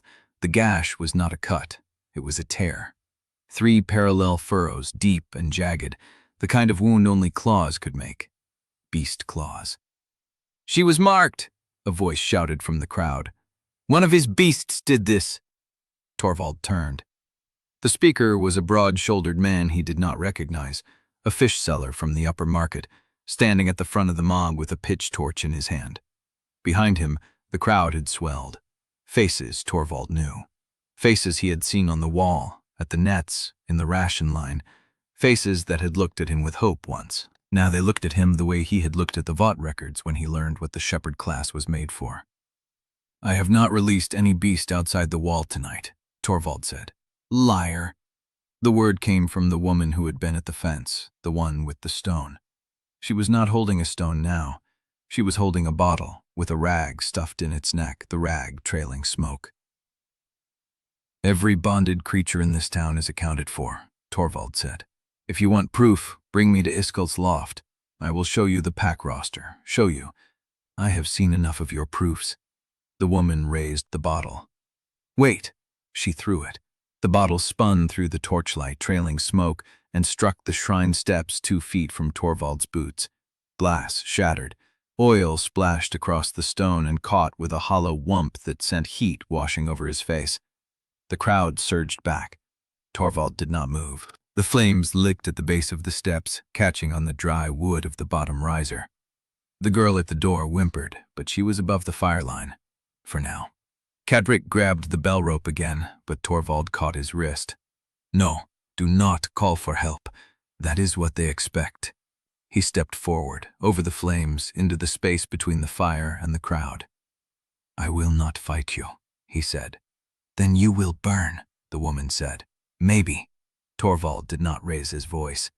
"But the fire will not stop the Choirmaster. It will not unmark that girl. It will not give you back the child who was taken from the Netmender's house. It will only give Subkit Ruin what he wants." The woman's face twisted. "You think you know what he wants?" "I know he wants me to raise a hand against this town. I know he wants to show you what I am capable of when I am cornered." He opened his arms, palms up. "So here I am, cornered, and I will not do it." Silence spread through the crowd like cold water. The flames crackled at his back. Brevik stood motionless at the edge of the light, amber eyes fixed on the woman with the smoking hand. Inga's voice cut through the quiet. "That is enough!" She came from the side, from the direction of the salt works, walking fast with her hand on her knife, but her blade still sheathed. She did not stop until she was standing between Torvald and the crowd, facing the woman with the bottle. "Put it down, Solvi." The woman hesitated. "The child on the step is my cousin's daughter," Inga said. "I know her face. I know her name. I will find whoever marked her. But it was not him." She jerked her chin at Torvald. "He was at the saltworks yard all night. I was there. So was Saltmarrow. So was the shrinekeeper. So was half the pack. He did not leave. He did not command a beast to attack a child." Solvi's hand trembled. "Then who?" "I do not know yet, but I will." Inga's voice was flat, final. "And when I do, I will bring them to you." Solvi held her gaze for a long moment, then dropped the bottle. It clattered on the stones, empty. "Clear the square," Inga said. "Now." The crowd began to disperse, grudging and slow, but moving. Torvald let out a breath he had not realized he was holding. Then Cadric spoke from the steps. "Torvald." The old shrinekeeper's voice was strange, quiet, pulled tight. Torvald turned. Cadric was not looking at the crowd. He was not looking at the fire. He was looking past Torvald, toward the saltworks, toward the loft where Iskelt had taken the pack. "He did not command one of his beasts," Cadric said, soft. "But the Choirmaster's faithful move freely through this town, and they know how to make a wound that looks like a claw." Torvald's blood went cold. "Gravel," he said, but the word had not finished leaving his mouth before something thrummed through the air, a sound too fast to be a bird, too sharp to be wind. And then the reef boar screamed. The pack's answer came a heartbeat later. Brevik's howl split the night. 3 brine crows rose in a panicked spiral, and the marsh eel's thrash carried from the trough like a body drowning in air. Torvald ran. He found Gravel at the edge of the saltworks yard, on her side in the dirt, her single eye wide and rolling. The bolt had taken her in the neck, just above the old spear wound, and the shaft was still vibrating, etched with spiral sigils that glowed faintly in the dark. The blood came fast, too fast. Iskelt was already there, pressing a cloth to the wound, but the blood soaked through before he had it in place. Torvald dropped to his knees beside the boar. Gravel's breath was wet and ragged. Her massive body shivered. "Get her inside the loft," Torvald said. The reek of blood was thick in his throat. "The wound is too close to the artery," Iskelt said. Torvald looked at the bolt, the spiral sigils, Choirmaster etched, designed to kill anything bonded to him. Gravel's eye met his, and she did not look afraid. She looked like she had already made peace with the ground beneath her.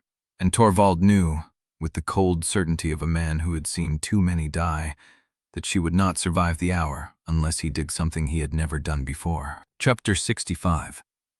Kneeling beside Gravel in the saltworks yard, Torvald watched the blood soak through Iskelt's cloth and knew he had seconds, not minutes, to decide. The reef boar's single eye was already glassing over, the spiral-etched bolt still vibrating in her neck. Each pulse of the sigil sent a visible tremor through her hide. He had done this before, not to a boar, to a wall, to a village gate. He had watched siege engineers calculate how long a structure could hold before the cracks reached the keystone, and he had learned to read the moment when holding was no longer the answer. This was that moment. "Cut it out," Torvald said. Iskelt looked up at him, face pale. "The bolt is... I know what it is. Cut it out." The old tamer's hands hesitated, then moved. He gripped the shaft with both hands and pulled. The spiral sigils flared as the bolt slid free, and Gravel's body convulsed once, hard, then went still. Torvald passed both hands to the wound. The blood was hot against his palms, too hot, like the water that had boiled around the Belmaw's carcass. "She is dying," Iskelt said. "I know." "You cannot bond a dying animal. The system will not—" "I am not bonding her." Torvald looked at the bolt in his hands. The spiral sigils were still glowing, still alive, still connected to something beyond the yard. He could feel the resonance through his palms, a low thrum that matched the pulse in his own chest. The same pulse he had felt when Brevik's cocoon cracked open, the same pulse that had answered when he refused the forced bind. He set the bolt down on the packed earth and placed his hands on Gravel's neck again, this time over the wound. Not pressing to stop the blood, but pressing deeper, past flesh, past bone, past the bond scar that had never fully formed because she had never accepted him. "You said the reef boar species was bred for something," Torvald said, before Choirfall thinned the trait. Iskelt's face went still. "Anchor beasts. They were resonance anchors. They could hold a frequency steady, ground it, keep it from spreading. That is how the old tamers shielded their bonded packs from the deep calls. And if the trait is still in her, then she can anchor more than debris. She can anchor the bond itself. Bury it so deep the Choirmaster cannot pluck it." Torvald kept his hands on Gravel's neck. The bleeding slowed. Not stopped. Slowed. "What do you need?" he asked. "The old stake-yard. Low tide. The mud there still carries the old grounding salts. If we can get her there before she bleeds out, and if she lets you anchor through her, the resonance will spread into the mud instead of echoing through the bond network." Torvald looked at Gravel's eye. The glass was still there, the distance, the acceptance, but she was still breathing. "Help me lift her," he said. They carried her through the dark, Torvald at the head, Iskelt at the flank, Brevik pacing ahead like a scout who refused to leave them alone. The brine crows circled overhead, a rotating watch Torvald could not maintain without the bond. The stake-yard was a graveyard of old failures. Broken posts jutted from the mud at odd angles, their leather bindings rotted, their iron rings eaten by salt. The ground here was not packed earth, but tidal sediment, soft and black and cold, and it sucked at Torvald's boots with every step. They laid Gravel at the center, where the mud was deepest, and the old grounding stones still stood in a broken circle. Iskelt knelt beside the boar and traced a pattern in the mud around her, a spiral that widened outward until it touched the edges of the circle. "The old tamers called this the anchor rite," he said. "They would press their bond into the beast, and the beast would press it into the ground, and the ground would hold it until the tide passed. But the beast had to choose to hold it. You could not force it." Torvald looked at Gravel. Her breath was shallow now, each rise of her ribcage slower than the last. She had chosen to fight beside him. She had not chosen to accept him. He knelt and placed his hands on her flank just behind the wound. "I am not asking you to bond with me," he said. I am asking you to let me use you as a shield. Not for me, for the others. Gravel's eye shifted. It found his face. The Quartermaster is going to keep hunting us. He is going to keep using the bond scars to find us, to wound us, to pull us apart. But if you can ground that signal, bury it in the mud where he cannot reach it, then maybe the rest of the pack has a chance. He waited. The mud was cold beneath him. The wind carried the salt and the sound of the sea, and he felt it. Not through the bond, through the ground, through the mud that pressed against his knees and the stones that hummed with old resonance. A shift, a settling. Gravel's eye closed, then her body relaxed, not into death but into weight, into the mud, and Torvald felt the wound scar between them open. Not like a door, but like a root, reaching down into the cold dark where the grounding salt still held their old strength. The resonance spread. He felt it leave his chest, travel through his hands, pass into gravel, and then sink. Down through the mud, down past the old stake posts and the broken rings, down into the layer where the sea had never touched and nothing lived. And the spiral-etched bolt on the bank above them stopped glowing. Iskelt let out a breath that sounded like he had been holding it for years. "It worked," he said. Torvald did not answer. He could feel gravel breathing beneath his hands, slow and steady, not healed, but anchored. The bleeding had stopped. The wound was still there, but the resonance that had been killing her was gone, grounded in the mud. "Can we move her?" "No," Iskelt said. "She has to stay here until the tide comes in and washes the grounding salts back over the stones. If we lift her before then, the resonance will snap back into her blood and finish what the bolt started." Torvald looked at the sky. The moon was low. The tide was still falling. "How long?" 2 hours, maybe 3. Torvald stood and looked at the town. The lights were on in the windows. The shrine bell had stopped ringing. The crowd had dispersed, but the silence was worse.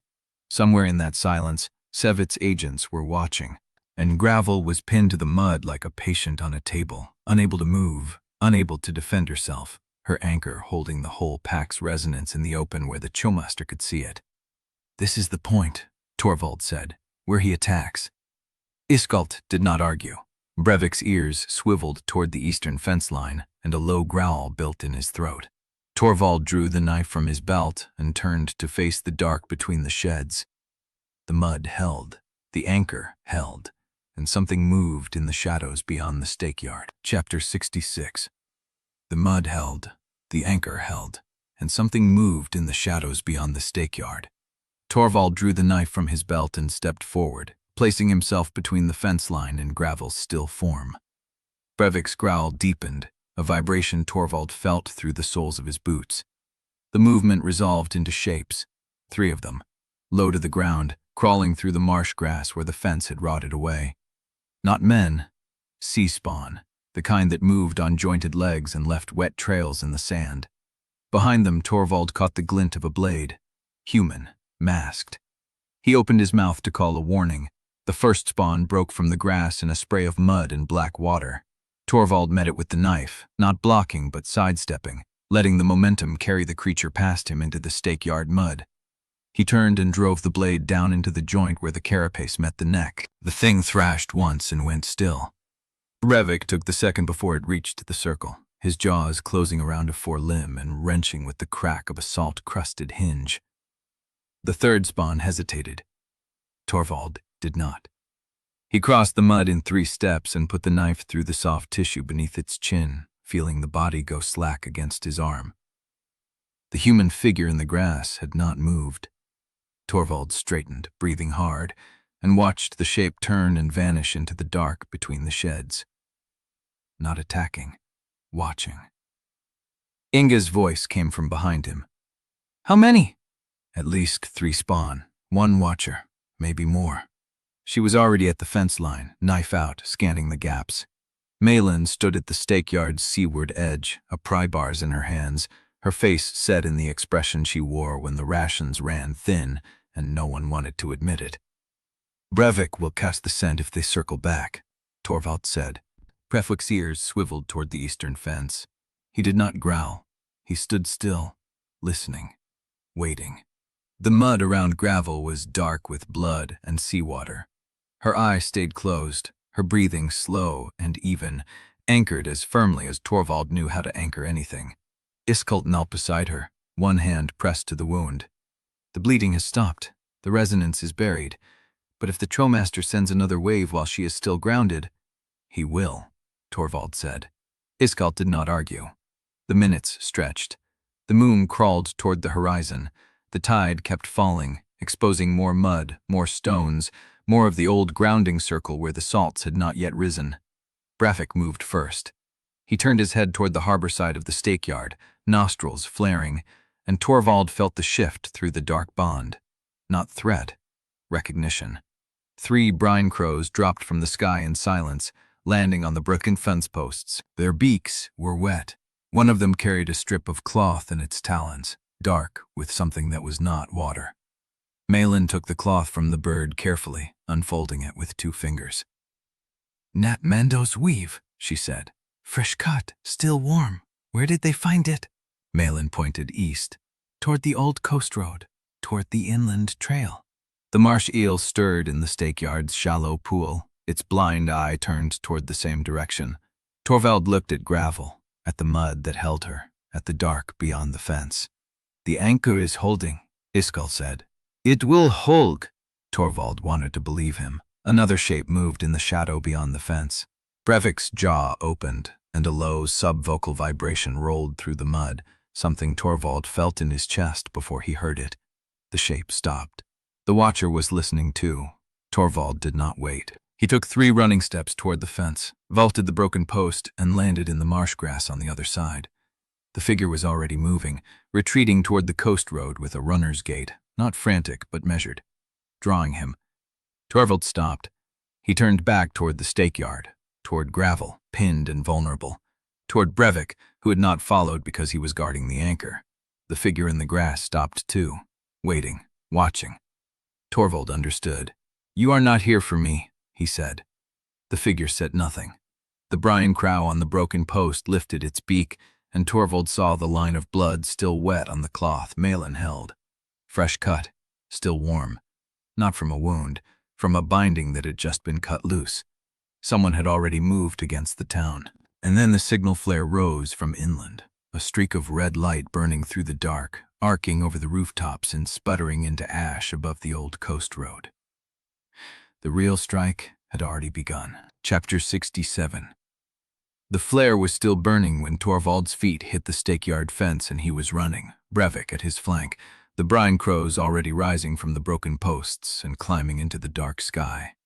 The red light arced over the rooftops, trailing smoke, and Torvald followed it past the salt sheds in the net yard, past the shrine where the wounded girl had been left bleeding and the crowd had thrown stones, past the Quartermaster shed where Malin's lamp had been shattered. The old coast road curved inland. The house at the end of it was Inga's. Torvald knew it from the Pilings alone, salt-scoured and bone-pale, a harbor-warden's home built high enough to survive a surge, but low enough to catch every wind off the water. A lamp burned in the front window. The door stood open. Inga caught up to him on the road, her knife still drawn, her breath punching hard. "That is I know." She did not stop. She did not ask him to wait. She crossed the last stretch of wet ground with her blade low and her shoulders set, and Torvald followed because there was no other direction to go. Brevik reached the Pilings first. He did not go to the door. He dropped into the crawl space beneath the house, vanishing into the dark between the posts, and Torvald felt the vibration of his passage through the mud, through the dark bond. Moving into position, choosing his own ground. The lamp in the window flickered. The door stayed open. Torvald caught Inga's arm before she reached the threshold, pulled her into the shadow of the neighboring salt shed, and put his mouth close to her ear. "There are at least 3 inside, maybe more. The door is an invitation. You want me to wait? I want you to think about what is waiting."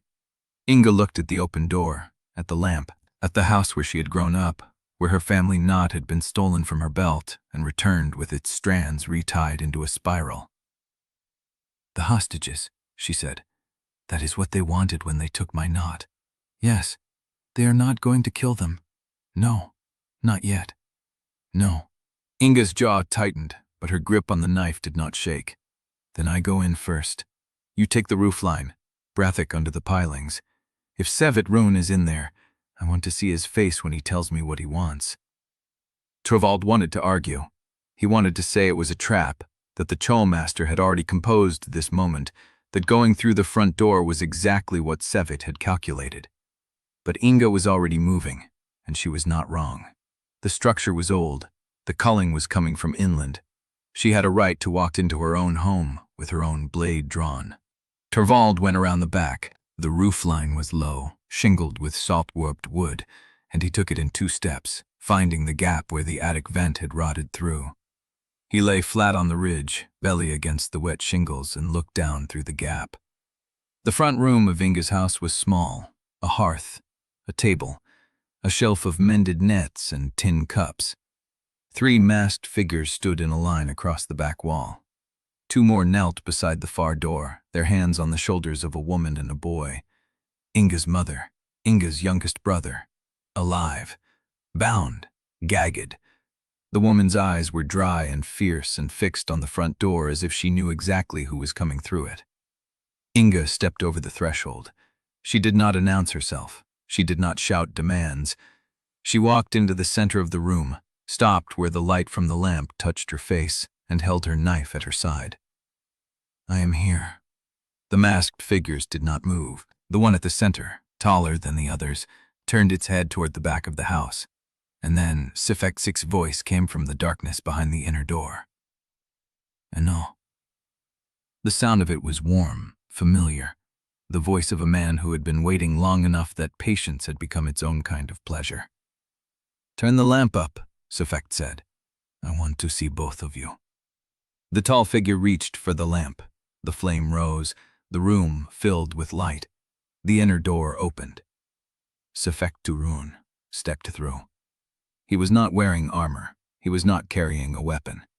His coat was the color of wet slate, fastened at the throat with a black spiral clasp, and the burn scar along his left jaw caught the firelight as he moved. He looked at Inga first, then at the ceiling, at the rotted vent where Torvald lay. Come down from the roof, Castellan. You will catch cold, and I have already sent your wolf under the house where he can hear everything I say. Torvald did not move. Sifkit smiled. I have been waiting for this conversation since you refused the forced bind on the Marsh Palisade. I have composed it, shaped it, brought it to this room on this night with these witnesses. He gestured at the hostages, at Inga's mother, at her brother. Everything I do because I am trying to give you a choice. Inga's knife did not waver. You took my family to give me a choice? I took your family so you would listen. Sevet's voice was patient, gentle, a tutor explaining a lesson for the 3rd time. You are the last visible alliance, the one person in Saltmarrow who stands beside the rogue shepherd without flinching. If I remove you, or if I break you, the town fractures from within, and I do not need to tear down a single wall. He took a step toward her. So I am offering a trade. Your family, free, unharmed, in exchange for one clean separation, a public denunciation. Walk away from him before the town council. Tell them you were deceived, and all of this ends tonight. Inga's mother made a sound behind her gag. Not fear, warning. Inga heard it. Walk away, Safitcha repeated, and all of this ends tonight. The lamp flame steadied. The house held its breath. Torvald lay on the roofline with his knife in his hand and watched Inga Telves stand alone in her own home, facing the man who had stolen her family knot, taken her brother, and asked her to trade loyalty for blood. And then the figure on Torvald's chest began to pulse with a rhythm he had not felt since the cocoon chamber. Brevik, moving, not attacking, signaling, because the hostage at the far door was not Inga's brother. The boy's hands were wrong, scarred hands, missing 2 fingers on the left. Chapter 68. The scarred hands were wrong. Torvald lay flat against the wet shingles, his breath held so long his ribs ached, and watched the boy at the far door. The left hand missing 2 fingers, the knuckles scarred from years of rope work and salt, the face younger than it should be, smooth-shaven, no tremor in the jaw. Inga's youngest brother was 11 years old. He had never worked a net. He had never made a binding. Torvald's knife stayed in his sheath. Below, Sefket Rune stood in the center of the room, patient and unhurried, his slate-colored coat catching the lamplight. He was still watching Inga, his head tilted slightly as if he were reading something written on her face. "Your mother is proud of you," Sefket said. "She has not made a sound since I arrived. That takes discipline. I imagine she taught that discipline to you." Inga's knife did not lower. "Let them go. They will go. The moment you make the choice, they walk out this door unharmed. I give you my word." "Your word is worth less than salt spit," Sefket smiled. "And yet here I am, standing in your home, talking instead of burning. Do you know why?" He took another step toward her, his hands open at his sides. "Because I have seen what happens to towns that refuse to cut out their cursed centers. I have buried those towns. I have walked through the ashes of communities that were too loyal to survive." He glanced up at the ceiling, toward the vent where Torvald lay. "Ask your shepherd. He knows the arithmetic." Torvald's jaw tightened. The words were his. The rhythm, the measured patience, the way Sefket let silence do the work of persuasion. It was the same voice Torvald had used when he convinced a garrison commander to abandon his post for the greater good. The same tone he had used when he explained to a village elder why the grain wagons would not be coming. The old language was being used against him, and worse, it was working. Inga's knife trembled, the smallest movement, the barest fracture in the iron line of her arm. "He came to me in the east tunnel," she began. "I know." Sefket's voice was soft. "He told you he lived a full life as a warlord who burned 43 settlements across 4 provinces. He told you he sacrificed 314 people at a place called Talaridge, and that he left a girl's father in the water." Inga went still. "He told me the truth, yes." "He told you a story." Sefket's hands spread wider. "He did not tell you what that truth costs. He did not tell you that the arithmetic he used to level those settlements is the same arithmetic keeping Saltmarrow alive tonight. Every wall angle, every ration line, every fullback route. That is not a boy who learned defense plans from a night watch ledger. That is a butcher who found a clean way to use his old tools." Torvald's heart hammered against his ribs. Above the hammering, he felt Brevik's pulse through the bond. Not alarm, not readiness, a rhythm. The wolf was counting. Torvald turned his head a fraction of an inch to the left, toward the crawl space beneath the house, the rotted grate at the base of the foundation. Brevik was there, pressed flat against the damp ground, his amber eyes fixed on something Torvald could not see. Signal. Not the hostage boy, not the masked figures. The back door, the narrow passage leading down to the waterline. A second team was moving. "And this is the part," Sefket's voice rose, not loud, but warm and focused, "where you decide what kind of future Saltmarrow deserves. A future built on the lies of a former warlord, or one built on the clean choice to refuse complicity." Inga's mother made another sound behind her gag. Warning. Insistence. Inga heard it, but she was looking at the boy with the scarred hands, and the boy was smiling. Not the smile of a hostage, the smile of a hungry man playing a role. Inga did not see it. Her angle was wrong. Her focus was on Sefket. Torvald saw it perfectly. The boy was measuring distance to her exposed side. Torvald moved. He did not think. He did not plan. He rolled off the roofline, caught the edge of the gutter with one hand, dropped to the shadow between the house and the pilings, and hit the mud in a crouch. The plan was burning. Sefket had not come to hold Inga's family in a room. He had come to hold them in a room while a second team moved them to the waterline where boats waited in the dark. The boy with the scarred hands was not the hostage. He was this distraction. Torvald was already running. The mud sucked at his boots. The salt grass whipped his legs. Behind him, Inga's voice rose through the walls. Not surrender, but the sound of someone who had just realized the room was not safe. He hit the waterline at a sprint. The pilings gave way to a narrow sandbank where the tide had pulled back. 2 figures stood waist-deep in the black water, holding a limp shape between them. A woman, Inga's mother, already drugged, already gone, limbs slack, head lolling. A third figure crouched at the edge of a skiff, one hand on the gunwale. Torvald's knife came free. The figures did not look up. They had not heard him over the wind. He had 3 seconds, maybe less. He did not hesitate. The old arithmetic was screaming in his chest. 1 clean line, 3 targets. Acceptable losses if he could not take all of them. But Brevik was already there. The wolf surfaced from the black water behind the figures, silent as stone rising, and closed his jaws around the skiff hatter's wrist before the man could scream. Torvald's knife drove forward. No clean lines, no arithmetic, just a boy and his wolf making their choice. Chapter 69. The water line closed around Torvald's boots as he drove forward. The 2 figures holding Inga's mother saw him at the last second. One turned, the other pulled the woman sideways, using her body as a shield. The old arithmetic flashed through Torvald's mind.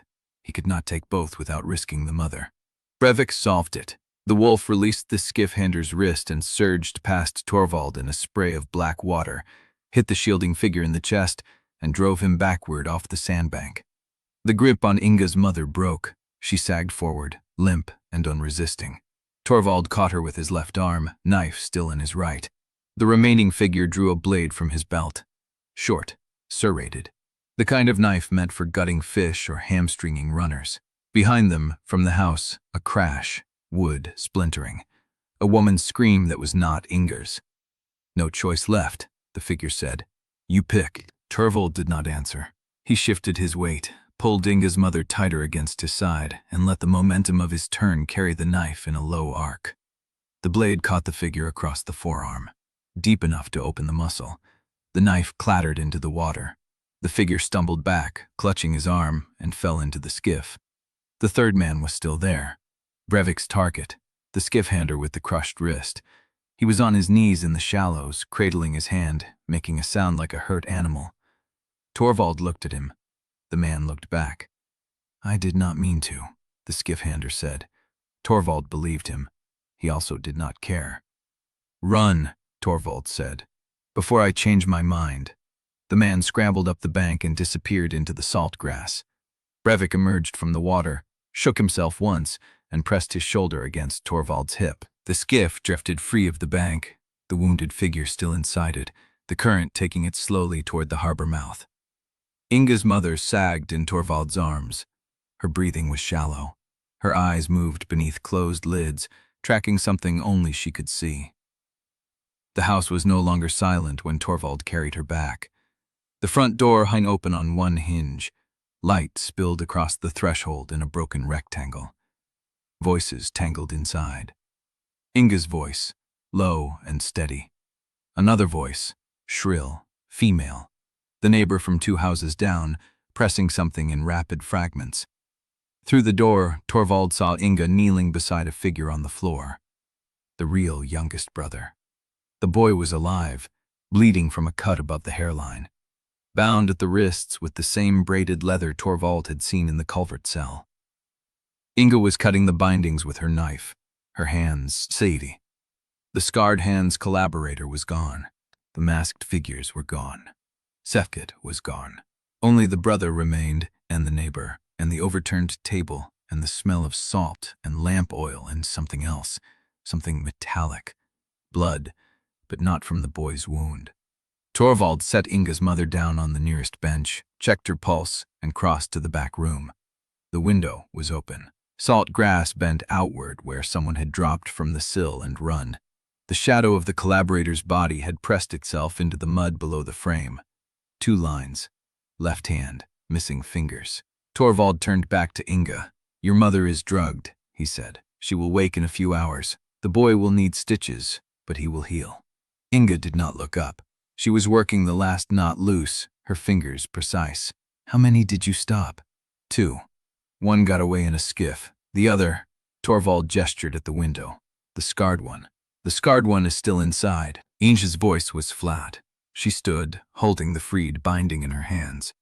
The brother was watching her with wide eyes, pressing a cloth to his forehead. "He did not run," Inga said. "He was moving toward the harbor when I came through the door. I stopped him." She held up the binding. "He was carrying this, coiled, ready. He was supposed to bind me after Sefket took my mother out the back." Torvald looked at the braided leather. Same pattern, same feel, same hands had made it. Where is he now? Unconscious, in the crawl space, your wolf's work. Brevik's ears pricked at his name. Inga met Torvald's eyes for the first time. Her face was gray in the lamplight, drawn tight, but her eyes were clear. He wanted me to beg, she said. Sevit. He wanted me to choose between my mother and my brother in front of the council. He said it would teach the town what loyalty really costs when a shepherd is involved. She looked down at the binding in her hands. I did not choose. Torvald said nothing. I am not choosing now. She dropped the binding on the table. I am going to carry my mother to Cadric's shrine and wait for her to wake. And then I am going to stand in the square and tell everyone who asks that the Choirmaster offered me a clean exit and I refused it. She stepped past him. At the door, she stopped. Brevik's blood. Torvald went still. The scarred one. He had a cloth. He wiped it across Brevik's flank before I hit him. He was carrying the cloth when he went down. A cold hand closed around Torvald's spine. Brevik's blood. Taken deliberately. Carried by a man whose only job was to get out alive and bring it to wherever Sevik was waiting. He turned to the wolf. Brevik was sitting in the doorway, amber eyes fixed on the dark outside. His flank was clean, no visible wound. But there had been enough blood. A scrape, a split from the sea-spawn fight, a droplet on the salt grass. Enough. Torvald had seen what Choirmaster's faithful could do with a name, a knot, a lock of hair. What could they do with the blood of a bonded creature whose system classification had already flagged him for correction? He did not know. But Sevik had not left the cloth behind by accident. He had let them win the fight so he could keep the trophy. Outside, the wind shifted. The salt grass bent inland. The harbor breathed in. And somewhere in the dark, a man with a blood-soaked cloth was running toward a mirror. Chapter 70. The house smelled of lamp oil, salt, and the metallic tang Torvald could not scrub from his tongue. Inga stood in the doorway with the braided binding still coiled in her hands. Her mother was breathing on the bench. The youngest brother had stopped bleeding. The neighbor had gone to fetch Cadric. None of that mattered. Brevik's blood was in Sevik's hands. Torvald crossed to the crawlspace opening at the rear of the house. The scarred hand's collaborator lay unconscious in the dark below, face half turned into the mud, hands bound behind his back with his own rope. Inga had done the work, fast, precise, the kind of binding that did not slip. He dropped into the crawlspace. The man was alive, breathing, pulse steady at the throat. His left hand told the whole story, 2 fingers missing at the second knuckle, the remaining 3 wrapped in old scar tissue, rope burn thickening the palm. This was the man who had made the bindings, the man who had tied Elbert Vast's hands before the drowning, the man who had wiped Brevik's blood onto a cloth and carried it toward Sevik's mirror. The cloth was gone. Torvald searched the man's pockets, his belt, the folds of his coat. Nothing. No cloth, no blood. Inga had said he was carrying it when she hit him. That meant Sevik's agent had already handed it off before going down, or the cloth had been lost in the mud, or Inga had been wrong. Torvald crawled back up into the lamplight. The cloth is gone, he said. Inga's face did not change. She had already known. She had already calculated the odds. Iskelt will know what it means, she said. Bring Brevik. They met in the stake-yard. Iskelt was kneeling beside gravel when they arrived, one hand pressed to the mud where the grounding salts had darkened her hide. The reef boar was breathing. Steady. Slow. Her single eye stayed closed, but the resonance beneath her skin had sunk deep into the earth, where nothing could pluck it. Iskelt looked up. His face went gray when Torvald told him about the cloth. He has blood, Iskelt said. Fresh, unbound, from a bonded creature. How much does he need? 1 drop? 2, enough to mark a sympathetic line. Iskelt stood slowly, his bad leg taking his weight with a wince. The bond scar is a wound, Torvald. It leaves a signature in the system like a cut in the flesh. Every bonded creature carries that scar between them and their tamer. That is what Sevik uses to track, to pull, to compose. He looked at Brevik. The wolf was sitting at the edge of the lantern light, amber eyes fixed on the dark beyond the fence. His ears were forward. His tail was still. The blood gives Sivit the key to that scar, Iskelt said. He does not need to break the bond. He can reach through it, trust it, fill it with his own composition until the wolf cannot tell whose voice is whose. Torvald's hands went cold. He will try to turn him, he said. No, Iskelt shook his head. He will try to break him. Where Saltmarrow can watch, a turned wolf is useful. A broken wolf is a lesson. Sefket wants the town to see what happens to a creature that chooses loyalty over the system. He wants them to remember it when the next shepherd comes. Brevik's ear twitched. Torvald crossed to him, knelt in the soft grass, and put his hand on the coarse fur at the wolf's shoulder. Brevik did not lean into the touch. He did not pull away. He just sat, watching the dark, breathing slow. You hear something, Torvald said. No answer, but the wolf's jaw tightened. Torvald set the watch himself. He took position on the salt shed roof above the stakeyard, where he could see the fence line, the coast road, and the dark hump of Gravel's anchored body in the mud below. Brevik was supposed to stay in the yard between the shed and the boar, within sight, within reach. The wolf held his post through the first hour, through the second. The wind shifted, the salt grass bent, the harbor breathed in and out like something dreaming. Sometime before dawn, Torvald blinked, that was all. One blink. When his eyes opened, Brevik was gone. The yard was empty. Gravel lay alone in the mud, her breathing unchanged, her hide still dark with grounding salts. The lantern had burned low, the fence line was quiet. No tracks, no sound, no pulse in the bond where Torvald could feel the wolf's presence. He dropped from the roof and hit the ground, rutting. Inga was awake in the house doorway. She saw his face and did not ask. She just grabbed her knife and followed. Torvald found the break at the eastern fence where the salt grass had been pressed flat. A single set of paw prints led away from the yard, spaced wide, moving fast, headed toward the coast road where the flare had risen the night before. Brevik had not been taken. He had chosen to follow. Torvald stood in the trampled grass, staring at the trail, and understood what Sevket had done. The blood was not a weapon. It was a leash. And Sevket had made sure Brevik would pull against it until the wolf found him, because leaving the trail unanswered meant leaving the threat alive, and Brevik had never been the kind of creature who let a threat live. Torvald turned to Inga. He is going to Sevket. Then we go after him. No. Torvald's voice was flat. That is the trap. We follow the trail, we walk into whatever composition Sevket has built for us. We stay here. Brevik faces it alone. Inga looked at the trail, then back at Torvald. And what do you choose?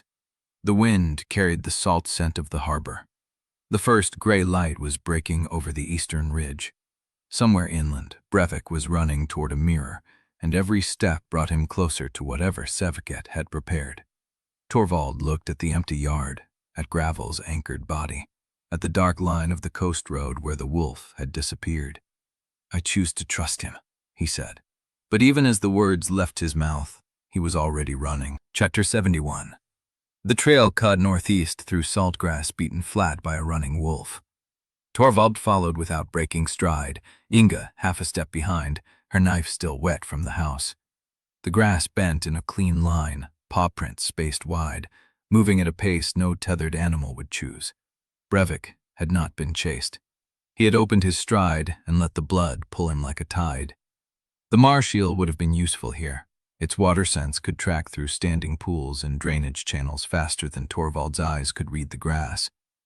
But the eel was back at the stakeyard, circling the anchored gravel in the mud, and there was no time to retrieve it. Then Tamsin's voice came from behind him. You going to run all the way to the ridge without telling anyone? Torvald glanced back. Tamsin had the marsh eel draped across her shoulders, its head raised, tongue flicking at the salt air. She was breathing hard, her boots caked with mud, her sharp face set in something between anger and resolve. I thought you were at the shrine, Torvald said. I was. Then Inga's mother showed up alone and told Kadrik you ran into the dark. Tamsin shifted the eel's weight. I grabbed the eel because someone had to track through water, and you were already gone. Inga reached past Torvald and touched Tamsin's arm, a silent acknowledgement. Tamsin did not pull away. The eel's tongue tasted the air again, its head turned northeast. "That way," Tamsin said. They moved through the salt grass for half a mile before the ground changed. The coast road had been a proper road once, cobbled and drained, but 16 years of tide surge and neglect had turned it into a spine of broken stone buried under black sand. The paw prints followed it anyway, staying on the high ground where the footing was firm. Torvald grunted the strides in his head. Brevik had been running for nearly an hour before dawn. The blood would be pulling him stronger now, the bond scar singing with every step. "How far can he go before the leash snaps?" Inga asked. "It does not snap," Torvald said. "That is the point. Sevkit does not want to kill him. He wants to break him where people can watch. Then we catch him before the tower." "Which tower?" Tamsin pointed northeast. "There is an old coast watch station about 6 miles up the ridge, abandoned since before Choirfall. The wardens used it for signal relays before the beacon system was built." Torvald remembered it. A stone tower on a shelf of sea cliff, visible from the salt flats on clear days. In his past life, he had seen such towers used as observation posts, way stations, and fallback positions. The Quartermaster would have chosen it for the same reasons. "Brevik is heading straight for it," Torvald said. They ran. The first culvert cache appeared a mile later. A maintenance hatch, half buried in salt grass, its iron ring worn smooth by use. Tamsin spotted it because the eel stopped and refused to move past it, its head turning toward the hatch with a low hiss. Torvald pried the lid open. Inside, a dry alcove lined with oilcloth, 4 small mirrors wrapped in sacking, a coil of braided leather identical to the bindings scarred hands had carried, a slate with a single line of writing. "The shepherd comes home." Torvald read it twice. The handwriting matched Sevket's dead-drop letters. "He knew we would follow," Inga said. "Of course he did." Torvald closed the lid. "The trail was never meant to hide. It was meant to lead." They left the cache undisturbed and pushed on. The second cache held rations. The third held a bundle of spiral-etched bolts. The fourth was empty, but the Marshal pressed its nose to the hatch seal and refused to move until Torvald opened it again. Inside, wedged into a crack in the stone, was a strip of fur, kelp-dark, stiff with dried blood. Brevik's. Torvald took it without a word. The coast watch tower appeared through the salt haze an hour later. It stood on a shelf of sea cliff where the ridge broke open to the sky. 3 stories of black stone with a collapsed watch platform on the roof. The lower windows were boarded. The upper ones pulsed with a rhythm Torvald recognized. It was the same broken rhythm he had felt on the seawall in Chapter 1. The sea moving wrong. The surge in sets of 7 instead of 5. The undertow pulling harder on the third withdrawal. But now, it was coming from the tower. From inside. Torvald stopped at the edge of the salt grass and stared up at the pulsing windows. The rhythm pressed against his chest, against the bond scar, against the hollow where Brevik's presence had been. "He is in there," Tamsin said. "I know. The Marshal will not go closer. It is terrified." Torvald looked down. The eel had curled around Tamsin's shoulders, its head tucked against her neck, its body trembling. He looked at Inga. She was watching the tower with the same expression she had worn when Sevket stood in her house, a calm that was more dangerous than anger. "Then we go in without it," she said. Torvald turned back to the tower. The upper window pulsed, and from inside, a howl answered. Brine black, broken, wrong. Brevik's voice, but the rhythm beneath it was not his own. Chapter 72. The tower door hung open, not broken, not forced. Open, like an invitation Torvald had no choice but to accept. The rhythm pulsed from the upper floor in waves he could feel through his boots. 7 beats, 5, 7 again. The wrong cadence he had felt on the seawall the first morning. The sea moving in patterns that did not belong to daylight. Only now it came from inside stone walls, from Brevik's throat, from whatever Sev had threaded through the wolf's bond scar to make him sing someone else's song. "Inga." Torvald's voice stayed flat. "Take the left stair. Watch for mirror traps. If you see your reflection move wrong, do not look again. Tamsin, right flank. Keep the eel away from the blood channels. If it starts shaking, get it out of range and do not follow me." "What are you going to do?" Tamsin asked. Torvald stepped through the doorway. Find out if he can still hear me. The ground floor was empty. A spiral stair of black stone climbed the tower's interior wall, its steps worn concave by decades of boots. The rhythm grew stronger as Torvald climbed. The bond scar in his chest pulled with each beat, syncing his heartbeat to the tower's pulse. He found them on the second floor. The room was a harvest geometry in miniature. Mirrors lined every wall, angled to catch light from a single source that had not been lit yet. Beams of salt-bleached rib bone formed a pentagram on the floor, their intersections marked with dark spirals carved into the stone. At each point of the star, a shallow bowl held something Torvald did not want to name. Blood, still wet, still steaming, as if the room had been fed moments before he arrived. At the center of the geometry stood Brevik, not chained, not bound, standing on 4 legs with his head lifted and his hackles raised, his amber eyes fixed on a figure in the shadows at the far wall. The wolf's chest heaved with every breath, but he was not running. He was holding. The rhythm came from the mirrors, from the bones, from the blood in the bowls. It vibrated through the floor, through the walls, through the bond scar that linked Torvald to the wolf, and it was trying to find Brevik's voice and make it sing. But Brevik was snarling instead. "Good wolf," Torvald said. The figure in the shadow stepped forward. He was not Sifket Ruin. This man was younger, leaner, with the same iron-white braid at his nape, but no burn scar along his jaw. A proxy, a voice shaped to carry the Choirmaster's words without the Choirmaster's body being present. "The shepherd comes home," the proxy said, the same words from the cash slate, the same tone, calm and unhurried, as if they had all the time the tide could give.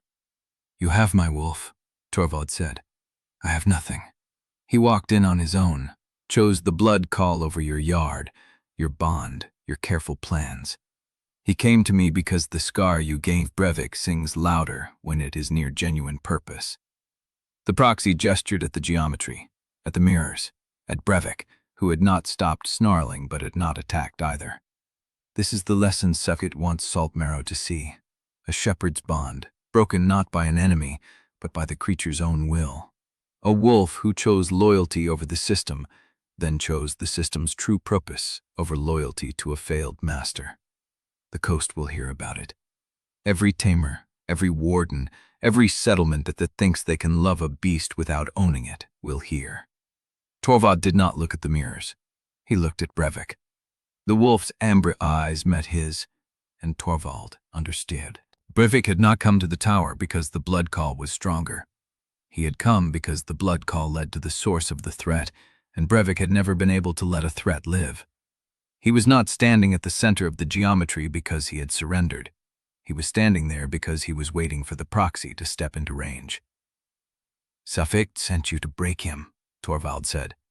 "Sifket sent me to offer him purpose. There is a difference." "Show me." The proxy hesitated. Torvald dropped to one knee. No weapons drawn, no commands shouted. He lowered himself until his eyes were level with Brevik's, until the wolf's snarling faltered for half a heartbeat, until the bond scar between them pulsed once, raw and unguarded. "I am not going to sever you again," Torvald said. "I am not going to tell you what to do, but I need to know if you can still hear me through the noise." Brevik's ears flattened. The rhythm from the mirrors rose, pressing harder against the bond scar, trying to drown out Torvald's voice with Sifket's composition. Brevik's legs trembled. His throat worked, fighting the howl that wanted to come out. He did not howl. He took one step toward Torvald. The proxy laughed. "He is still fighting. Good. That makes the lesson harder to forget. Tell me, Castellan, when the blood call pulls him back to the center, when the geometry takes his voice and makes him sing Sifket's chorus for the whole coast to hear, will you cut him loose a second time, or will you let him break?" Torvald stared at Brevik. The wolf's step had cost him. Fresh blood dripped from his foreleg where the rhythm had cut through the muscle, a wound that had not been there when Torvald entered the room. But he had taken the step. He had chosen to move toward Torvald instead of toward the proxy. "You are wrong," Torvald said. The proxy raised an eyebrow. "The blood call did not bring him here. The blood call told him where you were, and Brevik has never needed a leash to hunt.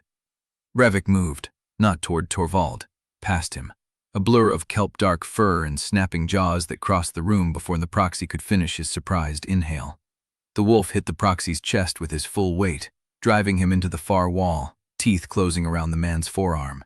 The proxy screamed. The rhythm shattered. One of the mirrors cracked, its surface spiderwebbing from the shockwave of the howl Brevik released into the proxy's face. The sound was not right.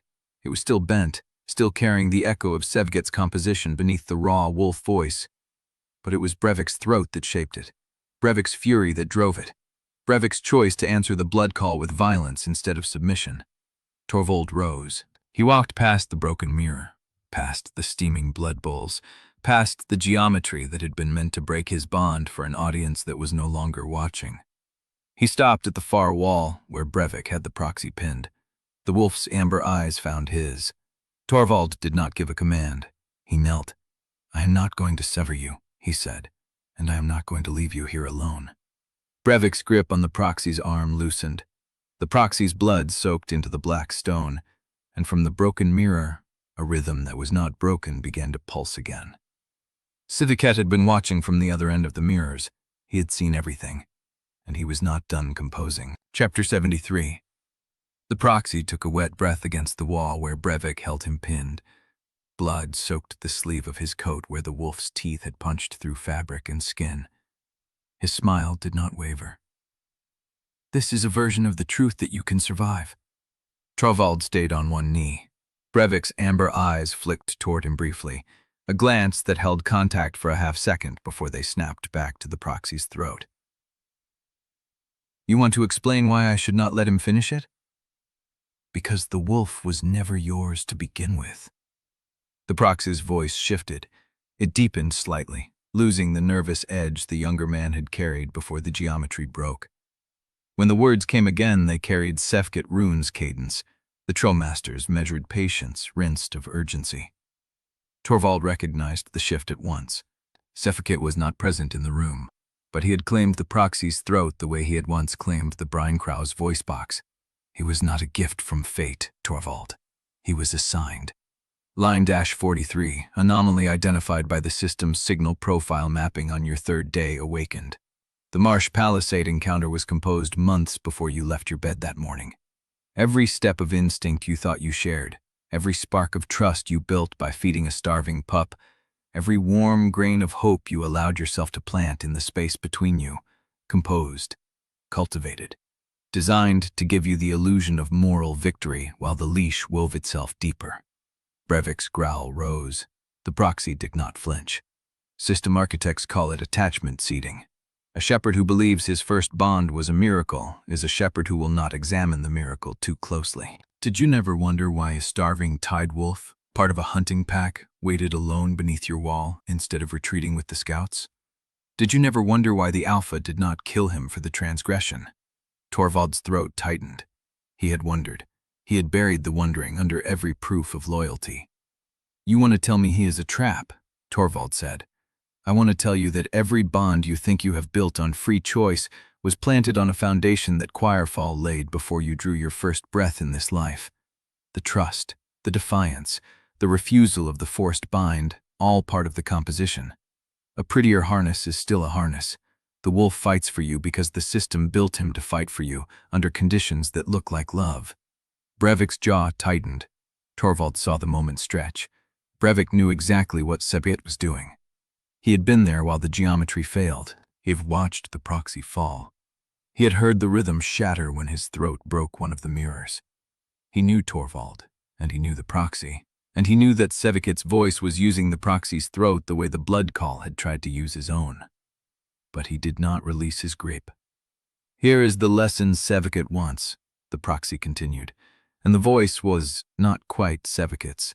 The young man was fighting back toward his own throat. "You can still cut the pretender loose. Walk away. Tell the coast you were not fooled into thinking the bond was real, and we will call it a legitimate de-escalation. The wolf will be repurposed. You will be offered a fresh contract, a clean slate, a system that does not require you to pretend the past can be outrun." Torvald rose. His knees ached from the stone, his ribs ached from the tower's rhythm. His bond scar ached from the pressure of something that had tried to reach through it and reshape Brevik's loyalty into a weapon. He looked at the proxy. He did not answer Sevket. He turned to Brevik. "I am going to let you decide," Torvald said. "Not because I am testing you, not because I need proof. Because if Sevket is right, if the system planted every thread, then I need to know that choosing me is something you do because you want it, not because a composition left you no exit." Brevik's ear flicked. The proxy's expression shifted. For a fraction of a heartbeat, something like alarm passed through it. Torvald opened the bond, not the bond scar that carried commands, not the resonance channel that B-System used to coordinate pack movements, not the calluses of repeated linking that made a shepherd's connection efficient and quiet. He opened the raw channel underneath, the one that had no vocabulary, the one that did not carry military formations, or ration counts, or kill lane geometry, the one that only knew presence, exhaustion, the shape of another living thing breathing in the dark. Through that channel, Torvald asked Brevik a single question, not in words, in weight. "Do you want to leave?" Brevik's amber eyes held his for a long, motionless pause. The proxy shifted, reaching for a weapon that was no longer in his belt. "Do not be absurd. You cannot offer the wolf a choice he was programmed not to take. That is the point of the whole discipline." Brevik's ears flattened. He released the proxy's arm, stepped back, 1 pace, 2. The proxy straightened, confusion flickering across his face as he looked at the freed limb. "There, you see? The composition reasserts itself. The wolf disengages when the command cycle." Brevik turned, not away from the proxy, toward him. The wolf's hackles stood sharp against the tower's dark stone, and the growl that came out of his chest carried the echo of the broken mirror in its throat, the bent rhythm that was not Sevket's and not natural, but his own. "I told you," Torvald said. "He does not need a leash to hunt." The proxy's hand came up too late. Brevik took the wrist in his jaw and pulled. The crack of bone surfaced through the proxy's scream, and the young man crumpled, cradling the ruined joint against his chest, his face gone white and young again without Sevket's authority behind it. The wolf stood over him, not snarling, not triumphant. He looked at Torvald, dropped the proxy's wrist, walked to Torvald and pressed his weight against Torvald's leg, one shoulder leaning into the shepherd's thigh, the breath coming slow and even. The wolf's foreleg still bled where the rhythm had cut him. His fur was damp with seawater and the dark fluid from the blood bowls at the geometry's center. But his amber eyes were clear. From the broken mirror, a rhythm began again, soft, patient, composing. Sevket had not stopped watching. He was just waiting for the next movement. Chapter 74. The first mirror cracked before Tamsin finished her swing. Not from the impact, from the angle. She had caught the beacon mirror wrong, catching the rim instead of the flat, and the shard that came away was longer than her forearm. The edge was still rough from the salvage cut. "Move," she said. Torvald was already moving, not toward her, toward the stair. The faithful were coming up. He could hear them in the stone, 3 sets of boots, maybe 4, climbing fast, their rhythm matching the failing geometry's pulse. The mirrors around the blood bowls flickered as the cracked one sent light strobing across the ribs. The Marshiel hit the lower chamber. The sound came up through the floor like a fist, water and stone and something alive colliding. The eel had found the culvert inlet, the same channel Sevket had used to seed the tower's foundation, and it had forced its body into the opening, widening the crack, flooding the space beneath the geometry. Water hissed against the blood bowls. Steam rose. Tamsin brought the mirror shot across the nearest standing glass, and the rhythm broke. Not cleanly. Not like a song ending, like a spine snapping. The mirrors screamed. The sound was somewhere between a shriek and a grinding that made Torvald's teeth ache, and the blood bowls began to shudder, their surfaces pulling into black webs as the alignment destabilized. "Heart," Brevik said. The word was rough in the wolf's throat, barely recognizable, but it was a word. Torvald heard it. "Hold the room," Torvald said. Brevik planted himself at the top of the stair. His hackles rose, and the growl that came out of him carried the echo of the broken mirror in his chest. The first faithful appeared at the turn. Torvald saw the spiral sigil on his palm before he saw the face. The man's hand was raised, not to strike, to resonate, and the air around his fingers rippled like heat over wet sand. Torvald met him at the landing. He did not have a blade. He had the broken stair railing, a length of rusted iron that had come away in his hand when the tower shuddered. He drove the end into the man's chest before the resonance reached full shape. The faithful fell backward into the second one climbing. The iron stuck. Torvald left it. He grabbed the third man's wrist as the spiral sigil flared, twisted, and drove the palm into the stone wall until the bones cracked and the sigil smeared into a red ruin. Behind him, Tamsin was working the shattered frame. She had wedged the beacon mirror between two standing glasses, catching the staggered light and forcing it back into the geometry at an angle the alignment had not been built to receive. The blood in the bowls began to darken, not steaming now, curdling. "Lower chamber is flooding," she said. "The eel found the inlet. I can feel it through the leather." "Can we hold until it reaches the stair?"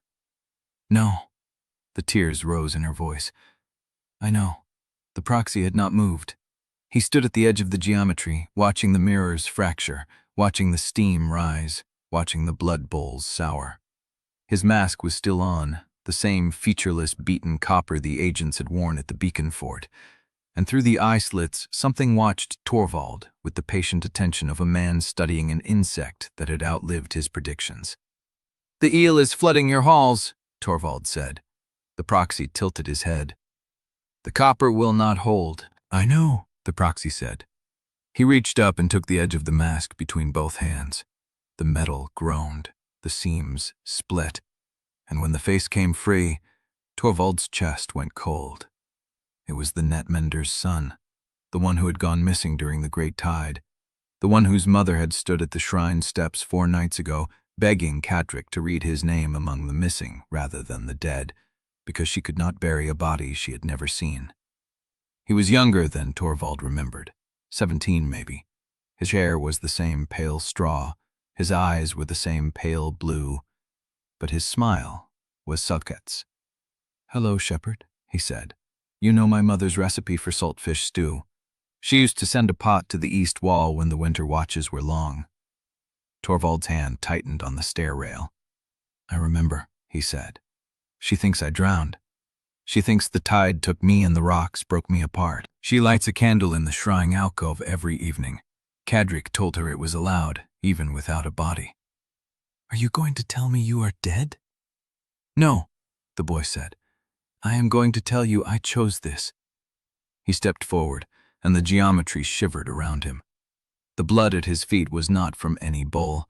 It was seeping from the mask's broken edge where the copper had cut his palms, and the sigils there, the same spirals, the same coils, were glowing the color of hot iron. "Your wolf broke the mirror," he said. "Your scavenger cracked the alignment. Your eel is drowning the foundation.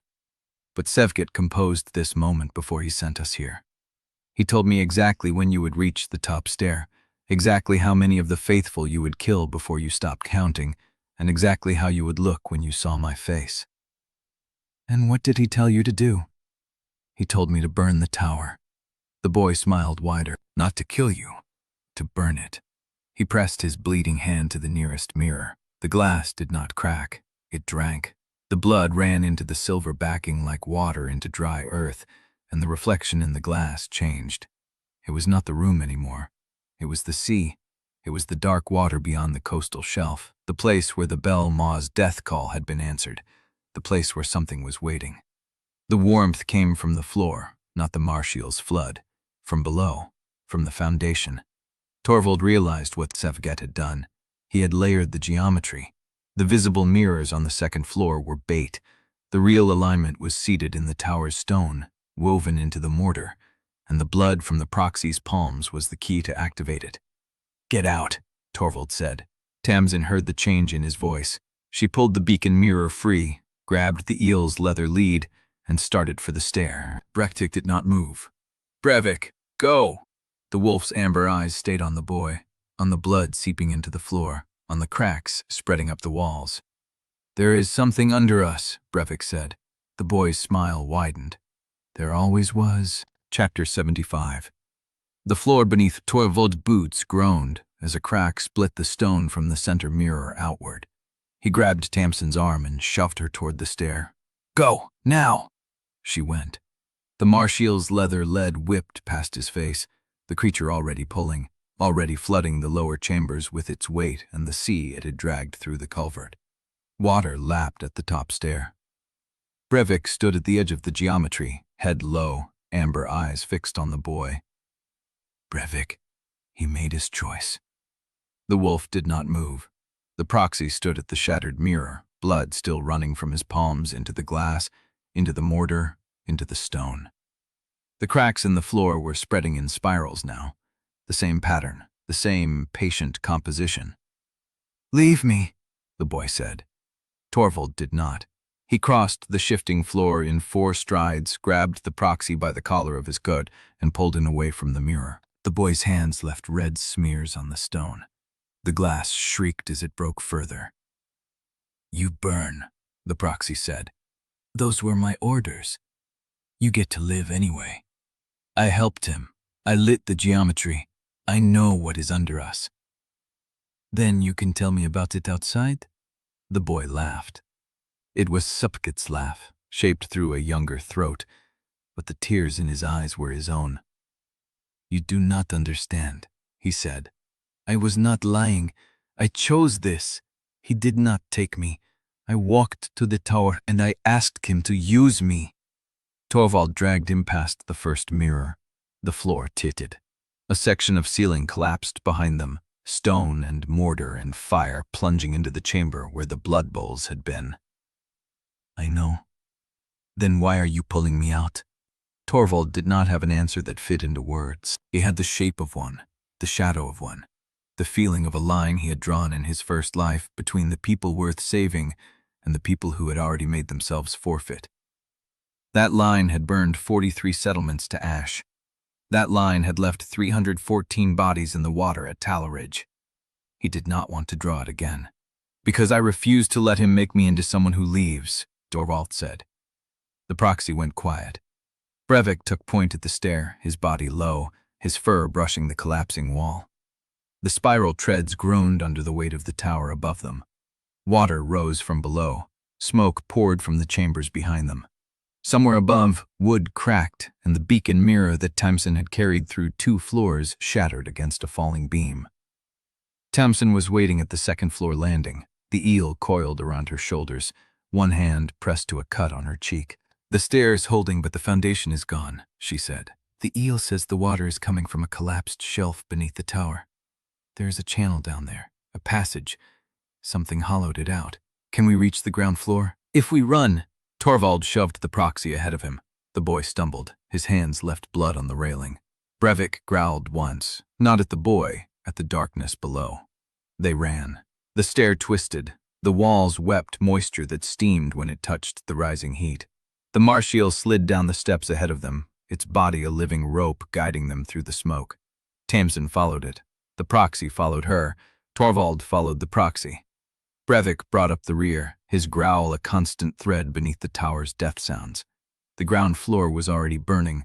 Fire had climbed the outer walls from somewhere below, fed by oil or pitch or the geometry's final command. The wooden supports at the base were black and crumbling. The door hung crooked in its frame, the salt marsh visible beyond it like a promise. The proxy stopped. "He told me I would not survive this." "He lied," Torvald said. "He does not lie." Torvald grabbed him by the coat again and pulled him through the door. They spilled onto the salt grass as the tower's main beam gave way behind them. The sound was not a crack. It was a wet, sucking tear, as if the stone itself had been hollow and the collapse was only the skin breaking. A cloud of ash and steam billowed across the cliff shelf. The Marshiel curled into Tamsin's arms, trembling. Brevik stood at the edge of the debris, watching the tower settle, his amber eyes fixed on the hole where the foundation had been. The proxy melt in the grass. His hands were still bleeding. His copper mask lay somewhere in the rubble. His face was young and pale and streaked with soot and tears. "I was supposed to burn with it," he said. You did not. He will find another way. Torvald crouched beside him. What else did he tell you? The boy looked up. His eyes were Sevet's eyes, the same way a broken mirror could still hold the shape of a face. He is withdrawing, the proxy said. From Saltmarrow, from the coast. He is pulling his agents back beyond the marsh line, and he will not answer any signal until spring. Torvald's chest went cold. That makes no sense. He has momentum. He has proxies. He has the geometry seated in the stone. He has you. The proxy's voice dropped to a whisper. He told me before I let the alignment. He said you had become more dangerous alive than dead, that a dead shepherd is a symbol, a living one is a variable he cannot control. He said he composed this tower as a test, and you passed it, and now he must rewrite the entire score. The wind shifted. The smoke from the burning tower rolled across the cliff shelf, and for a moment Torvald could not see the ground, the grass, the others. He could only hear Brevik's breathing, steady and low. He is regrouping, Torvald said. He is composing something larger. The smoke cleared. Tamsin was staring at the burning tower. The marsh eel had stopped trembling. Inga's voice rose from the bottom of the cliff path, calling his name, demanding to know if they were alive. Brevik turned his head toward the dark sea beyond the coastal shelf and growled, not at the tower, not at the smoke, at the water, at the rhythm building beneath the waves. The same rhythm Torvald had felt on the seawall in Chapter 1, the same wrong surge, only closer now. Chapter 76. The salt grass was wet and cold against Torvald's knees. He stayed there a moment longer than he needed to, one hand pressed to the ground, feeling the last tremor of the collapse travel through the cliff shelf and fade into the stone. The tower burned behind them. Smoke rolled across the shelf in greasy waves, catching the low light and staining the sky the color of old iron. Tamsin was coughing into her sleeve. The marsh eel had wound itself around her shoulders so tightly it looked more like a bandage than a creature. Its head was tucked against her neck, its body still trembling. The proxy knelt apart from them, his hands pressed flat to the grass, his shoulders shaking. No tears now, just the slow, ragged breathing of someone who had expected to die and did not know what to do with the extra minutes. Brevik stood at the edge of the cliff, facing the sea. His tail was low. His ears were flat against his skull. He was not growling anymore. He was watching. Inga reached them first, her boots sliding on the loose stone at the bottom of the cliff path. She grabbed Torvald's arm and pulled him upright, her eyes moving across the group in a quick inventory. Everyone alive? Yes, Torvald said. The boy? He was the proxy. Inga's gaze shifted to the kneeling figure. Her hand dropped to her knife. He is coming with us? He is. Because he chose to? Because I refused to leave him. Inga held his eyes for a long moment. Then she nodded once, the way she did when she accepted a tactical decision she did not fully agree with, and turned to the burning tower. The Choirmaster is gone? Withdrawing, Torvald said. Pulling all agents back beyond the marsh line. No signals until spring. That does not sound like a victory. It is not. He called the tower a test. He said I passed it, so he has to rewrite the score. Inga's jaw tightened. She did not ask what that meant. She was already looking past the immediate moment, the way she did when she was calculating how much time they had before the next blow landed. We need to move before the smoke draws attention, she said. The town will have seen the fire. Malin will have sent scouts. If we head south along the cliff base, we can meet them before they reach the ridge. Torvald nodded. He turned to the proxy. Can you walk? The boy looked up. His face was pale, streaked with soot and the drying tracks of tears. His hands were still bleeding from where he had pressed them to the mirror glass. Yes. There are caches along the withdrawal route. You know where they are. The boy's eyes flickered. Not denial, recognition. There is one, he said slowly. Half a mile east, in a collapsed salt shed foundation. Rations, bandages, a signal mirror. He said it was for the faithful who survived the tower. Show us. The boy stood. His legs shook once, then steadied. Brevik left the cliff edge and fell into position at Torvald's flank. He did not look at the proxy. He did not growl. He simply walked, his body close enough to brush Torvald's leg with every third step. The eastward path was loose scree and broken stone, the remnants of an older road that had been swallowed by the marsh and then half exhumed by the tower's collapse. The salt grass grew in patches here, thin and yellow, clawing at the wind. Tamsin walked behind the proxy, the eel still coiled around her shoulders. She did not speak. Her eyes stayed on the boy's back, measuring. Inga took point. Her knife was out. Her steps were steady on the uneven ground. The salt shed was exactly where the proxy had said it would be. A collapsed roof of blackened timbers, walls that had slumped inward decades ago, foundation stones half sunk into the marsh. The entrance was a gap between two fallen beams, barely wide enough for a person to squeeze through. The proxy hesitated at the threshold. "He told me to burn it if I survived the tower," he said, as a signal, so the faithful would know to scatter and not look back. "You did not burn it. The tower was on fire when I woke under your arm." Torvald crouched and peered into the darkness beneath the beams. He could see the edge of a canvas pack, the gleam of metal. "Inga," he said, "watch the marsh side." She moved without answering, positioning herself at the corner of the foundation where she could see both the path and the open ground beyond. Torvald crawled inside. The air was dry and still.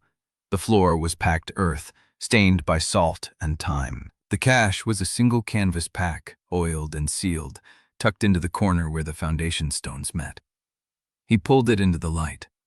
Inside, 3 bundles of dried rations, a roll of clean bandages, a small signal mirror wrapped in cloth, and a leather tube.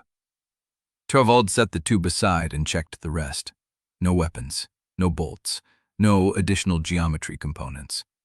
This was a survival cache, not a combat resupply. He uncorked the leather tube. A roll of paper slid out. Unrolled, it was a single sheet, covered in the same brisk, measured handwriting as the dead-drop letters. "Notice to all settlements of the Reeving Coast." The heading was formal, official. The seal at the bottom was Sevget's Spiral, stamped in black wax. By authority of the Choirfall Mandate, the bonded shepherd formerly assigned to Saltmarrow Harbor, Torvald Oosterlin, is hereby declared Ro. All bonds contracted under his authority are classified as pending correction. No settlement, tamer, or warden may shelter, supply, or ally with this individual or his bonded creatures. Those who do will be considered participants in his defiance and subject to the same correction protocol. His bonds are to be isolated, starved, or surrendered on sight. No tender of surrender will be refused. Below the text, a list of names: Brevik, Gravel, the Marsh eel, 3 brine crows, every creature Torvald had bound, named by species and mark. Torvald read the notice twice. The words did not change. He rolled the paper and tucked it back into the tube. "What is it?" Inga asked from the corner. "Sevek has declared me rogue," Torvald said. "The notice is going to every settlement on the coast." He stood. The tube was cold in his hand. "He is not withdrawing to give up," Torvald said. "He is withdrawing so the coast isolates me for him." Inga's hand tightened on her knife. Brevik lifted his head toward the dark sea. The rhythm was still there, faint, patient, building beneath the waves, only closer now, much closer. Chapter 77. They reached the marsh gate at dusk. The light was low and orange, cutting through the haze that had settled over the salt flats. Torvald's boots had worn through the sealant on the left sole, somewhere between the cache and the ridge, and every step now let marsh water seep against the leather. He did not slow. Inga walked ahead of the group, knife still out, shoulders tight. She had not sheathed it since the foundation, and Torvald did not ask her to. Tamsin followed with the eel coiled around her shoulders, the proxy walking in front of her. The boy's hands hung at his sides. His broken wrist had swollen inside the rough sling Torvald had made from a strip of canvas torn from the cache pack. The boy did not complain. He had not said a word since the foundation. Brevik walked at Torvald's flank. The marsh gate was manned. 2 wardens Torvald did not recognize stood at the base of the palisade, spears low, eyes tracking the group as they emerged from the beaten path. One of them raised a hand. "Hold." Inga did not stop. She walked up to the warden and held his gaze until he lowered the spear. "We have survivors from the tower fire," she said, "and 1 captive." Let us through." The warden looked past her at the proxy. The boy's face was pale. His copper mask was gone, lost in the rubble, and without it he looked younger than Torvald had expected. Younger and emptier. "Is that the Netmender's?" "Yes," Inga said. "Let us through." The warden stepped aside. Saltmarrow was different. Torvald noticed it as soon as they passed through the gate and into the lower lane. The air was quieter. The usual rhythm of evening work, the hammering on the east wall, the calls from the net sheds, the dogs barking near the salt yard, had been replaced by a held stillness, as if the town had been listening for their return and was now deciding what to do with the sound of them. People watched from doorways, not hostile, not welcoming, watching. A woman holding a child to her hip stared at the proxy. An old man at the well let the rope slip through his fingers. A boy of maybe 12 stood at the corner of the net shed and did not move when Torvald passed. They knew. Word had outrun them. The hostage raid at Inga's house, the tower fire on the cliff, the Choirmaster's withdrawal and the rumors that followed, twisting and multiplying with every telling. A man stepped out of a doorway ahead of them. He was broad-shouldered, dressed in the leather apron of a salt worker, his hands stained red-brown from the drying pans. He did not hold a weapon. He did not need one. "That the one?" he asked, looking at the proxy. "The boy is under my protection," Torvald said. "The boy helped them take Elbert Vast. He is a prisoner, not a volunteer." The salt worker's jaw tightened. He looked at Torvald, then at the proxy, and something in his face shifted. Not forgiveness, calculation. "He walks through my lane tonight," the man said, "and I will not promise the rope stays off his neck." Inga stepped between them. "Then keep your lane clear," she said, "and your hands off." The salt worker held her gaze for a long moment. Then he stepped back into his doorway and let them pass. Malin met them at the square. She stood at the center of the cobbles, a roll of parchment in one hand and a lantern in the other. Her face was drawn.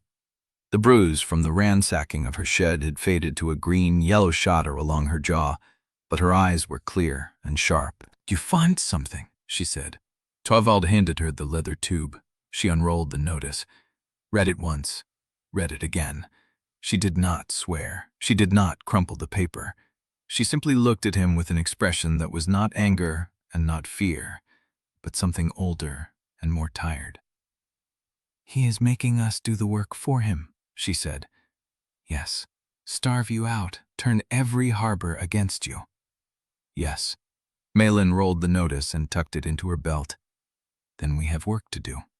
Brother Cadric arrived before the town council. He came through the eastern lane with 2 lamps, his robes smudged with the ash of the pyres. He did not ask what they had found, or where the proxy had come from.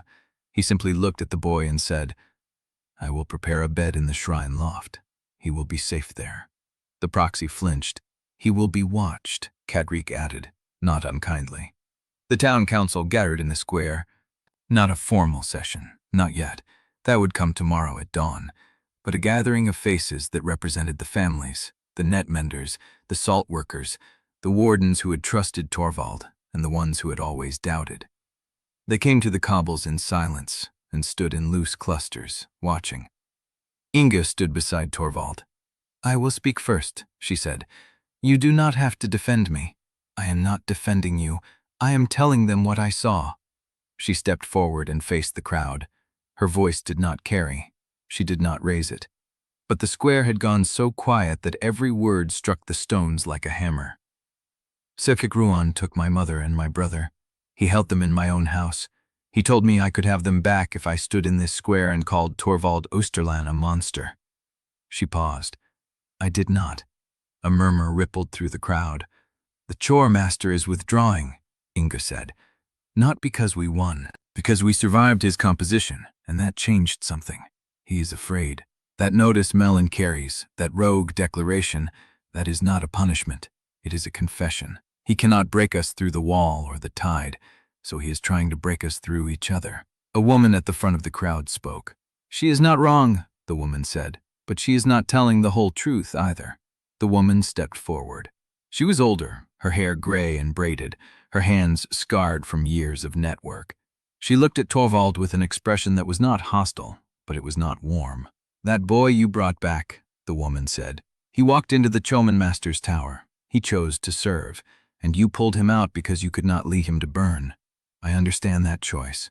I do not know if I could have made it." She looked at the crowd. "I am leaving Saltmarrow." The words landed like a dropped stone. "Not because I blame him," the woman said, nodding at Torvald. "Because the Choirmaster's notice is real. And if we stay, he will send something worse than a tower fire. He will send a composition we cannot survive." She turned and walked toward the eastern lane. Behind her, 3 families followed. Torvald watched them go. The square did not disperse. The remaining faces turned back to him, waiting for something.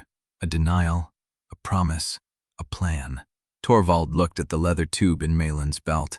He thought about the deep-sea rhythm building beneath the waves. He thought about Sovit's spring deadline and the agents still embedded somewhere in the town's working. He thought about the families leaving and the ones who would follow at dawn. He looked up. "We have until spring," he said. "Sovit will not answer any signal until the snow melts. That gives us weeks, maybe months to prepare." "For what?" Amon called from the back. Torvald mid his eyes. "For whatever he composes next." The crowd began to move, slowly, breaking into clusters of murmured conversation. Some left for their houses, some gathered around Malin to read the notice for themselves. Inga remained at Torvald's side. Tamsin leaned against the well, the marsh eel coiled around her shoulders, watching the proxy as Kadrik led him toward the shrine lane. Brevik sat at Torvald's feet, his head turned toward the sea. The rhythm was still there, patient, building, closer now than it had been at the tower. Chapter 78. The square filled before dawn, not with the scattered clusters of last night, but with bodies pressed shoulder to shoulder from the shrine steps to the harbor gate. Saltmarrow had come to decide. Torvald stood at the well with Brevik at his flank. He had not slept. His hands were still raw from the tower rope and the climb, and the dead faithful he had killed with a rusted rail. The wounds felt far away. Everything felt far away. Inga stood beside him, Malin at the council table with the leather tube laid flat in front of her. Kadrik at the shrine door, the proxy somewhere behind him in the loft, watched by a warden with a cracked spear. A woman near the front called out, "Who speaks first?" Harvin stepped forward before anyone else could answer. He did not look at Torvald. He faced the table and the families and the netmenders and the wardens who had stood on the wall through the Bell Ma song. He looked old in the dawn light. Not old as in years, old as in hollowed out from the inside. "I will speak," Harvin said, "because someone must." He turned. "You know what he was. He told you himself. Castellan of the 11th campaign, burned settlements, sacrificed 300 at Talaridge. You heard Inga say it. You heard the Choirmaster use it against her. You know it is true." A murmur. "But you also know he saved this town." Harvin's voice cracked on the last word. He stopped, pressed a hand to his mouth. "There is no clean answer," he said. "I do not have one. I wanted him gone. I stood at this square and called him Castellan and wanted him driven into the marsh. But I also stood on the wall when the Belmaw came, and I saw that wolf climb its skull and I saw him follow." He looked at Brevik. "I do not know what to do with a man who was both things." He sat down. The square held silence. Then a salt worker stood. The same one who had confronted Torvald at the marsh gate the night before. He was younger than Harvin, his hands stained with brine, his face set in a hard line. "I watched my brother's boy die on the east wall," the salt worker said. "Not from a claw, from the panic when the burrowers hit the salt sheds and everyone ran the wrong way. Torvald Oosterlin is not the one who killed him, but the Choirmaster came here because of what Torvald is. And that notice Malin carries says if we keep him, the Choirmaster will come again, harder." He looked at the crowd. "I have a daughter. I do not want her to die because we chose the wrong person to protect." He sat. A woman stood near the back, old, her hair silver, her hands gnarled from years of network. She had been at the wall during the Bell Maw. Torvald remembered her carrying a child through the breach when the seal line collapsed. "If we drive him out," she said, "the Choirmaster still knows we are here. He held Inga's family. He put a spy in the net sheds. He burned a tower on the cliff and called it a test." She pointed at Malin. "That notice does not say, 'Forgive the town that sheltered him.' It says, 'Isolate, starve, or surrender.'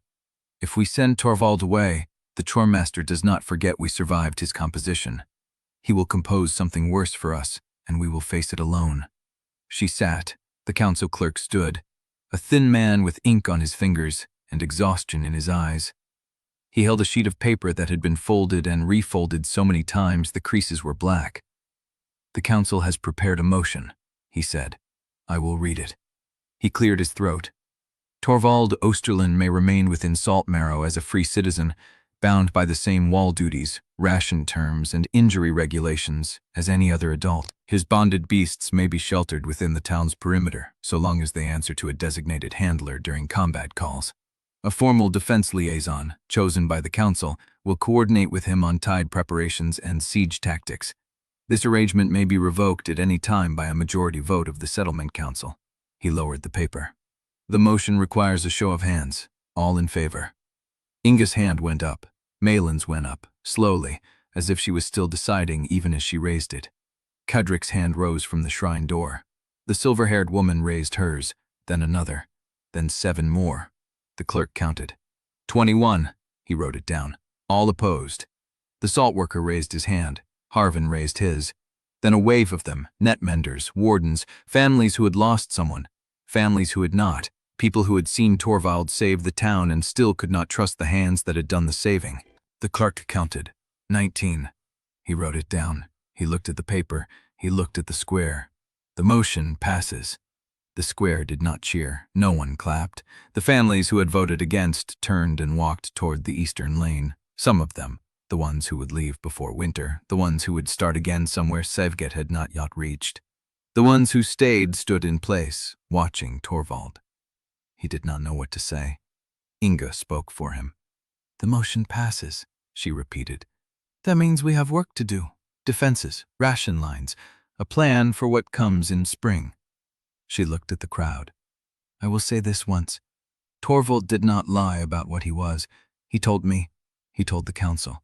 He stood in this square and told every one of you that he had been a warlord. You knew, and you chose to let him fight beside you anyway. That does not make what he did in another life any less terrible, but it means you cannot claim he tricked you into trusting him." She stepped back. "The vote is done. We move forward." The crowd began to break. Malin approached Torvald. She still carried the leather tube. Her expression was unreadable. 21-19, she said. "That is not a mandate. That is a breath. One family leaves before spring. One warden changes his mind, and the next vote goes the other way." "I know." "Then you know what you have to prove." She walked toward the Quartermaster shed. Torvald stood at the well. Brevik pressed against his leg, a solid weight, a deliberate choice. The sun had cleared the wall. The harbor lay flat and gray under the winter light, the water still. The deep sea rhythm held at a distance, but not gone at all. Inga stood beside him. "You should rest," she said. "I will." "Liar." He looked at her. "You did not have to speak for me." "I did not speak for you," she said. "I spoke for the truth. There is a difference." She walked toward her house, the one with the broken door and the salt-scoured pilings and the mother inside who had been drugged and carried toward a waiting boat. Torvald watched her go. Brevik's ears swiveled. The wolf turned his head toward the harbor, toward the water, toward the rhythm that had been building since the tower fell. It was still there, patient, closer. Brevik did not growl. He just watched, and the rhythm kept coming. Chapter 79. The net shed loft smelled of tar and old salt and the particular must of bound ledgers that had not seen daylight in years. Iskelt sat cross-legged on the floor with a cracked lantern between his knees, the flame throwing his face into hollow relief. His gnarled fingers traced the margin of a page so old the ink had browned. Torvald sat across from him. Brevik lay at his flank, head on paws, amber eyes tracking the lantern flame without blinking. The Marsh hung coiled around a roof beam. The two brine crows sat on the window ledge, heads tucked, watching with sideways attention. Gravel was still in the stake-yard, grounded in mud, breathing slow and even through the anchor sleep. Iskelt did not look up. The ledger recognizes 3 kinds of contract: forced bind, bargain bond, voluntary pact. I know. You do not know what comes after. Iskelt turned a page. The forced bind seals through pain. The system owns the channel. The bargain bond seals through exchange. The system witnesses the terms. The voluntary pact seals through trust. The system records the signature. He looked up. None of them account for a bond that has been severed from the leash and chooses to reform anyway. Torvald said nothing. Iskelt set the ledger aside. He pulled a fresh sheet of paper from his coat, yellow and rough-edged, the kind used for net-mending tallies. He laid it flat between them. So we write our own terms. The first hour was inventory. Torvald named each surviving bond aloud. The Marsh, the 2 brine crows, Brevik, Gravel, who was unconscious but whose anchor connection still hummed at the edge of his perception. Iskelt made him speak the nature of each bond. Which were forced? None. Which were bargained? The eel. I offered shelter. It accepted. Which were voluntary? Torvald hesitated. All of them. After the first moment, Iskelt's pen scratched across the paper. That is not what the system recorded.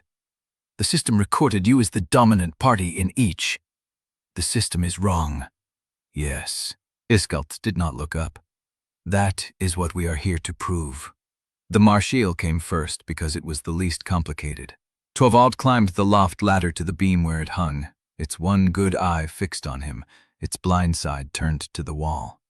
He had never spoken to it before, not directly. He had given orders through the bond, felt its acceptance or refusal through the channel, let Iskelt handle the feeding. He sat on the beam, level with its eye. I am not ordering you to stay. The eel's tongue flicked. I am asking. Silence. The eel's body tightened along the beam, muscles coiling, then relaxed. Iskelt held up the paper. State the terms aloud. Torvald's throat was dry. You may leave at any time. You are not required to answer combat calls. You will receive shelter and food regardless of whether you fight beside me. The eel's head dipped once. Iskelt wrote it down. The brine crows were simpler. They understood language well enough to tilt their heads at certain words. Torvald stood at the window and spoke the same terms to them. One crow stepped onto his wrist, claws pricking through his sleeve. The other stayed on the ledge. The one on his wrist blinked slowly. The other did not move. She is considering, Iskelt said. Torvald waited. The second crow hopped forward. 1 step, 2. It settled on the sill, wings folded, watching him with its head cocked. Iskelt made another mark. They took Gravel last. The stake-yard was cold. The mud had dried around her body, crusted white with salt. Her single eye was closed. Her flank rose and fell in long, slow breaths. Torvald knelt beside her. She could not hear him. She was deep in the anchor hold, the grounding salts pulling her consciousness down into the old stone beneath the mud, where the pack's resonance was buried. But he knelt anyway. I will speak the terms when you wake, he said. You can choose then. He pressed his palm to her shoulder, where the hide was warm despite the cold. He felt nothing through the bond. No pulse, no confirmation. That was the point. Brevik came last. Torvald did not climb down from Gravel's side. He sat in the mud, legs folded, the cold seeping through his trousers. Brevik walked to him and sat, matching his posture, the first time the wolf had ever mirrored him that way. Iskelt held the paper. Torvald looked at Brevik. I am not your master. Brevik's ears shifted. I have never been your master. The system tried to make me one. The Choirmaster tried to use that leash against both of us. He stopped. His voice was not steady. He chose to stay at the tower before that. Every time the bond should have broken, you chose to stay. Brevik's amber eyes held his. I am asking you to stay again, for as long as you want to. With no leash I can pull, with no channel the system can use to reach through me to you. Brevik stood. He took one step forward. He pressed his head against Torvald's chest. The system flashed. Contract type, classification, error, no matching template recording as, storing as. The notification hung for a moment, unclassified, unnamed, then faded without a resolution. Iskelt stared at the space where the system notification had been. His hand was still on the paper, but he was not writing. "The system does not know what to call it," he said. Torvald did not look away from Brevik. "Good." The Marshal uncoiled from the beam and slithered down the wall to the floor, and crossed the dirt to Torvald, looped once around his ankle, and settled. The brine crows flew down from the window ledge. One landed on his shoulder, the other perched on his knee. Iskelt set the paper down. He said nothing. Brevik pulled back. He sat. He looked at Torvald with the same deliberate, measuring gaze he had worn on the Marsh Palisade the night they met. Then he turned his head toward the harbor. The rhythm was still there. Closer. Brevik did not growl. He just watched, and the rhythm kept coming. Chapter 80. The harbor walk was colder than the wall had ever been. Salt spray froze on the stones before it could run. The wind cut through Torvald's coat like it remembered every gap his body left. He stood at the rail where the old watch post had burned, hands flat on the splintered wood, watching the winter surf turn black beyond the outer stakes. Brevik sat at his heel. Inga stood a pace to his left. She had not said anything in 3 minutes. That was fine.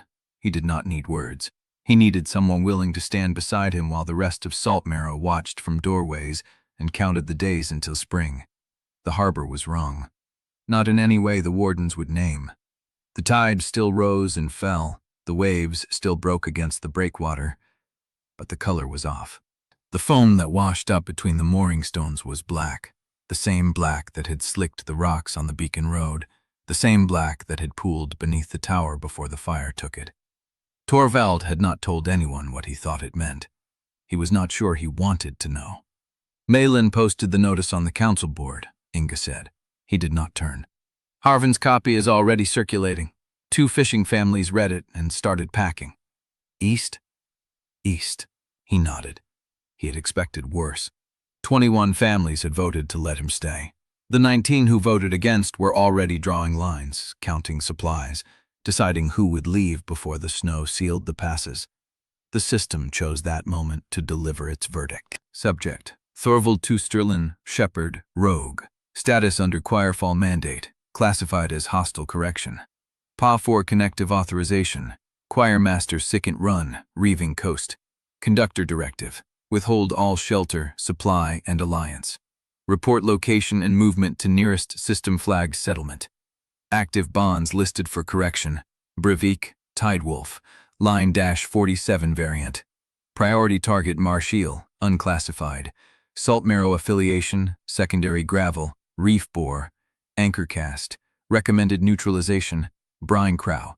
2 individuals, relay class, optional class-wide bounty. Commensurate with rank and threat level. End of notice. The text hung in his vision, crisp and final, before fading into the gray winter light. Inga saw his face change. "What?" he told her. She did not flinch. She turned back to the water and said nothing for a long count. Then, "They named Gravel. The boar is a heavy anchor creature, but she cannot fight in this state. Taking her out removes my deepest reserve of strength. He is thorough." "He is thorough," Inga repeated. Not an echo, an acknowledgement. Brevik's ears shifted. The harbor was quiet. Too quiet. The kind of quiet that came before a gate collapsed or a wave crested higher than the wall could take. Torvald watched the black foam gather between the stones. He thought about the proxy sleeping in Kadrik's loft, about the rhythm beneath the waves, about the fact that Sufget had called him a variable he could not control, and had withdrawn to rewrite the entire score. A variable, not a threat. A variable. The difference mattered. A threat you destroyed. A variable you accounted for, adjusted around, composed into the next movement until it no longer disrupted your design. Sufget was not running from Torvald. He was recalculating, and when he finished, whatever came next would not be a test. It would be a solution. "I need to see the wall," Torvald said. Inga did not argue. She fell into step beside him, and Brevik moved at his flank, and the three of them walked the length of the harbor walk past the mooring stones and the salt sheds and the nets that hung slack from drying racks no one had bothered to mend. The wall was patched.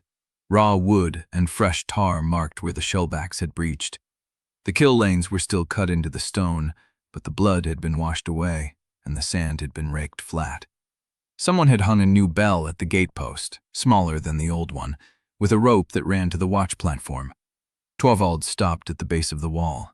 He put his hand flat against the stone. It was cold. The mortar was still wet in places.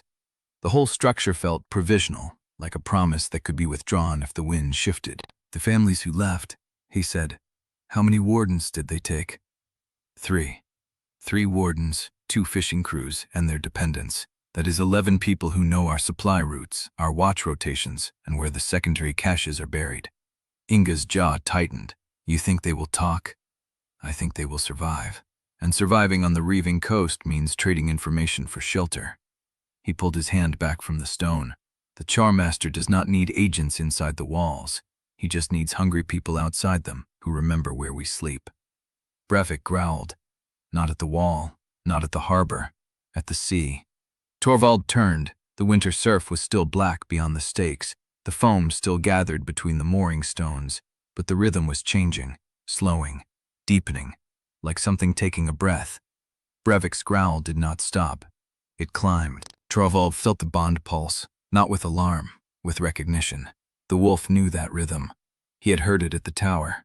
He had heard it beneath the salt grass. He had heard it in the moment before the Belmaw's death call was answered. The rhythm was closer now, and it was not alone. Inga drew her knife. She did not know what she was bracing for. None of them did. But the harbor had gone silent, and the gulls had stopped crying, and the only sound was the slow, patient rhythm of something that had been traveling a long time and had finally arrived. Torvald's hand found Brevik's fur. The wolf leaned into him, and the sea began to change color beyond the black foam, a deeper darkness spreading beneath the surface, patient and vast and waiting. The next wave had not come yet, but it was already here.